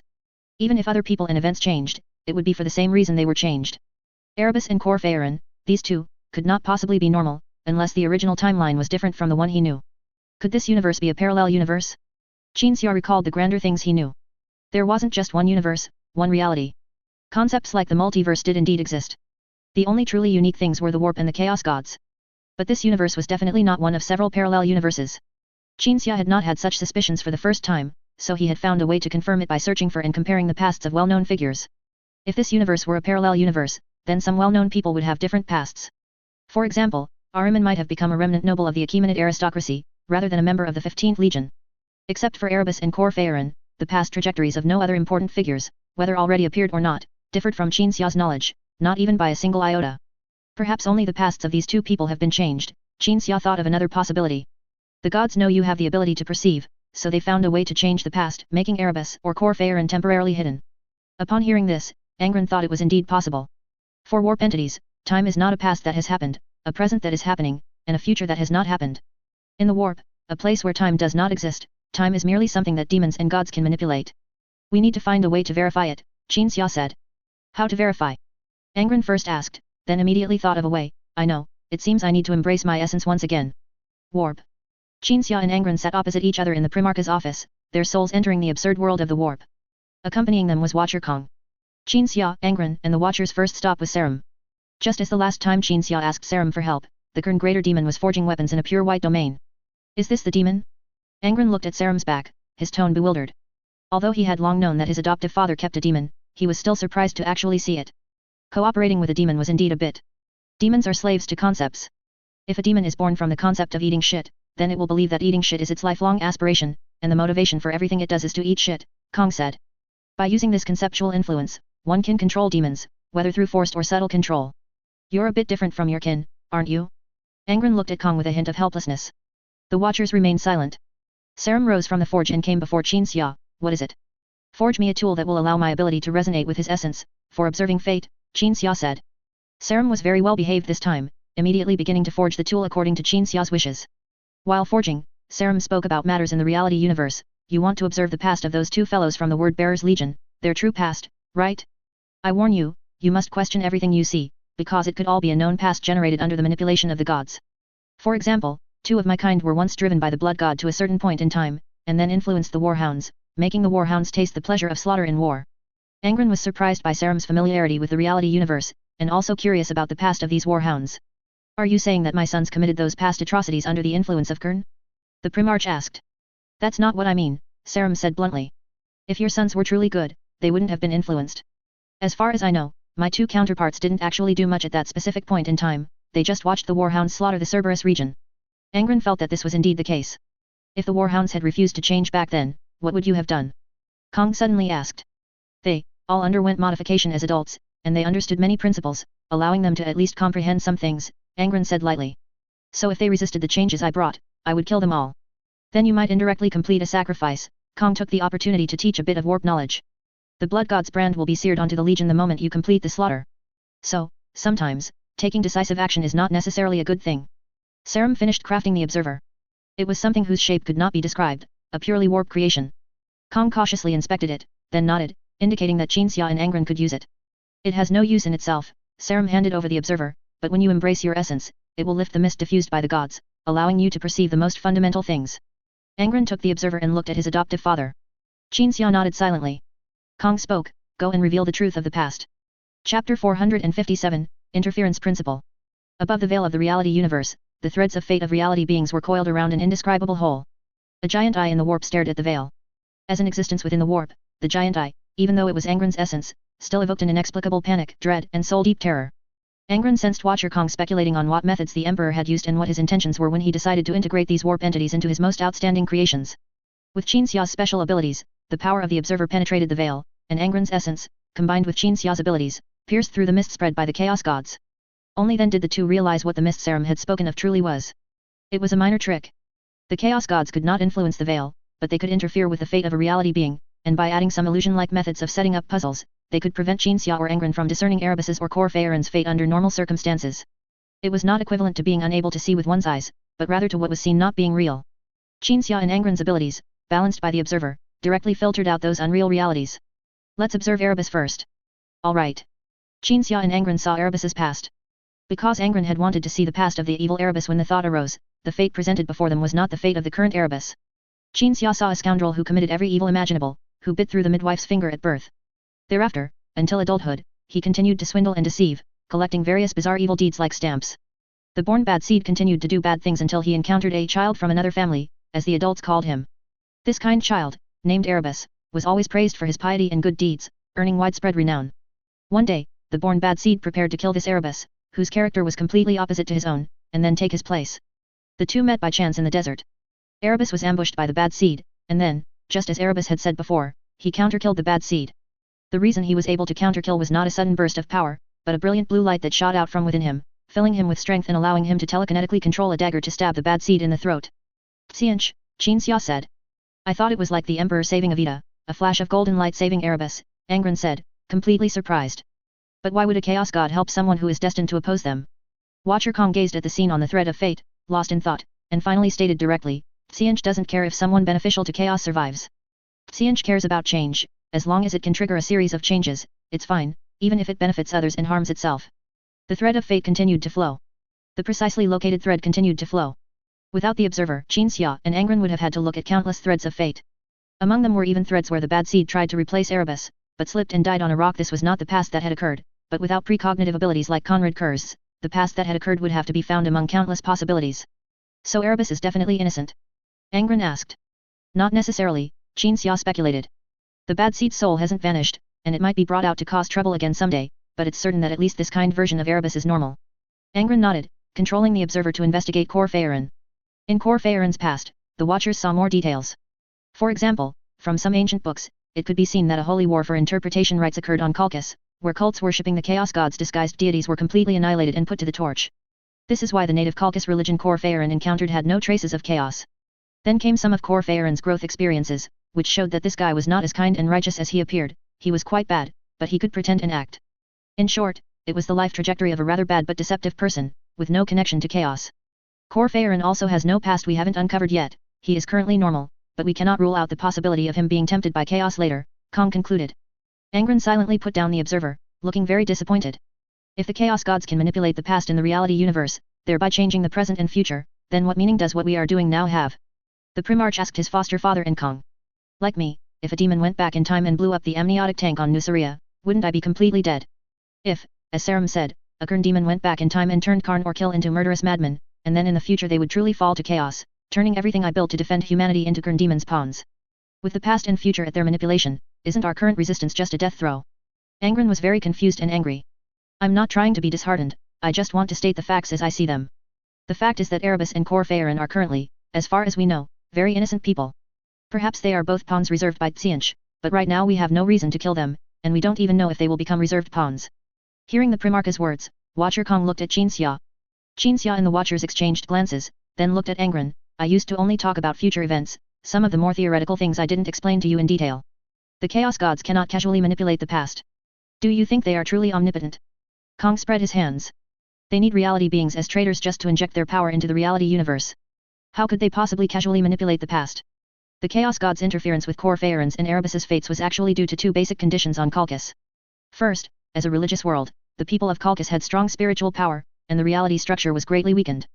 Second, Cultivation still had remnants of chaos worship at that time.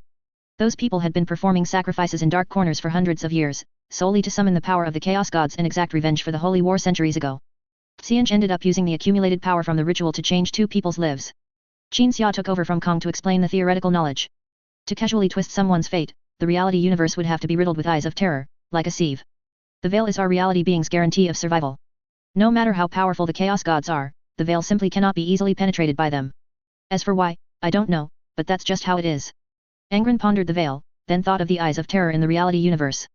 The Primarch felt that if the veil could not be easily breached, and the Chaos Gods needed to go to great lengths to change two people's fates, then this endeavor against chaos actually had a chance of success. However, due to his habitual thoroughness, Angron inevitably thought of what would happen if, as his foster father said, the reality universe became a sieve, and what their plans would be then. Are there other universes in the warp? Is there any way for us to go to other universes?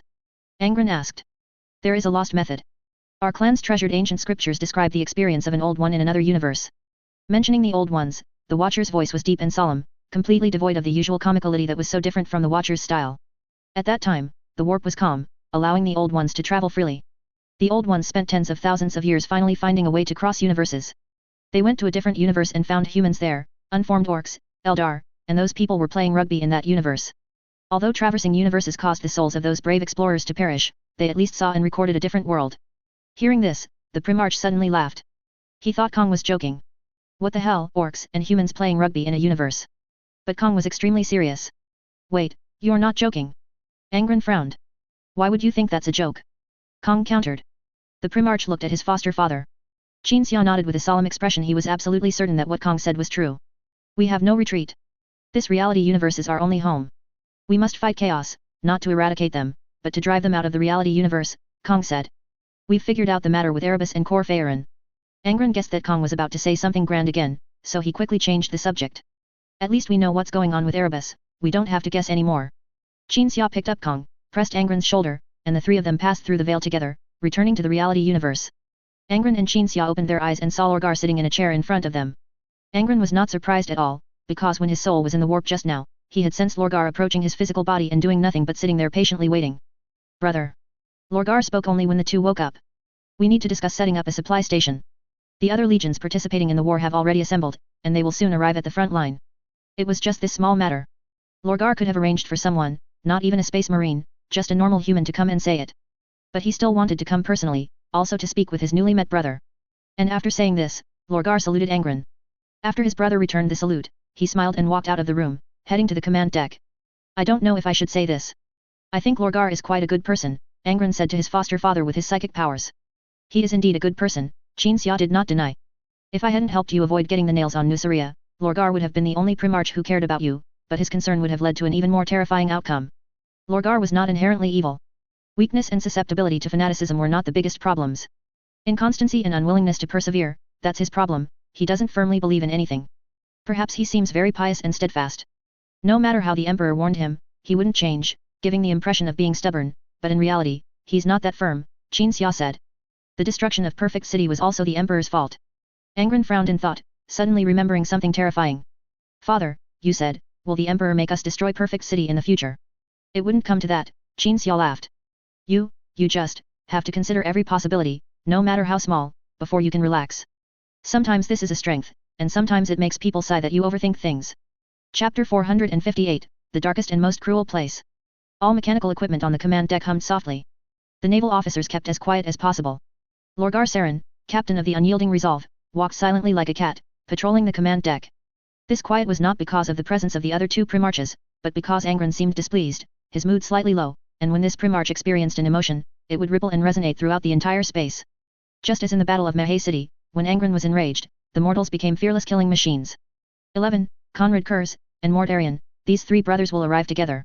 The Emperor has issued a command in the name of the Great Crusade's commander, a total of 6 of us will continue to serve as the vanguard to conquer the Ulaner Empire. Lorgar spoke the information he had deciphered from the Emperor's astropathic message. Although in terms of physical strength, Perturabo and Angron could easily overpower Lorgar, in terms of psychic power, Lorgar was one of the best among the Primarchs. The task of deciphering the Emperor's astropathic message was naturally handled by Lorgar himself. The other Primarchs, apart from us 6, will form the main force with the Emperor, advancing on all fronts to transform the Ulaner Empire into a sector of our Imperium of Man. This is the Emperor's command. After Lorgar finished speaking, he instinctively looked at Angron. The Lord of the World Eaters sat on a small stool, staring blankly at the ground. Only when he sensed Lorgar waiting for his response did Angron look up. I understand. The World Eaters, with the most war materiel, will transform this star system into a materiel transfer station. The Lord of the Word Bearers nodded. My legion will also assist. If you don't mind, some of my sons are particularly skilled in planning materiel transport. The World Eaters will establish a materiel affairs team with the Word Bearers and the Iron Warriors to jointly handle materiel matters, Angron said.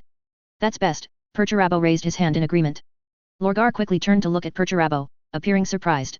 He hadn't expected Perturabo to support Angron's decision so readily. This brother had always been difficult to get along with. When they were about to head to the war front, hearing the Emperor say that the Word Bearers and the Iron Warriors would cooperate was a headache for the entire legion. Perhaps it was a case of one thing conquering another. Lorgar thought this, then observed Angron's state. Brother, you seem very tired. What happened? I'm just thinking. Angron shook his head gently. Perturabo raised an eyebrow and pondered, wondering if Angron was still holding a grudge about his previous unannounced departure and repeated provocations.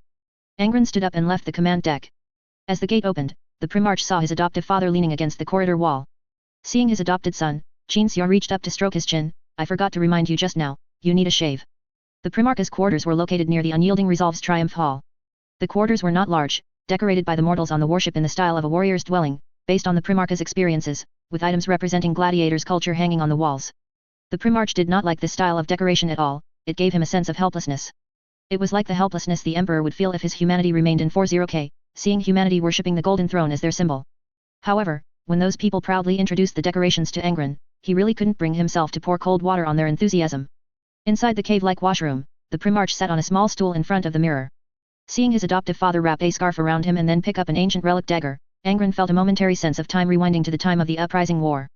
From Qin helping him shave, to teaching him how to shave. Do you remember when the gladiators used your chest hair as string for armor plates? Qin held the ancient dagger, dipped it in water, placed it on the Primarch's chin, and gently shaved. I really am full of treasures. My blood can strengthen the body, and my body hair can be used as string for armor plates. Angron smiled helplessly. Fortunately, I was thrown into the gladiator arena back then, and not cut up and sold. Qin smiled and nodded, continuing to shave. The dagger's blade, capable of cutting through adamantium, could easily shave the Primarch's beard. While I was waiting for you outside the command deck, Saline came out and told me you seemed to be in a bad mood, Qin said as he shaved. Yes. Angron nodded. I was thinking about some things. That warp journey just now taught me many things, and forced me to think. Before, I thought the Ulaner Empire was a very powerful opponent. For example, the custodes-like orcs we fought on Gorgon, the Ulaner Emperor had dozens of them under his command.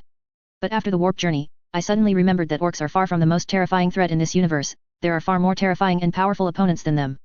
I gained a deeper understanding of the darkness and cruelty of this universe, even though I knew about the Chaos Gods before. Upon hearing this, Qin was silent for a few seconds. He didn't hear negativity in the Primarch's words, but a sense of heaviness. This was natural. Malkador and the Emperor always gave people a sense of heaviness and fatigue, precisely because they knew too much and bore too much. Angron's words were more like an epiphany. Do you believe that the various dark and cruel things in this universe can be quantified and compared? Qin suddenly asked a question that puzzled the Primarch. They can be compared. For example, no matter how dark the Imperium and the Adeptus Mechanicus are, they don't seem darker than chaos, Angron pondered. Of course, but what I mean is to establish a standard and refine it. Qin finished shaving his adopted son, casually placed the ancient dagger in the sink to soak, and then sat opposite the Primarch. Angron shook his head in confusion. Qin smiled and said, I once took a course called, The History of the Body. The Primarch had not heard this term, but after thinking about it by its name, he could roughly deduce, studying and interpreting history from the perspective of the body. Exactly, Qin crossed his legs and elaborated, in a historical period, people's bodies are altered by certain specific factors of that period. I ask you, what were the characteristics of the Nusrians during the High Knights' rule? In terms of their bodies. The High Knights didn't allow slaves to cut their hair, so their hair was very long and messy. And now? Now, Nusrians like bald heads, because in the past, the High Knights didn't allow hair to be shaved, so after becoming freemen, people liked bald hairstyles. At this point, after just a few sentences, Angron suddenly understood the message his adoptive father wanted to convey. Hair, as part of the body, and the most easily modified and influenced part, its changes represent a historical period and also reflect more detailed aspects of a historical period, such as cruel enslavement or resistance to enslavement. The impact of specific historical periods on people also extends from hair to other places, such as limbs, and even internal organs, and then there are standards for quantification and analysis. For example, in the Moray family's territory, slaves generally experienced extensive physical modification, and some were even directly transformed into meat bricks. In that case, it is clear that the Moray family's rule was more cruel and dark than other High-Night families. Thinking of this, Angron suddenly understood why his adoptive father was so enraged when he saw the meat bricks that he retaliated against the Moray family by transforming them into meat bricks as well.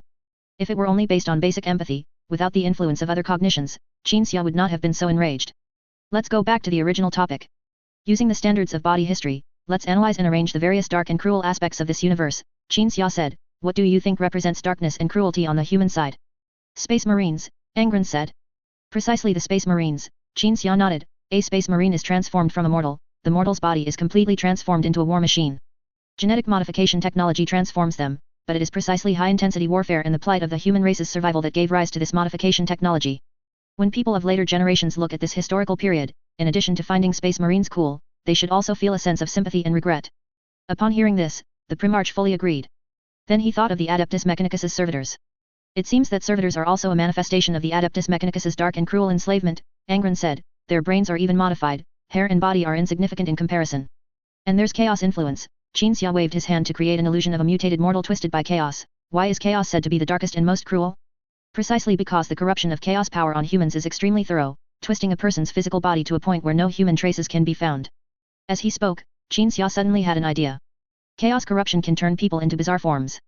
This change is clearly not meant to appear sufficiently depraved or disgusting, but because it represents the most thorough change and distortion, and also represents a path of no return. Similarly, the Emperor's extreme emphasis on the human body and skull becomes evident. The reverence for pure human skulls, using skulls as a standard to judge mutants and xenos, is not a compromise due to the inability to achieve genetic purity, but from the perspective of body history, when even the most obvious feature like the skull is twisted and changed, it means thorough and utter hopelessness. I suddenly realized that Primarchs are also considered human, and this is not a compromise, or mortals' unspoken resentment towards the Emperor's actions. Angron looked at himself in the mirror. That's right, Qin also looked at the mirror. Even Primarchs, these gods among men, will have their bodies changed by their living environment. All your brothers, like you, will be reshaped by mortals, whether in their attire, habits, or aesthetics. The appearance of Primarchs who fall to chaos will also change dramatically, which is the same principle. Hearing his adoptive father say this, Angron subconsciously nodded, but suddenly remembered something and shook his head again. 11 is an exception. Yes, indeed he is, Qin agreed. So even if 11 inherited the cold rationality, the Emperor's most beloved trait, from the Emperor still didn't like 11 himself, because 11 doesn't resemble a human. The Xenos shaped him, his appearance, his demeanor, that's what gives us the feeling of the uncanny valley. Malkador once told me that they prepared a prison for 11 in the dungeons of the Imperial Palace on Terra. Angron recalled what he had learned during a private moment with the seal-bearer. Qin nodded silently, remembering that the Emperor also disliked Angron. But even Angron, with his nails, was shaped to be like a human, so there was nothing that couldn't be discussed or tolerated. 11, however, was different.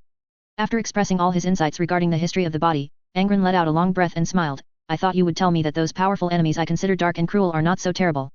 No, they are certainly terrible, so terrible that you will feel fear. But I don't believe you will cower or retreat out of fear. Qin shrugged. People naturally feel fear towards terrible things. As long as you don't retreat, it's not shameful. Since you won't retreat, there's no need for me to say soothing words. Instead, let's talk about something interesting, as a little interlude during this time of war. Qin gently patted the Primarch's shoulder. Compared to the Chaos Gods, the Orc Empire is nothing. I have already foreseen their end in the threads of fate. I also saw that you will wipe this Orc Empire called Ulaner from the galaxy, and a sector named Armageddon will be established on the ruins of the Ulaner Empire. The people of Armageddon will bask in the glorious victory you and your brothers won, recounting your heroic deeds, thus passing through eon after eon. Chapter 459, Decisive Battle Opportunity. 1 month later. War Material Transfer Station Star System. Angron, Perturabo, and Lorgar, 3 Primarchs, stood on the hangar deck of the unyielding Resolve, waiting for 3 newly arrived Primarchs. Conrad Kurz and Mortarion, these 2 Primarchs were normal, so their entrance was ordinary, they simply walked down from a transport ship. 11, however, was extremely different. From the transport ship that the 11th Legion landed in, the dark hatch rumbled down, and then the 11th Primarch slowly crawled out from within the cabin. Angron saw his brother, whose skin was so pale that his veins and organs were visible, emerge naked, crawling like a gecko on the cabin walls. Every time Angron saw this brother, he felt uncomfortable. Accompanying 11 were several warlords of the 11th Legion. In the 11th Legion, the battle formation at the warlord level was called a combat swarm, and the squad level battle formation was called a small swarm. And company commanders had no names of their own, only code names like XX Command Unit. When those dozen or so command units walked out of the cabin, those present realized why the 11th Primarch had emerged curled up and crawling because he wanted to use one transport ship and the minimum amount of fuel to travel to the unyielding resolve. This met 11's requirement for high efficiency. Upon seeing his brothers, 11 did not greet them, as he felt everyone knew each other, and meaningless ceremonial steps could be omitted. Lorgar, my 17th brother. 11 crawled towards Lorgar. Lorgar, seeing 11 for the first time, turned pale, and Corphaeron beside him also looked disgusted. 11's slender limbs gradually stretched out as he crawled, then he stood up, stopping 10 meters from Lorgar. I would like to ask your priests to go to my legion and preach the God Emperor's faith. 11 mimicked Corphaeron's disgusted expression. I heard that your foster father is the best preacher. Please allow me to yield this honor to Erebus. Corphaeron quickly refused. Erebus is a more devout and skilled preacher than I am. Wait. Lorgar frowned and asked, why are you curious about the God Emperor's faith? Although 11 looked terrifying, Lorgar still showed a heartfelt smile upon hearing the request to spread the faith. His other brothers were very resistant to this. Because I believe the God Emperor's faith can enhance human cohesion and combat power. 11 mimicked the friendly smile on Lorgar's face. The imperial truth and the God Emperor's faith are both lies, pure psychological weapons, so why don't we choose the more effective lie and psychological weapon? The smile on Lorgar's face instantly vanished. I have no hostility, please don't mistake this for a provocation. I am very sincere. If you agree, then I thank you and will try to return the favor. Thank you. I am grateful. 11 explained, then walked past his brothers and headed to the command deck. The naval officers on the unyielding resolve tried their best not to show disgust, silently leading 11 to the command deck. You, and 11, two freaks. Mortarion walked towards Lorgar, deliberately bumping into him. There's going to be quite a show now. Command deck. The Primarches gathered around the star map. Angron announced the strategic plan he, Perturabo, and Lorgar had discussed earlier. Since Horus and the other brothers who hadn't arrived here yet would participate in the war with the Emperor, it would be a while before they could arrive and join the fight. Angron believed that his and the 5 existing brothers' mission was still to serve as the vanguard. The 6 legions would penetrate deep into the Ulaner Empire, eliminate powerful warlords, establish supply lines, and provide as much convenience as possible for subsequent participating legions. A portion of the Iron Warriors and 2 World Eaters warlords would remain to guard the established supply line star systems, such as the unnamed transfer station star system where the legions were currently located. Wait. After Angron, Perturabo, and Lorgar finished explaining the plan in a few words, Mortarion, as expected, raised his hand to question it. The commander of the Great Crusade is the Emperor. I want to know if this strategic plan was ordered by the Emperor or if you devised it yourselves. Hearing the questioning, Perturabo immediately retorted, the Emperor is not on the front line, not in this star system. Specific strategies should be formulated by ourselves. But why is Angron giving orders? Mortarion frowned, does no one else have the same question as me? The Lord of the Death Guard swept his gaze over the faces of every brother. The commander of the last Prospero joint operation was Rogaldorn, but the command inexplicably fell to Angron. It was only after I returned to the Great Crusade front line that I realized something was amiss. The 3 Primarches who were already at the transfer station star system had clearly formed a united front. Therefore, Mortarion was looking at Conrad Kurz. As for 11, Mortarion had no expectations at all. But Conrad Kurz remained silent. His attendant, Savator, coughed lightly, signaling the Primarch to say something, but Conrad Kurz still remained silent. A pack of beasts will naturally choose a leader, acting under the unified command of a leader is an animal's survival experience. 11 said, there is another survival experience, which is that the minority obeys the majority. I support Angron. Angron sensed Mortarion. Mortarion didn't want to gain command or simply dislike his 12th brother, rather, he wanted to bring the unspoken agreement to the table for discussion and formally confirm it. This way, it would be clear who issued the strategic plan and who bore responsibility, preventing future disputes between legions if something went wrong, or internal strife due to conflicts if the war encountered setbacks. At the same time, Mortarion also hoped Angron would become the commander, because Angron had performed well during the last Prospero joint operation. In that conflict, which was almost equivalent to a civil war, no one died by the hands of their comrades. The only unsatisfactory thing about the joint operation was that, even now, no one had figured out whether the Death Guard attacked the Thousand Suns first, or vice versa. Let's vote by show of hands. Angron said. Those who support Angron, raise your hands. Perturabo immediately raised his arm. All Primarches except Mortarion and Conrad Kurz raised their hands. I agree that the minority obeys the majority. Mortarion nodded. Conrad Kurz raised his hand, I just want to be quick. Subsequently, a data archive was generated on the Unyielding Resolve's command deck. Each Primarch signed the archive using a digital signature, confirming Angron as the organizer and person in charge of the military operation. Brothers, please gather all senior officers. We will jointly announce some things. Angron requested his brothers in a gentle tone. The Primarches gave orders to the accompanying personnel who brought the World Eater's flagship. Subsequently, officers from various legions arrived one after another, heading to the strategy room on the side of the command deck. After everyone had arrived, the Primarches also entered the strategy room. Only Conrad Kurz was an exception. The Gene Father of the Midnight Lord's Legion walked with a grim face in the opposite direction from his brothers, passing through the gate, and departed amidst the puzzled gazes of the Midnight Lord's officers who had just entered the command deck. Father! Savader immediately ran in front of Conrad Kurz, attempting to block the Primarch. But Conrad Kurz did not stop, and Savader had to speak directly. The specific battle plan may be announced next. The Lord of the 12th Legion will assign the specific responsibilities of our various legions and the glory we can win. You should turn back and enter the strategy room to represent our legion. Conrad Kurz, his face grim, pushed Savader aside and disappeared into the shadows of the corridor. Savader took a deep breath, feeling dissatisfied yet sympathetic towards the Primarch, because as the Midnight Lord's second in command, he knew why the Primarch had become so cold and grim. Conrad Kurz had already left, so Savader could only choose to represent the Midnight Lord's glory himself, in front of the senior officers of the other legions and their Gene Fathers present. I hope Angron is truly worthy of the Primarch's trust, otherwise the 8th Legion will be marginalized. Angron, standing on the command deck and watching Savader, heard the Midnight Lord's core member say this in his mind. A moment later, inside the strategy room, Angron reiterated the strategic plan he had previously discussed with his brothers, then presented a specific battle plan in front of the Primarches and high-ranking officers of each legion. During previous intelligence gathering operations, we discovered that the Blood Axe clan is making rapid progress within the Ulaner Empire. Their presence has attracted the attention of the Ulaner Empire, and many warlords have been mobilized to a star system called Krakow. The Ulaner Xenos plan is simple, to completely annihilate the Blood Axe clan in Krakow. The Blood Axe clan will inevitably go to Krakow, because it is their homeland, the primary objective they wish to achieve when fighting their own kind. The decisive battle between the two Xenos factions will take place in Krakow, and we will also fight our way to Krakow to timely participate in the decisive battle. The Primarches and officers present thought for a moment and realized that Krakow was indeed a place they had to go, because too many Ulaner Empire warlords had gathered there. Even if they could only kill half of the warlords in that greenskin decisive battle, it would deal a heavy blow to the Ulaner Empire. We cannot simply gather together and fight our way to Krakow one star system at a time. Therefore, I propose forming 6 detached fleets and 1 main fleet. The naval and ground forces of the main fleet will be composed of elite units from each legion. The naval and ground forces of the detached fleets will be composed of non-elite units from each legion. In addition, some space marines and auxiliary forces will be assigned to remain in the captured star systems to establish supply lines or void defenses. Angron spoke rather generally, but the details should naturally be decided by the collective wisdom of each Primarch. After this inter-legion meeting, each legion would then discuss and decide who would go to the main or detached fleets, and who would remain behind. The 4th Legion will not be entirely responsible for remaining behind. Angron looked at Perturabo and all the Iron Warriors high-ranking officers behind Perturabo. In this war, no legion will be absent from the pursuit of merit and glory.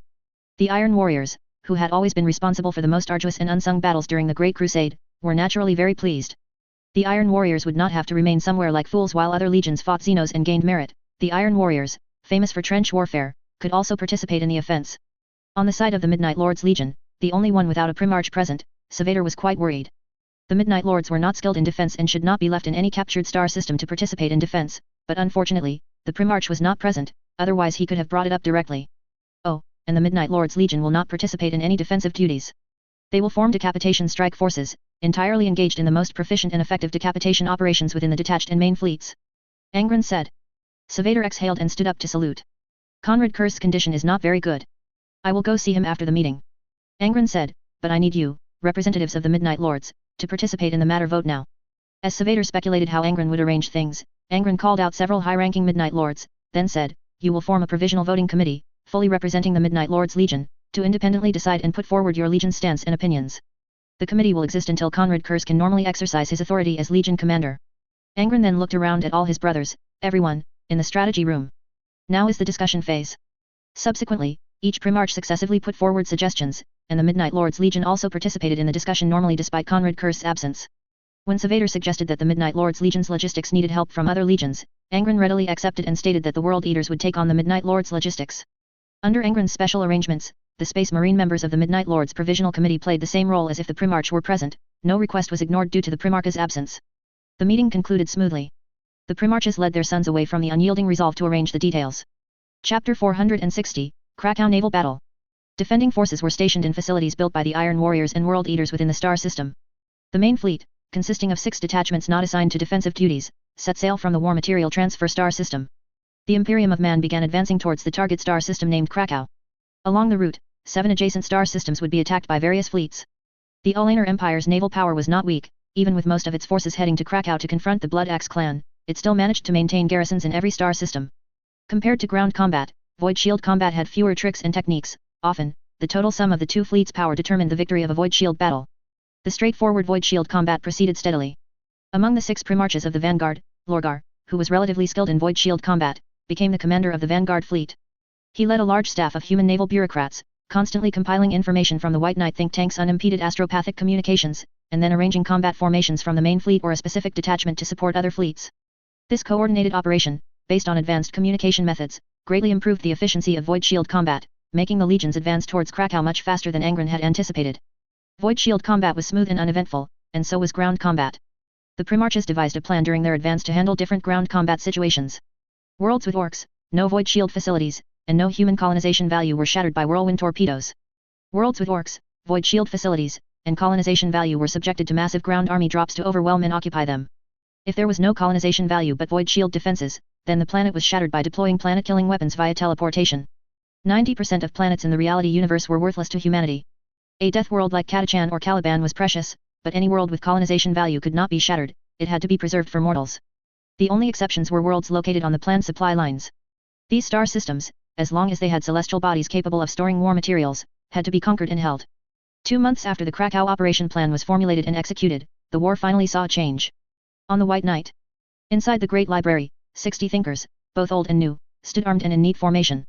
Everyone looked at Xia, who was wearing only a loincloth and standing with his arms outstretched in front of them. Priests of the Red Robe Covenant were dressing the White Knight Lord in his armor.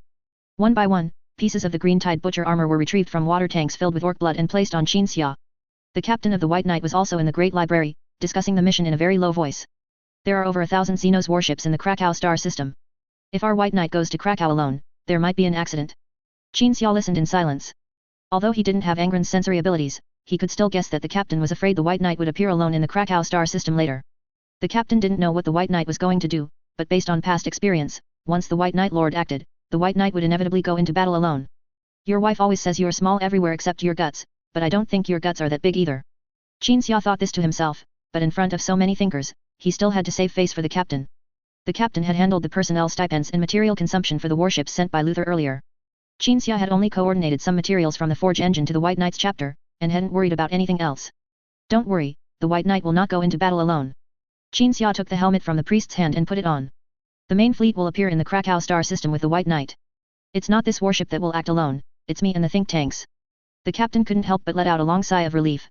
With the main fleet plus detachments, totaling over 2,000 warships, even those attending routine naval meetings were important figures like Legion fleet commanders and staff members. If he, Captain Wilson, hadn't been under the think tank's name, he wouldn't have been able to attend the routine naval meetings. If the Krakow naval battle truly broke out, with thousands of warships rushing towards the enemy like a swarm, who would spare a glance for the think tank fleet at that time? If the think tank fleet didn't think about protecting itself, then it would be troublesome. So, before the captain came to the Great Library, he thought that even if the White Knight Lord thought he was cowardly, he still had to say this.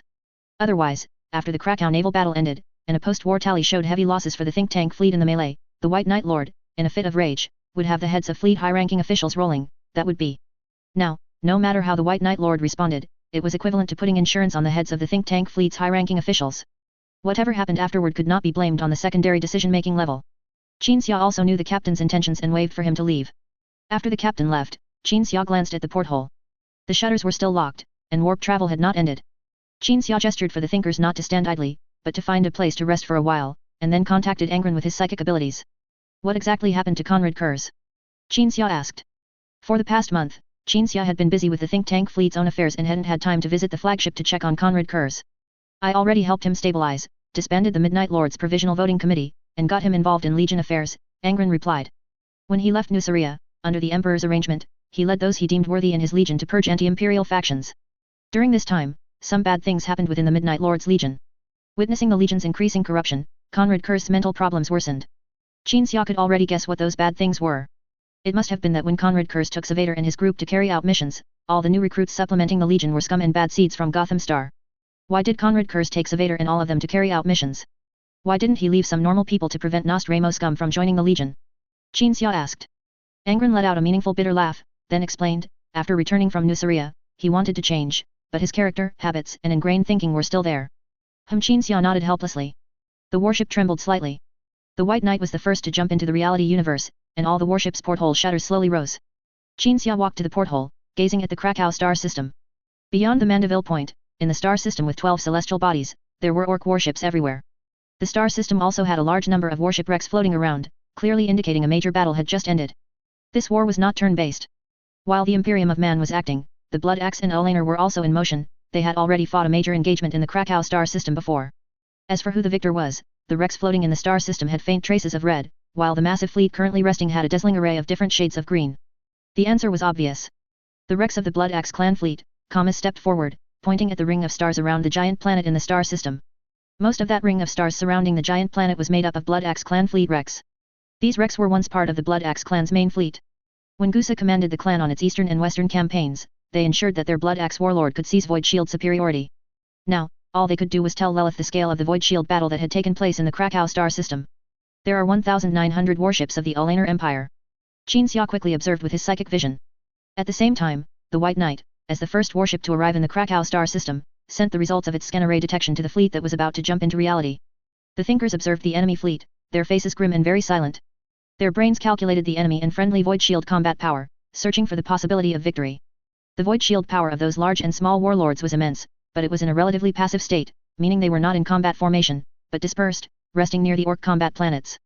This was the first advantage the human fleet could exploit in the upcoming Void Shield battle. And if this advantage could not be exploited in time, then the only remaining advantage for humanity would be that the Imperium of Man fleet had a larger overall size. 6 legions, with the main fleet and detachments totaling over 2,400 warships. If a warship quantity contribution list were made, the 11th Legion would be at the top, followed by the Word Bearers, World Eaters, and then the Midnight Lords and others. When Conrad Kurz came to participate in the war, the Emperor had generously sponsored him quite a bit. We have more warships. Qin Xia gently tapped a new think tank's helmet.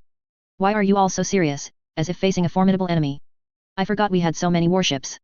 The new think tank gave an awkward smile. I instinctively felt we were going to be outnumbered again. Qin Xia smiled and shrugged, the Imperium during the Great Crusade, boy. No sooner had he spoken than dense rifts appeared behind the White Knight at the Mandeville point. The veil of reality was as good as non-existent for real creatures, warp engines easily opened rifts, allowing fleets of real creatures to enter and exit at will. All warships of the main and detached fleets had already formed combat formations before jumping into reality. After all of them entered reality, their engines immediately went to full power, advancing towards the Alanar Empire fleet. 6 Glory Queen class battleships, along with hundreds of warships of various classes, formed a combat formation at the very front, roaring past above the White Knight. The Imperium of Man fleet approached the hastily arrayed Alanar Empire fleet. The moment the leading combat formations of both sides engaged, dense lances of light tore through the void. The largest Alanar warship had its engines destroyed within less than half a solar hour of engagement. The unyielding resolve, most skilled in close quarters combat, sailed past the enemy flagship's flank. All the prepared crew on the port side gun deck fired at the weapon officer's roar. This salvo only penetrated the Orc flagship's shields, the salvo from the torpedo tubes was the fatal blow. After the roar of macro cannons, the Orc flagship's starboard side was blown upwards by hundreds of torpedoes. The sound of explosions, accompanied by the mournful screech of metal twisting and folding from the blast, followed this delightful symphony. After this, the already utterly disadvantaged Alanar side lost its flagship. Assault test. Qin Xia quizzed the thinkers, why can we hear sounds from the void now? Because the rifts opened when a supermassive fleet jumped into the reality universe greatly weakened the fabric of reality, causing supernatural phenomena to occur throughout the entire Krakow star system, a new think tank answered loudly. Correct answer. Qin Xia said, your reward is to come with me to Krakow. Hearing that he would be able to teleport to Krakow with the White Knight Lord, that living hell where Orc warlords roamed and generals were as common as dogs, the Caliban-born new think tank excitedly pounded his chest, casting a boastful look at his fellow think tanks.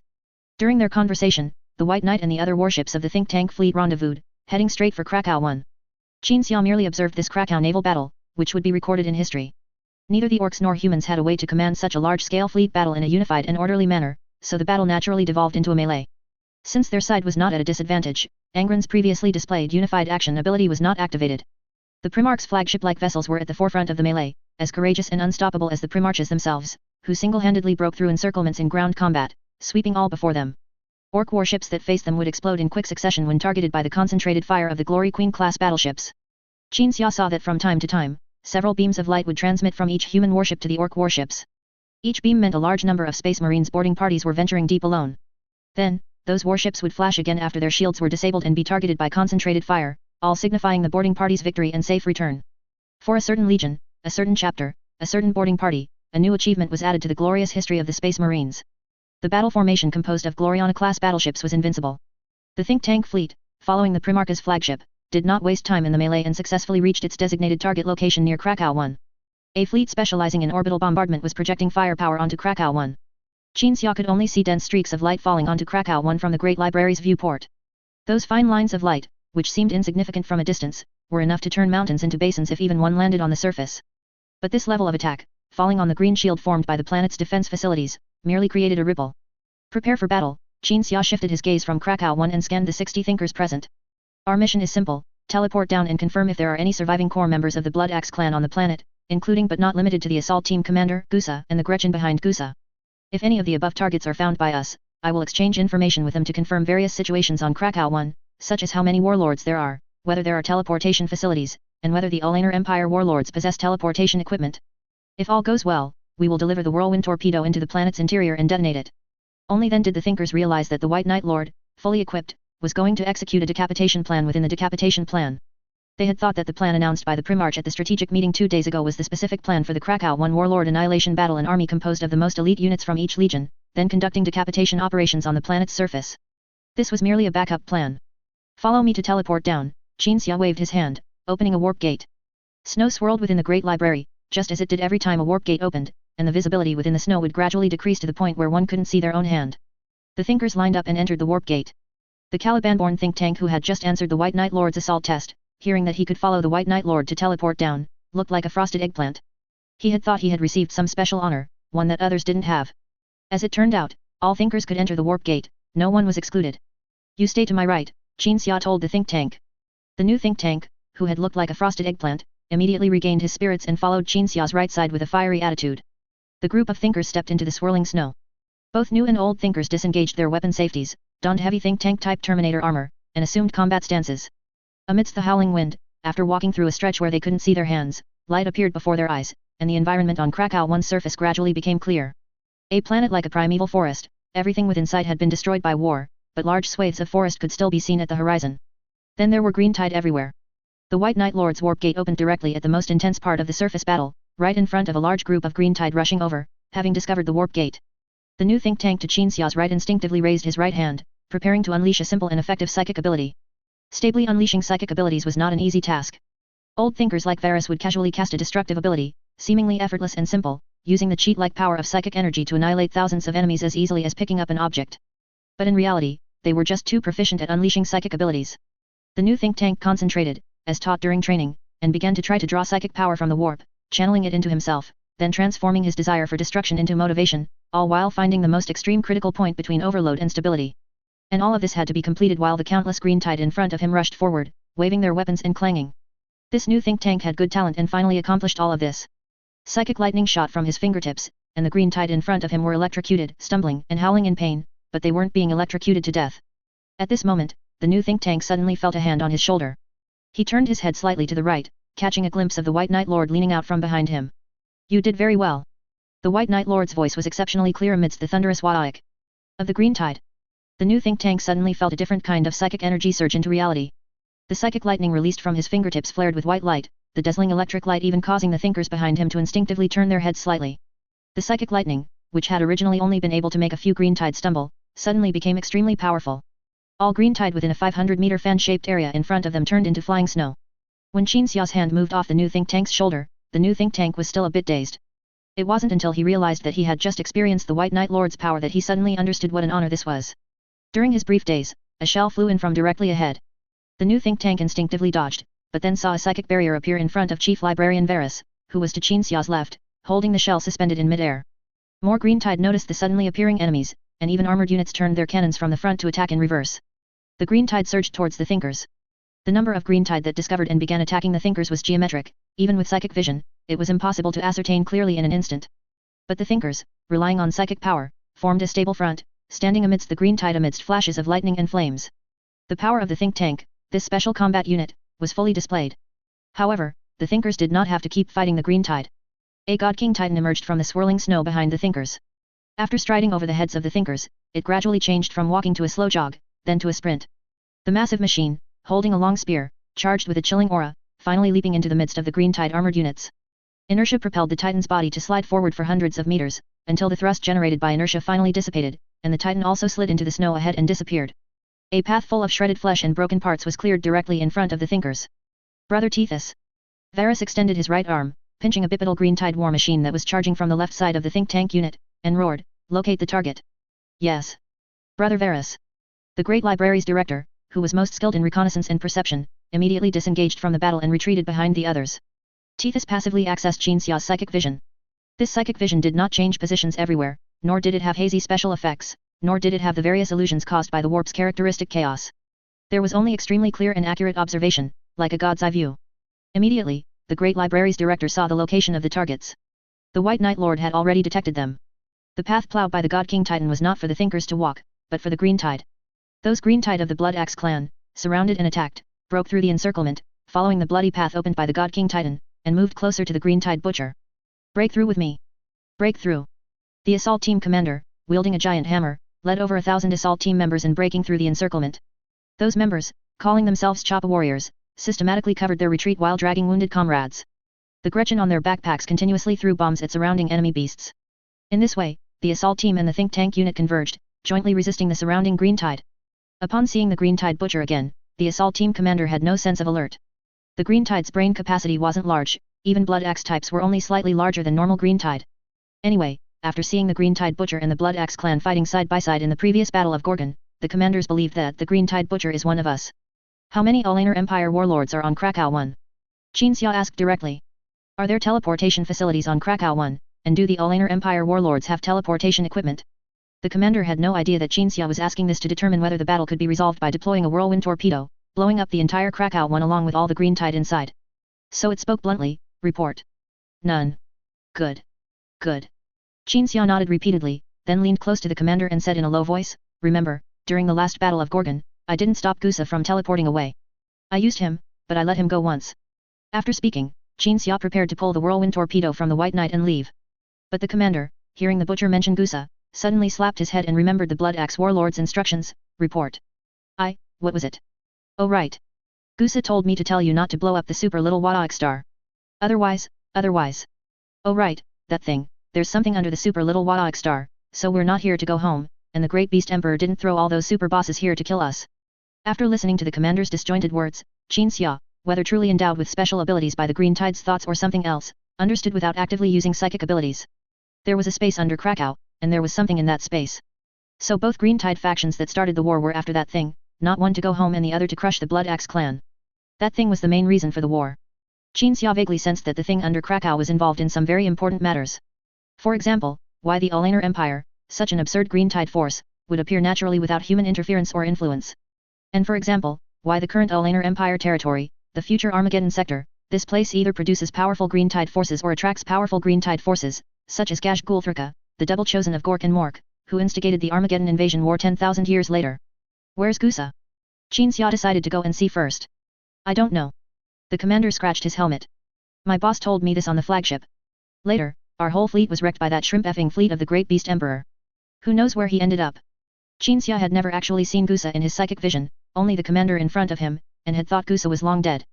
However, on this Krakow 1, a fortress with architectural styles distinctly different from Green Tide buildings was currently in combat. If Gusa and the other Green Tide were still alive, they could only be in that fortress.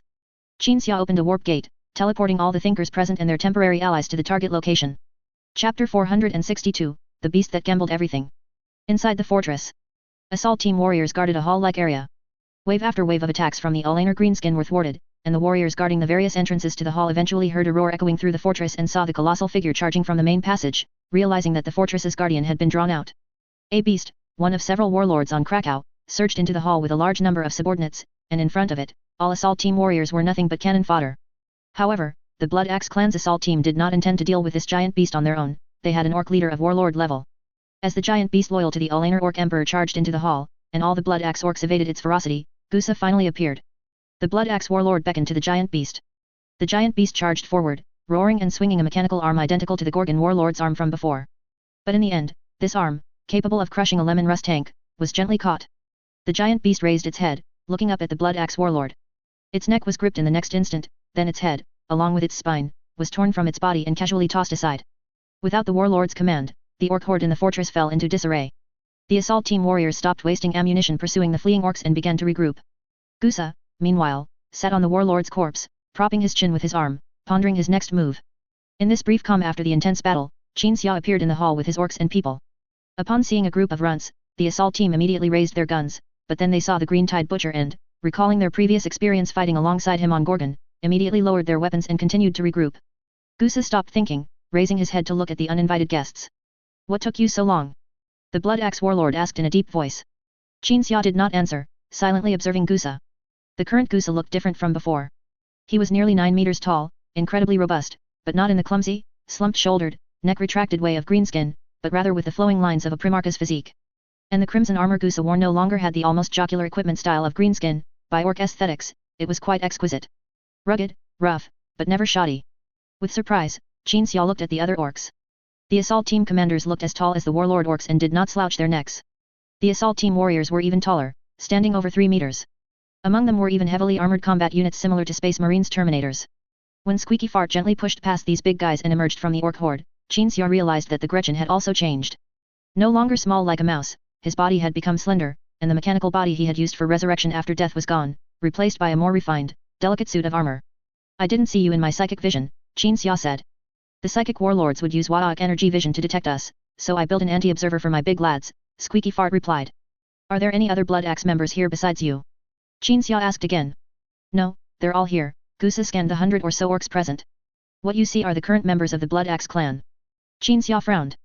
Squeaky Fart and Gusa's way of speaking had become remarkably quick and natural, without any verbal tics, they were even speaking High Gothic. After the Battle of Gorgon, I led my clan on the road home, heading for Krakow, and I originally thought the Ulaner Empire would focus its war efforts on humans, but it didn't. We attacked one star system after another, and everything I had accumulated was consumed in waves. Then, in the Krakow star system, I lost everything that could travel through the void, and after a forced landing, I lost everything except the orcs present. Gusa slowly stood up, pacing in the hall, his tone feigning ease, yet revealing a hint of heaviness. So, I have nowhere left to retreat. The assault team warriors, the surviving commanders. They all took off their helmets, held them in their hands, and bowed their heads in silent mourning for their fallen brothers and all clan members. My clan is full of exiled orcs. We left the Ulaner Empire, left our home Krakow, and then tried to carve out a place to live in your human star sector. Gusa continued. We have come to this day from the war you humans call the Onus Annihilation.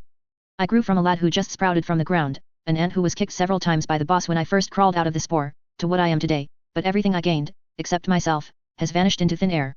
Upon hearing this, Qin Xia felt quite a bit of melancholy. Perhaps because he had fought alongside these greenskin, and because of the various connections arising from his identity as a green-tide butcher. Qin Xia cared quite a bit about these orcs. But there was no helping it, they were orcs. The Ulaner Empire could become a huge threat to the Imperium of Man. If these Blood Axe orcs grew to the size of the Ulaner Empire, they might even be able to take care of both the Ulaner Empire and the Imperium of Man. I'm human, Qin Xia said. Don't tell me these things.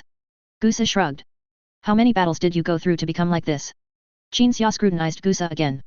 Countless, Gusa replied. Every battle was hands-on, until I became like this. Qin Xia realized that Gusa's plan to return home was, in fact, like hitting a wall from the very beginning, either dying or breaking through. Only countless battles with vastly disparate strengths could shape a greenskin of Gusa's size. Gusa realized some ancestral things, but it couldn't make him revert to his ancestors by just thinking without fighting.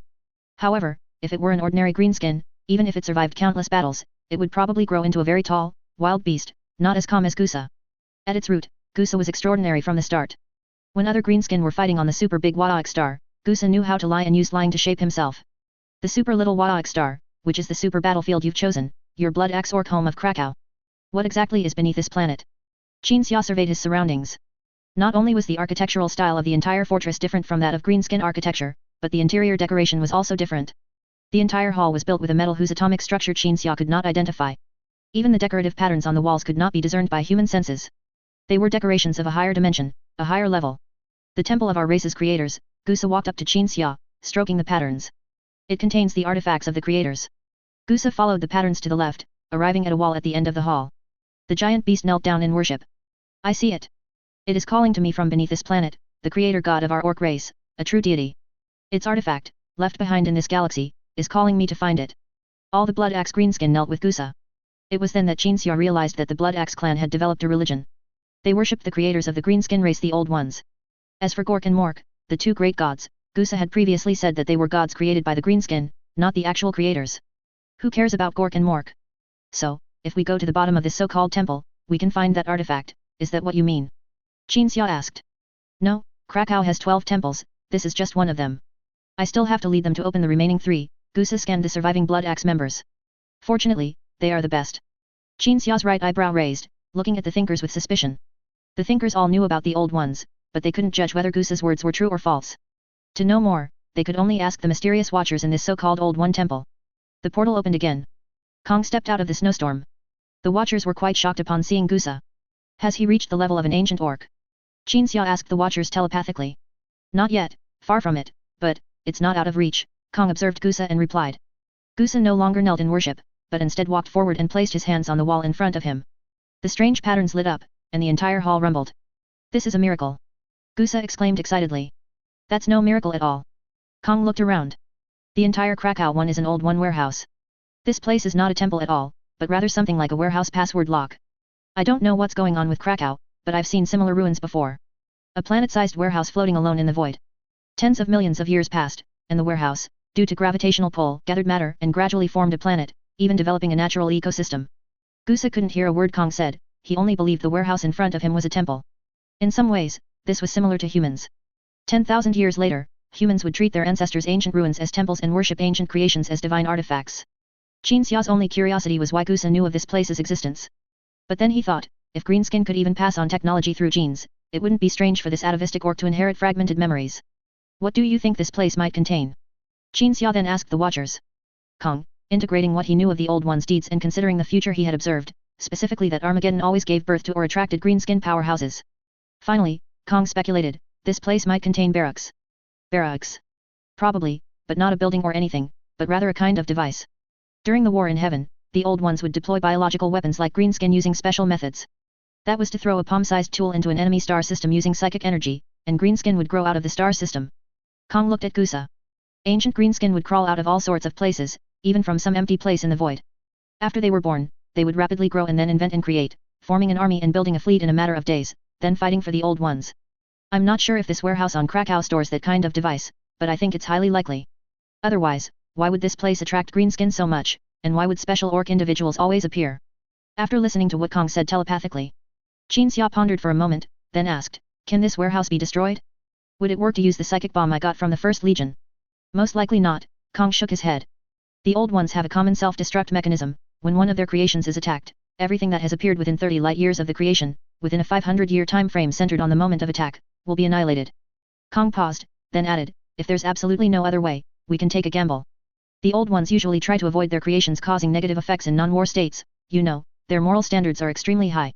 Qin Xia was silent for a moment, surveyed the hall, then spoke, leaving the device used to sew ancient orcs here and not retrieving it, then trying to destroy it, might kill all life within a 500-year range both before and after. Their moral standards are indeed very high, but their aftermath management is truly not commendable. The old ones were almost extinct when the ancient orc biological weapon race joined the war. It's already good enough that they could build a warehouse to contain that thing. Kong immediately defended the Watcher's creators. If it were a trash race like the space Necrons, they'd probably be hoping their weapons, tens of millions of years later, could still wipe out a bunch of young races. Qin Xia thought about it, and it was indeed the case.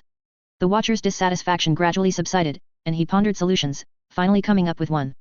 Find that device, then throw it into the kind of space you created for Serum, that would solve it once and for all. But you can't open the warehouse lock. Upon hearing this, Qin Xia looked at Gusa. Gusa, who had already activated this decryption facility, was preparing to regroup his forces and head to the next temple. Kong said, that device probably has a soul and self-awareness, just like the 3 divine artifacts of Caliban. It chose its messenger to release itself, which is why Gusa was able to open this warehouse's encryption facility. Then there's only one way, Qin Xia felt helpless. Chapter 463, The Battle for the Divine Artifacts.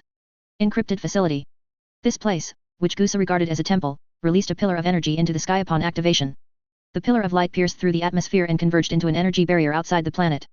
The barrier protecting the entirety of Krakow 1 was not created by a shield generator, but by the activated encrypted facility itself. The old ones probably didn't design defensive functions for this encrypted facility, the barrier should have been an additional effect produced by the energy driving the facility.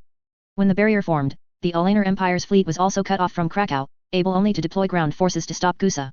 The Alanar Empire isn't trying to eliminate us in this star system. Gusa emerged from the encrypted facility, standing atop the towering structure of the fortress, looking down at the massive numbers of his kind gathering below. Squeaky Fart took over, saying to the humans who had also emerged from the encrypted facility, they want to directly destroy this world with star-shattering weapons more than the human fleet in the warp.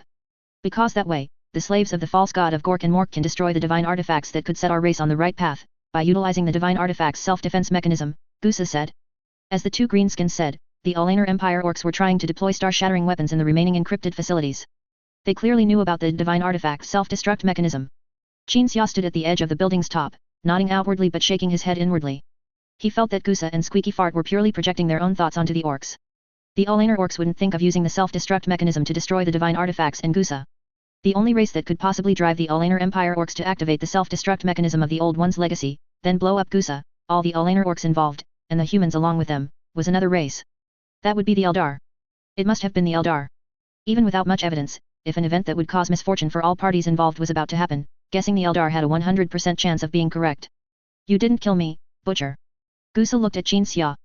I know that whatever your motive, at least on the matter of opening the temple, our goals are aligned, so we can work together as before. What if you're being used, and then die confused? Qin Xia asked. The difference between being used and cooperating is whether both sides can gain benefits from an event. Gusa slowly turned his head to look at the 3 unactivated temples in the distance. As for after the cooperation ends, we'll each rely on our own abilities. Qin Xia tacitly agreed, looking up at the sky. The Imperium of Man's fleet had completely destroyed the Alanar Empire's fleet. Qin Xia transmitted a message to the Primarchs waiting for information aboard the Unyielding Resolve, activate the backup attack plan. The landing forces, already on high alert within the fleet, began to deploy to Krakow 1. The barrier was not based on the same defensive principles as a void shield, so slow-moving physical objects could not penetrate it. Fortunately, besides Qin Xia's psychic abilities, there was also the ancient void shield device within the Unyielding Resolve for large-scale teleportation.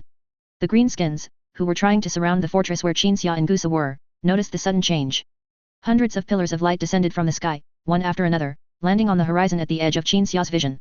As the blue light pillars dissipated, 5 Titan legions descended from the sky. Following them were the elite troops of various legions. Hundreds of thousands of space marines and armored units controlled by space marines accompanied the Titan legions, advancing forward. Although it wasn't the first time Qin Xia had seen so many space marines fighting together, he couldn't help but feel a sense of melancholy when he saw it again. 10,000 years later, the grandest war would be the defense of Baal.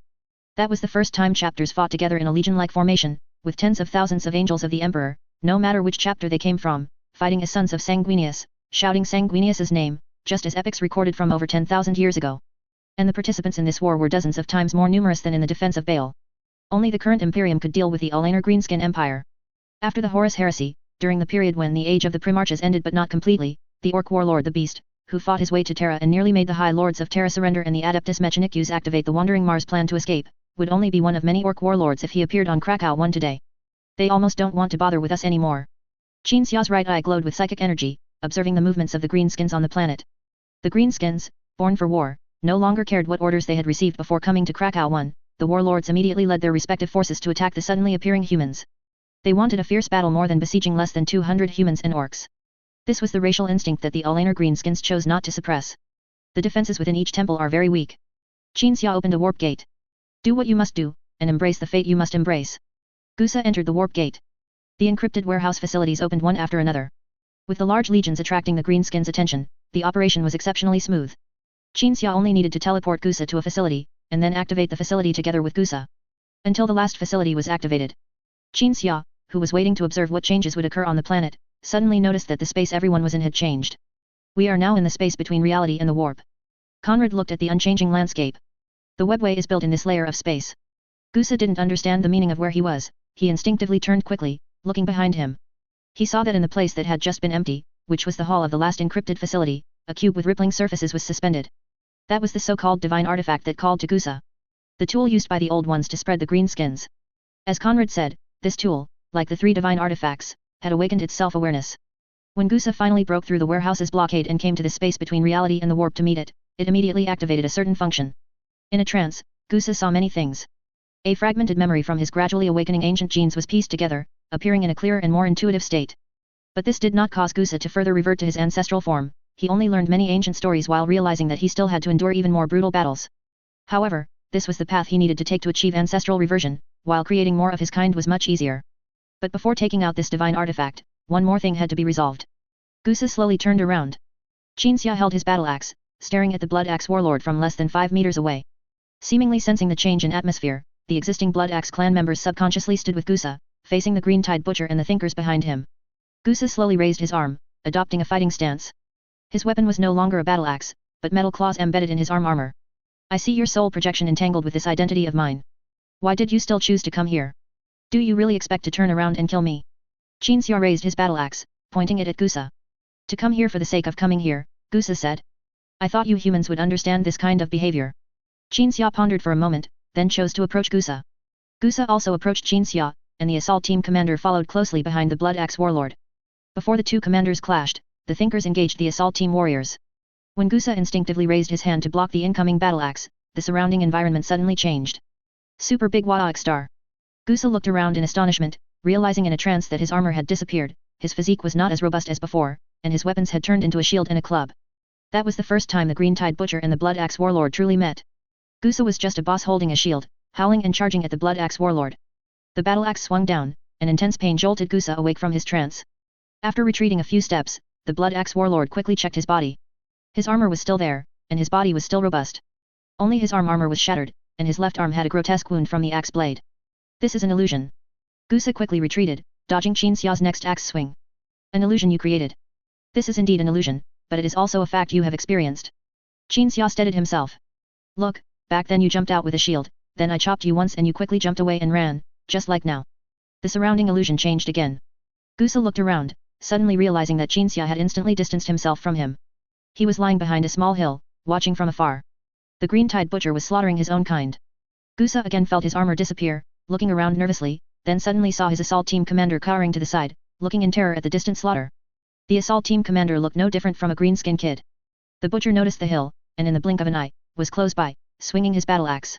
Gusa instinctively blocked, his arms were severed, and his body collapsed to the ground. The moment the illusion changed, Gusa scrambled up from the ground, finding his arms still intact, not severed. However, the battle axe was immediately placed at Gusa's neck. In a trance, Gusa returned to the moment he left Super Big Warhammer Star. Kneeling on the ground, awaiting the butcher's decision on his fate. I am your Drachnien, Qin Xia said softly. Drachnien, a demon born from the first murder in human history, and that first murder was the Emperor's uncle killing the Emperor's father. This caused Drachnien to have a certain conceptual advantage against the Emperor, creating a relationship of restraint. Gusa, of course, didn't know what Drachnien was, but he at least knew what situation he was in, so he could still understand Qin Xia's words. Neither combat nor dominance are what you are best at or rely on, cowardice and lies are. Qin Xia raised his battle axe. Squeaky Fart, who was trying to think of a way, immediately rushed forward, blocking Gusa. This Gretchen had more than once stood in front of a much stronger big guy, facing a powerful enemy he could not possibly defeat. You're not the only one who can use concepts. Gusa slowly extended his hands, placing both palms on Squeaky Fart's neck, then suddenly squeezed with force. Squeaky Fart was personally strangled by Gusa. Qin Xia had already swung his axe, in his doubt, he did not stop, severing Gusa's head. After resolving the battle, Qin Xia turned and walked towards the divine artifact, while looking around. The Thinkers had gradually eliminated the assault troopers, and the assault team commander was overwhelmed by their combined attack.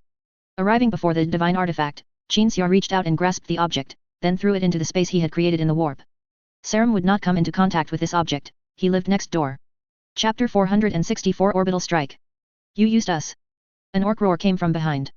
Qin Xia slowly turned, his battle axe in hand, looking at the assault team commander roaring at him.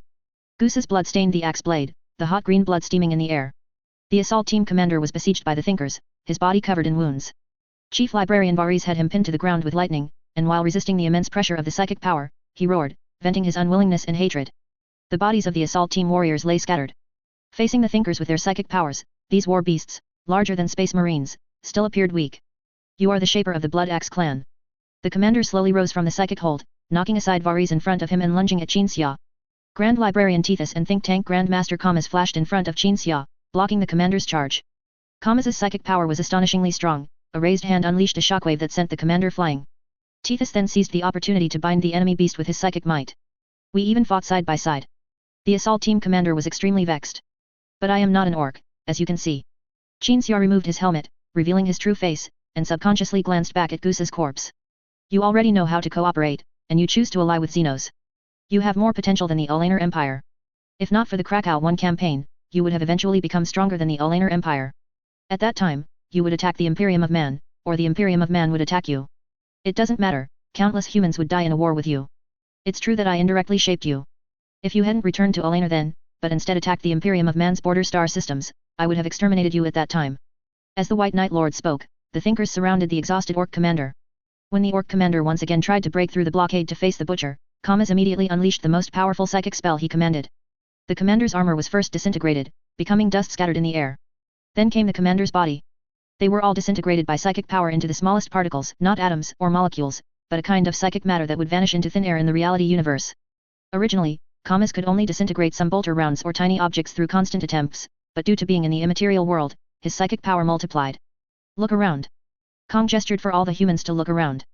The webway is to be built in this space, a crevice between the reality universe and the warp. Qin Xia didn't even look at the place. Every time he entered the warp in soul form, he would pass through such crevices, but the crevices themselves held no meaning, nor could they block warp entities like the Veil. Kong waved his arm to open a teleportation gate, leading the humans out of the crevice space. The battle on Krakow 1 continued. The increasingly fierce fighting made the orc warlords completely forget why they had come, focusing only on leading their subordinates to fight the humans.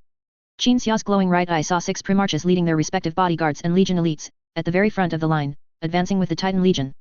The primarchs were clustered together, and while the giant war machines of the Titan Legion were in groups of 2 or 3, from the perspective of a legion commander, the Titan formation was unusually dense. The orcs, conversely, were exactly the same. Titan-class war machines clustered to fight human titans, and warlords led their war bosses to converge on the primarchs. The war has reached this point, it's hard to describe. A Caliban-born think tank gazed at the distant battle, his tone helpless. You Calibanites don't know much about orcs, not even the Dark Angels Legion. Qin Xia pointed into the distance. In a war against orcs, concentrating elite forces and pushing forward as aggressively as possible is the best strategy, because it can lead to decapitation strikes, and decapitation strikes are most effective against orcs. Similar to the strategy you used in the Super Big Wadaok Star campaign. The Caliban-born think tank asked. Qin Xia nodded silently. Just as the Caliban think tank was about to express more emotion, a sudden charging sound caught everyone's attention.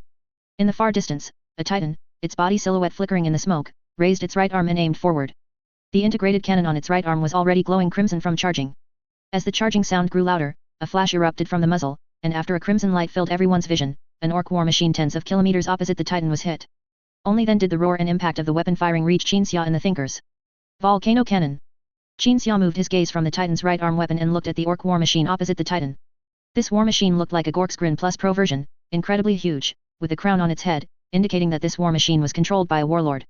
After the volcano cannon's bombardment was intercepted by the supersized Gorksgrin, the firing titan encountered a counterattack as it advanced. Energy weapons, even more powerful than the volcano cannon, fired continuously, a green energy torrent piercing the void shield and striking the titan's right shoulder. Seeing this, the Thinkers turned to look at Qin Xia. Qin Xia looked up. The Thinkers also looked up. Everyone thought that the God King Titan would stride over their heads in the next second, then rush to the most intense part of the battle. And the White Knight think tank would step onto the God King Titan's shoulder, making a dazzling appearance to bring the orcs the shock of the psychic forces. But after everyone looked up, they only saw the energy barrier above their heads, which had been isolating Krakow 1, beginning to dissipate. That was originally a side effect of the encrypted facilities gradually activating, and once all the encrypted facilities were unlocked, it began to recede. The war is over. Chief Librarian Varese said. Qin Xia immediately sent a psychic message to the White Knight's captain, ordering him to command the White Knight to approach Krakow 1 and do what needed to be done. The White Knight heavy cruiser approached Krakow 1. Everyone saw a tiny red dot flash quickly at the bottom of the warship. The next second, a column of light descended from the sky onto the location of the supersized Gorksgrin. The shockwaves released during the continuous attack were even able to knock over the orc war machines near the supersized Gorksgrin. That was the White Knight's lance, one of dozens of lance weapons at the bottom of the heavy cruiser. Qin Xia even saw the operators of the lances with his psychic vision, a family. The family lived inside lance weapon number 33.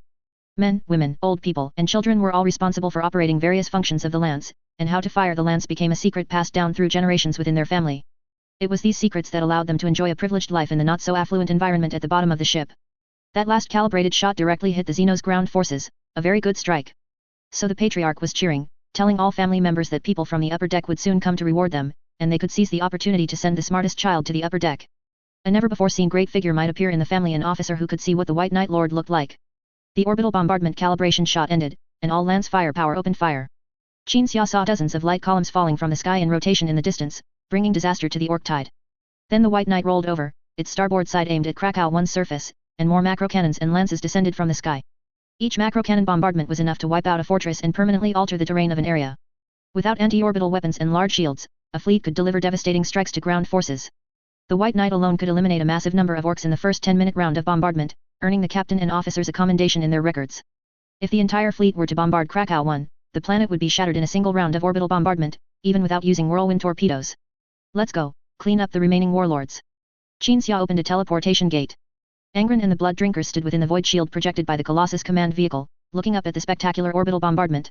The orcs who had rushed into the void shield had been killed. The Primarchs no longer needed to advance, otherwise they would lead their forces directly into the orbital bombardment's coverage area. Several orc warlords outside the void shield were not covered by the orbital bombardment, as the warship had to avoid friendly fire. Those orc warlords also paused to admire the bombardment, which was capable of destroying all their accumulated assets. Onlookers on the surface could only see the sky full of smoke and the aurora phenomenon caused by the lance's rapid increase in atmospheric plasma content. With each bombardment, huge rock fragments were blasted away, then flew over at an astonishing speed capable of activating the void shield's interception function, causing a series of ripples on the void shield. The bombardment ended, the sky full of smoke dispersed, and the human side saw that not many orc forces remained. The only remaining threats were the 6 reckless warlords who had charged too far ahead, distant from the bombardment zone. Their recklessness, often chastised by the Alainer Emperor, had saved their lives for now. The orbital bombardment was effective. Qinxia and the Thinkers suddenly emerged from the snowstorm, appearing beside the Primarches. It was pretty good indeed. Your White Knight was quick to snatch the glory. Perturabo walked over, reloading his gauntlet with Soul-less 1 ash ammunition. What happened before? Why did you request the activation of the backup attack plan? That disappearing barrier wasn't impassable, we could have just used whirlwind torpedoes. I just saved all of us from a catastrophe. Qinxia said. The Primarches were only curious, not suspicious. Then Qinxia looked at Angron. The Blood Axe clan has been annihilated, and so has Gusa. I personally slew him.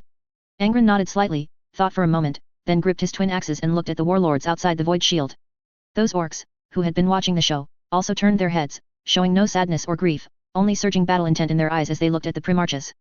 The Primarches gathered together. The Space Marines, already aware of their Gene Father's intentions, stood silently behind them. The tallest, Angron, walked in the very center of all his brothers, flanked by Perturabo and Mortarion, while Conrad Kurz walked on the far edge. Lorgar walked slowly, even slower than Conrad Kurz. And beside Lorgar, 11 crawled, twisting on the ground. The orc warlords also walked towards the Primarches. Just as the strongest combat units of both humans and orcs on Krakow 1 were about to clash, a strangely shaped, towering gate suddenly appeared nearby. From the white flash of the gate, a war machine equivalent to a titan slowly emerged. This titan, clearly different from human design, quickened its pace, becoming increasingly swift, finally executing a seamless slide, sword draw, and slash. The 6 orc warlords, not yet fighting with full strength, were caught by the sudden attack and could not win, all perishing. The titan slowly rose, chest out, head held high. Its body was streamlined, its legs long and slender, with no sense of clumsiness. It stood like a god, looking down upon the beings before it. Chapter 465, The Webway. How can there be such agile war machines? Perturabo immediately became curious about the war machine before him. How could those slender legs support the entire weight of the machine? And how did this behemoth execute such swift and fierce attacks just now? This series of questions had to be temporarily suppressed. Perturabo restrained the confusion and curiosity in his eyes, making his gaze towards this Xenos creation filled with hatred and disdain. The Xenos Titan looked down at the Primarches for a minute. Then, from the webway gate behind the Titan, several Xenos emerged. These Xenos appeared to have slender bodies, wearing extremely form-fitting, thin armor, and carrying various weapons. At the same time, they had one thing in common with the Titan, they held their heads high, looking down upon the humans. Even though these Xenos were not as tall as Space Marines, even the Primarches felt as if they were being looked down upon by these arrogant beings. After Qinxia walked to Angron's side, Perturabo lightly nudged Qinxia with his elbow. They look like your friends to me.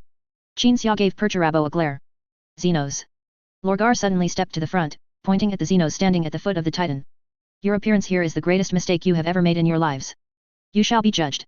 Although all the Primarches except 11 disliked Xenos, Lorgar's attitude towards them was even more extreme. The Eldar remained silent, scanning the Primarches before focusing on Angron alone. Angron sensed it. The reason the Xenos came here was simple: communication. There was no malice, no hostility, but there was disdain. Angron sensed that these Xenos, named Eldar, were exceptionally arrogant. They regarded almost all humans as barbarians, space monkeys, with only the Primarches being an exception. This did not mean that the Eldar liked the Primarches, they considered the Primarches dangerous and believed they would bring catastrophe to humanity in the foreseeable future, but the Primarches were also considered advanced, equivalent to demigods. We came for communication. After confirming that Angron had sensed their intentions, one of them spoke. Let's discuss matters concerning the Alainer Empire. Another Eldar spoke. They spoke in human language, with unusually standard accents.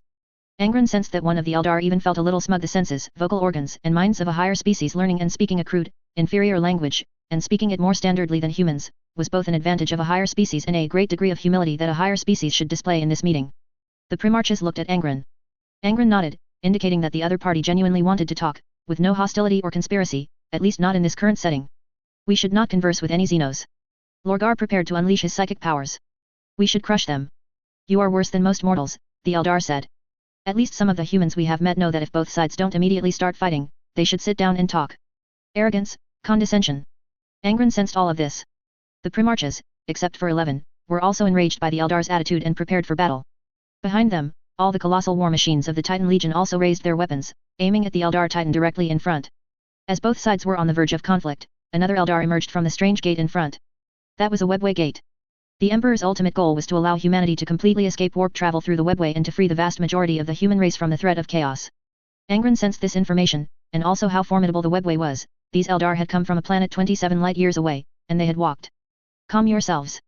The new Eldar approached the Primarchs, first bowing to them in human custom, then motioning to his kin behind him not to say things that would easily provoke humans. This Eldar wore black attire with golden stripes. After straightening up, he removed his black helmet, revealing an exceedingly handsome face. Cooperation and communication are the privileges of intelligent beings, and also necessary skills for survival, 11 said. Eldrad Ulthran, Qinxia said to Angron. He is. The Primarch frowned slightly. Qinxia had long told the Primarchs many things about the galaxy, including alien races, chaos, the warp. Eldrad Ulthran, the Farsa of Ulthwi craft world, was a unique Eldar. He held expectations for humanity and would assist them during the Horus Heresy, though he would also use them. The Ulthwi Farser walked towards the Primarchs. Angron also walked towards the Farser. How about we have an efficient exchange? Ulthran smiled and extended his hand, motioning for Angron to touch him. I have already sensed them. Angron glanced at the Eldar at the foot of the Titan. There are some things they do not know. All right. Angron did not touch the Farser. Ulthran indeed knew things that those Eldar did not. He had been sent to the Ulaner Empire to assist another Farser's endeavor to find a way to make humanity and the Orc Empire suffer mutual destruction. That Farser knew what lay beneath Krakow 1, so he devised a plan to guide the Ulaner Beast Emperor to send troops to fight the Blood Axe clan on Krakow 1, and then to incite the Orc warlords to bomb the planet's encrypted facilities. The purpose of doing this was to lure humans to Krakow, exploiting the previous entanglement between the Blood Axe clan and humans. Ultimately, this would activate the Old One's self-destruct defense mechanism, annihilating all Primarchs, warlords, and emerging Orc forces together. Ulthran opposed this, but he was not the one leading the Ulaner operation. It wasn't until Qinxia took away the Old One's creation, causing the Ulaner operation to fail completely, that Ulthran finally had the opportunity to impeach the other Farser and take charge of the operation. But Ulthran did not want humanity and the Orcs to suffer mutual destruction. He wanted to do humanity a favor by destroying the Ulaner Empire, a failure whose various outcomes in the threads of fate all ended in defeat by the Emperor. And this favor would become the thread for Ulthran to establish contact with humanity in the future. Angron sensed all of this in an instant, but he did not speak kindly to Ulthran. Instead, he took 2 steps back, vigilantly watching all the Eldar Xenos. You are so malicious, and so adept at schemes and tricks. Angron realized that if his foster father hadn't found a way to deal with the Old One's creation, then the self-destruct mechanism of the Old One's creation would have been activated, and everyone would have died. Before that, the Eldar had not even appeared. Whether Orc warlords or Primarchs, their souls, once in the warp, would probably blame each other, completely unaware that they had died because of the Eldar. I will ensure that my race no longer uses similar deceptive tactics. Ulthran did not argue, merely stroked his chest in assurance. I will also help you win the greatest glory in this Ulaner war. Angron sensed that Ulthran's heart held no falsehood or conspiracy, but he instinctively did not trust this Xenos. The Eldar Xenos were different from the Blood Axe clan, they were too dangerous, having secretly orchestrated a conspiracy that could severely weaken both Ulaner and the Imperium of Man while allowing them to escape unscathed. What kind of help can you offer? 11 stepped forward, his slender neck tilted downwards, his face almost touching Ulthran. Empty words mean nothing. He can help us use the webway, Angron stated what he had sensed. That is the help he wants to offer. Upon hearing the word webway, all the Primarchs were surprised.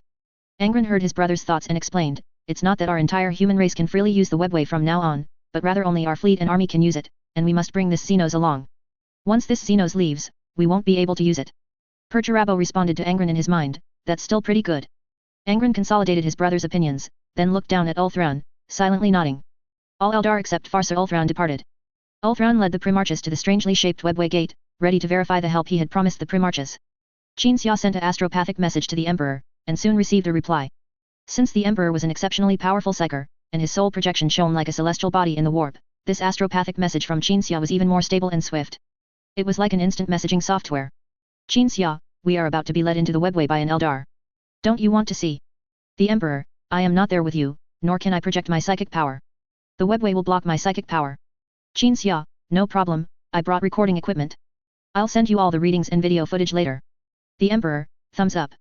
At this point, Qinxia didn't know if the Emperor had actually sent a thumbs up in the astropathic message or if it was his own illusion. In any case, he did not receive a clear verbal response. Ulthran used some unknown method to directly open the webway gate. The Primarchs issued withdrawal orders to their respective forces, then stepped into the webway with the Xenos. Upon entering the webway, what appeared before the Primarchs and Qinxia was a translucent golden ring-shaped passage, sometimes straight, sometimes winding and twisting. Some parts of the passage were vast enough for large fleets to pass through freely, while other parts of the webway were extremely narrow, requiring the Primarchs to crawl to get through. These passages were only a tiny fraction of what was visible, and this tiny fraction with countless branching paths was also the most inconspicuous corner of the webway, a colossal ancient engineering marvel. Qinxia recorded the sights he saw, while also analyzing, but all the detection equipment he carried had failed. It wasn't due to some confidentiality mechanism, it was simply because the detection equipment could not detect the engineering marvels created by the Old Ones. The Old Ones had reached the pinnacle of both psychic and material technology. Ulthron led everyone along a small path for an unknown duration, then suddenly stopped and looked at the Primarches. We are currently in the Gorgon star system, the Ulaner Empire's gateway star system that you have already occupied. The exact location is probably Gorgon 1. The Farser stepped aside. Now, I am on Gorgon 3. This is the webway, a method of faster-than-light travel that is completely independent of the warp. Stability is just one of its advantages, it's even faster than warp travel. Uslan reached out and touched the golden barrier of the webway. Ripples spread across the webway barrier. The ripples expanded in circles, finally emitting an echo that resonated directly in the depths of all the Primarchs' souls, giving them the illusion of being inside some kind of living organism. Qinxia only had a slight understanding of the webway, but now that he truly witnessed the internal environment of the webway, nothing about it was unremarkable to him. Even being in the webway environment itself gave Qinxia a feeling of being in a strange place. This feeling was neither uncomfortable nor unpleasant, just unfamiliar and bizarre. If we humans had a way to enter the webway, would we then be rid of the threat of the warp once and for all, forever? Perturabo asked. Angron also wanted to ask this question, but when the Steel Lord inquired and Uslan's answer surfaced in his mind, he immediately felt helpless and weary. Of course not. Uslan shook his head gently, his tone sincere, yet with a hint of helplessness. Firstly, no young race will ever be able to fully understand the entire structure of the webway, let alone map out every single route within it. Young race? Are you referring to humanity? Perturabo asked again. No, Uslan smiled, I am referring to all races other than the old ones. Compared to them, my race is still young and immature. Perturabo sneered. He thought Uslan's words were nothing more than a deception. If even the Eldar, a servant race of the old ones, couldn't understand the webway, then no other race could. Perhaps the Xenos prophet was merely thinking, please don't try to mess with us Eldar when he spoke. But Angron sensed that everything Uslan said was true. In the various past events of the galaxy recounted by his foster father, the Eldar were described as powerful and ancient. Humanity, in its peak era, had created various artifacts that seemed like miracles to present-day humans, but humanity's peak era had not ruled the entire galaxy. In that era, there was the ancient Spirit Clan Empire, they were the overlords of the galaxy. The war in heaven ended, the old ones were annihilated, and the space Necrons, after defeating the star gods, went into slumber.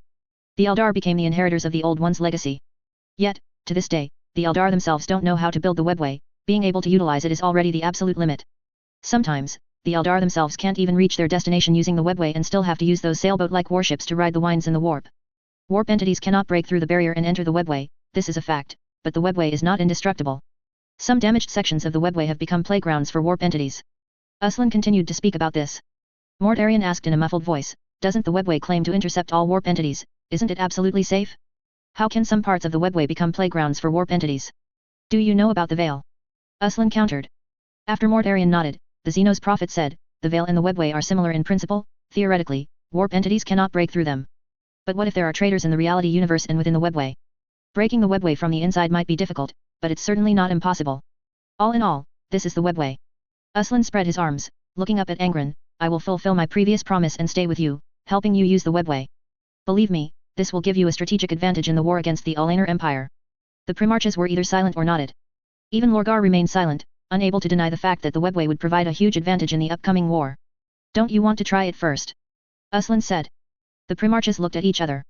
Angron and Qinxia also exchanged glances, then mentioned to Uslan, a star system on the war material supply line is under siege.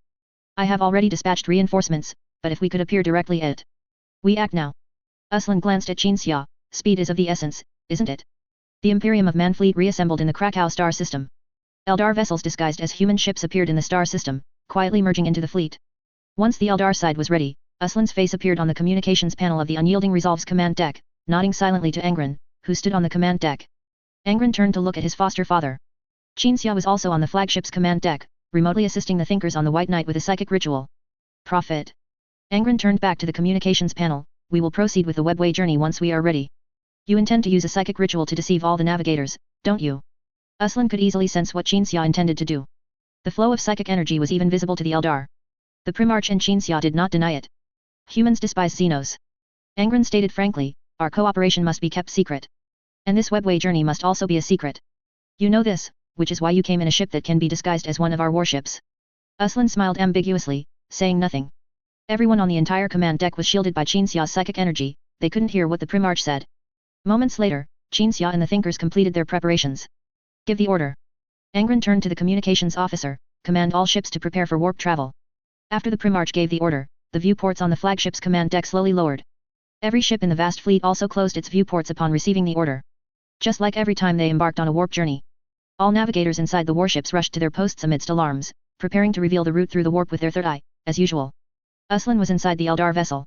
No one knew what means he used, but after a brief silence as the fleet prepared, a golden light gradually unfolded in the void, expanding to an astonishing scale. The vast fleet of over 2,000 ships entered the golden light, leaping out of the reality universe as they had when they first arrived at the Krakow star system, but heading not for the warp, but for the interstitial space between the reality universe and the warp. All ship viewports were sealed. Most people in the fleet had no idea what happened after the Primarchs met the Xenos and emerged from that gate. Only a very small number of high-ranking naval officers knew what agreement the Primarchs and the Xenos had reached, and where the fleet was entering. They would take these secrets to their graves. All navigators at their posts fell into a dream state. They believed the fleet had entered the warp, thought they had helped the fleet and warships see the path ahead during the journey, and for some unknown reason, the route they saw was extremely safe and short. The fleet entered the webway and began its journey. At this moment, Angron could no longer sense or see the great eye, which always accompanied him when he entered the warp. So, suddenly not sensing its presence, he felt a sense of loss. Safe, stable. Qin surveyed the entire fleet with his psychic vision. No crew members on any ship have gone mad, no Geller fields on any ship have failed. The probability of a faster-than-light accident during this journey will be 0. This is the webway. Angron suddenly understood one thing, why the Emperor was so obsessed with the webway. In fleet operations, faster-than-light accidents were extremely common. Every warp journey, someone on some ship would go mad, or a chaotic incident would occur on a ship where affairs were handled roughly, or a ship would inexplicably break down. None of these situations would occur when using the webway. As Uslan had said earlier, this safety and stability were even the most insignificant of the webway's advantages. Traveling from the Krakow star system to the star system needing support, the entire fleet rushed back like a swarm. What would have originally required extensive preparation and at least a month of travel could now be completed in less than a week. When the fleet exited the webway and entered the reality universe, the Olaner Empire fleet besieging the supply star system was conducting orbital bombardment around the planet. Over 2,000 Imperium of Man warships emerged from the webway. There was no rest period after warp travel, nor any warp travel accidents to deal with. The Imperium of Man fleet, upon leaving the webway, immediately charged towards the enemy fleet. The enemy was not large, only about 100 ships. The entire void battle was uneventful, merely a crushing victory, but the Primarchs seriously discussed this void battle in their communications. The faces of all the Primarchs appeared on the communication panel. The Primarchs had realized the benefits of the webway. Just like in this battle, the original plan to send a small fleet for reinforcement could be directly cancelled. The entire fleet could return through the webway without delaying the opportune moment. According to the original strategic plan, even if the fleet stayed in the star system for a week before returning to the Krakow star system, they could still return to the front lines of the war in time and continue fighting. With the Primarchs in agreement, the focus of the subsequent discussion was how to utilize the webway to develop a webway tactic to apply in the Olaner Empire war. We don't need to worry about supply lines anymore. Mortarion stated the plan he had just conceived. All warships will carry sufficient supplies, proceed directly along the webway to the core of the Olaner Empire, and then eliminate Gulag, that Xeno's chieftain. It's that simple. Nor do we need to concern ourselves with the other brothers, whether they come or not, whether they participate in the war or not, it doesn't matter. The 6 of us will deal with the Olaner Empire. Saying this, Mortarion's eyes glanced to the lower right. The communication frame where Uslan was located was stared at by the Death Guard's lord. Don't tell me there's no webway exit in the Olaner Empire's core. If you truly want to show sincerity, and not try to use some disgusting, underhanded trick to annoy us again. There is indeed no webway exit in the Olaner Empire's core, but that's all right, we can exit the webway in a nearby star system just the same. Uslan nodded. I believe this plan is entirely feasible. The other Primarchs did not speak, but they clearly agreed with Mortarion's proposed plan. Angron pondered for a moment, then slowly shook his head. If this were in the early stages of the war, then doing so would be fine. But other legions have already assembled and joined the war, we must consider them. So I suggest we first contact our brothers and the Emperor. And then wait for him to reassign us, letting his more favored ones claim the glory that should rightfully be ours. Mortarion raised his hand, pointing at the panel. In this war, my Death Guard has not disobeyed any order from you, but this time I cannot agree with you. All legions crave glory, brother. Angron said. Suit yourself, Mr. Peacemaker. Mortarion stood up in the communication frame, his face close to the communication panel, making his stern countenance appear exceptionally large. You actually don't have the authority to command the 5 of us, we all chose to support and trust you. As Mortarion still intended to speak further, 11 suddenly interjected. I agree with Mortarion's plan. Time-wasting debates should not continue. The 11th Legion will depart with the Death Guard to execute the largest-scale decapitation strike, ending the entire war as quickly as possible. The 11th Legion fleet was the largest in scale. This Primarch, who looked almost like a Xenos, was the most unassuming, yet his abilities far exceeded his brother's imaginations. Angron gently shook his head. Brother, we have fought side by side until now, we cannot split up at this critical juncture. Fighting side by side, indeed. Mortarion pointed at Angron. Are you the Great Crusade commander? Are you the War Master personally acknowledged by the Emperor? No? Then you have no binding authority to make me obey your orders. Angron was indeed helpless now, because although the Emperor had spoken of the War Master matter long ago, the term War Master had not yet been proposed by the Emperor.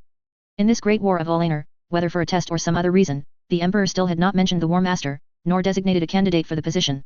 Mortarion leaving whenever he wanted indeed had no reason to restrain him.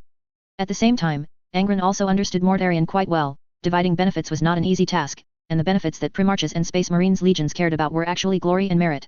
These superhumans indeed had no motivation to pursue status or wealth. Only glory. Sharing a portion of the immense glory that was about to be gained was indeed not easily accepted. Tonight, we will have a meeting with our other brothers and the Emperor. Angron spoke his final words, please at least stay to attend. Chapter 467, The Primarch's Contest for War Master. Late at night. No matter where the Primarchs were, they all entered a place of swirling snow and wind at the same time. It was just like when the Primarchs gathered for a meeting during the Dawn Star conflict. Unlike last time, this time the Emperor's figure stood amidst the ice and snow, his psychic power coalescing above the blizzard into a sun-like entity, melting the surrounding ice and snow and making the temperature comfortable. The Emperor stood beneath the sun, watching each Primarch who entered the blizzard. This psychic meeting was not solely hosted by Qin Xia, the Emperor was also involved, which was not surprising. As the commander of the Great Crusade, the Emperor would naturally appear at a war council concerning the Alanar Empire. The only thing that surprised the Primarchs was the presence of all the Primarchs, even those who were not involved in the Alanar War, including Magnus, who was on Terra. The Emperor said nothing. The vanguard of the Alanar War Angron, Perturabo, Mortarion, Conrad Kurz, 11, and Lorgar, these 6 Primarchs stood together. The other Primarchs under the Emperor's command, Horus, Fulgrim, Rogaldorn, Lemon Russ, Kogurus, Sanguinius, Ferris, Korux, and Vulcan, these main force Primarchs who had just joined the Alanar War, stood together. The remaining Primarchs, including Guilliman, who managed Ultramar, and Magnus, who were not participating in the war, stood together. The Primarchs exchanged greetings with their eyes, then silently looked at the Emperor. You fought well. The Emperor turned, his golden eyes fixed on Angron, his pupil-less gaze making it seem as if he was looking at all the vanguard Primarchs. After a simple commendation, the Emperor withdrew his gaze. Let us talk, the Emperor said softly. Angron heard his Primarch brothers speculating in their minds, all thinking about the Alanar War. The vanguard's offensive was so swift that it exceeded the expectations of all the main force Primarchs, so Horus and the others were worried that their legions would not keep up in this war and would fail to achieve dazzling glory. The Battle of Krakow had crushed the main fleet of the Alanar Empire's naval forces, and the deaths of dozens of warlords in the land battles had plunged many regions of the Alanar Empire into civil strife before the main human forces even arrived. Since the Battle of Krakow had occurred not long ago, the main force was still unaware of the specific war details and had no way of knowing what methods the vanguard had used to make the Alanar Empire deploy its fleet and a large number of warlords to a single star system in such a mad fashion. Therefore, the Primarchs all believed that the Emperor would next discuss matters of the Alanar War, perhaps first inquiring about the details of the Battle of Krakow. I will withdraw from the Great Crusade. The Emperor said. When these words reached the ears of the Primarchs, all of them, except Angron, were quite surprised. Father, why is this? Horus asked in disbelief. I have always been the commander of the Great Crusade, but now I have more important matters to attend to, so this command will be bestowed upon one of you. The Emperor took a step, walking through the blizzard to the center of the Primarchs. Wherever he passed, the snow dissipated, and warmth immediately followed. The Emperor had no intention of explaining what he was going to do, he wanted to keep the webway project a secret, so he naturally could not tell the Primarchs directly. But on second thought, the Emperor decided to speak plainly. I will build humanity's own webway. To ensure humanity completely escapes the warp and resolves our species' greatest existential crisis. As the Emperor spoke, various visions of the webway were displayed in the surrounding environment. Those Primarchs who did not know what the webway was now understood. Precisely because they knew what the webway was, even if the Emperor announced his withdrawal from the Great Crusade, no Primarch would object. Because the webway meant safe and stable faster-than-light travel, all the existing faster-than-light problems for humanity, time displacement, material loss, navigational disasters would no longer occur. We must all serve the webway project. The Emperor slowly turned his upper body, looking at Angron on his right. The Imperium itself is a temporary tool. The webway project will consume massive resources, and time is pressing. We humans can only use a very short time to replicate a miracle-like invention of an ancient race.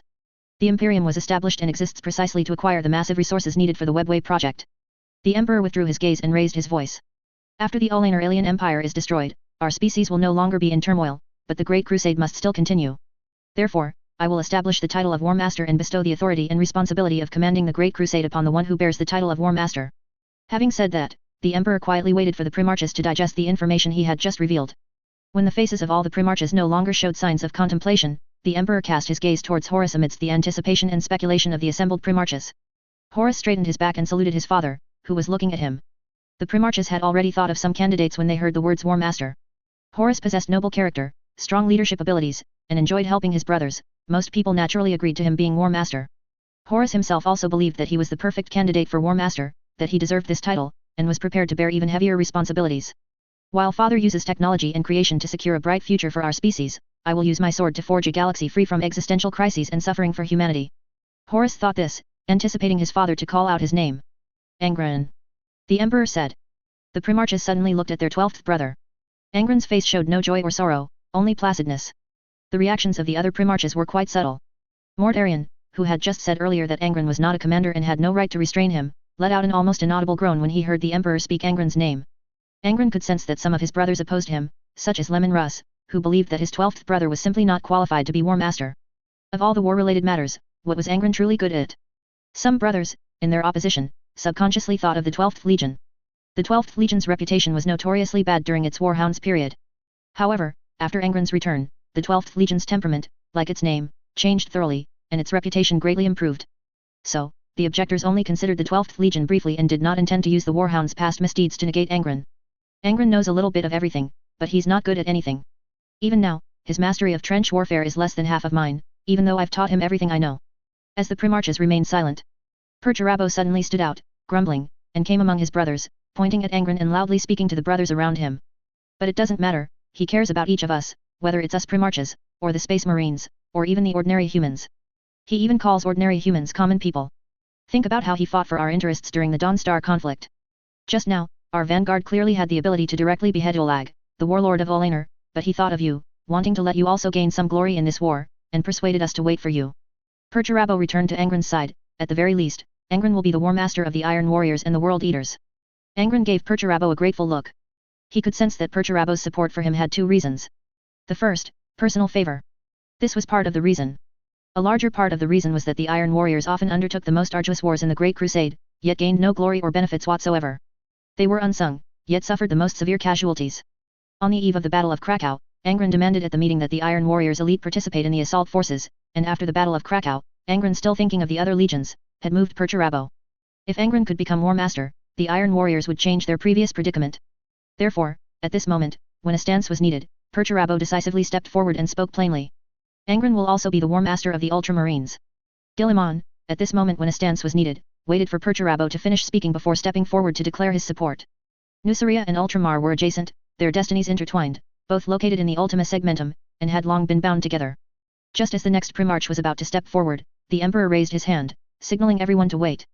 Immediately, the Emperor looked at Horus, whose eyes showed complex emotions. After deliberation, the Emperor spoke again, Angron, Horus. You two are the candidates for War Master. In this war, whoever can behead Olag of Olaner first shall become War Master. Upon hearing this, joy appeared in Horus's eyes. The Emperor had given them an opportunity. The ultimate recipient of the War Master title would not be preordained but determined by the outcome of the contest. Thank you, Father. Horus saluted the Emperor again. The moment he raised his head after saluting, Horus saw that the Emperor's face was no longer impassive like a statue, but filled with some emotion. I'm sorry, my child. Horus seemed to hear the Emperor say these words, or perhaps he saw the Emperor make the mouth shape of saying them. But at that moment, the Emperor said nothing, did nothing. Horus ultimately decided it was his own illusion. As I said, the owner of the War Master title will be chosen from among you two brothers. The Emperor said to all the Primarchs, from now on, I will factually withdraw from the Great Crusade. The main forces will be led by Horus, while the vanguard will continue to be led by Angron. Prove your abilities to me. Prove to me that when I withdraw from the Great Crusade, you are capable of assuming command and ensuring the normal supply of resources for the Webway project and the safety of the Imperium of Man. Contest. Chapter 468, Washing Away Stains. After the Emperor finished announcing everything, his figure gradually faded away in the snowstorm. The eyes of all the Primarchs shifted from the Emperor to Angron. Angron bowed to his brothers, silent, seemingly wanting to say something, but ultimately said nothing, and withdrew from the psychic conference. Perturabo followed Angron out. The remaining Primarchs looked at each other, then gathered together to discuss what the Emperor had just announced. Angron. Lemon frowned, I can't believe he's one of the two War Master candidates. What makes him qualified to be a War Master candidate? He has good relationships with the other brothers, Mortarion said. If we're choosing someone well liked, then why not Sanguinius? Lemon looked at the angel among his brothers. Sanguinius remained silent, his wings folded, contemplating with a certain grace. Could it be that they want to choose someone who can fight? Lemon proposed another possibility, then immediately dismissed it again. The World Eaters Legion has indeed become much stronger after its reorganization, but in terms of both Legion strength and command ability, the World Eaters are definitely not the strongest among us. The Primarchs discussed some possibilities, pondering the Emperor's thoughts and criteria. Until Kogarus suddenly spoke from his contemplation. When we discuss Angron, we discuss him as our brother and the leader of a legion, so of course, we can't reach a proper conclusion. Having attracted the attention of all his brothers, Kogarus continued his analysis. Perturabo is right, Angron cares about everyone, but friendliness, benevolence, kindness, and consideration for others, these are qualities we all possess to some degree, they are not unique. Qualities are just the basics, what's more crucial is that he has done a lot. The Dawn Star conflict, the Imperial Parliament Astartes seat. He has influence, he has gained reputation, and he has also taken our interests and demands into account as much as possible. Kogaris spread his hands.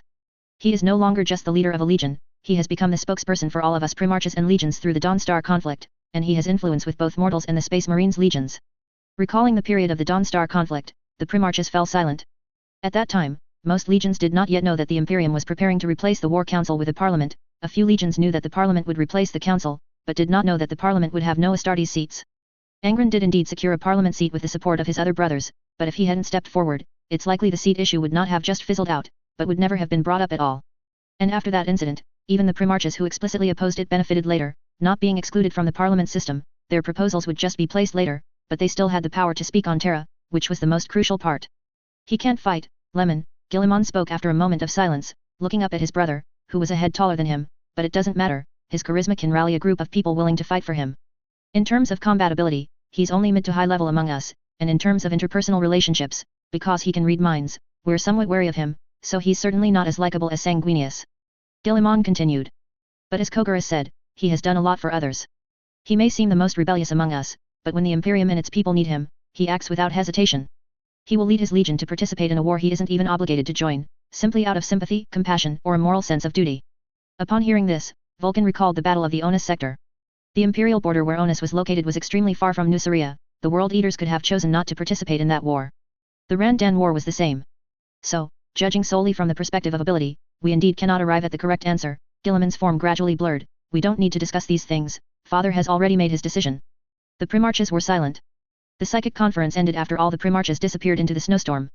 The Vanguard fleet was rapidly reorganizing, preparing for an even larger scale war to come. Inside the unyielding Resolve flagship, Kill had just left the command deck, heading to the middle deck where 200,000 World Eaters warriors were gathered, preparing to announce a major matter he had just learned from the Primarch. Along the path leading to the middle deck, World Eaters officers of captain rank and above were already waiting, fully equipped. Senior officers often needed to communicate and exchange information before a large assembly. There were things they had to know first. Kill walked steadily towards the deck, his voice echoing through the senior officer's communication channel. The information Angron had just given Kill on the command deck that the Emperor had announced his withdrawal from the Great Crusade, the transfer of command authority, and the establishment of a War Master. Kill recounted all of this to the officers. Finally, he uttered a crucial piece of information: our Gene Father will compete with the Primarch of the Luna Wolves. Whoever can first slay the Ulaner Xenos Emperor will become the War Master. Upon hearing this shocking news, the officers merely paused slightly, then expressed no surprise, fully adhering to the Legion's strict regulations regarding listening status. We must secure this title for Father. Kill's voice was cold, his face resolute. We must strive for it at all costs. Yes, the officers responded in unison. In my opinion, the War Master title rightfully belongs to our Gene Father, so what we need to focus on is the aftermath. Kill kept walking. During the Warhounds period, we were once a butcher legion. The Legion did too many disgraceful things. Therefore, when I learned of the Gene Father's news, in addition to joy, there was also fear in my heart. The officers immediately recalled what happened during the Warhounds period, when the Legion went to Nuceria to welcome back their Primarch. At that time, Kill held a meeting with all the senior officers to discuss various possibilities after meeting the Primarch. Some believed the Primarch would abandon the Warhounds. Others believed the Primarch would conduct a massive purge of the Warhounds. Kill told the Legion at the time, if we are to be abandoned and exiled, then it's better to just let the Primarch kill us all. Such was the characteristic of Angron's sons. Perhaps due to the characteristics of their gene seed, Angron's progeny, compared to warriors of other legions, yearned more to be close to their Primarch. This yearning even reached an extreme degree. If Angron were to be implanted with the Butcher's nails and become a berserker, the Warhounds officers would choose to line up, starting with the Legion commander, to meet the Gene Father. If the Primarch wanted to kill, they would let him kill, until the Primarch no longer wished to kill. Then they would choose to be led by the irrational Primarch, even believing this was not enough, and would try to invent mass-produced Butcher's nails to implant themselves, to experience and understand the Gene Father's feelings, achieving a deeper closeness. This kind of behavior would be impossible and unacceptable in other legions. For example, if Lemon were the one implanted with the Butcher's nails, how would the Dark Angels treat him? It was precisely because of this extreme desire for closeness that the Warhounds would choose the latter between being exiled and abandoned, and being completely killed by the Primarch. But fortunately, the Primarch did not choose to kill or exile, but rather chose to change the Warhounds after confirming that his progeny were willing to accept change. The first Legion commander indeed made mistakes in managing the Legion, but after you took office, you established extremely strict regulations for the Legion, which to some extent curbed our desire for slaughter, Karn said. Kill recalled the first Legion commander, the first World Eaters dreadnought, Lhuk. When Karn mentioned Lhuk, Kill believed that his success in curbing the Legion's killing behavior to some extent was one of the reasons the Primarch had been lenient. And among the reasons for the Primarch's leniency were also the Warhounds' genuine efforts in fighting and sacrificing during the Great Crusade, and their shedding of blood for the Great Crusade, humanity's most important endeavor, this was fundamentally different from the High Knights and Guards. That being said, those who refused to change would still have to die. But we are one legion, a single entity. Kill suddenly stopped. Hundreds of officers also stopped instantly, looking at their legion commander who had turned back. The title of War Master will belong to our father. This legion of ours will become the War Master's hand. Our father, we must become an example for all legions, a benchmark for the Astartes warrior class. And an example will inevitably be scrutinized and picked apart by others. If there are any unclean stains in our legion, those stains will become weapons for others to impeach father. Kill spoke these words with a cold tone. The officers suddenly realized why Kill had suddenly brought up the legion's past, and what Kill truly wanted to say. In this atmosphere and situation, some officers looked at others. You are the living stains of the legion. Kill looked at those hundreds of officers. You all once slaughtered for the sake of slaughter in a war, and you all lost control. The accusation from the legion commander made the atmosphere suffocating, and the surroundings fell into a deathly silence. All officers who had experienced the Warhounds period, especially those of Terran descent, were hardly impeccably clean, except for Margot. But after Kill became the second legion commander, among the officers present, except for the hundreds accused by Kill, the others had tried their best to adhere to the regulations and restrain themselves. Additionally, the Primarch had never completely absolved the sins of the Terran-born Warhounds. It was just that after they were willing to accept change, they would seek death in battle through reckless fighting. Those with grave sins would gradually be consumed in war, and many had already been consumed. Originally, this matter would have continued this way until one day, the last warrior who had slaughtered friendly forces or mortals fell in battle. But with the Primarch about to become War Master, Kill believed the World Eaters no longer had time for such a slow selection process. Hiss. The hundreds of officers gradually raised their hands to their helmet necks, gently lifting their helmets and holding them in their hands. In this deathly silence, only the sound of helmets detaching from their neck seals and the ship's artificial gas rushing into the armor could be heard. The hundreds of officers had pale faces, their eyes revealing complex emotions, but their facial expressions were firm and resolute. Living stains like us, there are probably about 20,000 in the Legion, an officer said. Kill remained silent. The officer was right, there were indeed about 20,000 such stains. These 20,000 were not all of the Terran-born Warhounds veterans, but only a portion of them. Bloodlust and brutality were characteristics of all Terran-born Warhounds veterans, but Warhounds veterans were also divided into different types. One type was like Margot, veterans who restrained themselves through discipline, and these were the most numerous. The second type was veterans who liked to vent their desire for slaughter on enemies, and the third type was those who liked to kill anyone, regardless of who it was, as long as they could kill. The 20,000 belonged to the third type. They had indeed chosen to change after the Primarch's return, but this did not mean they could instantly achieve enlightenment. Legion Commander, please allow us to participate in the upcoming battle and fight using the Grand Company combat formation from the Warhounds period. We will wash away the Legion stains in this war and do our last part for our father. The officers waited nervously after making their request. They did not wish to be executed, but rather to fight to the death. A moment later, Kill nodded in agreement. Chapter 469, Sons of Angron. The Vanguard fleet sailed through the webway. Inside the unyielding Resolve's command deck, 6 Primarchs stood in various postures around a holographic projection. A star chart of the Alanar Empire was displayed before the Primarchs. Horus's strategy is like this. Perturabo raised his hand and pointed to the star chart. He assigned legions not skilled in offense to the all-out war advancing into the Alanar Empire, while several legions skilled in offense are led by him to aggressively assault the core worlds of the Alanar Empire. During the attack, Horus will arrange for the attacking legions to participate in rotation, with one legion responsible for a period of combat, and once the time is up, they immediately withdraw from combat and rest. It's like a relentless, wheel-war-like assault. After speaking, the Steel Lord looked at Angron. Angron remained silent, thinking that perhaps he should have used this strategy back then. However, on second thought, the Krakow naval battle and the Krakow warlord annihilation battle hadn't happened yet, and with only 6 legions, if the elites of each legion were not concentrated and uniformly commanded, it would probably be difficult to rampage through the Alanar Empire. He wants to reach the core of the Alanar Empire as quickly as possible. Mortarion also looked at Angron. This arrangement is indeed clever, but we can use the webway to directly bypass the war zones along the way and reach the core of the Alanar Empire. The other Primarchs nodded in agreement. We are about to win the most crucial victory in this war. Mortarion leaned forward, pressing his arms on the holographic projection device, as if preparing to hunt prey. You will get the War Master title, and we will get glory and merit. Angron remained with his arms crossed over his chest, not even raising his head. Aren't we already walking in the webway? Then why the long face? I thought you weren't even concerned about vying for the War Master title, still thinking about being fair. Mortarion frowned. Angron shrugged. I just think this isn't quite fair. After all, I used the Blood Axe clan to gain a strategic advantage before, and now I'm using the webway. Being able to unite with other forces is a capability in itself. The command deck's bulkhead opened. Qin Xia said as he stepped into the command deck. If we had gone to war with the Blood Axe clan first, and then chosen to fire on the Xenos when the Xenos prophet found us, then we would not have been able to use the Blood Axe clan to gain a strategic advantage, nor would we have obtained the opportunity to use the webway. If this competition must pursue strict fairness, then the Emperor should assign you a few more Primarch brothers and legions. With that said, Qin Xia came to Angron's side, glanced at the star chart, and roughly understood Horus's decisions and progress. This star chart and strategy were sent by Horus himself. The Vanguard army has always been communicating with the main army, and the fact that the Vanguard army can use the webway has also been directly told to Horus. The competition for the War Master title is only a part of the Alanar War. Destroying the Alanar Empire is the most important thing. If Angron or Horus chose to conceal strategic information from friendly forces and refused military cooperation for the sake of competing for War Master, then one candidate would lose the qualification to become War Master before the competition officially began. Angron looked at his adoptive father walking into the command deck, just about to say something, when he was suddenly interrupted by Lorgar. Can we go directly to the core world of Alanar? Lorgar looked at Jinxia and asked. Jinxia has been communicating with Uslan. And Uslan has been searching the webway route map, looking for webway paths and exits that can directly reach the core world of the Alanar Empire. Fortunately, the Xenos Prophet gave an excellent result. We can exit the webway directly in the Alanar system, even bypassing the defense lines the Xenos set up in the void. Jinxia said. Perturabo excitedly slammed the projection device. Good things come to those who wait, but this saying now seems not to apply to the matter of the competition. The fleet will arrive at the webway exit in 1 hour. Jinxia added. Then the Primarchs issued a series of orders, instructing their respective legion fleets to form combat formations and prepare to jump into the reality universe. 1 solar hour later. In the Alanar system, the Imperium of Man fleet sailed out of a suddenly opened webway exit. As the capital star system of the Greenskin Empire, it had heavily guarded void shield lines, with a large number of Greenskin void defense platforms and various facilities forming the core of the defense line. The Imperium of Man fleet appeared directly in the center of the defense line, and so suddenly, that the various legion fleets, already prepared for battle, immediately began to crush the defense line. Even without the help of the webway and the positional advantage, this void shield line would still be dismantled, because there wasn't even a single battleship in the entire Alanar system. Relying solely on the defensive facilities in the void shield line would not be able to stop a large fleet. The absence of battleships in the Alanar system was suspicious, but not enough to achieve an empty fort strategy effect. The Vanguard fleet continued to execute its strategic plan normally.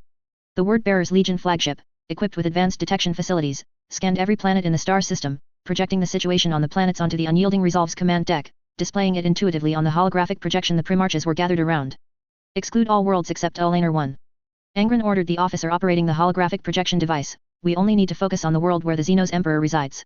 After the officer operated according to the Primarch's order, Alanar 1 and a nearby satellite were magnified, and all information scanned by the Word-Bearer's flagship was displayed more clearly.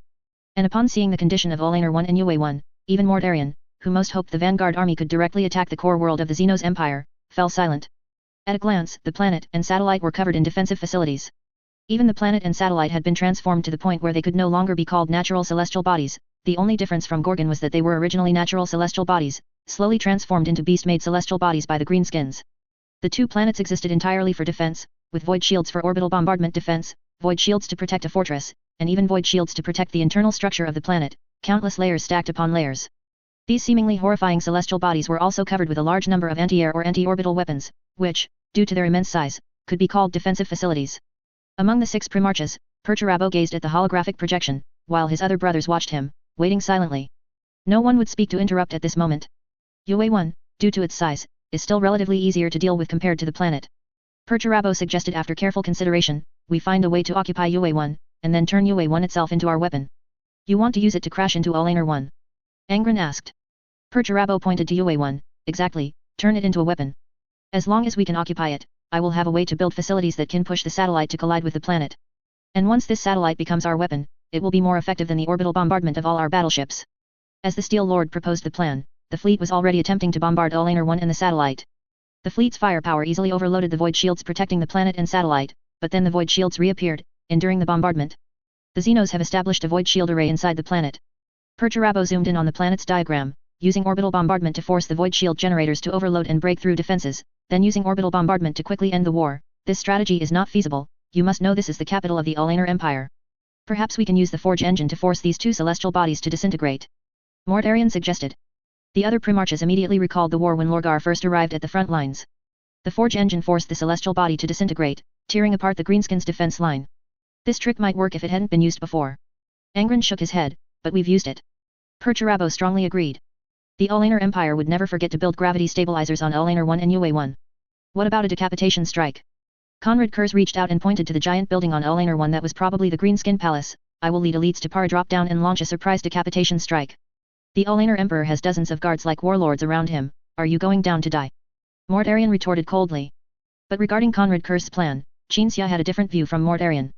A conventional decapitation plan was indeed feasible. If Horus fought his way here, he would use a decapitation plan to kill the Alanar Emperor. The specific details were unclear, but it succeeded anyway. Two-pronged approach. Angron made his decision, prepare to attack Yue 1, and at the same time, arrange a decapitation unit to raid the Xenos palace. I believe the decapitation strike is not necessarily unfeasible, it just requires multiple attempts. Conrad Kurz and I will execute the decapitation strike. Qin Xia looked at his adopted son. Angron gazed at his adoptive father, and after a few seconds, he instructed, the decapitation strike is a probing attack, if... I understand. Qin Xia lightly patted the Primarch's shoulder. As a psyker, Qin Xia's height was often not fixed, for example, right now, he could reach out and pat the Primarch's shoulder. After the light pat, Qin Xia smiled slightly and turned to walk out of the command deck. The moment the bulkhead opened, Qin Xia put on his helmet and teleported to the unyielding resolves deck specifically used for pre-battle troop assembly. Angron immediately arranged the personnel for his adoptive father to execute the decapitation strike, and at this moment, Legion Commander Kill, who had been standing silently nearby, handed over a document. Conrad Kurz, meanwhile, began selecting the people he wanted to take down for the decapitation strike from the Midnight Lord's Legion. Savator. The first person Conrad Kurz thought of was his most trusted son, but then he dismissed the idea, fearing that Savator would die in this battle.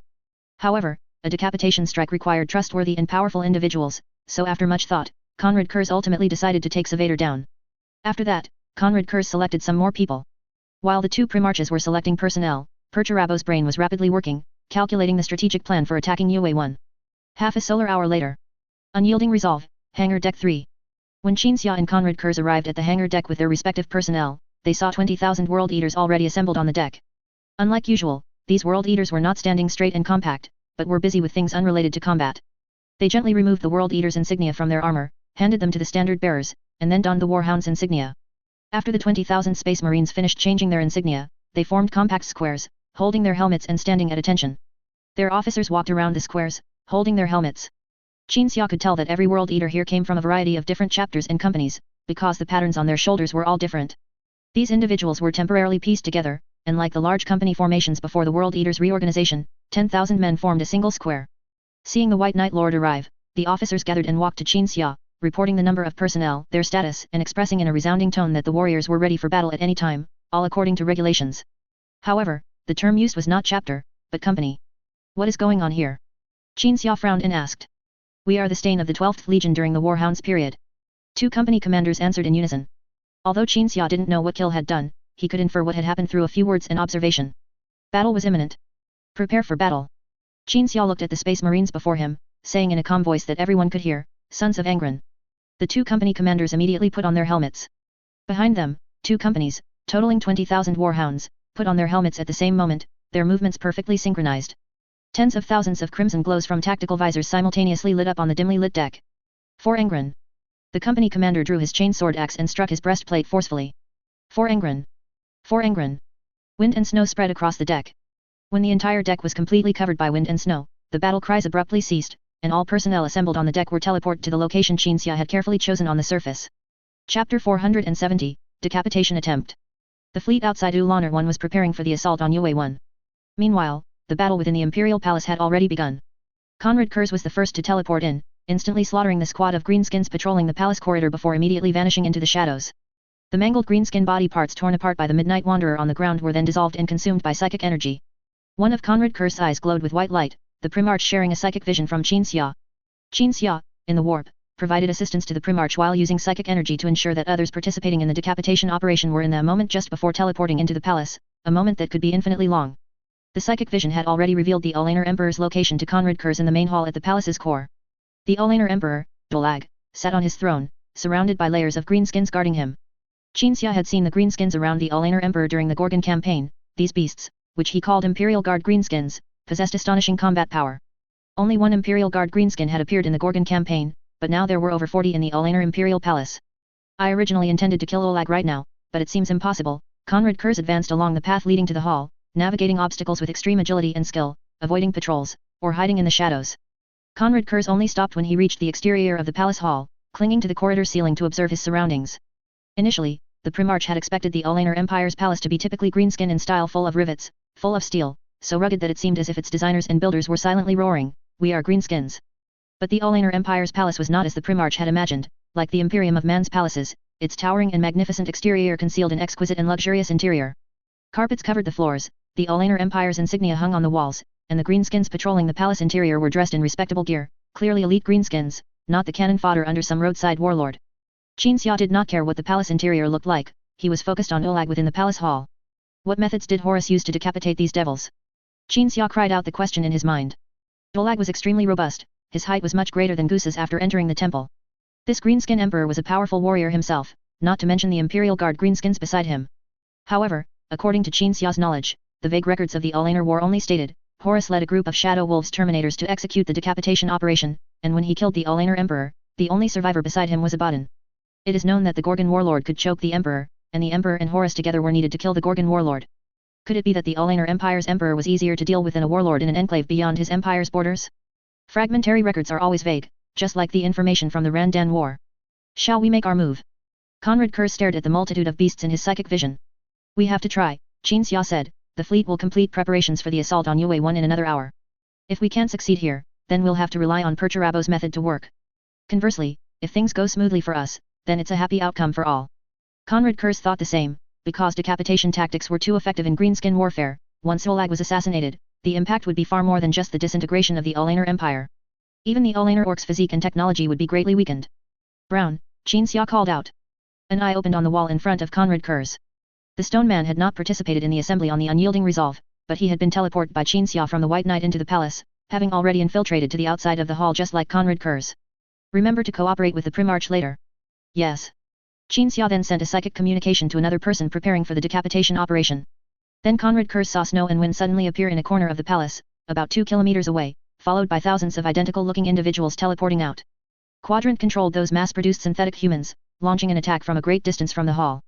The greenskins seemed to anticipate that someone would come to the palace for a decapitation, so every part of the palace was heavily guarded. The synthetic humans were attacked from all directions as soon as they appeared. At this moment, in Conrad Kurz's eyes, the alien Emperor Olag in the hall issued commands with a low growl. Nearly a third of the palace's internal defenders were immediately mobilized to the location where the enemies appeared, while the remaining beasts continued to stand guard. No matter how much they wanted to participate in the battle, they dared not disobey the edict from the Beast Emperor himself. The synthetic humans controlled by Quadrant were besieged, but thanks to the quiet iteration of the synthetic human manufacturing technology, they managed to hold out under the siege.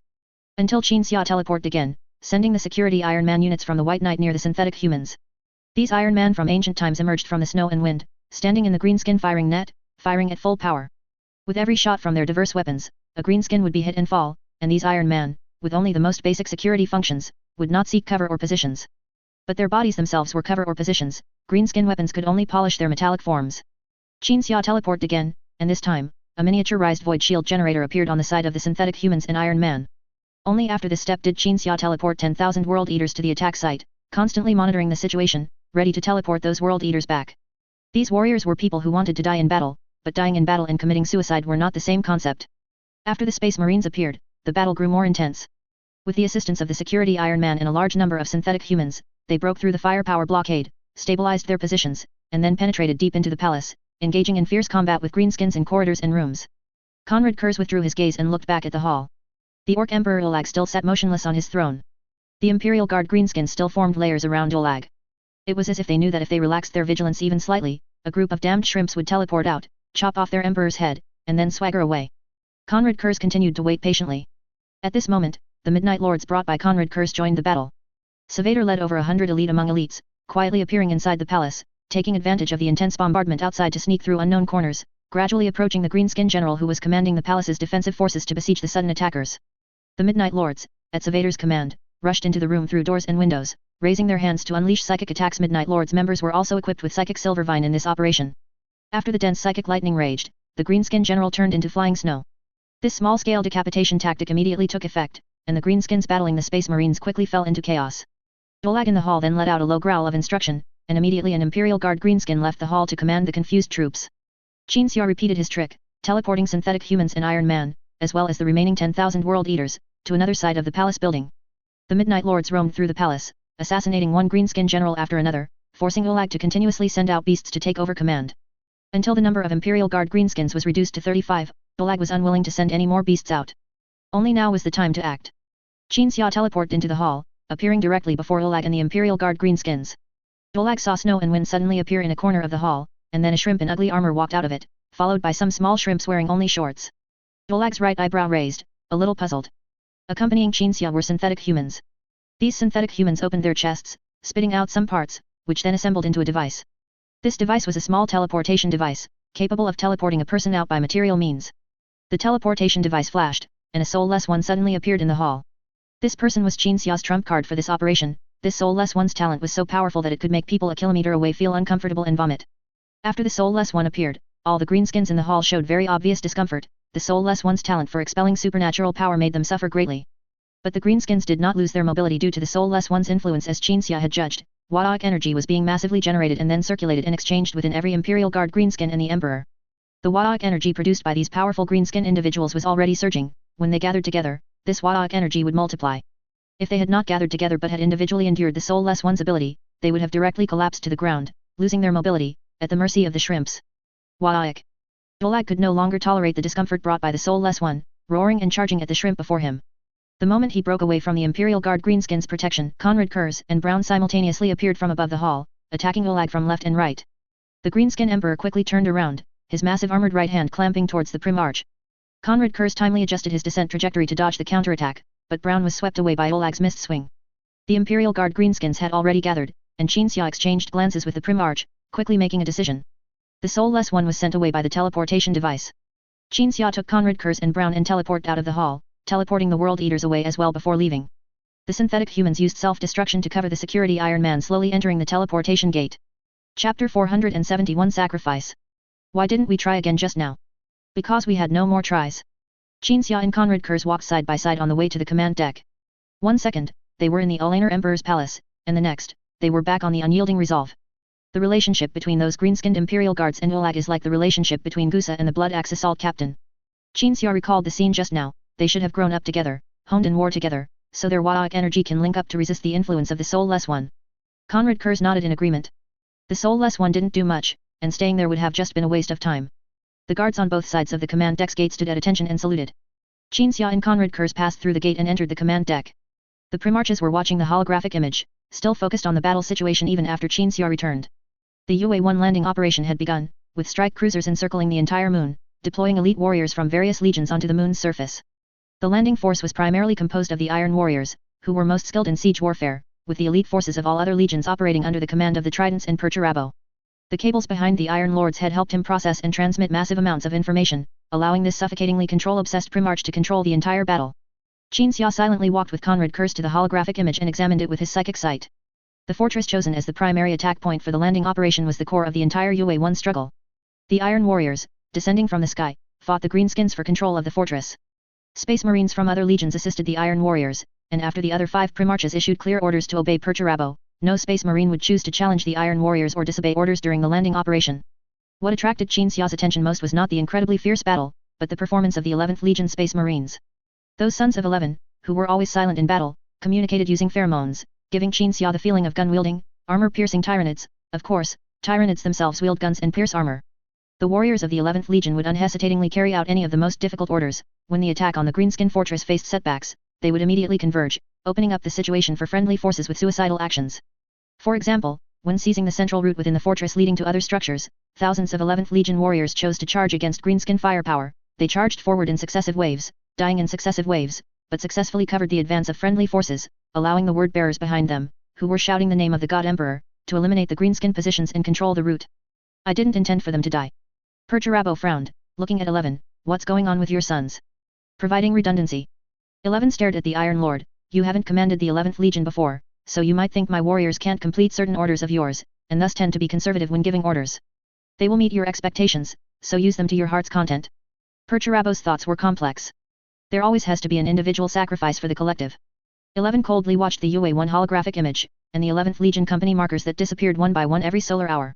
The 11th Legion's insignia had no fancy decorations, only Roman numerals to delineate combat formations. Individual combatants were organized into combat clusters.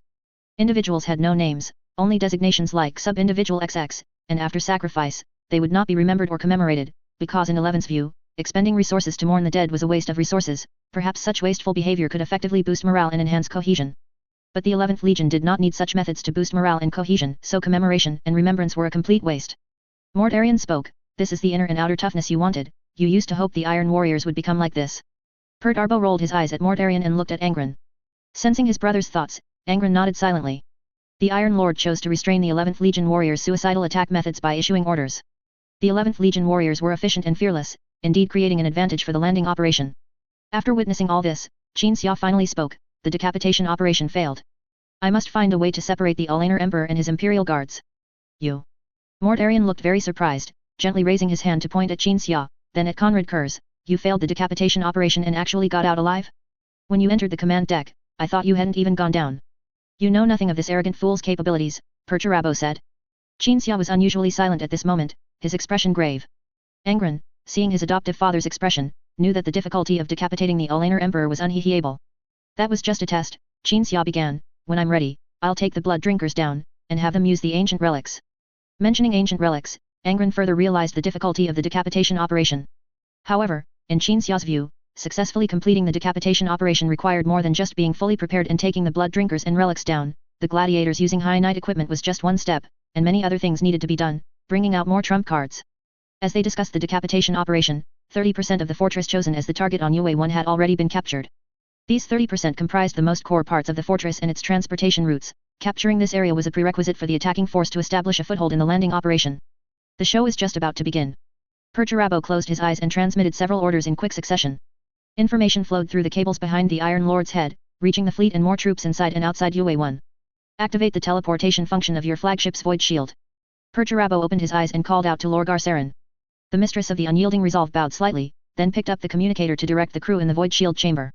Perturabo had already remotely sent the teleportation arrangements to the equipment in the void shield chamber. The highest-ranking officer calmly pressed the button, using the teleportation function to deploy more landing troops.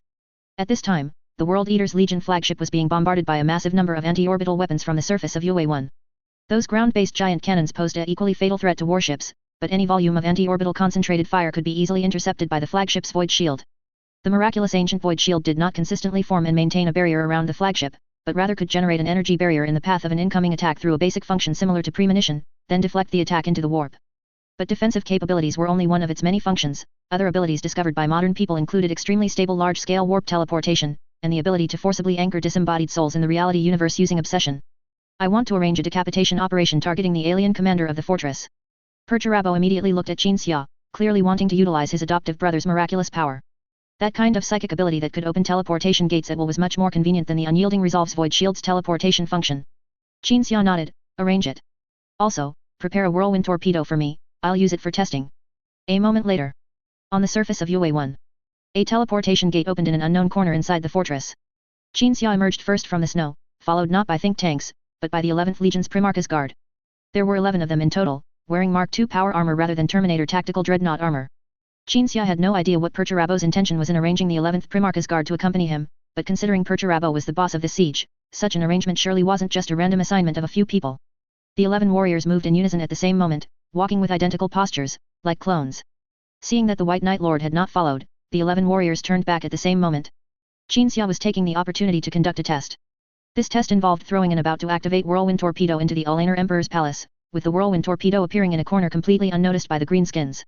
When Qin Xia used the teleportation spell, the teleportation gate opened smoothly, just like during the first decapitation operation, but the whirlwind torpedo suddenly vanished after being sent through. It wasn't until a small light point appeared outside Ulaner 1's low orbit that Qin Xia, standing by the fortress corridor window and looking up at the sky, knew where the torpedo had gone.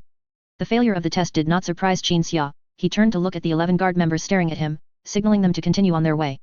The teleportation gate opened directly at the closest point to the target. After merely passing through a long corridor in an unknown corner of the fortress, the decapitation squad arrived outside the target's hall.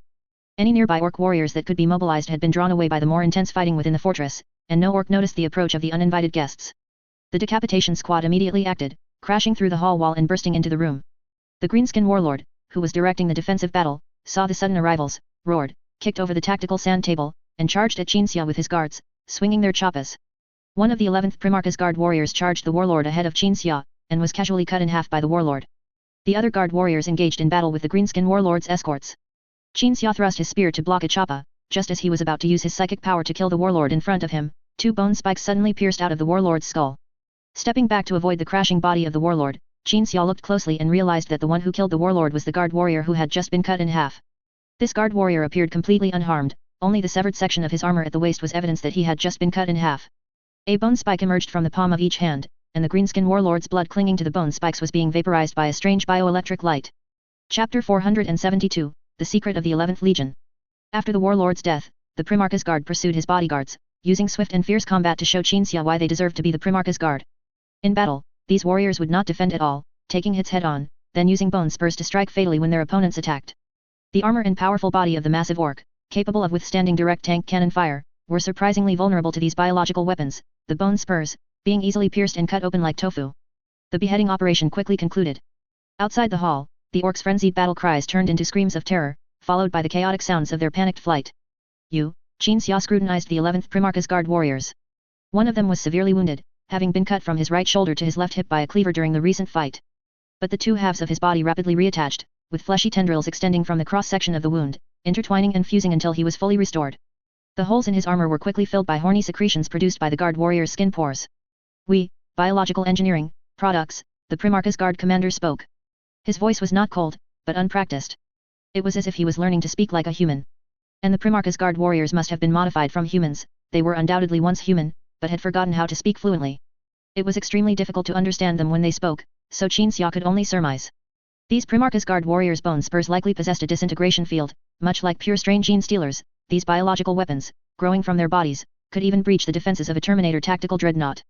The characteristics of the 11th Legion's gene seed were unknown, but the growth of bone spurs with disintegration fields and rapid healing were clearly not traits derived from the gene seed, but, as the Primarchus Guard commander stated, were due to biological engineering technology. Pondering this, Qin Xia suddenly realized why Perturabo had arranged for these Primarchus Guard warriors to accompany him on the beheading operation. Perturabo must have noticed the peculiarities of these Primarchus Guard warriors during the battle, then used this indirect method to inform others. Qin Xia immediately opened a warp gate to send the Primarchus Guard warriors back, then teleported himself to the command deck of the flagship Unyielding Resolve. So fast. Mortarion raised an eyebrow, seeing Qin Xia suddenly emerge from the snowstorm. That's truly convenient. Qin Xia ignored Mortarion and walked directly towards 11 Primarch. You modified your Primarchus Guard warriors? They can now grow bone spurs that pierce a warlord's armor and flesh, and even heal rapidly after being cut in half. Hearing this accusation, Perturabo opened his eyes and cast a meaningful glance at 11. Angron, who had been standing with his arms crossed, turned his body towards 11. The other greatly shocked Primarchus scrutinized their brother with suspicious and questioning gazes, simultaneously speculating on various possibilities. A biological engineering technology in its experimental stage, 11 responded dully to the question, there's nothing to be curious about, this isn't even a mature technology. What will you do when this technology matures? Transform all 11th Legion warriors into mutants.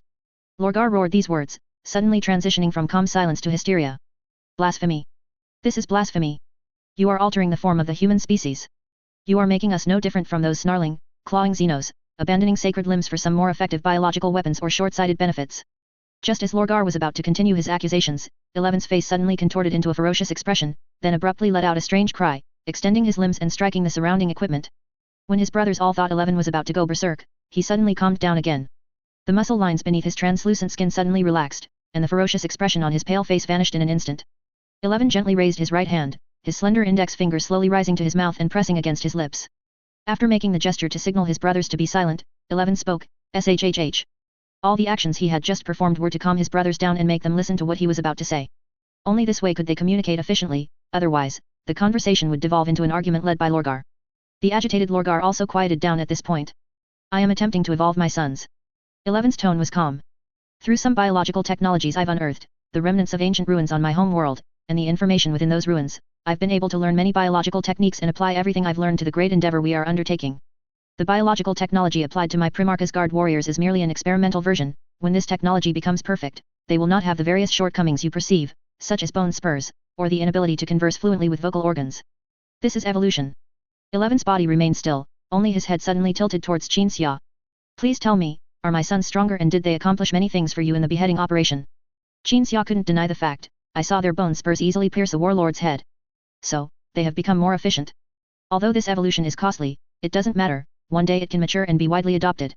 My sons never carry medical supplies, they heal automatically when wounded in battle, because the biological modifications I applied to my own gene seed help them possess recovery capabilities far exceeding those of ultramarines. Qin Xia thought that while the gene seed produced by Guilliman had mutations, the results of these mutations were positive, providing ultramarines with rapid recovery abilities. The fact that Marnus Calgar, the warlord of the ultramarines in later generations, survived so many ICU visits wasn't just because he was tough, but also related to the mutation in Guilliman's gene seed. And 11, by modifying his own gene seed, allowed his sons to generally possess stronger recovery capabilities than the ultramarines. As 11 spoke more and recalled more, Angron was able to perceive more. Within the 11th Legion, gene seed cultivated from the Primarchus blood would undergo secondary cultivation by technical personnel, with mature genetic modification techniques applied to grant warriors implanted with the gene seed additional abilities. This practice only became widespread after 11's return to the Legion. Gene seed implanted in Terraborn veterans had not undergone so many elaborate modifications, leading to the marginalization of these veterans, to the point where Terraborn veterans are rarely seen in the 11th Legion now. As for the quality of the gene seed produced by 11 Primarch, there were no negative mutations, and its plasticity was extremely high. Space Marines implanted with this gene seed generally became extremely rational, casting aside emotions, while also gaining the ability to communicate without vocal organs. Do these modification technologies originate from Xenos? Lorgar looked at Angron. Angron gently shook his head, not from Xenos, but from the ancient data archives on this brother's home world, plus his own research.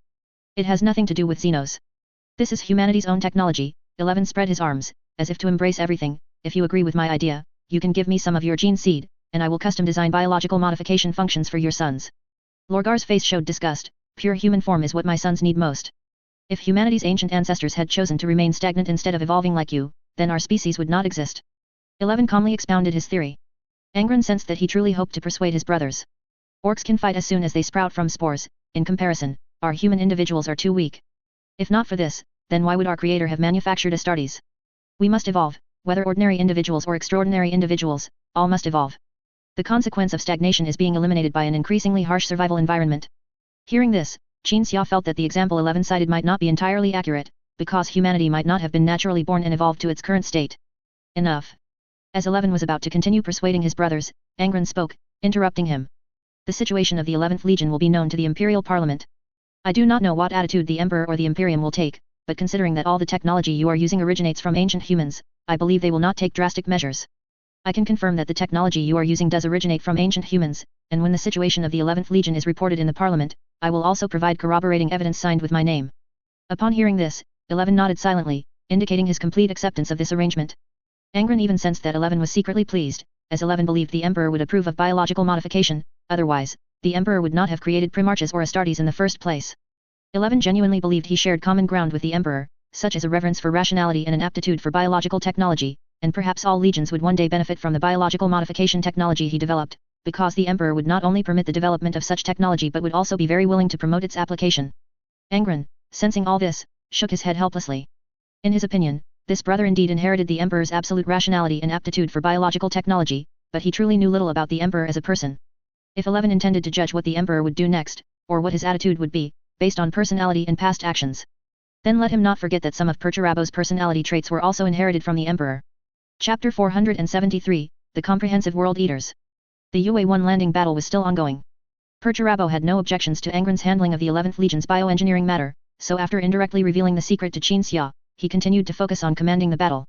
The targeted fortress had been completely secured, and the orcs on the satellite began to attack the fortress under the leadership of their respective warlords, intending to completely expel humanity from the satellite. The tridents of the Iron Warriors Legion and almost all of their forces were prioritized for deployment into the fortress. The moment almost all of Perturabo's sons arrived on the satellite, it became an irreversible certainty that the attacking force would establish a foothold on the satellite. The orc fortress was defended and reinforced by the Iron Warriors. Various incredibly powerful weapons were assembled within the secured fortress. Large open areas were cleared to serve as landing zones for subsequent landing troops. Perturabo prioritized the deployment of the World Eaters Titans and Night Legions.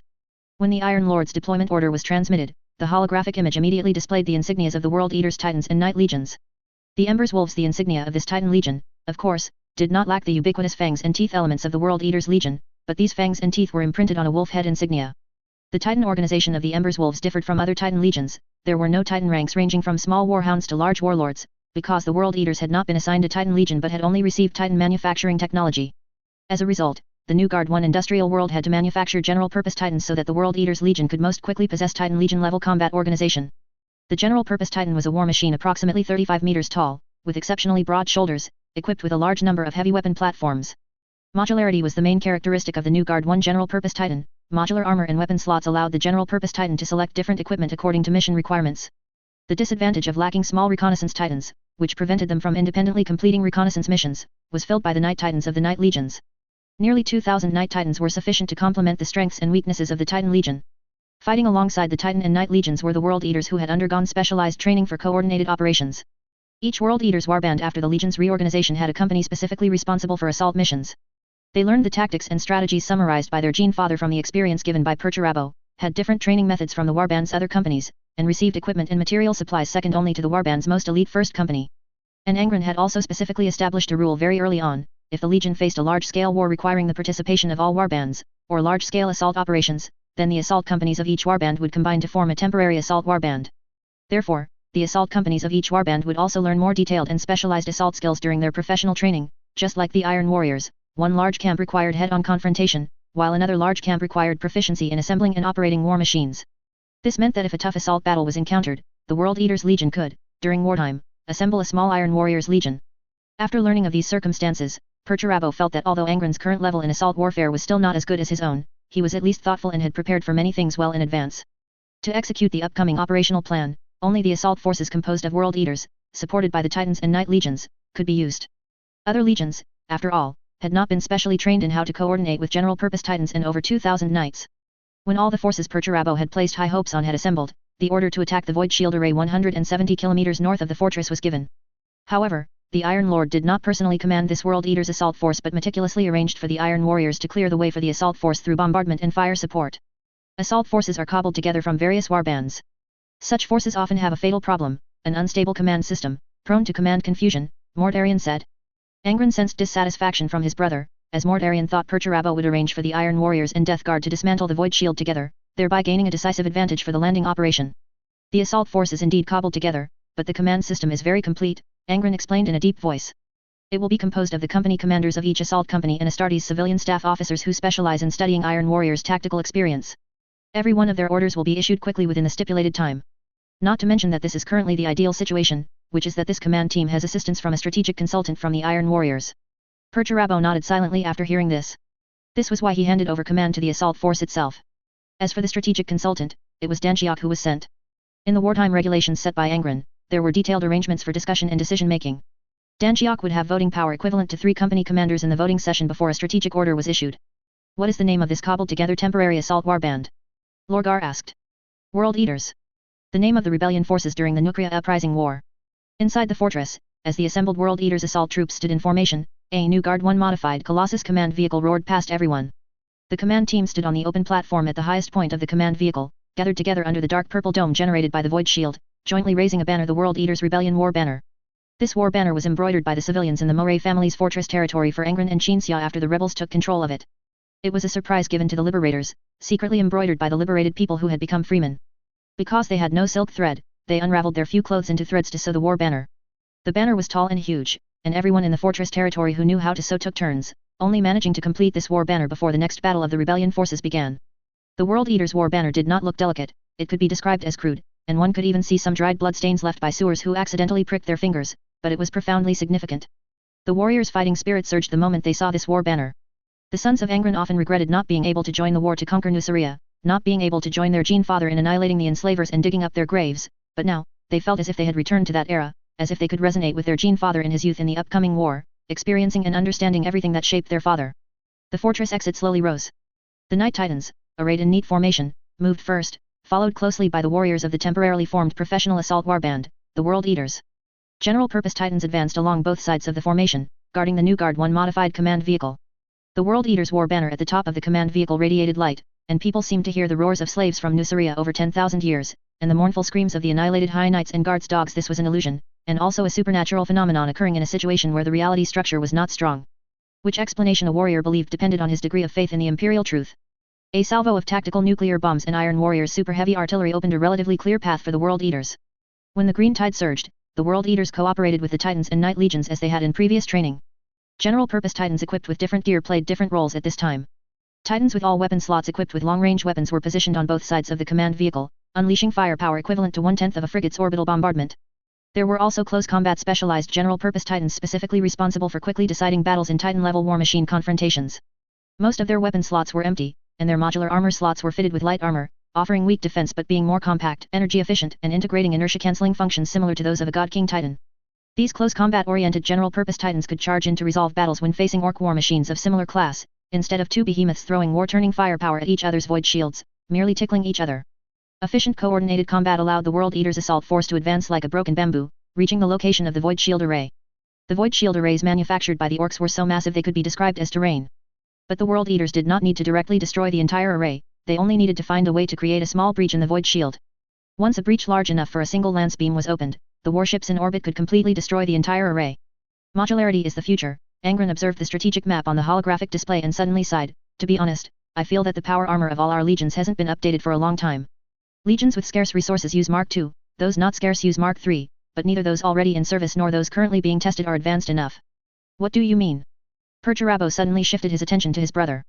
You mean for Astartes' power armor to also be like the general-purpose Titans, capable of changing different armor functions according to the mission? Yes, but this is just a concept, Angron said. After all, the Legion's numbers are too large, and modular design would greatly increase logistical pressure. Perturabo deeply agreed. Xia also deeply agreed.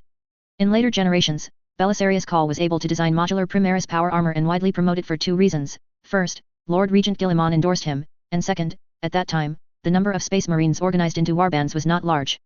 Even if the Imperium 10,000 years later was not as strong as the current one, it could still bear the increased logistical pressure of modular design. However, this did not mean that implementing modular design during the Legion era was impossible for all legions. Certain legions with particularly strong logistical capabilities could certainly do so. For example, the Ultramarines? Your legion is indeed versatile. Lorgar suddenly turned the topic to something unrelated to equipment. I feel, it's as if you want your legion to be able to form several legions if necessary, such as the Iron Warriors, Midnight Lords, or the World Eaters who focused on assault operations before the legion's reorganization. Lorgar believed that the World Eaters would gradually become more comprehensive. For example, the assault companies of each warband could unite if necessary, forming an assault force similar to the Warhounds, just as they formed the World Eaters. Each warband also had companies specifically responsible for decapitation strikes and assassinations. In necessary circumstances, they could, of course, also form an assassin legion similar to the Midnight Lords. Ha, Angron scoffed, shaking his head. No, how could one legion be so comprehensive? The Primarchs exchanged glances, thinking that this made sense. No matter how comprehensive a legion became, limited by the Primarch's abilities, logistical supply, and various other reasons, it could not be proficient in all aspects of warfare. For example, how could the World Eaters, this temporary assault force, be more professional than the Iron Warriors? Angron rubbed his chin and fell silent for a moment, then suddenly added, at least not yet. Chapter 474, Win or Lose, A Choice. Good news. Perturabo closed his eyes, sensing the data stream that had just flooded his mind. Prior to this, the World Eaters' assault force had successfully blown up a facility in the Void Shield Array. The combined strike of ultra-long-range heavy weapons mounted on a Titan, along with tactical nuclear bombs, successfully shattered a portion of that facility. A chain reaction then occurred, causing the entire Void Shield Array to become unstable, and a crack opened in the sky of UA-1.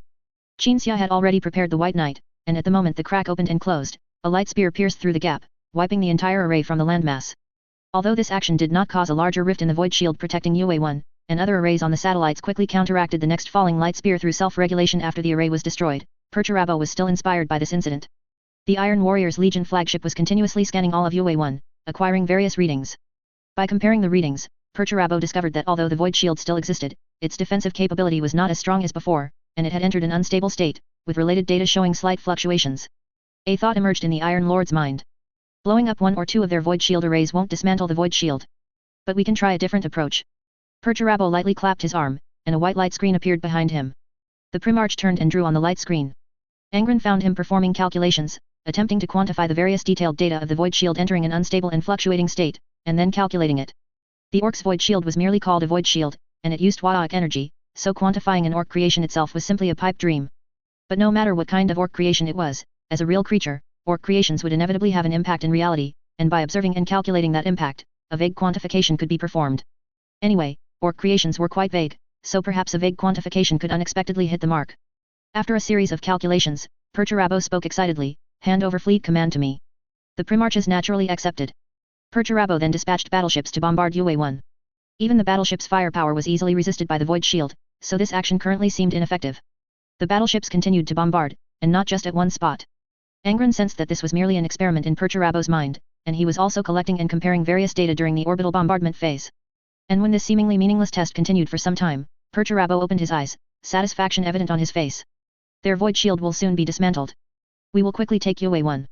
Then I will smash the satellite into Ulanar-1, or build something on it. I prefer the latter. Perturabo ordered the ground forces to retreat to the fortress, waiting for the battle to change, then turned around and drew on the white projection. A new weapon was designed. So, Mortarion asked, "This is like you want to puncture a water balloon, but the surface of the water balloon has uneven toughness, and you're trying to poke everywhere to see where you can puncture it. For someone like you who can't do anything but fight, this simple theory, which is only slightly relevant, is enough for you to understand," Perturabo said without turning his head. "But I need to correct one thing, the weak point that allows me to puncture the water balloon is constantly changing position. I have to predict where it is, and then keep poking it." Mortarion frowned. If Angron had asked me that, would you have dared to speak to him like that? At this point, Perturabo's hand, suspended in midair and drawing, stopped. After a moment of serious thought, he continued drawing. He would make me lose even more face, so I'd rather not. The Primarchs looked at Angron. Angron's attention was not on UA-1 at all at this moment, but on the strategic star map. After Horus used his previous rotating assault tactic to breach the most difficult Olaner territory, he changed to dispersing the Primarchs, legions, and fleets he led to continue advancing. The Primarchs were currently engaging the Orc fleets attempting to intercept Horus, while Horus and the Luna Wolves were advancing smoothly and unopposed. They would soon reach the core of the Olaner Empire. They can't get here before we shatter Ulaner 1 or find another way to kill Olag, Lorgar calculated the time. Glory will belong to us. No matter how fast Horus is, he'll probably only make it in time for your coronation ceremony, Mortarion echoed. Angron nodded. It certainly seemed that way at the moment. The UA-1 war took another turn. Under the fleet's continuous bombardment, the void shield covering the satellite's surface flickered violently a few times before suddenly dissipating. A light spear from the unyielding resolve directly struck a fortress, vaporizing the Orc fortification that would have required a large number of personnel to capture. Perfect. Perturabo continued to design the new weapon, while simultaneously issuing a series of commands via data transmission. A weapon that even the genetic Primarchs, with their understanding and intellect, could not comprehend, was gradually being perfected. Outside the command deck's viewport, the Iron Warrior's flagship continued to bombard the surface of UA-1, wiping fortresses and countless orcs from the reality universe. Within the occupied fortresses on UA-1, the Space Marines no longer needed to launch attacks on any location, they only needed to wait for the fleet's firepower to vaporize the enemy before taking over the entire satellite. The orcs' desperate defenses were rendered useless once the void shield was breached. And all these advantages were formed under the Steel Lord's leadership. Furthermore, another advantage was about to be born under Perturabo's dancing right hand. In Angron's eyes, Perturabo was like an artist, a war artist. He excelled at everything related to war, but also at more than just everything related to war. Feeling his brother's approving gazes, and then thinking about the kind of killing machine he was about to design, Perturabo couldn't help but hum. Something seems to have happened on Horus's side. 11 motioned for his brothers to shift their eyes from Perturabo to the star map. The strategies of the vanguard and main forces had always been displayed. Whenever a psychic message was received or sent, the strategic diagram on the star map would update. Because Horus had previously dispersed the Primarchs to contain the remaining Olaner Empire fleet, the locations of the various Legion fleets marked on the star map were relatively scattered. The star system where Corax's Raven Guard Legion fleet was located was marked in red, meaning he was conducting an extremely high-intensity attack there. The other Primarchs, except for Lemon Russ who had been dispatched to assist Corax, were all making rapid progress. There's a psychic communication from the Luna Wolves flagship. Qin Xia motioned for all the Primarchs to listen to him. Horus hopes we can send a portion of the fleet through the webway to support Corax. Although the Space Wolves fleet, which is closest to Corax, has already been dispatched, they still won't be as timely as the webway. Focus on this battle. Perturabo immediately stopped his design work and looked at Angron. If my plan is to be executed normally, 80% of the warships need to remain here. Controlling a satellite to bomb a planet doesn't seem to require warships, 11 said. Perturabo immediately retorted, Qin Xia just tested it. He threw a whirlwind torpedo at the planet, and then found the torpedo inexplicably teleport outside the orbit. In short, controlling a satellite to crash into a planet is the worst method I can think of. Let the fleet bombard the planet's void shield like you said, like poking a water balloon, Mortarion interjected. The number of void shield arrays on the planet is more than a dozen times that of the satellite, and there are countless anti-orbital weapons. We haven't even tried landing on the planet yet, and you want me to figure out how to poke that damn thing. Perturabo glared at Mortarion, raising his hand to tap his temple. Is there something wrong with you? Facing the Steel Lord's rebuttal, Mortarion merely shrugged indifferently and looked at Angron. So you heard what he said, the fleet must stay here. Perhaps the situation with Corax is just a trick by Horus, 11 suddenly piped up. Horus deliberately let Corax get into trouble, then tried to drag you over, and then... His words were cut short by Angron. If Horus were half as cunning as you say, he would have been the first to arrive in the Olaner star system. The Primarchs fell silent. Angron looked at his adoptive father. Qin Xia immediately closed his eyes, searching for Corax's soul projection in the warp and casting a psychic spell. Then, as ice and snow descended into the command deck, Corax's figure flickered in and out of view within the ice and snow. Corax. Angron could not sense his brother's inner state from dozens of light years away, but he knew he should get straight to the point. How large is the Xenos fleet you are facing? The Raven Lord's pale face showed no emotion. His eyes briefly looked at the ground before he replied, I can fight my way out. Continue the battle, Angron, cut off Olag's head, and win your title and glory. With that, Corax used his psychic talent to disappear from the psychic projection Qin Xia had cast. Fight my way out, Lorgar murmured the words Corax had just spoken. Clearly, the Xenos fleet Corax encountered was enormous. But the problem was, the Olaner Empire's main fleet had just been annihilated in the Krakow naval battle. Qin Xia suddenly thought that the Olaner star system, as the core of the Orc Empire, didn't even have a single ship. Perhaps the remaining fleet had been gathered to intercept the main force, and Corax might have unluckily been directly in the path of the Xenos fleet. Olag must not have expected the human vanguard to come to Olaner via the webway when he made that decision. The Primarchs also realized this. After a brief thought, their gazes suddenly fell on Mortarion. Brother, I want to ask you to lead the World Eaters, Death Guard, and 11th Legion fleets to leave the current star system and support Korux. I know you excel at void combat, even if you've never expressed or boasted about it, I just know. Please help relieve Korux. Angron spoke 3 sentences consecutively, his tone sincere, his eyes earnest. Upon hearing this, Mortarion no longer leaned against the edge of the tactical table, standing straight and solemn, gazing at Angron. After a few seconds of silence, the Death Guard's lord finally took a breath and slowly spoke, I will bring Korux back with me, my War Master. Mortarion turned and left the command deck. Moments later, the Death Guard, 11th Legion and World Eaters Legion fleets were led away, with the flagship Unyielding Resolve serving as the fleet's guide ship, leading the way into the webway with Uslan's assistance. Just wait for Horus to come and steal your glory, War Master. Perturabo slammed the tactical table, lowering his head to gaze at the holographic image, but still continued to issue commands. Angron was very calm. To fight for a title and disregard Korux, that was unacceptable, and besides, Angron knew from the very beginning that the Emperor intended to establish 2 War Masters. Even back in the Imperial Palace on Terra, the moment Malkador found him, he knew that in the end, there would be 2 War Masters no matter what, and some of Malkador's subsequent thoughts directly exposed this matter. From the perspective of the 2 pessimists, the Horus heresy was inevitable, but the Great Crusade had to proceed and required a commander. So, instead of letting Horus take half the Primarches with him when he rebelled, it was better to let Angron try to bring back as many as he could. This was also why the Vanguard members were all traitorous strategists and tacticians. If I were War Master, Angron walked up to Perturabo. I would never abandon any brother. Chapter 475, The War of Imperial Collapse. 1 solar month later. 8 days after Mortarion's departure, humanity had completely taken control of UA-1. Perturabo ordered the construction of engineering facilities he had just invented, and with the cooperation of the Iron Warriors, the 11th Legion, and the synthetic humans, the facilities were completed today. Massive amounts of psychic crystals from the White Knight were transported to UA-1, providing energy for this gigantic ground-based weapon. Inside the command deck, Perturabo stood by the viewport, looking down at the satellite's surface. The engineering facility was extremely massive, its outer shell even had to be forged in the Forge Engine's warship production workshops, making it clearly visible from the void. Only after the other 4 Primarch brothers and Xia entered the command deck did Perturabo begin to explain the purpose of the engineering facility. This thing can twist Ulaner 1's void shield inwards. That means for a period of time, strikes from beyond orbit will inevitably land on Ulaner 1's surface, while Ulaner 1's anti-orbital weapons will be blocked by their own void shields. Perturabo moved away from the viewport, staring at each brother who entered. I've devised a plan to eliminate all important facilities on Ulaner 1's surface during that period of time, paralyzing everything, including the void shield array, and then blowing up the planet's core. If someone hadn't sent the fleet out, we would have been able to accomplish this without having to consider using the existing number of warships and bombardment fire density to destroy as many Xeno military facilities as possible. Angron remained silent, only surprised by Perturabo's talent. Perturabo had actually created something that could twist Waaic energy void shields. Xia, however, found it quite normal. After all, Perturabo's talent was invention and creation, and sometimes his talent would reach the level of witchcraft. Just as Perturabo disdained psychic powers, yet he could invent a psychic facility for Magnus. Some void shield arrays and important facilities are underground, not so easy to destroy. Don't assume Ulaner 1 is just a planet. If it hadn't been modified, even a single Glory Queen could have shattered the planet during the operation of my device. Additionally, I've discovered that Xenos have a technology to intercept large-scale physical attacks.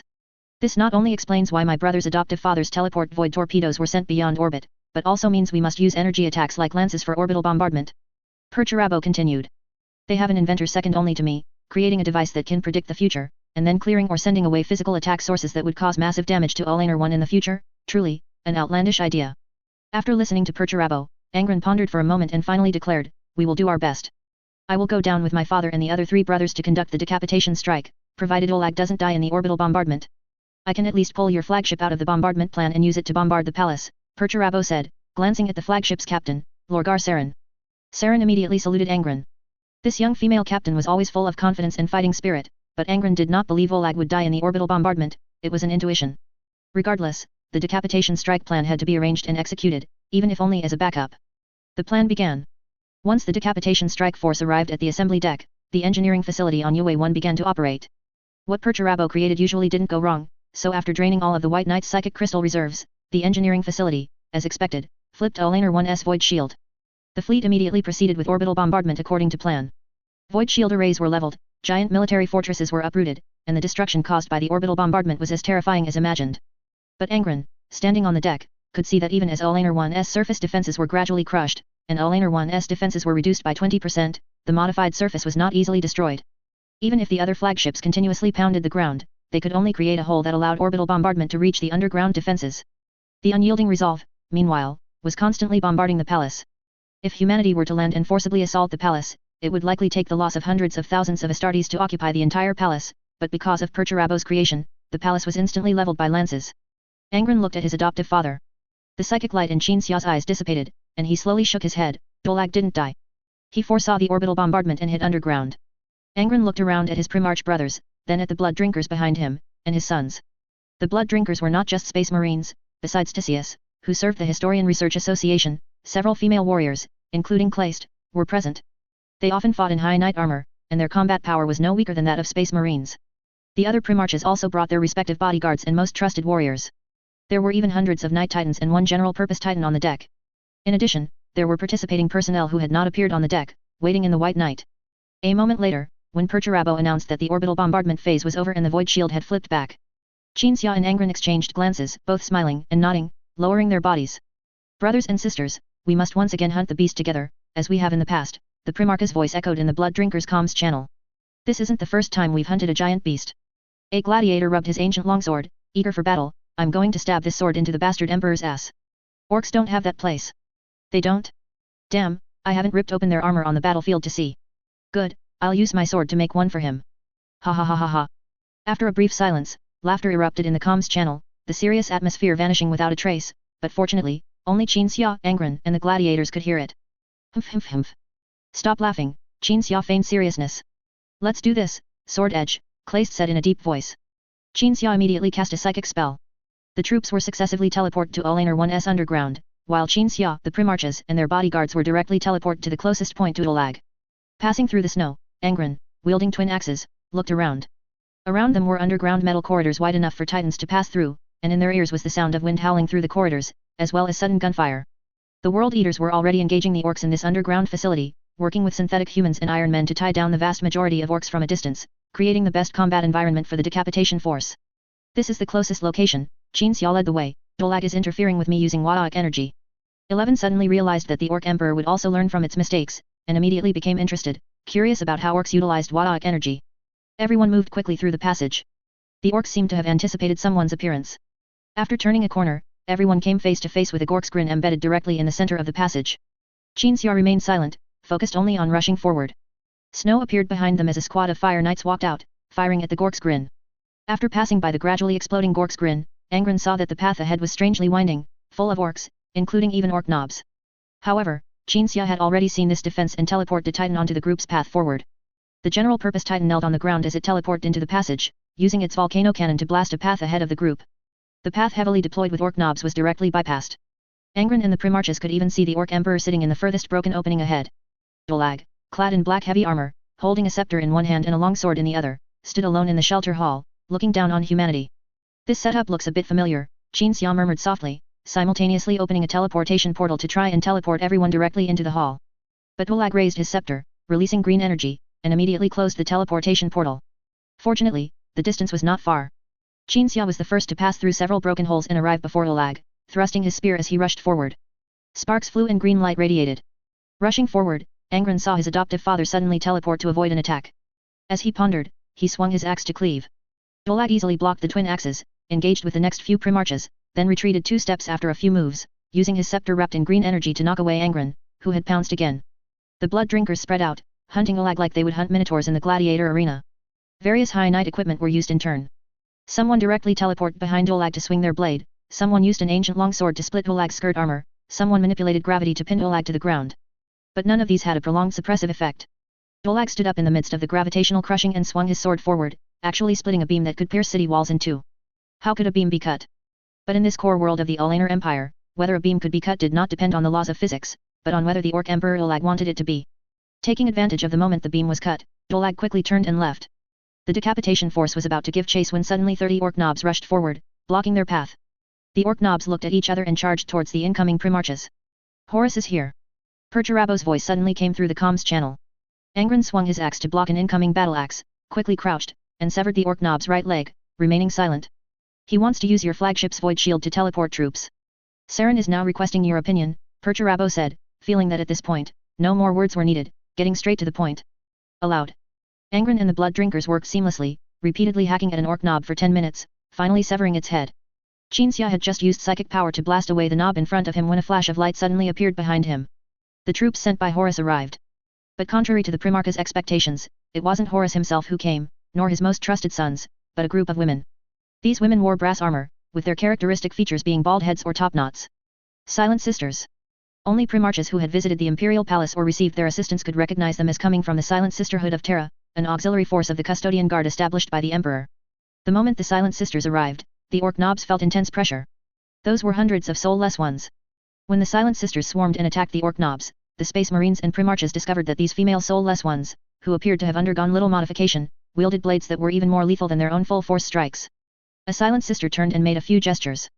Angron, who had specifically learned sign language in the past because he wanted to communicate with deaf mutes, understood what the other party wanted to say. And when he understood their message, "Leave this to us," by reading their sign language, Angron suddenly realized that his own sensory abilities had no effect on these Silent Sisters. This was also natural. Angron led the others past the Orc Nobs, rushing deeper into the hall. Qin Xia. Qin Xia, running ahead of Angron, suddenly heard Horus calling him on the comms channel. "Please open a teleportation portal in the Xeno Emperor's room, a Titan will be teleported there," Horus said. "A Titan? Are you sure? That room isn't even 10 meters high." "Teleporting it there," Qin Xia said as he cast a teleportation spell, because he ultimately felt that Horus wouldn't fail to consider that point. This time, the teleportation portal was not blocked. And after opening the teleportation portal and rushing into the room, Qin Xia suddenly saw a Titan standing in the room, inside or outside. Its size meant it had to be embedded within the walls, yet it moved freely within the walls without merging with the material. Looking closer, the Titan had a special form, and the seals embedded on its shoulders bore a special emblem, a roaring lion. Ordo Sinister. Psychic Titan. These two terms surfaced in Qin Xia's mind. The Psychic Titan turned its psychic weapon towards a certain direction and fired. The intense psychic shock caused everyone present to lose consciousness for a second. Qin Xia vaguely saw the Orc Emperor's armor and the energy shimmering around it, plus the barrier it had erected, all shatter, but it still ran, limping. It abandoned its knobs and ran wildly, but it didn't seem to be fleeing, but rather going to do something that could be a decisive blow. It was then that Horus teleported out, running with his sword alongside Angron, simultaneously shouting and asking, "It's not dead yet."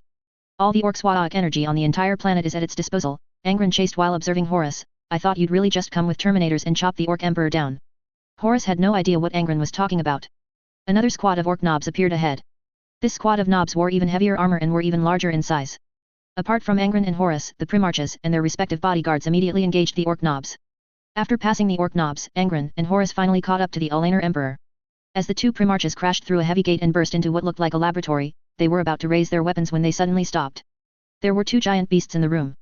One was a little shorter than Olag, but looked taller and more intelligent. The other beast, Olag, had its shoulder cleaved by a battle axe, kneeling on the ground, its right hand weakly reaching towards a control panel behind the enemy beast. "Butcher's adopted son, we meet again."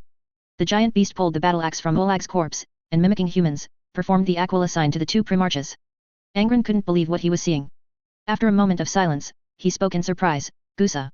A Gretchen crawled out from behind the giant beast, waving at the two Primarchs, "Hello. It's me. Squeaky fart." Horus looked at Angron talking to the orc in confusion, while gripping his sword, ready to charge into battle.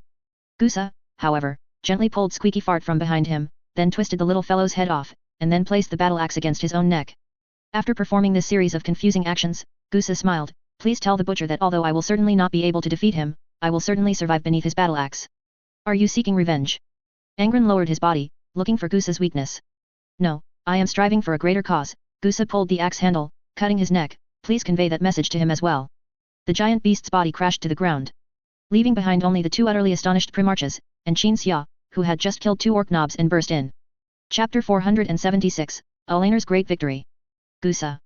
Qin Xia stared at the corpses of the giant beast and the Gretchen, analyzing the situation before him. Horus looked bewildered, assessing his brother and the 12th Legion's librarian, then realized they both wore identical expressions of surprise. Now is not the time for confusion. Horus immediately stepped forward, grabbing Olag's tusk and dragging the corpse away. At the entrance, Horus turned to Angron, gesturing for his brother to lend a hand. Qin Xia gave Angron a look, then released his psychic power to incinerate the bodies of Gusa and Squeaky Fart. After Olag, the Orc Emperor, died, all the orcs faced by the decapitation squad were significantly weakened. Even if Olag hadn't died, a specialized soulless one unit like the Silent Sisters could have, in conjunction with the other Primarchs and Guardian Warriors, slaughtered all the Custodes orcs. After the battle, the Silent Sisters immediately took out incendiary grenades to clear the orc corpses. Their presence would depsychicize the orc bodies, and the orc spores would be incinerated in the flames, making it impossible for new orcs to sprout from underground. The decapitation squad regrouped, and just as they were about to search for Angron and Horus, they saw the two Primarchs emerge from a narrow corridor, dragging the giant beast's corpse. The two Primarchs threw the corpse to the ground, standing in silence. The other primarchs present watched Angron and Horus, wondering which of the two had ultimately slain Olag, the Orc Emperor, and claimed the title of War Master.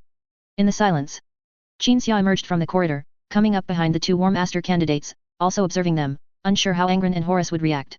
Under the gaze of onlookers, amidst the silence of the two War Master candidates, time ticked by. 5 seconds later, Qin Xia's helmet flashed, projecting an image of Perturabo, the Primarch, beside him.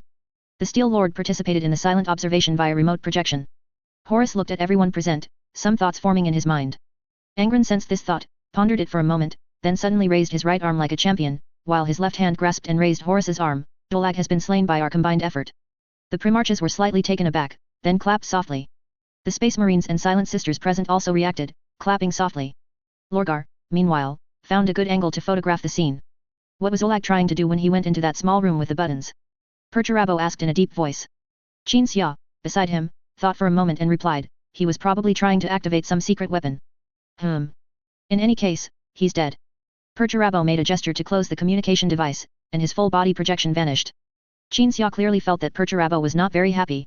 The Steel Lord could have used the various Legion fleets to destroy Ulaner 1 during the brief inversion of the Void Shield. He possessed the computational ability to precisely allocate every land strike to the planet's surface or underground, until the entire planet was pulverized like a peeled onion. He could have, with his intelligence, helped his brother claim the title of War Master, a War Master title belonging solely to his brother.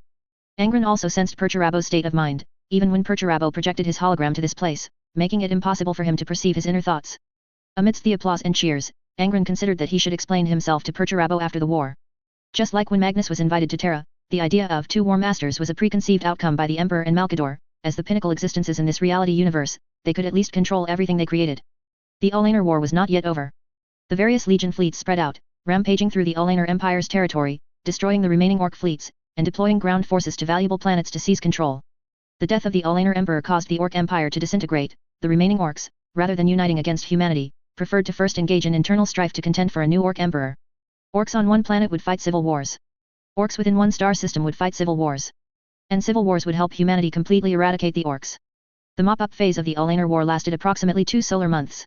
When Ulaner transitioned from being a concept of an alien power to an astronomical region, the Emperor and all the Primarches arrived at the Ulaner system, which had once been the front line facing humanity's fiercest attacks. Upon entering the Emperor's dream, which had suddenly arrived in the star system, the Primarches of the vanguard and main forces saw their other brothers who had not participated in the Ulaner War. This even included Magnus, who had been confined to Terra. The Primarches were all gathered, indicating that a major event was about to unfold. It's probably time for the ceremony, Qin Xia transmitted to Angron psychically. Angron also guessed as much, but at this moment, he had another question for his adoptive father. Where is Alpha? Why have I never seen him? Whether it was during the Dawnstar Psychic Conference that all the Primarches attended, or when the Emperor announced his withdrawal from the Great Crusade and called for 2 Primarches to contend for the War Master title, or even now, with the Emperor bringing Magnus to the Ulaner system, the 2 Primarches of the Alpha Legion had never appeared.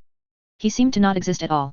Angron had heard his adoptive father talk about Alpharius and Omegan, and knew that the Alpha Legion's Primarches were twin brothers, but even now, he hadn't seen either of them. Horus wasn't the first Primarch found. Qin Xia instinctively looked across the room. The Vanguard Primarches and the Main Force Primarches stood on either side of the main aisle on the Emperor's Dreams command deck. At the end of the aisle were the Emperor and Malkador, as well as those Primarches who had not participated in the Ulaner War.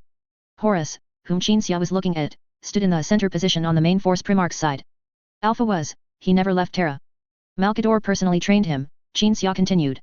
Oh, Angron suddenly understood. Although his adoptive father's words sounded like a non-answer, the statement that Malkador trained Alpha was itself a perfect answer with immense informational value. Malkador was a man who liked to establish secret agencies and intelligence operations. A Primarch trained by him would certainly be skilled in espionage or intelligence, and such a Primarch would naturally not appear in public. During the psychic conference at the Dawnstar conflict, Qin Xia couldn't even find Alpha's soul projection. It wasn't that it wasn't there, but that it was hidden by some entity. The Emperor remained silent. As the Primarches, in a profound silence, expected the Emperor to say something, the surrounding environment suddenly changed. The Primarches and their trusted lieutenants, who had accompanied them to the Emperor's flagship, appeared together in the ruins of the Imperial Palace on the surface of Ulaner 1. The Emperor did not use teleportation. As an immensely powerful psyker, he merely had the thought, I want everyone to be in the ruins of the surface palace, and reality changed due to his powerful psychic energy. The Orc Palace had been razed by orbital bombardment, but being an extremely massive structure, some broken walls and remnants certainly remained. And upon seeing the broken walls, Qin Xia suddenly felt a wave of emotion. The Ulaner Empire was like this palace, once vast and magnificent, and now only some Orc tribes remained, which would soon be completely cleared out, just like the remaining broken walls of this palace. Perturabo. The Emperor spoke softly. The Primarch whose name was called stepped forward. The Emperor then commanded, I order you to erect a palace upon these ruins, it shall be the place for Angron and Horus's title coronation. Yes, Perturabo bowed and stepped back. Thus, the matter was settled. The Primarches, who had been speculating throughout the war's mop-up phase about whether Angron or Horus would become War Master, now finally received the Emperor's answer, both could become War Master.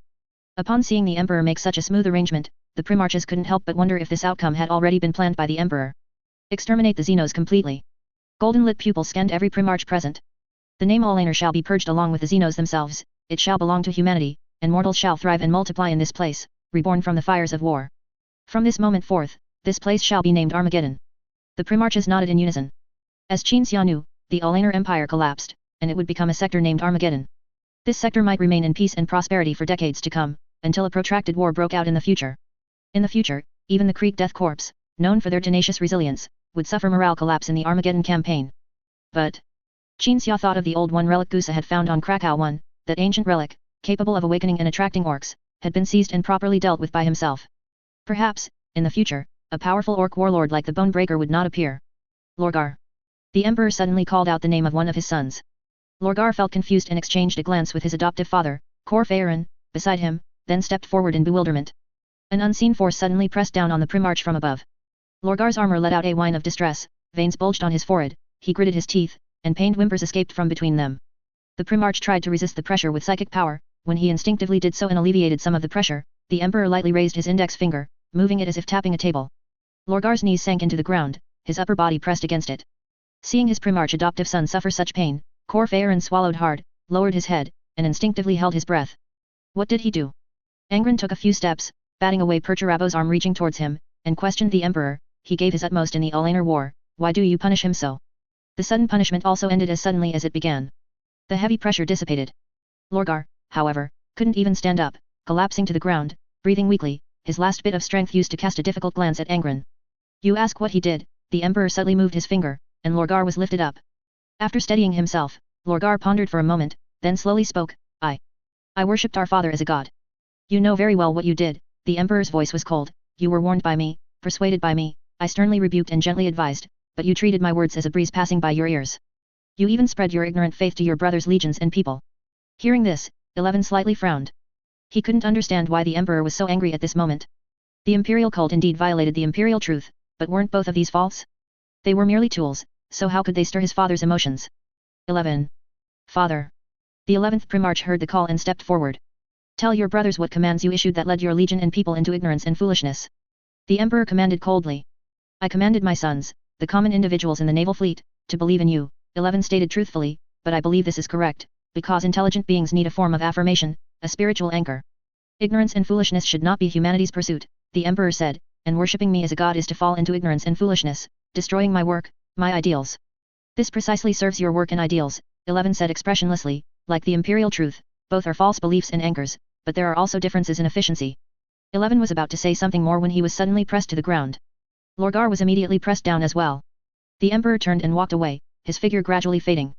The Primarches looked at each other, then finally all looked at the seal-bearer. Malkador's sinister eyes glanced at Lorgar and 11, who were still being held down, then he also turned and left. Religion is the Emperor's sensitive spot, Qin Xia said to Angron, who was looking at him, don't look at me, I have no solution either. The Primarches, accompanied by their trusted lieutenants, left one after another, leaving only Perturabo and Angron, and the two who were pressed to their knees on the ground. The psychic power exerted by the Emperor was indeed insurmountable. Lorgar seemed willing to accept the punishment, while 11 was merely uncomprehending. He had long since modified himself to be immune to pain and torment, so this psychic heavy pressure had no effect on him. The two could only remain kneeling there as punishment. Chapter 477, The Investiture Ceremony. A palace was being built on the ruins of the Olaner Empire's imperial palace. Lorgar and 11 knelt beside it, observing the entire process. Iron warriors, space marines, mortal laborers, and a large amount of engineering machinery worked together, from the groundbreaking ceremony to the digging of the foundations. Lorgar noticed that the Iron Warriors performed some ritualistic activities during the groundbreaking ceremony. He had thought Perturabo didn't believe in such mystical things. After the groundbreaking ceremony concluded, Perturabo came to his two brothers' side while supervising the construction, looking down at them. After a brief silence, Perturabo motioned for his son, whom he had appointed as overseer, to do something, then left the site. The overseer built small houses for the two Primarches, a miniature building with a distinct Iron Warriors style, triangular, black, made of steel, and small enough to be used only when the two Primarches remained kneeling. These are like two dog kennels, Lorgar squeezed out through gritted teeth. Damn Perturabo. In any case, the two Primarches knelt on the ground, quietly watching the project improve day by day. Regardless of day or night, wind or rain. The miniature structures Perturabo instructed his son to build at least protected his two brothers from the sun and rain. After an unknown number of days and nights, the palace was gradually completed, and after a few more days and nights, the mortals laid out some magnificent decorations inside and outside the palace, after which the emperor arrived with the primarchs. Lorgar and 11 knelt in their triangular shelters, looking up as the emperor led Malkador and the primarchs towards the palace. The emperor didn't even say anything as he passed by them. The two did not know that Angron had interceded for them, nor did they know that Angron, upon seeing the triangular shelters, had asked Perturabo to rebuild them, but Perturabo had given Angron a practical explanation that he could not refute and thus could not demand a rebuild. In short, after all the primarchs had passed by Lorgar and 11, the psychic pressure exerted by the emperor finally dissipated. He tacitly allowed his two sons to enter the palace. As Lorgar and 11 helped each other onto the gleaming marble path in front of the palace, the custodes and some mortals began to walk towards the palace. The investiture ceremony was about to begin. Personnel from various legions gradually poured into the palace to observe the entire ceremony as spectators. The primarchs were taken to prepare their attire, while legion high-ranking officers gathered in over 20 identically sized resting rooms according to their respective legions, with bureaucrats from Terra also present to groom these legion officers. In the World Eaters' resting room, Kill and the various World Eaters' warlords and subordinate company commanders sat compactly, their posture straight, and their helmets uniformly placed on their right knees. Professional bureaucrats responsible for grooming applied makeup and wiped dust from their armor. And sitting opposite Kill and the other officers were the Primarch's brothers and sisters, the gladiators. These individuals were simply gathered closely together, some sitting, some standing, also clad in armor. Though they looked formidable, they allowed the bureaucrats to attend to them. Kill watched the blood drinkers gladiators. He suspected that this group didn't even understand what a War Master was, nor did they know what glory the Primarch was about to receive. They were simply obeying the Primarch's arrangements by staying here obediently and allowing themselves to be attended to. After staring at the blood drinkers for a while, Kill's gaze fell on Qinxia. Qinxia sat alone in a corner of the resting room, with a chip-like device attached to his head, and a light flickering in his eyes. You have been successfully copied. Your copy will begin learning when you leave. A prompt echoed in Qinxia's mind, and then he awoke, placing the chip aside. Seeing Kill looking at him, Qinxia smiled and explained, this is an ancient relic. It stores knowledge and can copy the user's consciousness, allowing the copied consciousness to complete learning before pouring it back into the user's mind, thus quickly acquiring knowledge that would otherwise take hundreds of years to learn. Amazing, Kill said. Qinxia nodded. A moment later, the resting room door was pushed open, and a squad of Emperor's Children Legion Space Marines walked in. Fulgrim was ordered to organize the ceremony, so his sons naturally took on the duty of running errands. Sir, the leading Space Marine removed his helmet, revealing a handsome face, and said to Qinxia, please proceed to the ceremony hall with everyone. Qinxia recognized this as Fabius Bile. The future bald old medic looked quite handsome now. Qinxia motioned for everyone to follow him, and the blood drinkers and officers immediately stood up, lining up to leave the resting room with Qinxia, led by Bile and the other Emperor's children, towards the ceremony hall. Sir, what is this? Bile looked at the chip in Qinxia's hand. Just technology, Qinxia said. May I borrow it for research? Bile bowed slightly, requesting. The chip had a read-after-use function, capable of copying only one user's consciousness, and at Bile's level, he certainly wouldn't be able to research anything from it, he would merely connect to the chip to observe. Qinxia thought so and handed the chip to Bile, return it to me after the ceremony. Bile bowed in salute. The group arrived at the ceremony hall. The Primarchs had already gathered there, and the custodes maintained order in the hall. The Space Marines from various legions stood along the walls around the hall. At the very top of the hall, on a 10-step dais, stood the Emperor, Malkador, and Custodes Commander Valder. Qinxia watched Bile leave the hall, then came with Kill to stand behind Angron. A second later, he exchanged a smile with his adopted son who turned around. Angron, unlike the other Primarchs, was not wearing armor but a magnificent robe, its hem long enough to pool on the ground. Horus was the same. The Primarchs chatted and laughed among themselves. The Emperor, however, had a stern face and said nothing. Qinxia knew that the Emperor actually disliked extravagance very much, although he had ordered the palace built, he did not want the ceremony to be too grand. The Lord of the Imperium would surely complain to Malkador about the Primarch's vanity after the ceremony. We meet again, White Knight Lord. Hearing the greeting, Qinxia looked to his side and saw Qinxia and Yesuge, as well as Kogaris in front of these two White Scars warriors.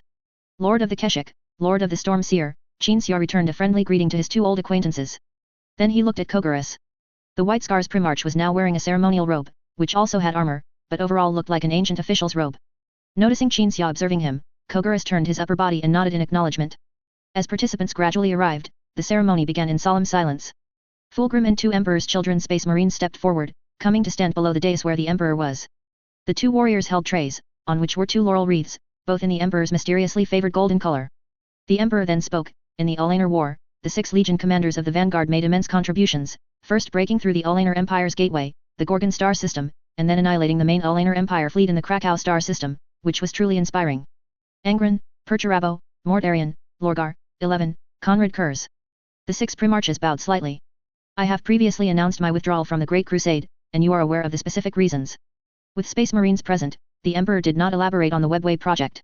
The primarchs all nodded. Today, I shall bestow the title of War Master upon 2 of my most proud sons. The Emperor slowly descended from the dais. Everyone in the hall focused their attention and gaze on the Emperor. Fulgrim motioned for Angron and Horus to step forward. Horus smiled at Angron, and the 2 brothers exchanged a glance before both stepping forward. From the Shadow Wolves' side, Cyanus immediately stepped forward to gather the hem of the War Master's magnificent robe, following his Gene Father forward. From the World Eater's side, it should have been Kill who stepped forward to gather the hem for his Gene Father, as such a servant-like action should not be performed by the Legion's second-in-command. But as Kill was about to step out, Qin Xia motioned for Kill to let him do it. Angron looked back at his adopted father with joy. Qin Xia's expression was solemn, with only the right corner of his mouth slightly upturned. He subtly tilted his head towards the War Master's laurel wreaths held by the 2 Emperor's children beside Fulgrim, then gathered the hem. The gladiators among the blood drinkers winked at Angron with smiles, or gave knowing, appreciative smiles. As the only mortal among the many transhumans present, Claste wore an ant-like, pleased smile, thinking, the Angron who, back then, would shrink into a corner of the gladiator arena like a startled kitten, has now become a formidable military leader of the Imperium. Those whom the primarchs considered brothers and sisters did not fully understand what a War Master was, nor the precise nature of such a precious honor, as the detailed duties of a War Master had not yet been announced, so they did not know much. But it was enough for them to see Angron receive honor to be happy. In a group bound by emotion and experience, with ties stronger than blood, the honor of one member was the honor of all. Angron stepped forward. Horus stepped forward. The Emperor took a golden laurel wreath from the tray and gently placed it on the heads of the 2 proud primarchs. He seemed to place them on both primarchs simultaneously, or perhaps first on Angron or Horus. And after the laurel wreaths rested on the heads of the 2 War Masters, the custodes struck their shields with their halberds. Thunderous applause erupted in the hall. From today, you shall each lead a great crusade force. The Emperor looked at the primarchs. Lemon Russ, Mort Arian, Korux, Lorgar, 11, Rogaldorn, Sanguinius, Ferris, Fulgrim. You and your respective legions shall be under the command of Horus. The primarchs whose names were called bowed in salute. The rest shall be under the command of Angron. The primarchs whose names were not called also bowed in salute.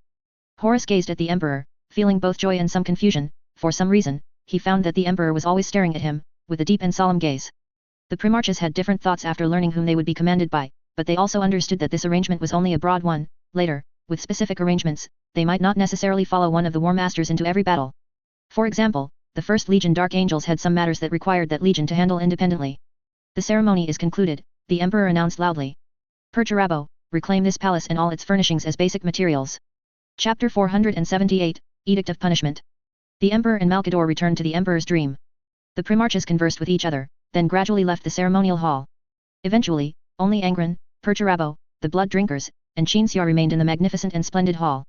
Angron, who had only slept once or twice since the Emperor's arrival, now showed signs of fatigue, taking off his robe and sitting on the steps. This is what you wanted. To cast aside things that should have been easily accomplished, and then wait for others to share your glory and titles, just like a moment ago. Perturabo stood with his hands behind his back, looking down at his primarch brother, his brows tightly furrowed. Yes, you said earlier what the Emperor and that old fellow Malkador were planning, but what of it? Hey! If you could have just killed that alien Emperor of Olaner at the first moment, if you could have, with my help, shattered all of Olaner with all those warships, instead of distributing 80% of the warships to save that unlucky Korux because of Horus's little trick. If it were as I said, would they eventually retract their words? Would they tell you, Angron, you just have to share your title, don't take what we said before seriously, it's all damn nonsense. Would they do that? The Iron Lord chattered on. The blood drinkers were still positioned close to Angron, but Angron could sense that they largely agreed with Perturabo. Sharing within one group was correct, but sharing with another group was not. This was the gladiator's ingrained way of thinking. Father said you had the least strategic vision, he said it more than once. But if you ask me, you're the one with the most strategic vision. Mort Arian was right, you're just a master of compromise. Even if we take a step back, would Korux have been finished without your support? No, he has a large group of Terrans whom he hates, those damned desert tribe slave owners hated by their Gene Father, yet still willing to die for their Gene Father. Angron lowered his head helplessly, rubbed his head, looked up at the ceiling, then back at Perturabo, making a shushing gesture. Perturabo remained silent with a cold gaze. You played a huge role in me becoming War Master. I never thought I could become War Master, Lord Pufferfish. Angron said with a smile. Without your brilliant ideas and your intimidatingly skilled command of siege warfare, how long would it have taken me to conquer Olaner? Half a year? A year. Hearing this, Perturabo snorted coldly and said no more. Father. Angron looked at Qin Xia. Perturabo helped me win the War Master title, but you nurtured and shaped me. Qin Xia smiled slightly, silently looking at Angron, who wore a laurel wreath. You once tricked a large group of people into the desert to feed worms, and then he praised you, that's the kind of person he is.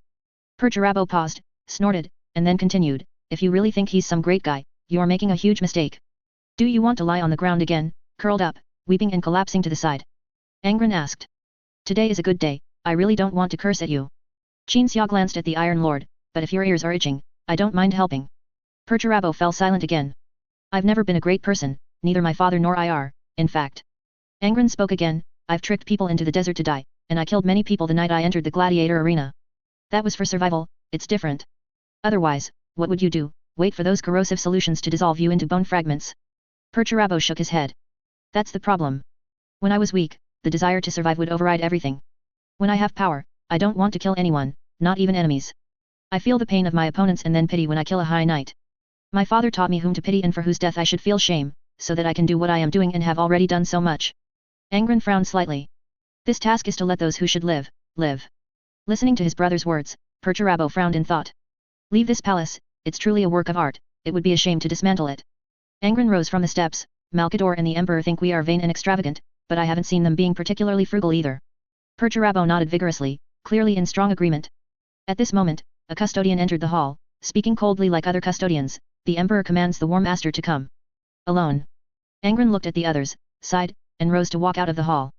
Qin Xia also walked out of the hall, but not to accompany Angron to see the Emperor. After leaving the hall, he turned a corner at the door and saw an Emperor's Children's Space Marine. The warrior held a chip in his hand, the same one previously lent to Fabius Bile. Where's Bile? Qin Xia took the chip, glanced at it, and put it in his pocket. Someone opened a large hole in his stomach, I don't know who. The Emperor's children said helplessly, the entire 400-kilometer radius is a highly restricted area, there can't be any Xenos, so it must be another one of his experiments that caused it. That's not surprising then. Qin Xia took out a bandage and motioned for the warrior to take it, if he dies, return this bandage to me. I thank you on Bile's behalf. The Emperor's children saluted. A moment later. Angron met the Emperor alone in the Emperor's dream flagship. They were not on the command deck, but in the engine room where the giant engines were roaring to life. The Emperor's dream was about to leave the Ulaner system and return to Terra. The Emperor would also return to Terra to work on the Webway project. The Primarch and the Emperor appearing in a place like the engine room did not surprise anyone, because the others could not see these two at all. What is it? Angron stopped. Destroy the perfect city. The Emperor was so direct that it took Angron a full 3 seconds to react. The Primarch was first incredulous, then bewildered, and finally displayed a look of twisted, questioning disbelief. A challenging question erupted from the Primarch's mouth. What kind of order is this? You want me to destroy the perfect city? To destroy the place that my brother, who just fought alongside me, treasures, how is this any different from having one of my brothers destroy Nuceria? Angron was incredulous. When Lorgar arrived with the vanguard fleet earlier, he had expressed his concern to his adoptive father that the Emperor might send him to destroy the perfect city. His adoptive father had said at the time that it was impossible. But now? What are you thinking? Angron almost gritted his teeth, I sense you seem to have humanity, but your actions show otherwise. You want me to destroy the perfect city? What does that city have to do with me? Angron paced back and forth.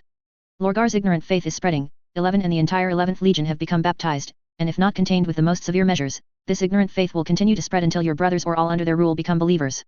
The Emperor explained, his voice and tone completely devoid of fluctuation. At the same time, the Emperor no longer used his psychic abilities to shield Angron's senses. Angron sensed that the Emperor deeply detested, even hated, and loathed, the act of being worshipped as a god. Therefore, upon seeing 11th Legion corrupted by Lorgar, the Emperor was furious and decided to inflict the cruelest punishment upon Lorgar.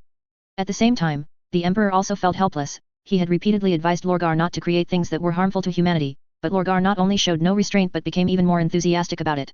Sending the Primarch with the best interpersonal skills, and the one least inclined to offend others, to destroy the perfect city, rather than sending Lemon Russ, would best demonstrate the firm stance of absolutely unacceptable and intolerable towards the Imperial God cult. It also served as a warning to all personnel under the Imperium that worshipping the Master of the Imperium as a god was something that no Primarch, regardless of their values or approach to affairs, could accept. But being able to sense did not mean being able to be persuaded. As Angron was about to voice his opposition again, the Emperor turned to gaze at the roaring engines. If you go, many lives can be spared. Otherwise, let alone sending Lemon Russ, even if Guilliman were sent, billions of people on that planet would not survive. Angron believed the Emperor's words were not a lie, because his adoptive father had already spoken of the perfect city's ultimate fate. It was originally destined to be destroyed by Guilliman, and the Ultramarines ultimately brought out fewer than 10 people from the perfect city, the reasons for which were quite complex. The act of worshipping me as a god must cease. The Emperor turned, his golden pupils fixed on Angron's eyes.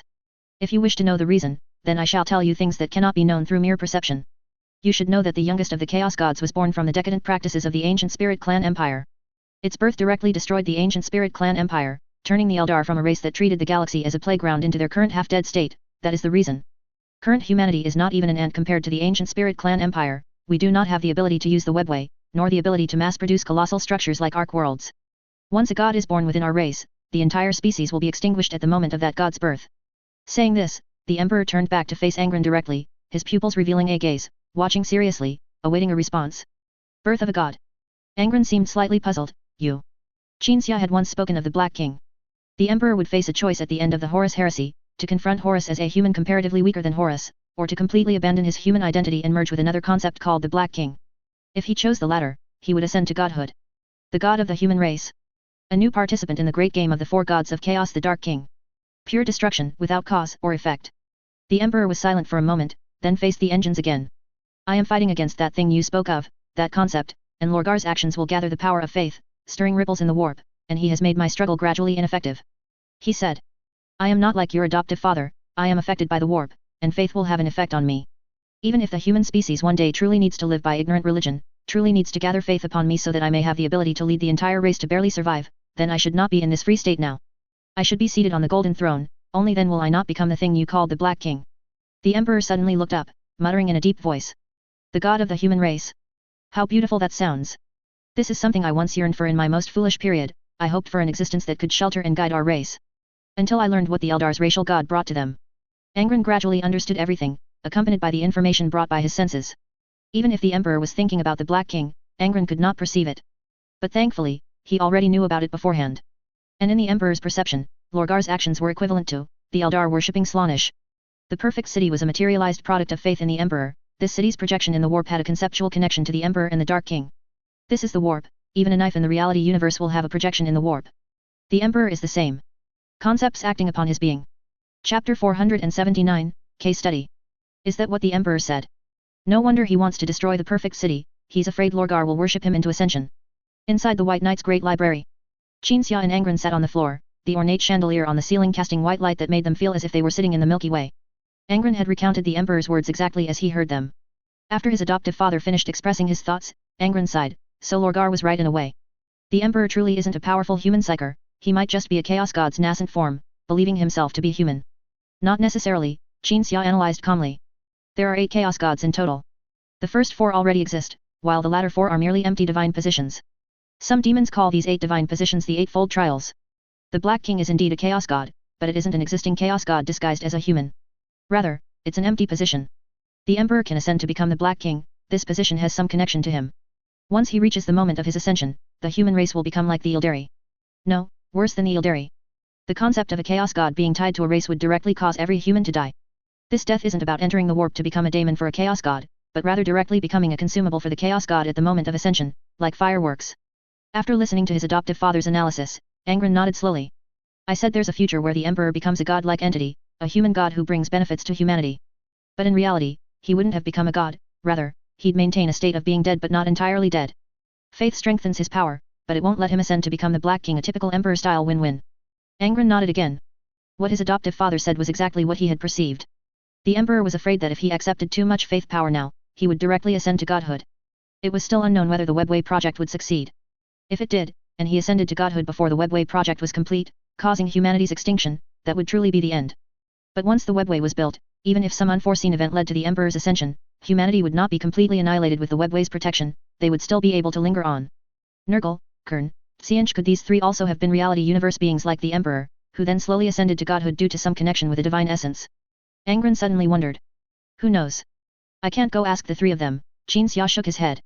Angron pondered for a moment, ultimately choosing not to dwell on how the existing chaos gods ascended.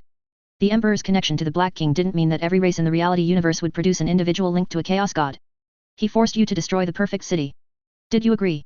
Qinxia asked the question he cared about most. He said I could bring lemon rus. Angron recalled the Emperor's final thought. That was, the Emperor also believed that ordering the new War Master to destroy the perfect city was too much of a tyrant's executioner-like plan. So he thought to himself, why not let lemon rus go? Although Angron would be in charge, he wouldn't be the perfect city's judge on the surface, but rather a supervisor. You agreed to bring lemon rus? Qinxia pressed. No, Angron said. Covertly manipulating this under the guise of a supervisor, and then letting the Space Wolves take the blame, that's too underhanded. Furthermore, Angron recalled another of the Emperor's thoughts. He could clearly sense that the Emperor sending him to destroy the perfect city wasn't actually as initially stated, to have the Primarch least willing to damage relationships inflict the cruelest punishment, achieving the best warning effect. Instead, the Emperor wanted to force a rift between the World Eaters and the Word Bearers. The Emperor still held the same belief, the Horus heresy was inevitable, and Lorgar would certainly fall to chaos. As for the Emperor's initial reason, it was actually a reflex-like deception. He had always used such deceptions on everyone, including the Primarches, to find an excuse to muddle through without explaining things he believed absolutely could not be known by others. Actually, you can go too. We can find a way to achieve the best outcome, and then make the entire process public. Qin Xiao reached out and placed his hand on his adopted son's shoulder, earnestly instructing, first, we must obtain the Emperor's edict, a genuine document that leaves a work trail. Work trail. In Qin Xiao's view, this was an extremely important matter, even more important than the plan for the perfect city operation itself. The Emperor will send the guards with the edict when we leave the All-Inner system, Angron said. Qin Xiao nodded with satisfaction, if he doesn't send it, we won't go. That's my plan too, Angron said, then fell silent for a few seconds, before asking with a tone of doubt, you once said the perfect city would be destroyed by the Ultramarines in the future. How did the Ultramarines do it? Once the edict arrives, we'll hold a meeting, and I'll explain it then. Qin Xiao stood up. But don't take the Ultramarines method as a model. That's a negative example. Unyielding resolves war room. World Eaters company captains and higher-ranking officers sat in neat rows, gazing at the center of the conference hall-like space, where a holographic image was displayed. Angron and Qin Xiao sat at the front of the conference table. The Emperor had already sent the guards to the World Eaters Legion, issuing his personally written edict to the World Eaters. Therefore, after the Emperor's dream left the All-Inner system, the World Eaters Legion fleet embarked on their journey to the perfect city. Now the entire fleet was traversing the webway, and Uslan stated that he would only leave once the fleet arrived at the star system where the perfect city was located. Helping to the end. Uslan had indeed left a very deep and very good impression on Angron. We will be dispatched to destroy the perfect city, as your Primarch just stated. Qin Xiao's voice echoed in the conference room. I have probed another destiny, what would happen if the Ultramarines, not us, were ordered to carry out this mission? Observe. Qin Xiao waved his hand, creating a psycher illusion. The entire war room's environment changed. The officers remained seated in their chairs, but it was as if they were observing the entire event of the perfect city's destruction from a third-person perspective, except the protagonists of the event were not the World Eaters who would go to the perfect city in the future, but the Ultramarines. The World Eaters all knew that the White Knight Lord could glimpse different fate developments, so they were not surprised, only feeling that singling out the Ultramarines might be for a case study. The illusion began with a star map view, gradually zooming in. Finally, it entered a planet named Kur. The Word-Bearers Legion's holy site, the perfect city, was not on Lorgar's home world, Kalkus, but on Kur. When the view zoomed in on a plaza, everyone saw a drop pod descending from the sky. It was an Ultramarines drop pod. Many mortals gathered, approaching the drop pod with interest and reverence, believing it to be the angels known as the Word-Bearers. The people of the perfect city used the religious term angels to refer to Astartes, and in their perception, the Word-Bearers were true angels. These angels had not conquered Kur through war, but had brought Kur under their rule through negotiation and proselytization. Those civilized and holy angels not only helped the people of Kur improve their living conditions but also spread truth. But the mortals soon discovered that it was not the Word-Bearers' angel drop pod. A squad of Ultramarines emerged from the drop pod. They raised their bolt guns at the mortals before them, loudly proclaiming, everyone must evacuate the perfect city. You only have 7 days. They demanded that everyone present immediately go home, pack their belongings, and leave. Up to this point, Angron did not see any problem with the Ultramarines' actions. The Ultramarines did not immediately slaughter them, leaving the people of the perfect city enough time to evacuate. Although the city had an extremely large population, the Ultramarines' transport aircraft formations and even gunships used by Space Marines were flying in the sky, ready to join the effort of relocating residents. However, the people of the perfect city were fanatical believers, they were unwilling to evacuate from the city closest to their gods, so they appeared very agitated and resistant. The more the Ultramarines fired warning shots into the sky, the more resistant the mortals became. At this moment, a wine bottle flew from somewhere and struck one of the Ultramarines' shoulder pads. The Ultramarine turned his bolt gun, which had been aimed at the sky, towards the mortals in front of him and began to unleash ammunition. And then came the slaughter. Tanks crashed through temples, and fighter jets bombed the city. The people of the perfect city and the Ultramarines fought in the streets and buildings, although this fighting should be more accurately described as a one-sided massacre. The illusion dissipated at the scene where the lance of light descended from the sky. This was the entire process of the perfect city's destruction. Calling it a bloody incident triggered by a wine bottle isn't appropriate. If not a wine bottle, there would have been something else. The perfect city people's extreme resistance and agitation, along with the first Ultramarines' seemingly stress-induced reaction to open fire, were the key reasons why only 7 people ultimately survived the perfect city. Group incidents are like this, one small thing affects everything. Angron stood up, looking at his sons. That first Ultramarine who opened fire was clearly not mature enough. Perhaps his company and chapter had many veterans who were smarter and more stable than him, but it was useless.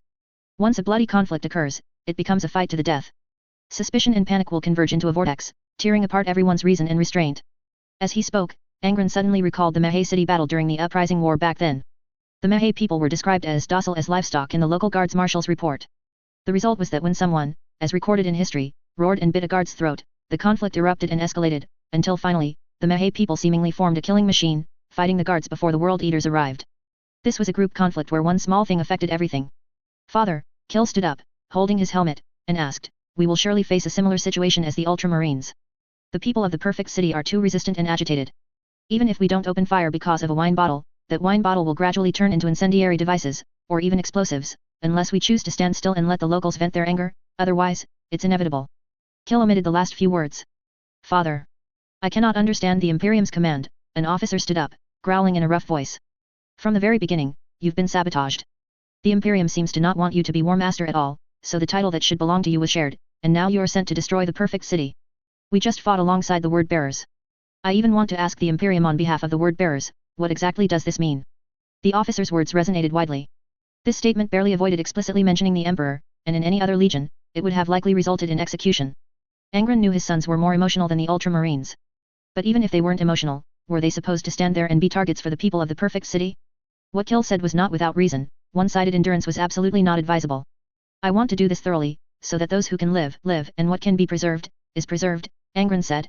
I have a way to make people calm down and evacuate the perfect city obediently. The officers gradually quieted down. Knowing this matter, and then explaining it to your brothers in the Legion, that is the meaning of today's meeting, Angron continued. I will come up with a foolproof plan. Meeting dismissed. Chapter 480, The Perfect City. After detaching from the webway, the World Eaters Legion fleet arrived outside the orbit of Kur. On the hangar deck of the Unyielding Resolve, Uslan faced the Legion commander of the World Eaters Legion and the librarian of the White Knight think tank, accepting their farewells. Eldrat Ulthran, you are a respected Eldar seer. Angron stepped forward and extended his hand to Uslan. The handshake was not a ritual used by the Eldar, nor was it the mainstream human custom now, but Uslan had previously used this gesture because, as the Eldar understood, humans had widely used handshakes in a certain period of history. The seer gladly grasped the Primarch's right hand, a friendly smile on his handsome face. I see on the web of fate that our destinies will converge at a certain historical moment in the future, we shall meet again then. All right, seer, Angron smiled and nodded. Uslan then looked at Qin Xia. Qin Xia's face showed no expression, he was neither as amiable as Angron, nor as full of hatred as other humans facing Xenos, only indifferent. A unique individual. Uslan stepped in front of Qin Xia, extending a slender Eldar index finger towards Qin Xia's waist. Do you know how to use that pocket universe? Angron saw that his adopted father had a clearly Eldar-made object hanging from his waist, an item not usually used, hanging alongside books made by the Emperor and some other ancient relics on his armor's belt. However, his adopted father had never used this item. Because it had not shown any practical use, some even speculated that the White Knight Lord liked Xeno ornaments. I don't know how to use it, Qin Xia said frankly, without any pretense.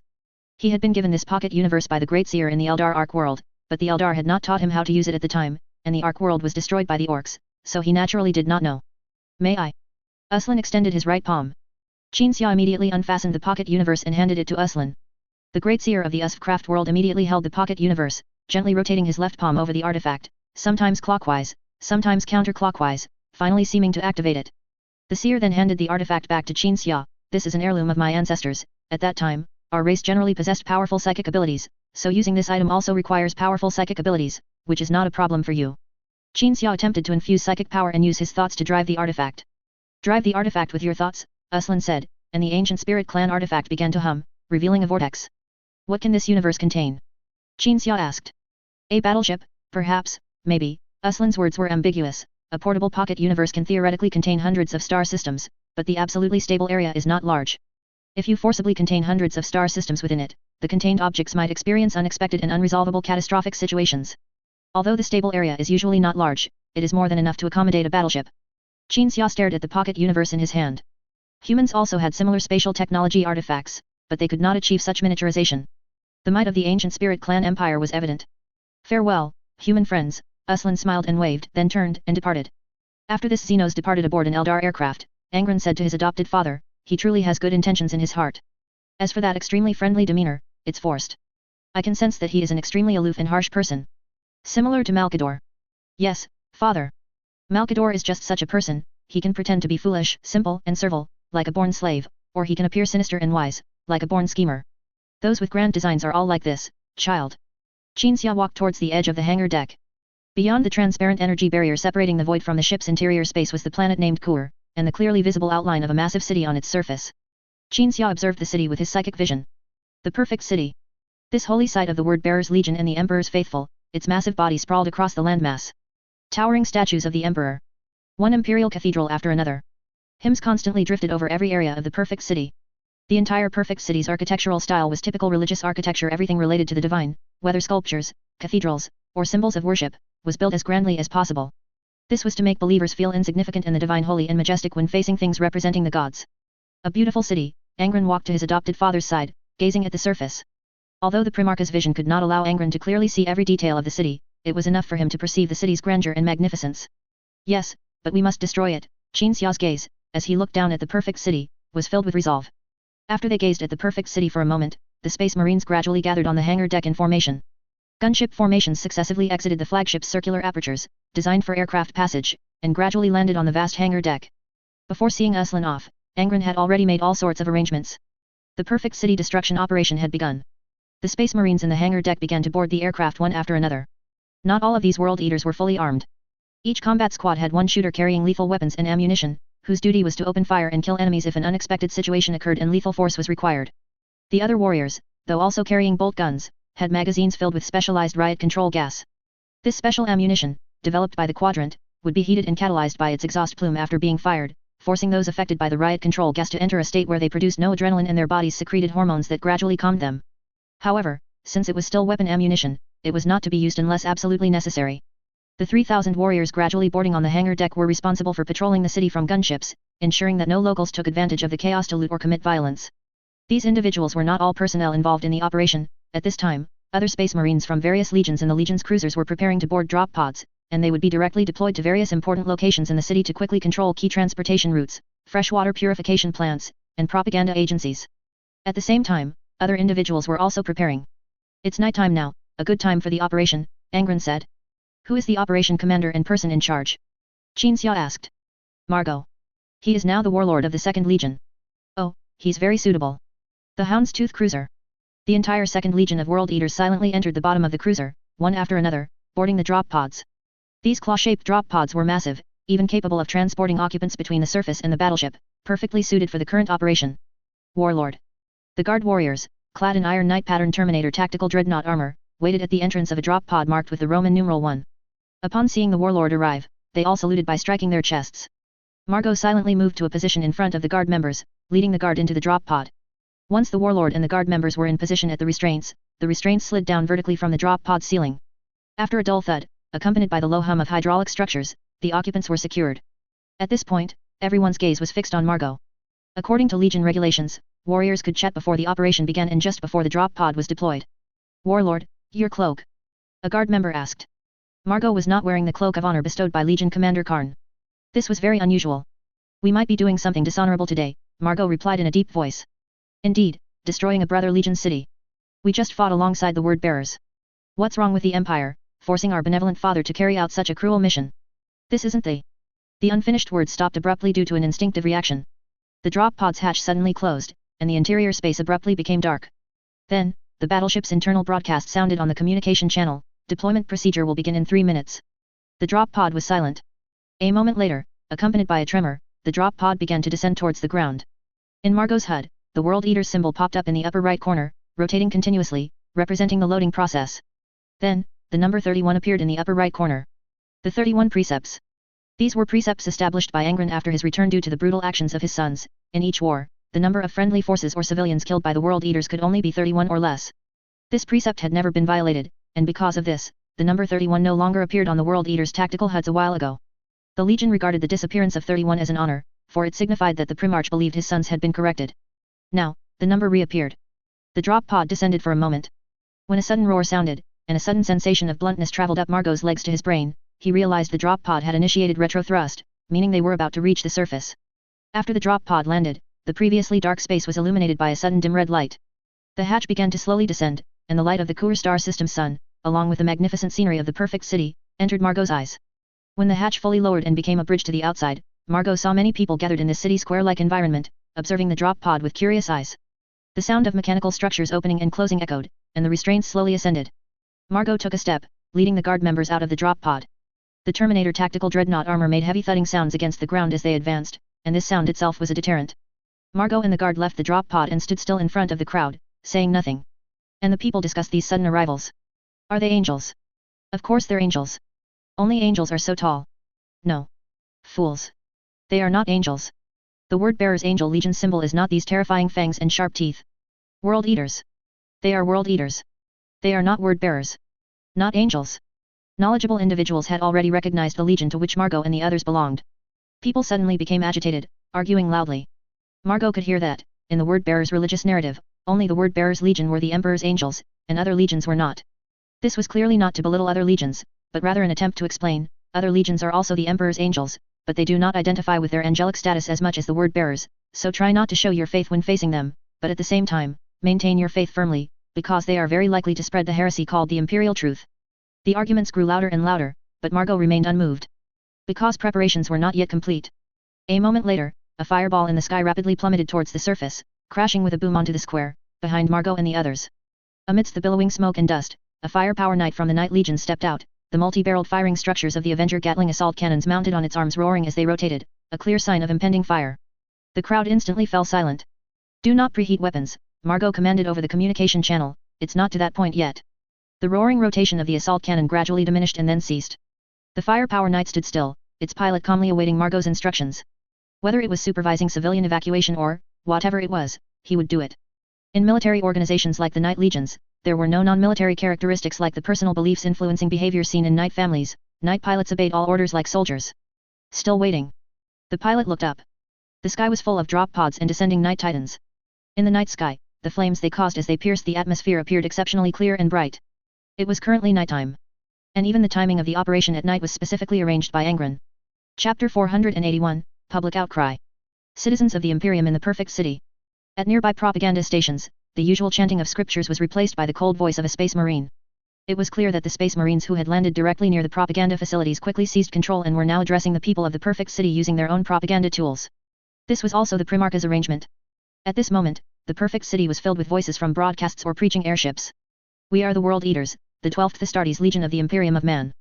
Some time ago, after the Alien War concluded, His Imperial Majesty, the Emperor of Man, commanded his 12th son, His Highness Angron, to lead the Legion to Kur and execute the mission of destroying the Perfect City.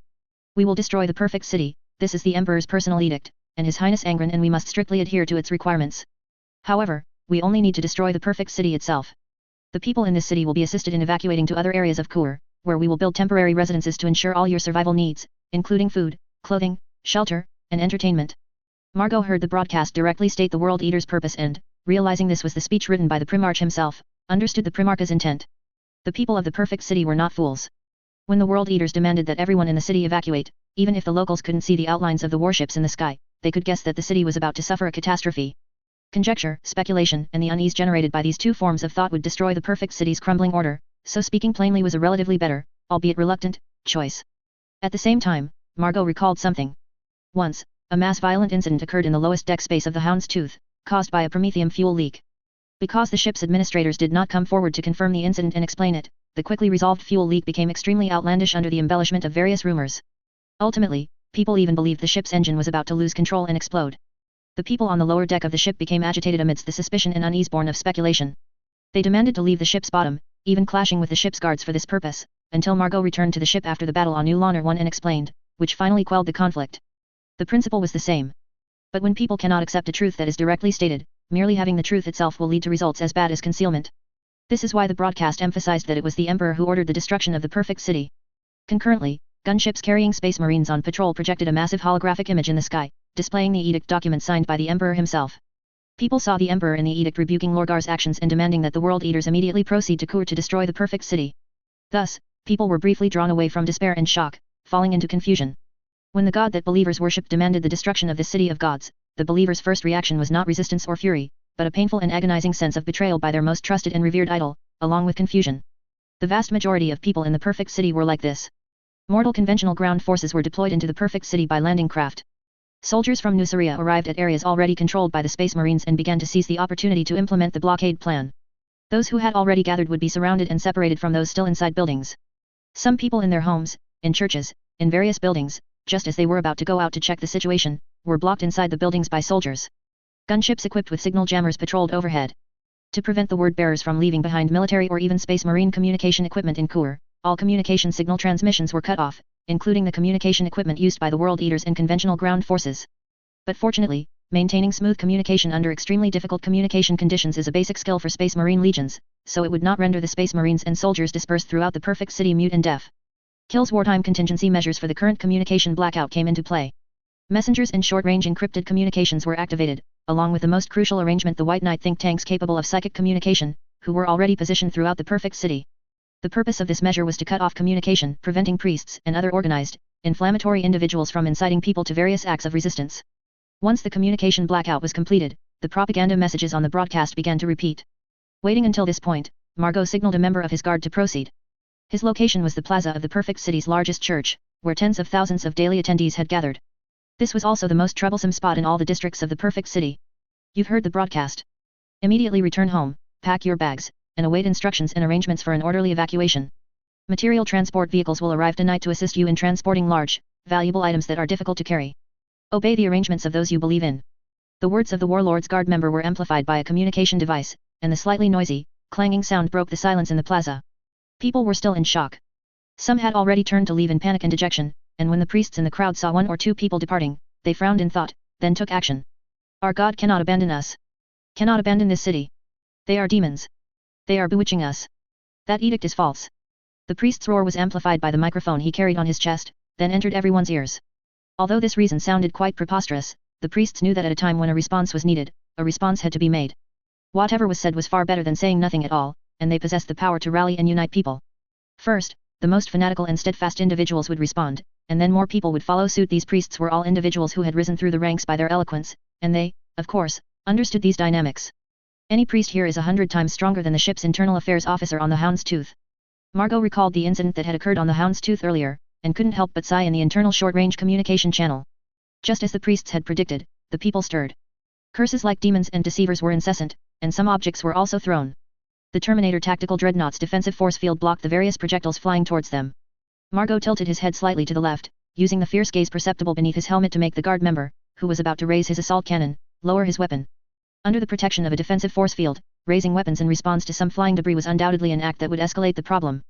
But Margot's next action also began. He conveyed his request to the White Knight Lord, who was focused on the most difficult areas of the perfect city, by speaking to himself.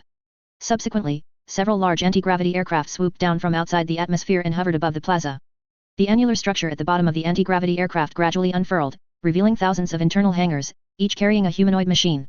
The aircraft began to deploy the humanoid machines one after another. The machines descended from the sky like dumplings, landing steadily and maintaining a hunched posture. It wasn't until the activation command was transmitted that these machines' eyes glowed red, their hunched bodies straightened, and their right hands swung, extending electric batons. They came from Nuceria.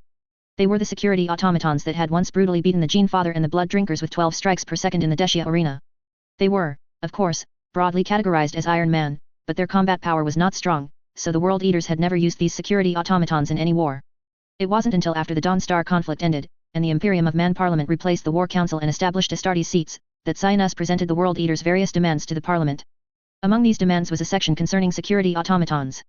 After strict reviews by more than a dozen sages from the Adeptus Mechanicus on Mars, the security automatons were determined to be a type of intellectually controlled combat automaton product with no intelligence whatsoever, only obeying pre-programmed instructions. Thus, the Imperial Parliament approved the manufacturing and use of security automatons. This naturally involved the White Knight Lord's strategic planning on Terra, using his face-face fruit ability and exchanges of interests, but regardless, the outcome was positive. Step back immediately. Step back immediately. The security automatons emitted cold warning sounds, forming 3 rows of iron walls, slowly approaching the crowd from all directions. The objects that would have smashed against the Terminator's defensive force field now struck the automatons, but the automatons would not be provoked, they would only obey orders. The crowd pushed and shoved forward, but they could not push past the security automatons. Another squad of security automatons was deployed, then formed a straight line, splitting the crowd in 2 from the middle. Another squad of automatons was deployed, dividing the crowd into 4 sections. This continued to segment the crowd until the people in the plaza, in their futile resistance, were completely divided into groups of several hundred. Only then did automatons enter the crowd, pulling out influential individuals like priests and sending them into the drop pods behind Margot and his men. During this process, curses and resistance were naturally not lacking, but the people were separated, and the security automatons exerted strong pressure.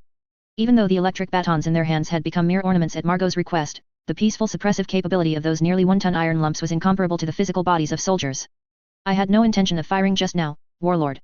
The guard member who had been about to raise his weapon spoke. I know that even a warning shot isn't a good idea, but I still wanted to respond, otherwise they would think we were easy to bully.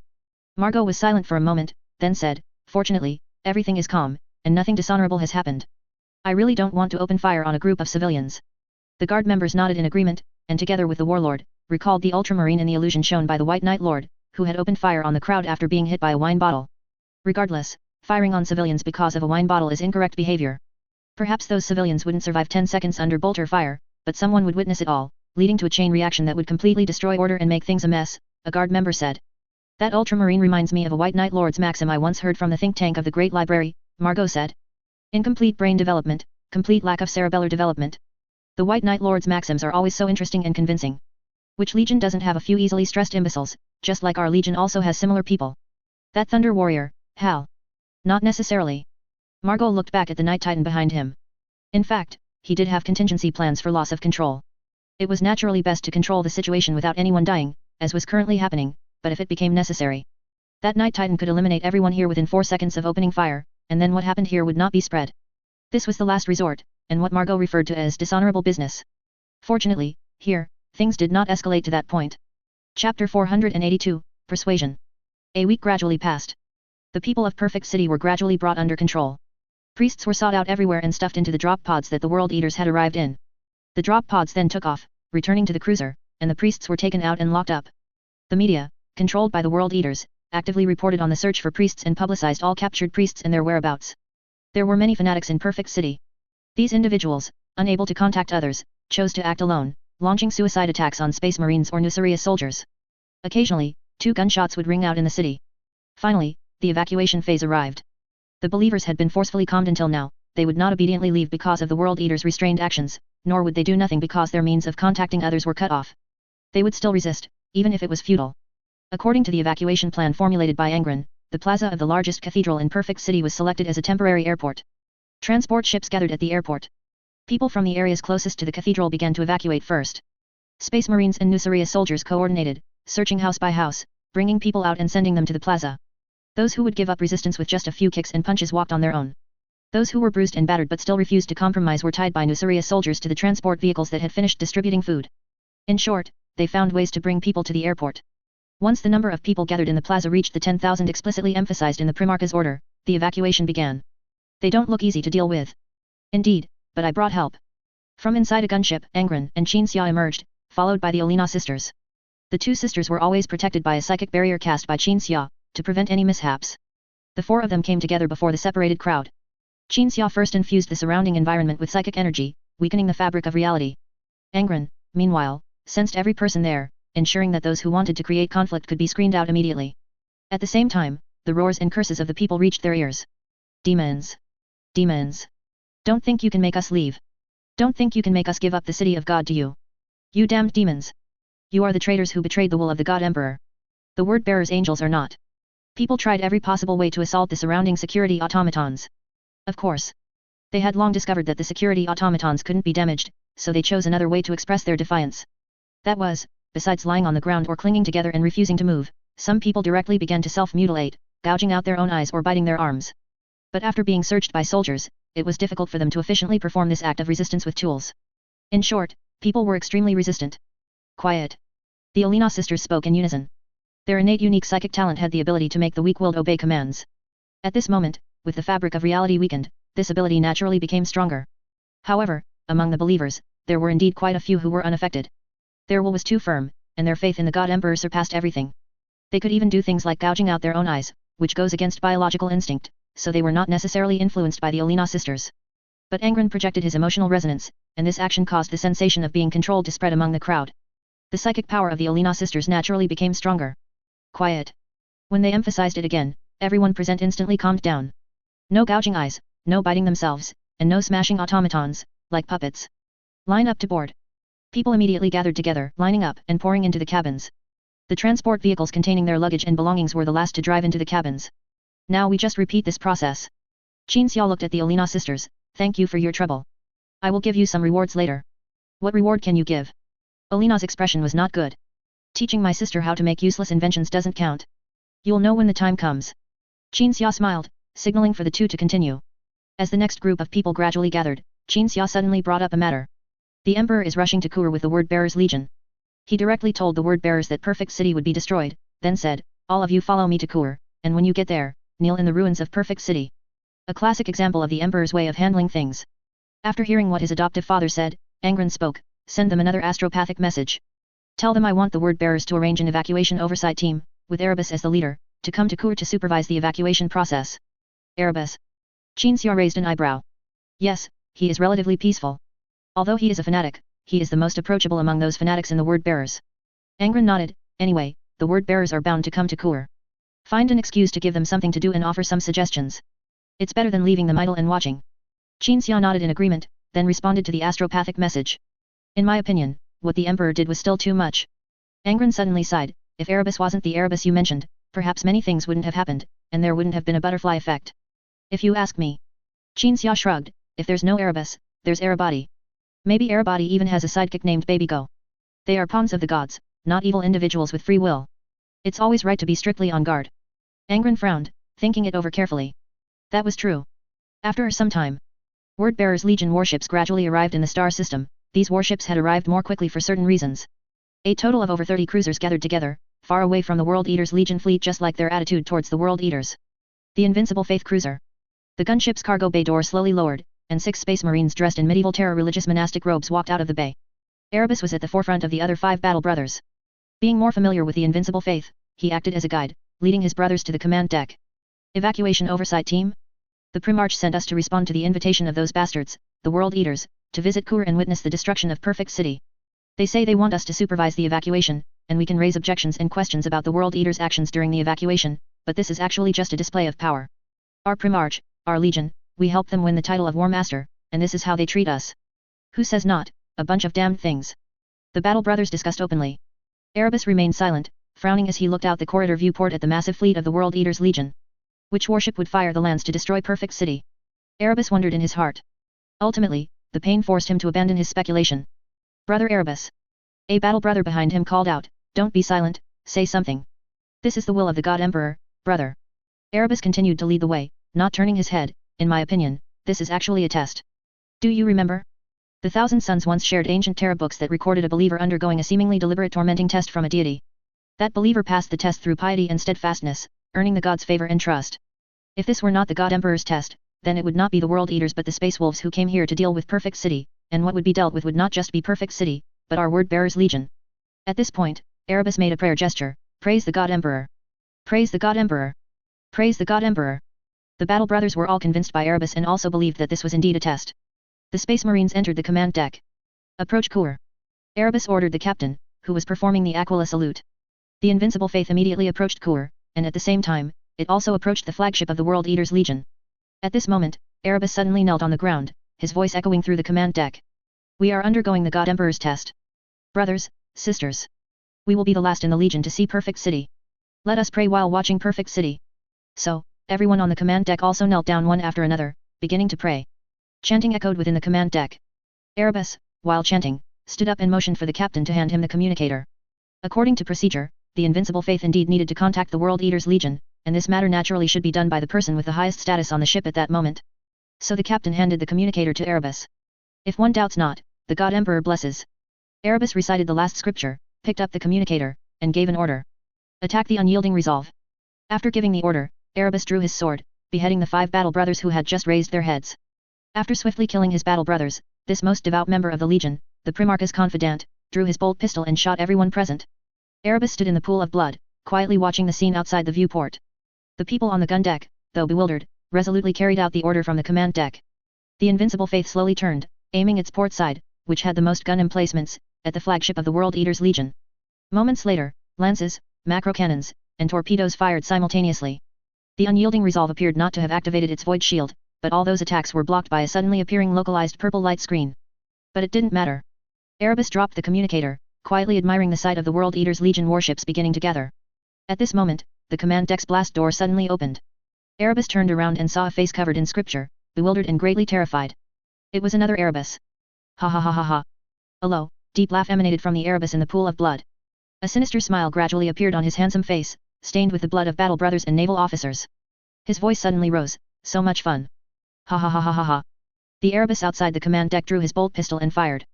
The Erebus in the pool of blood was shot through the chest, falling into the blood. How could this be? Erebus incredulously stepped into the command deck, crouching down to examine his own corpse. I killed you long ago.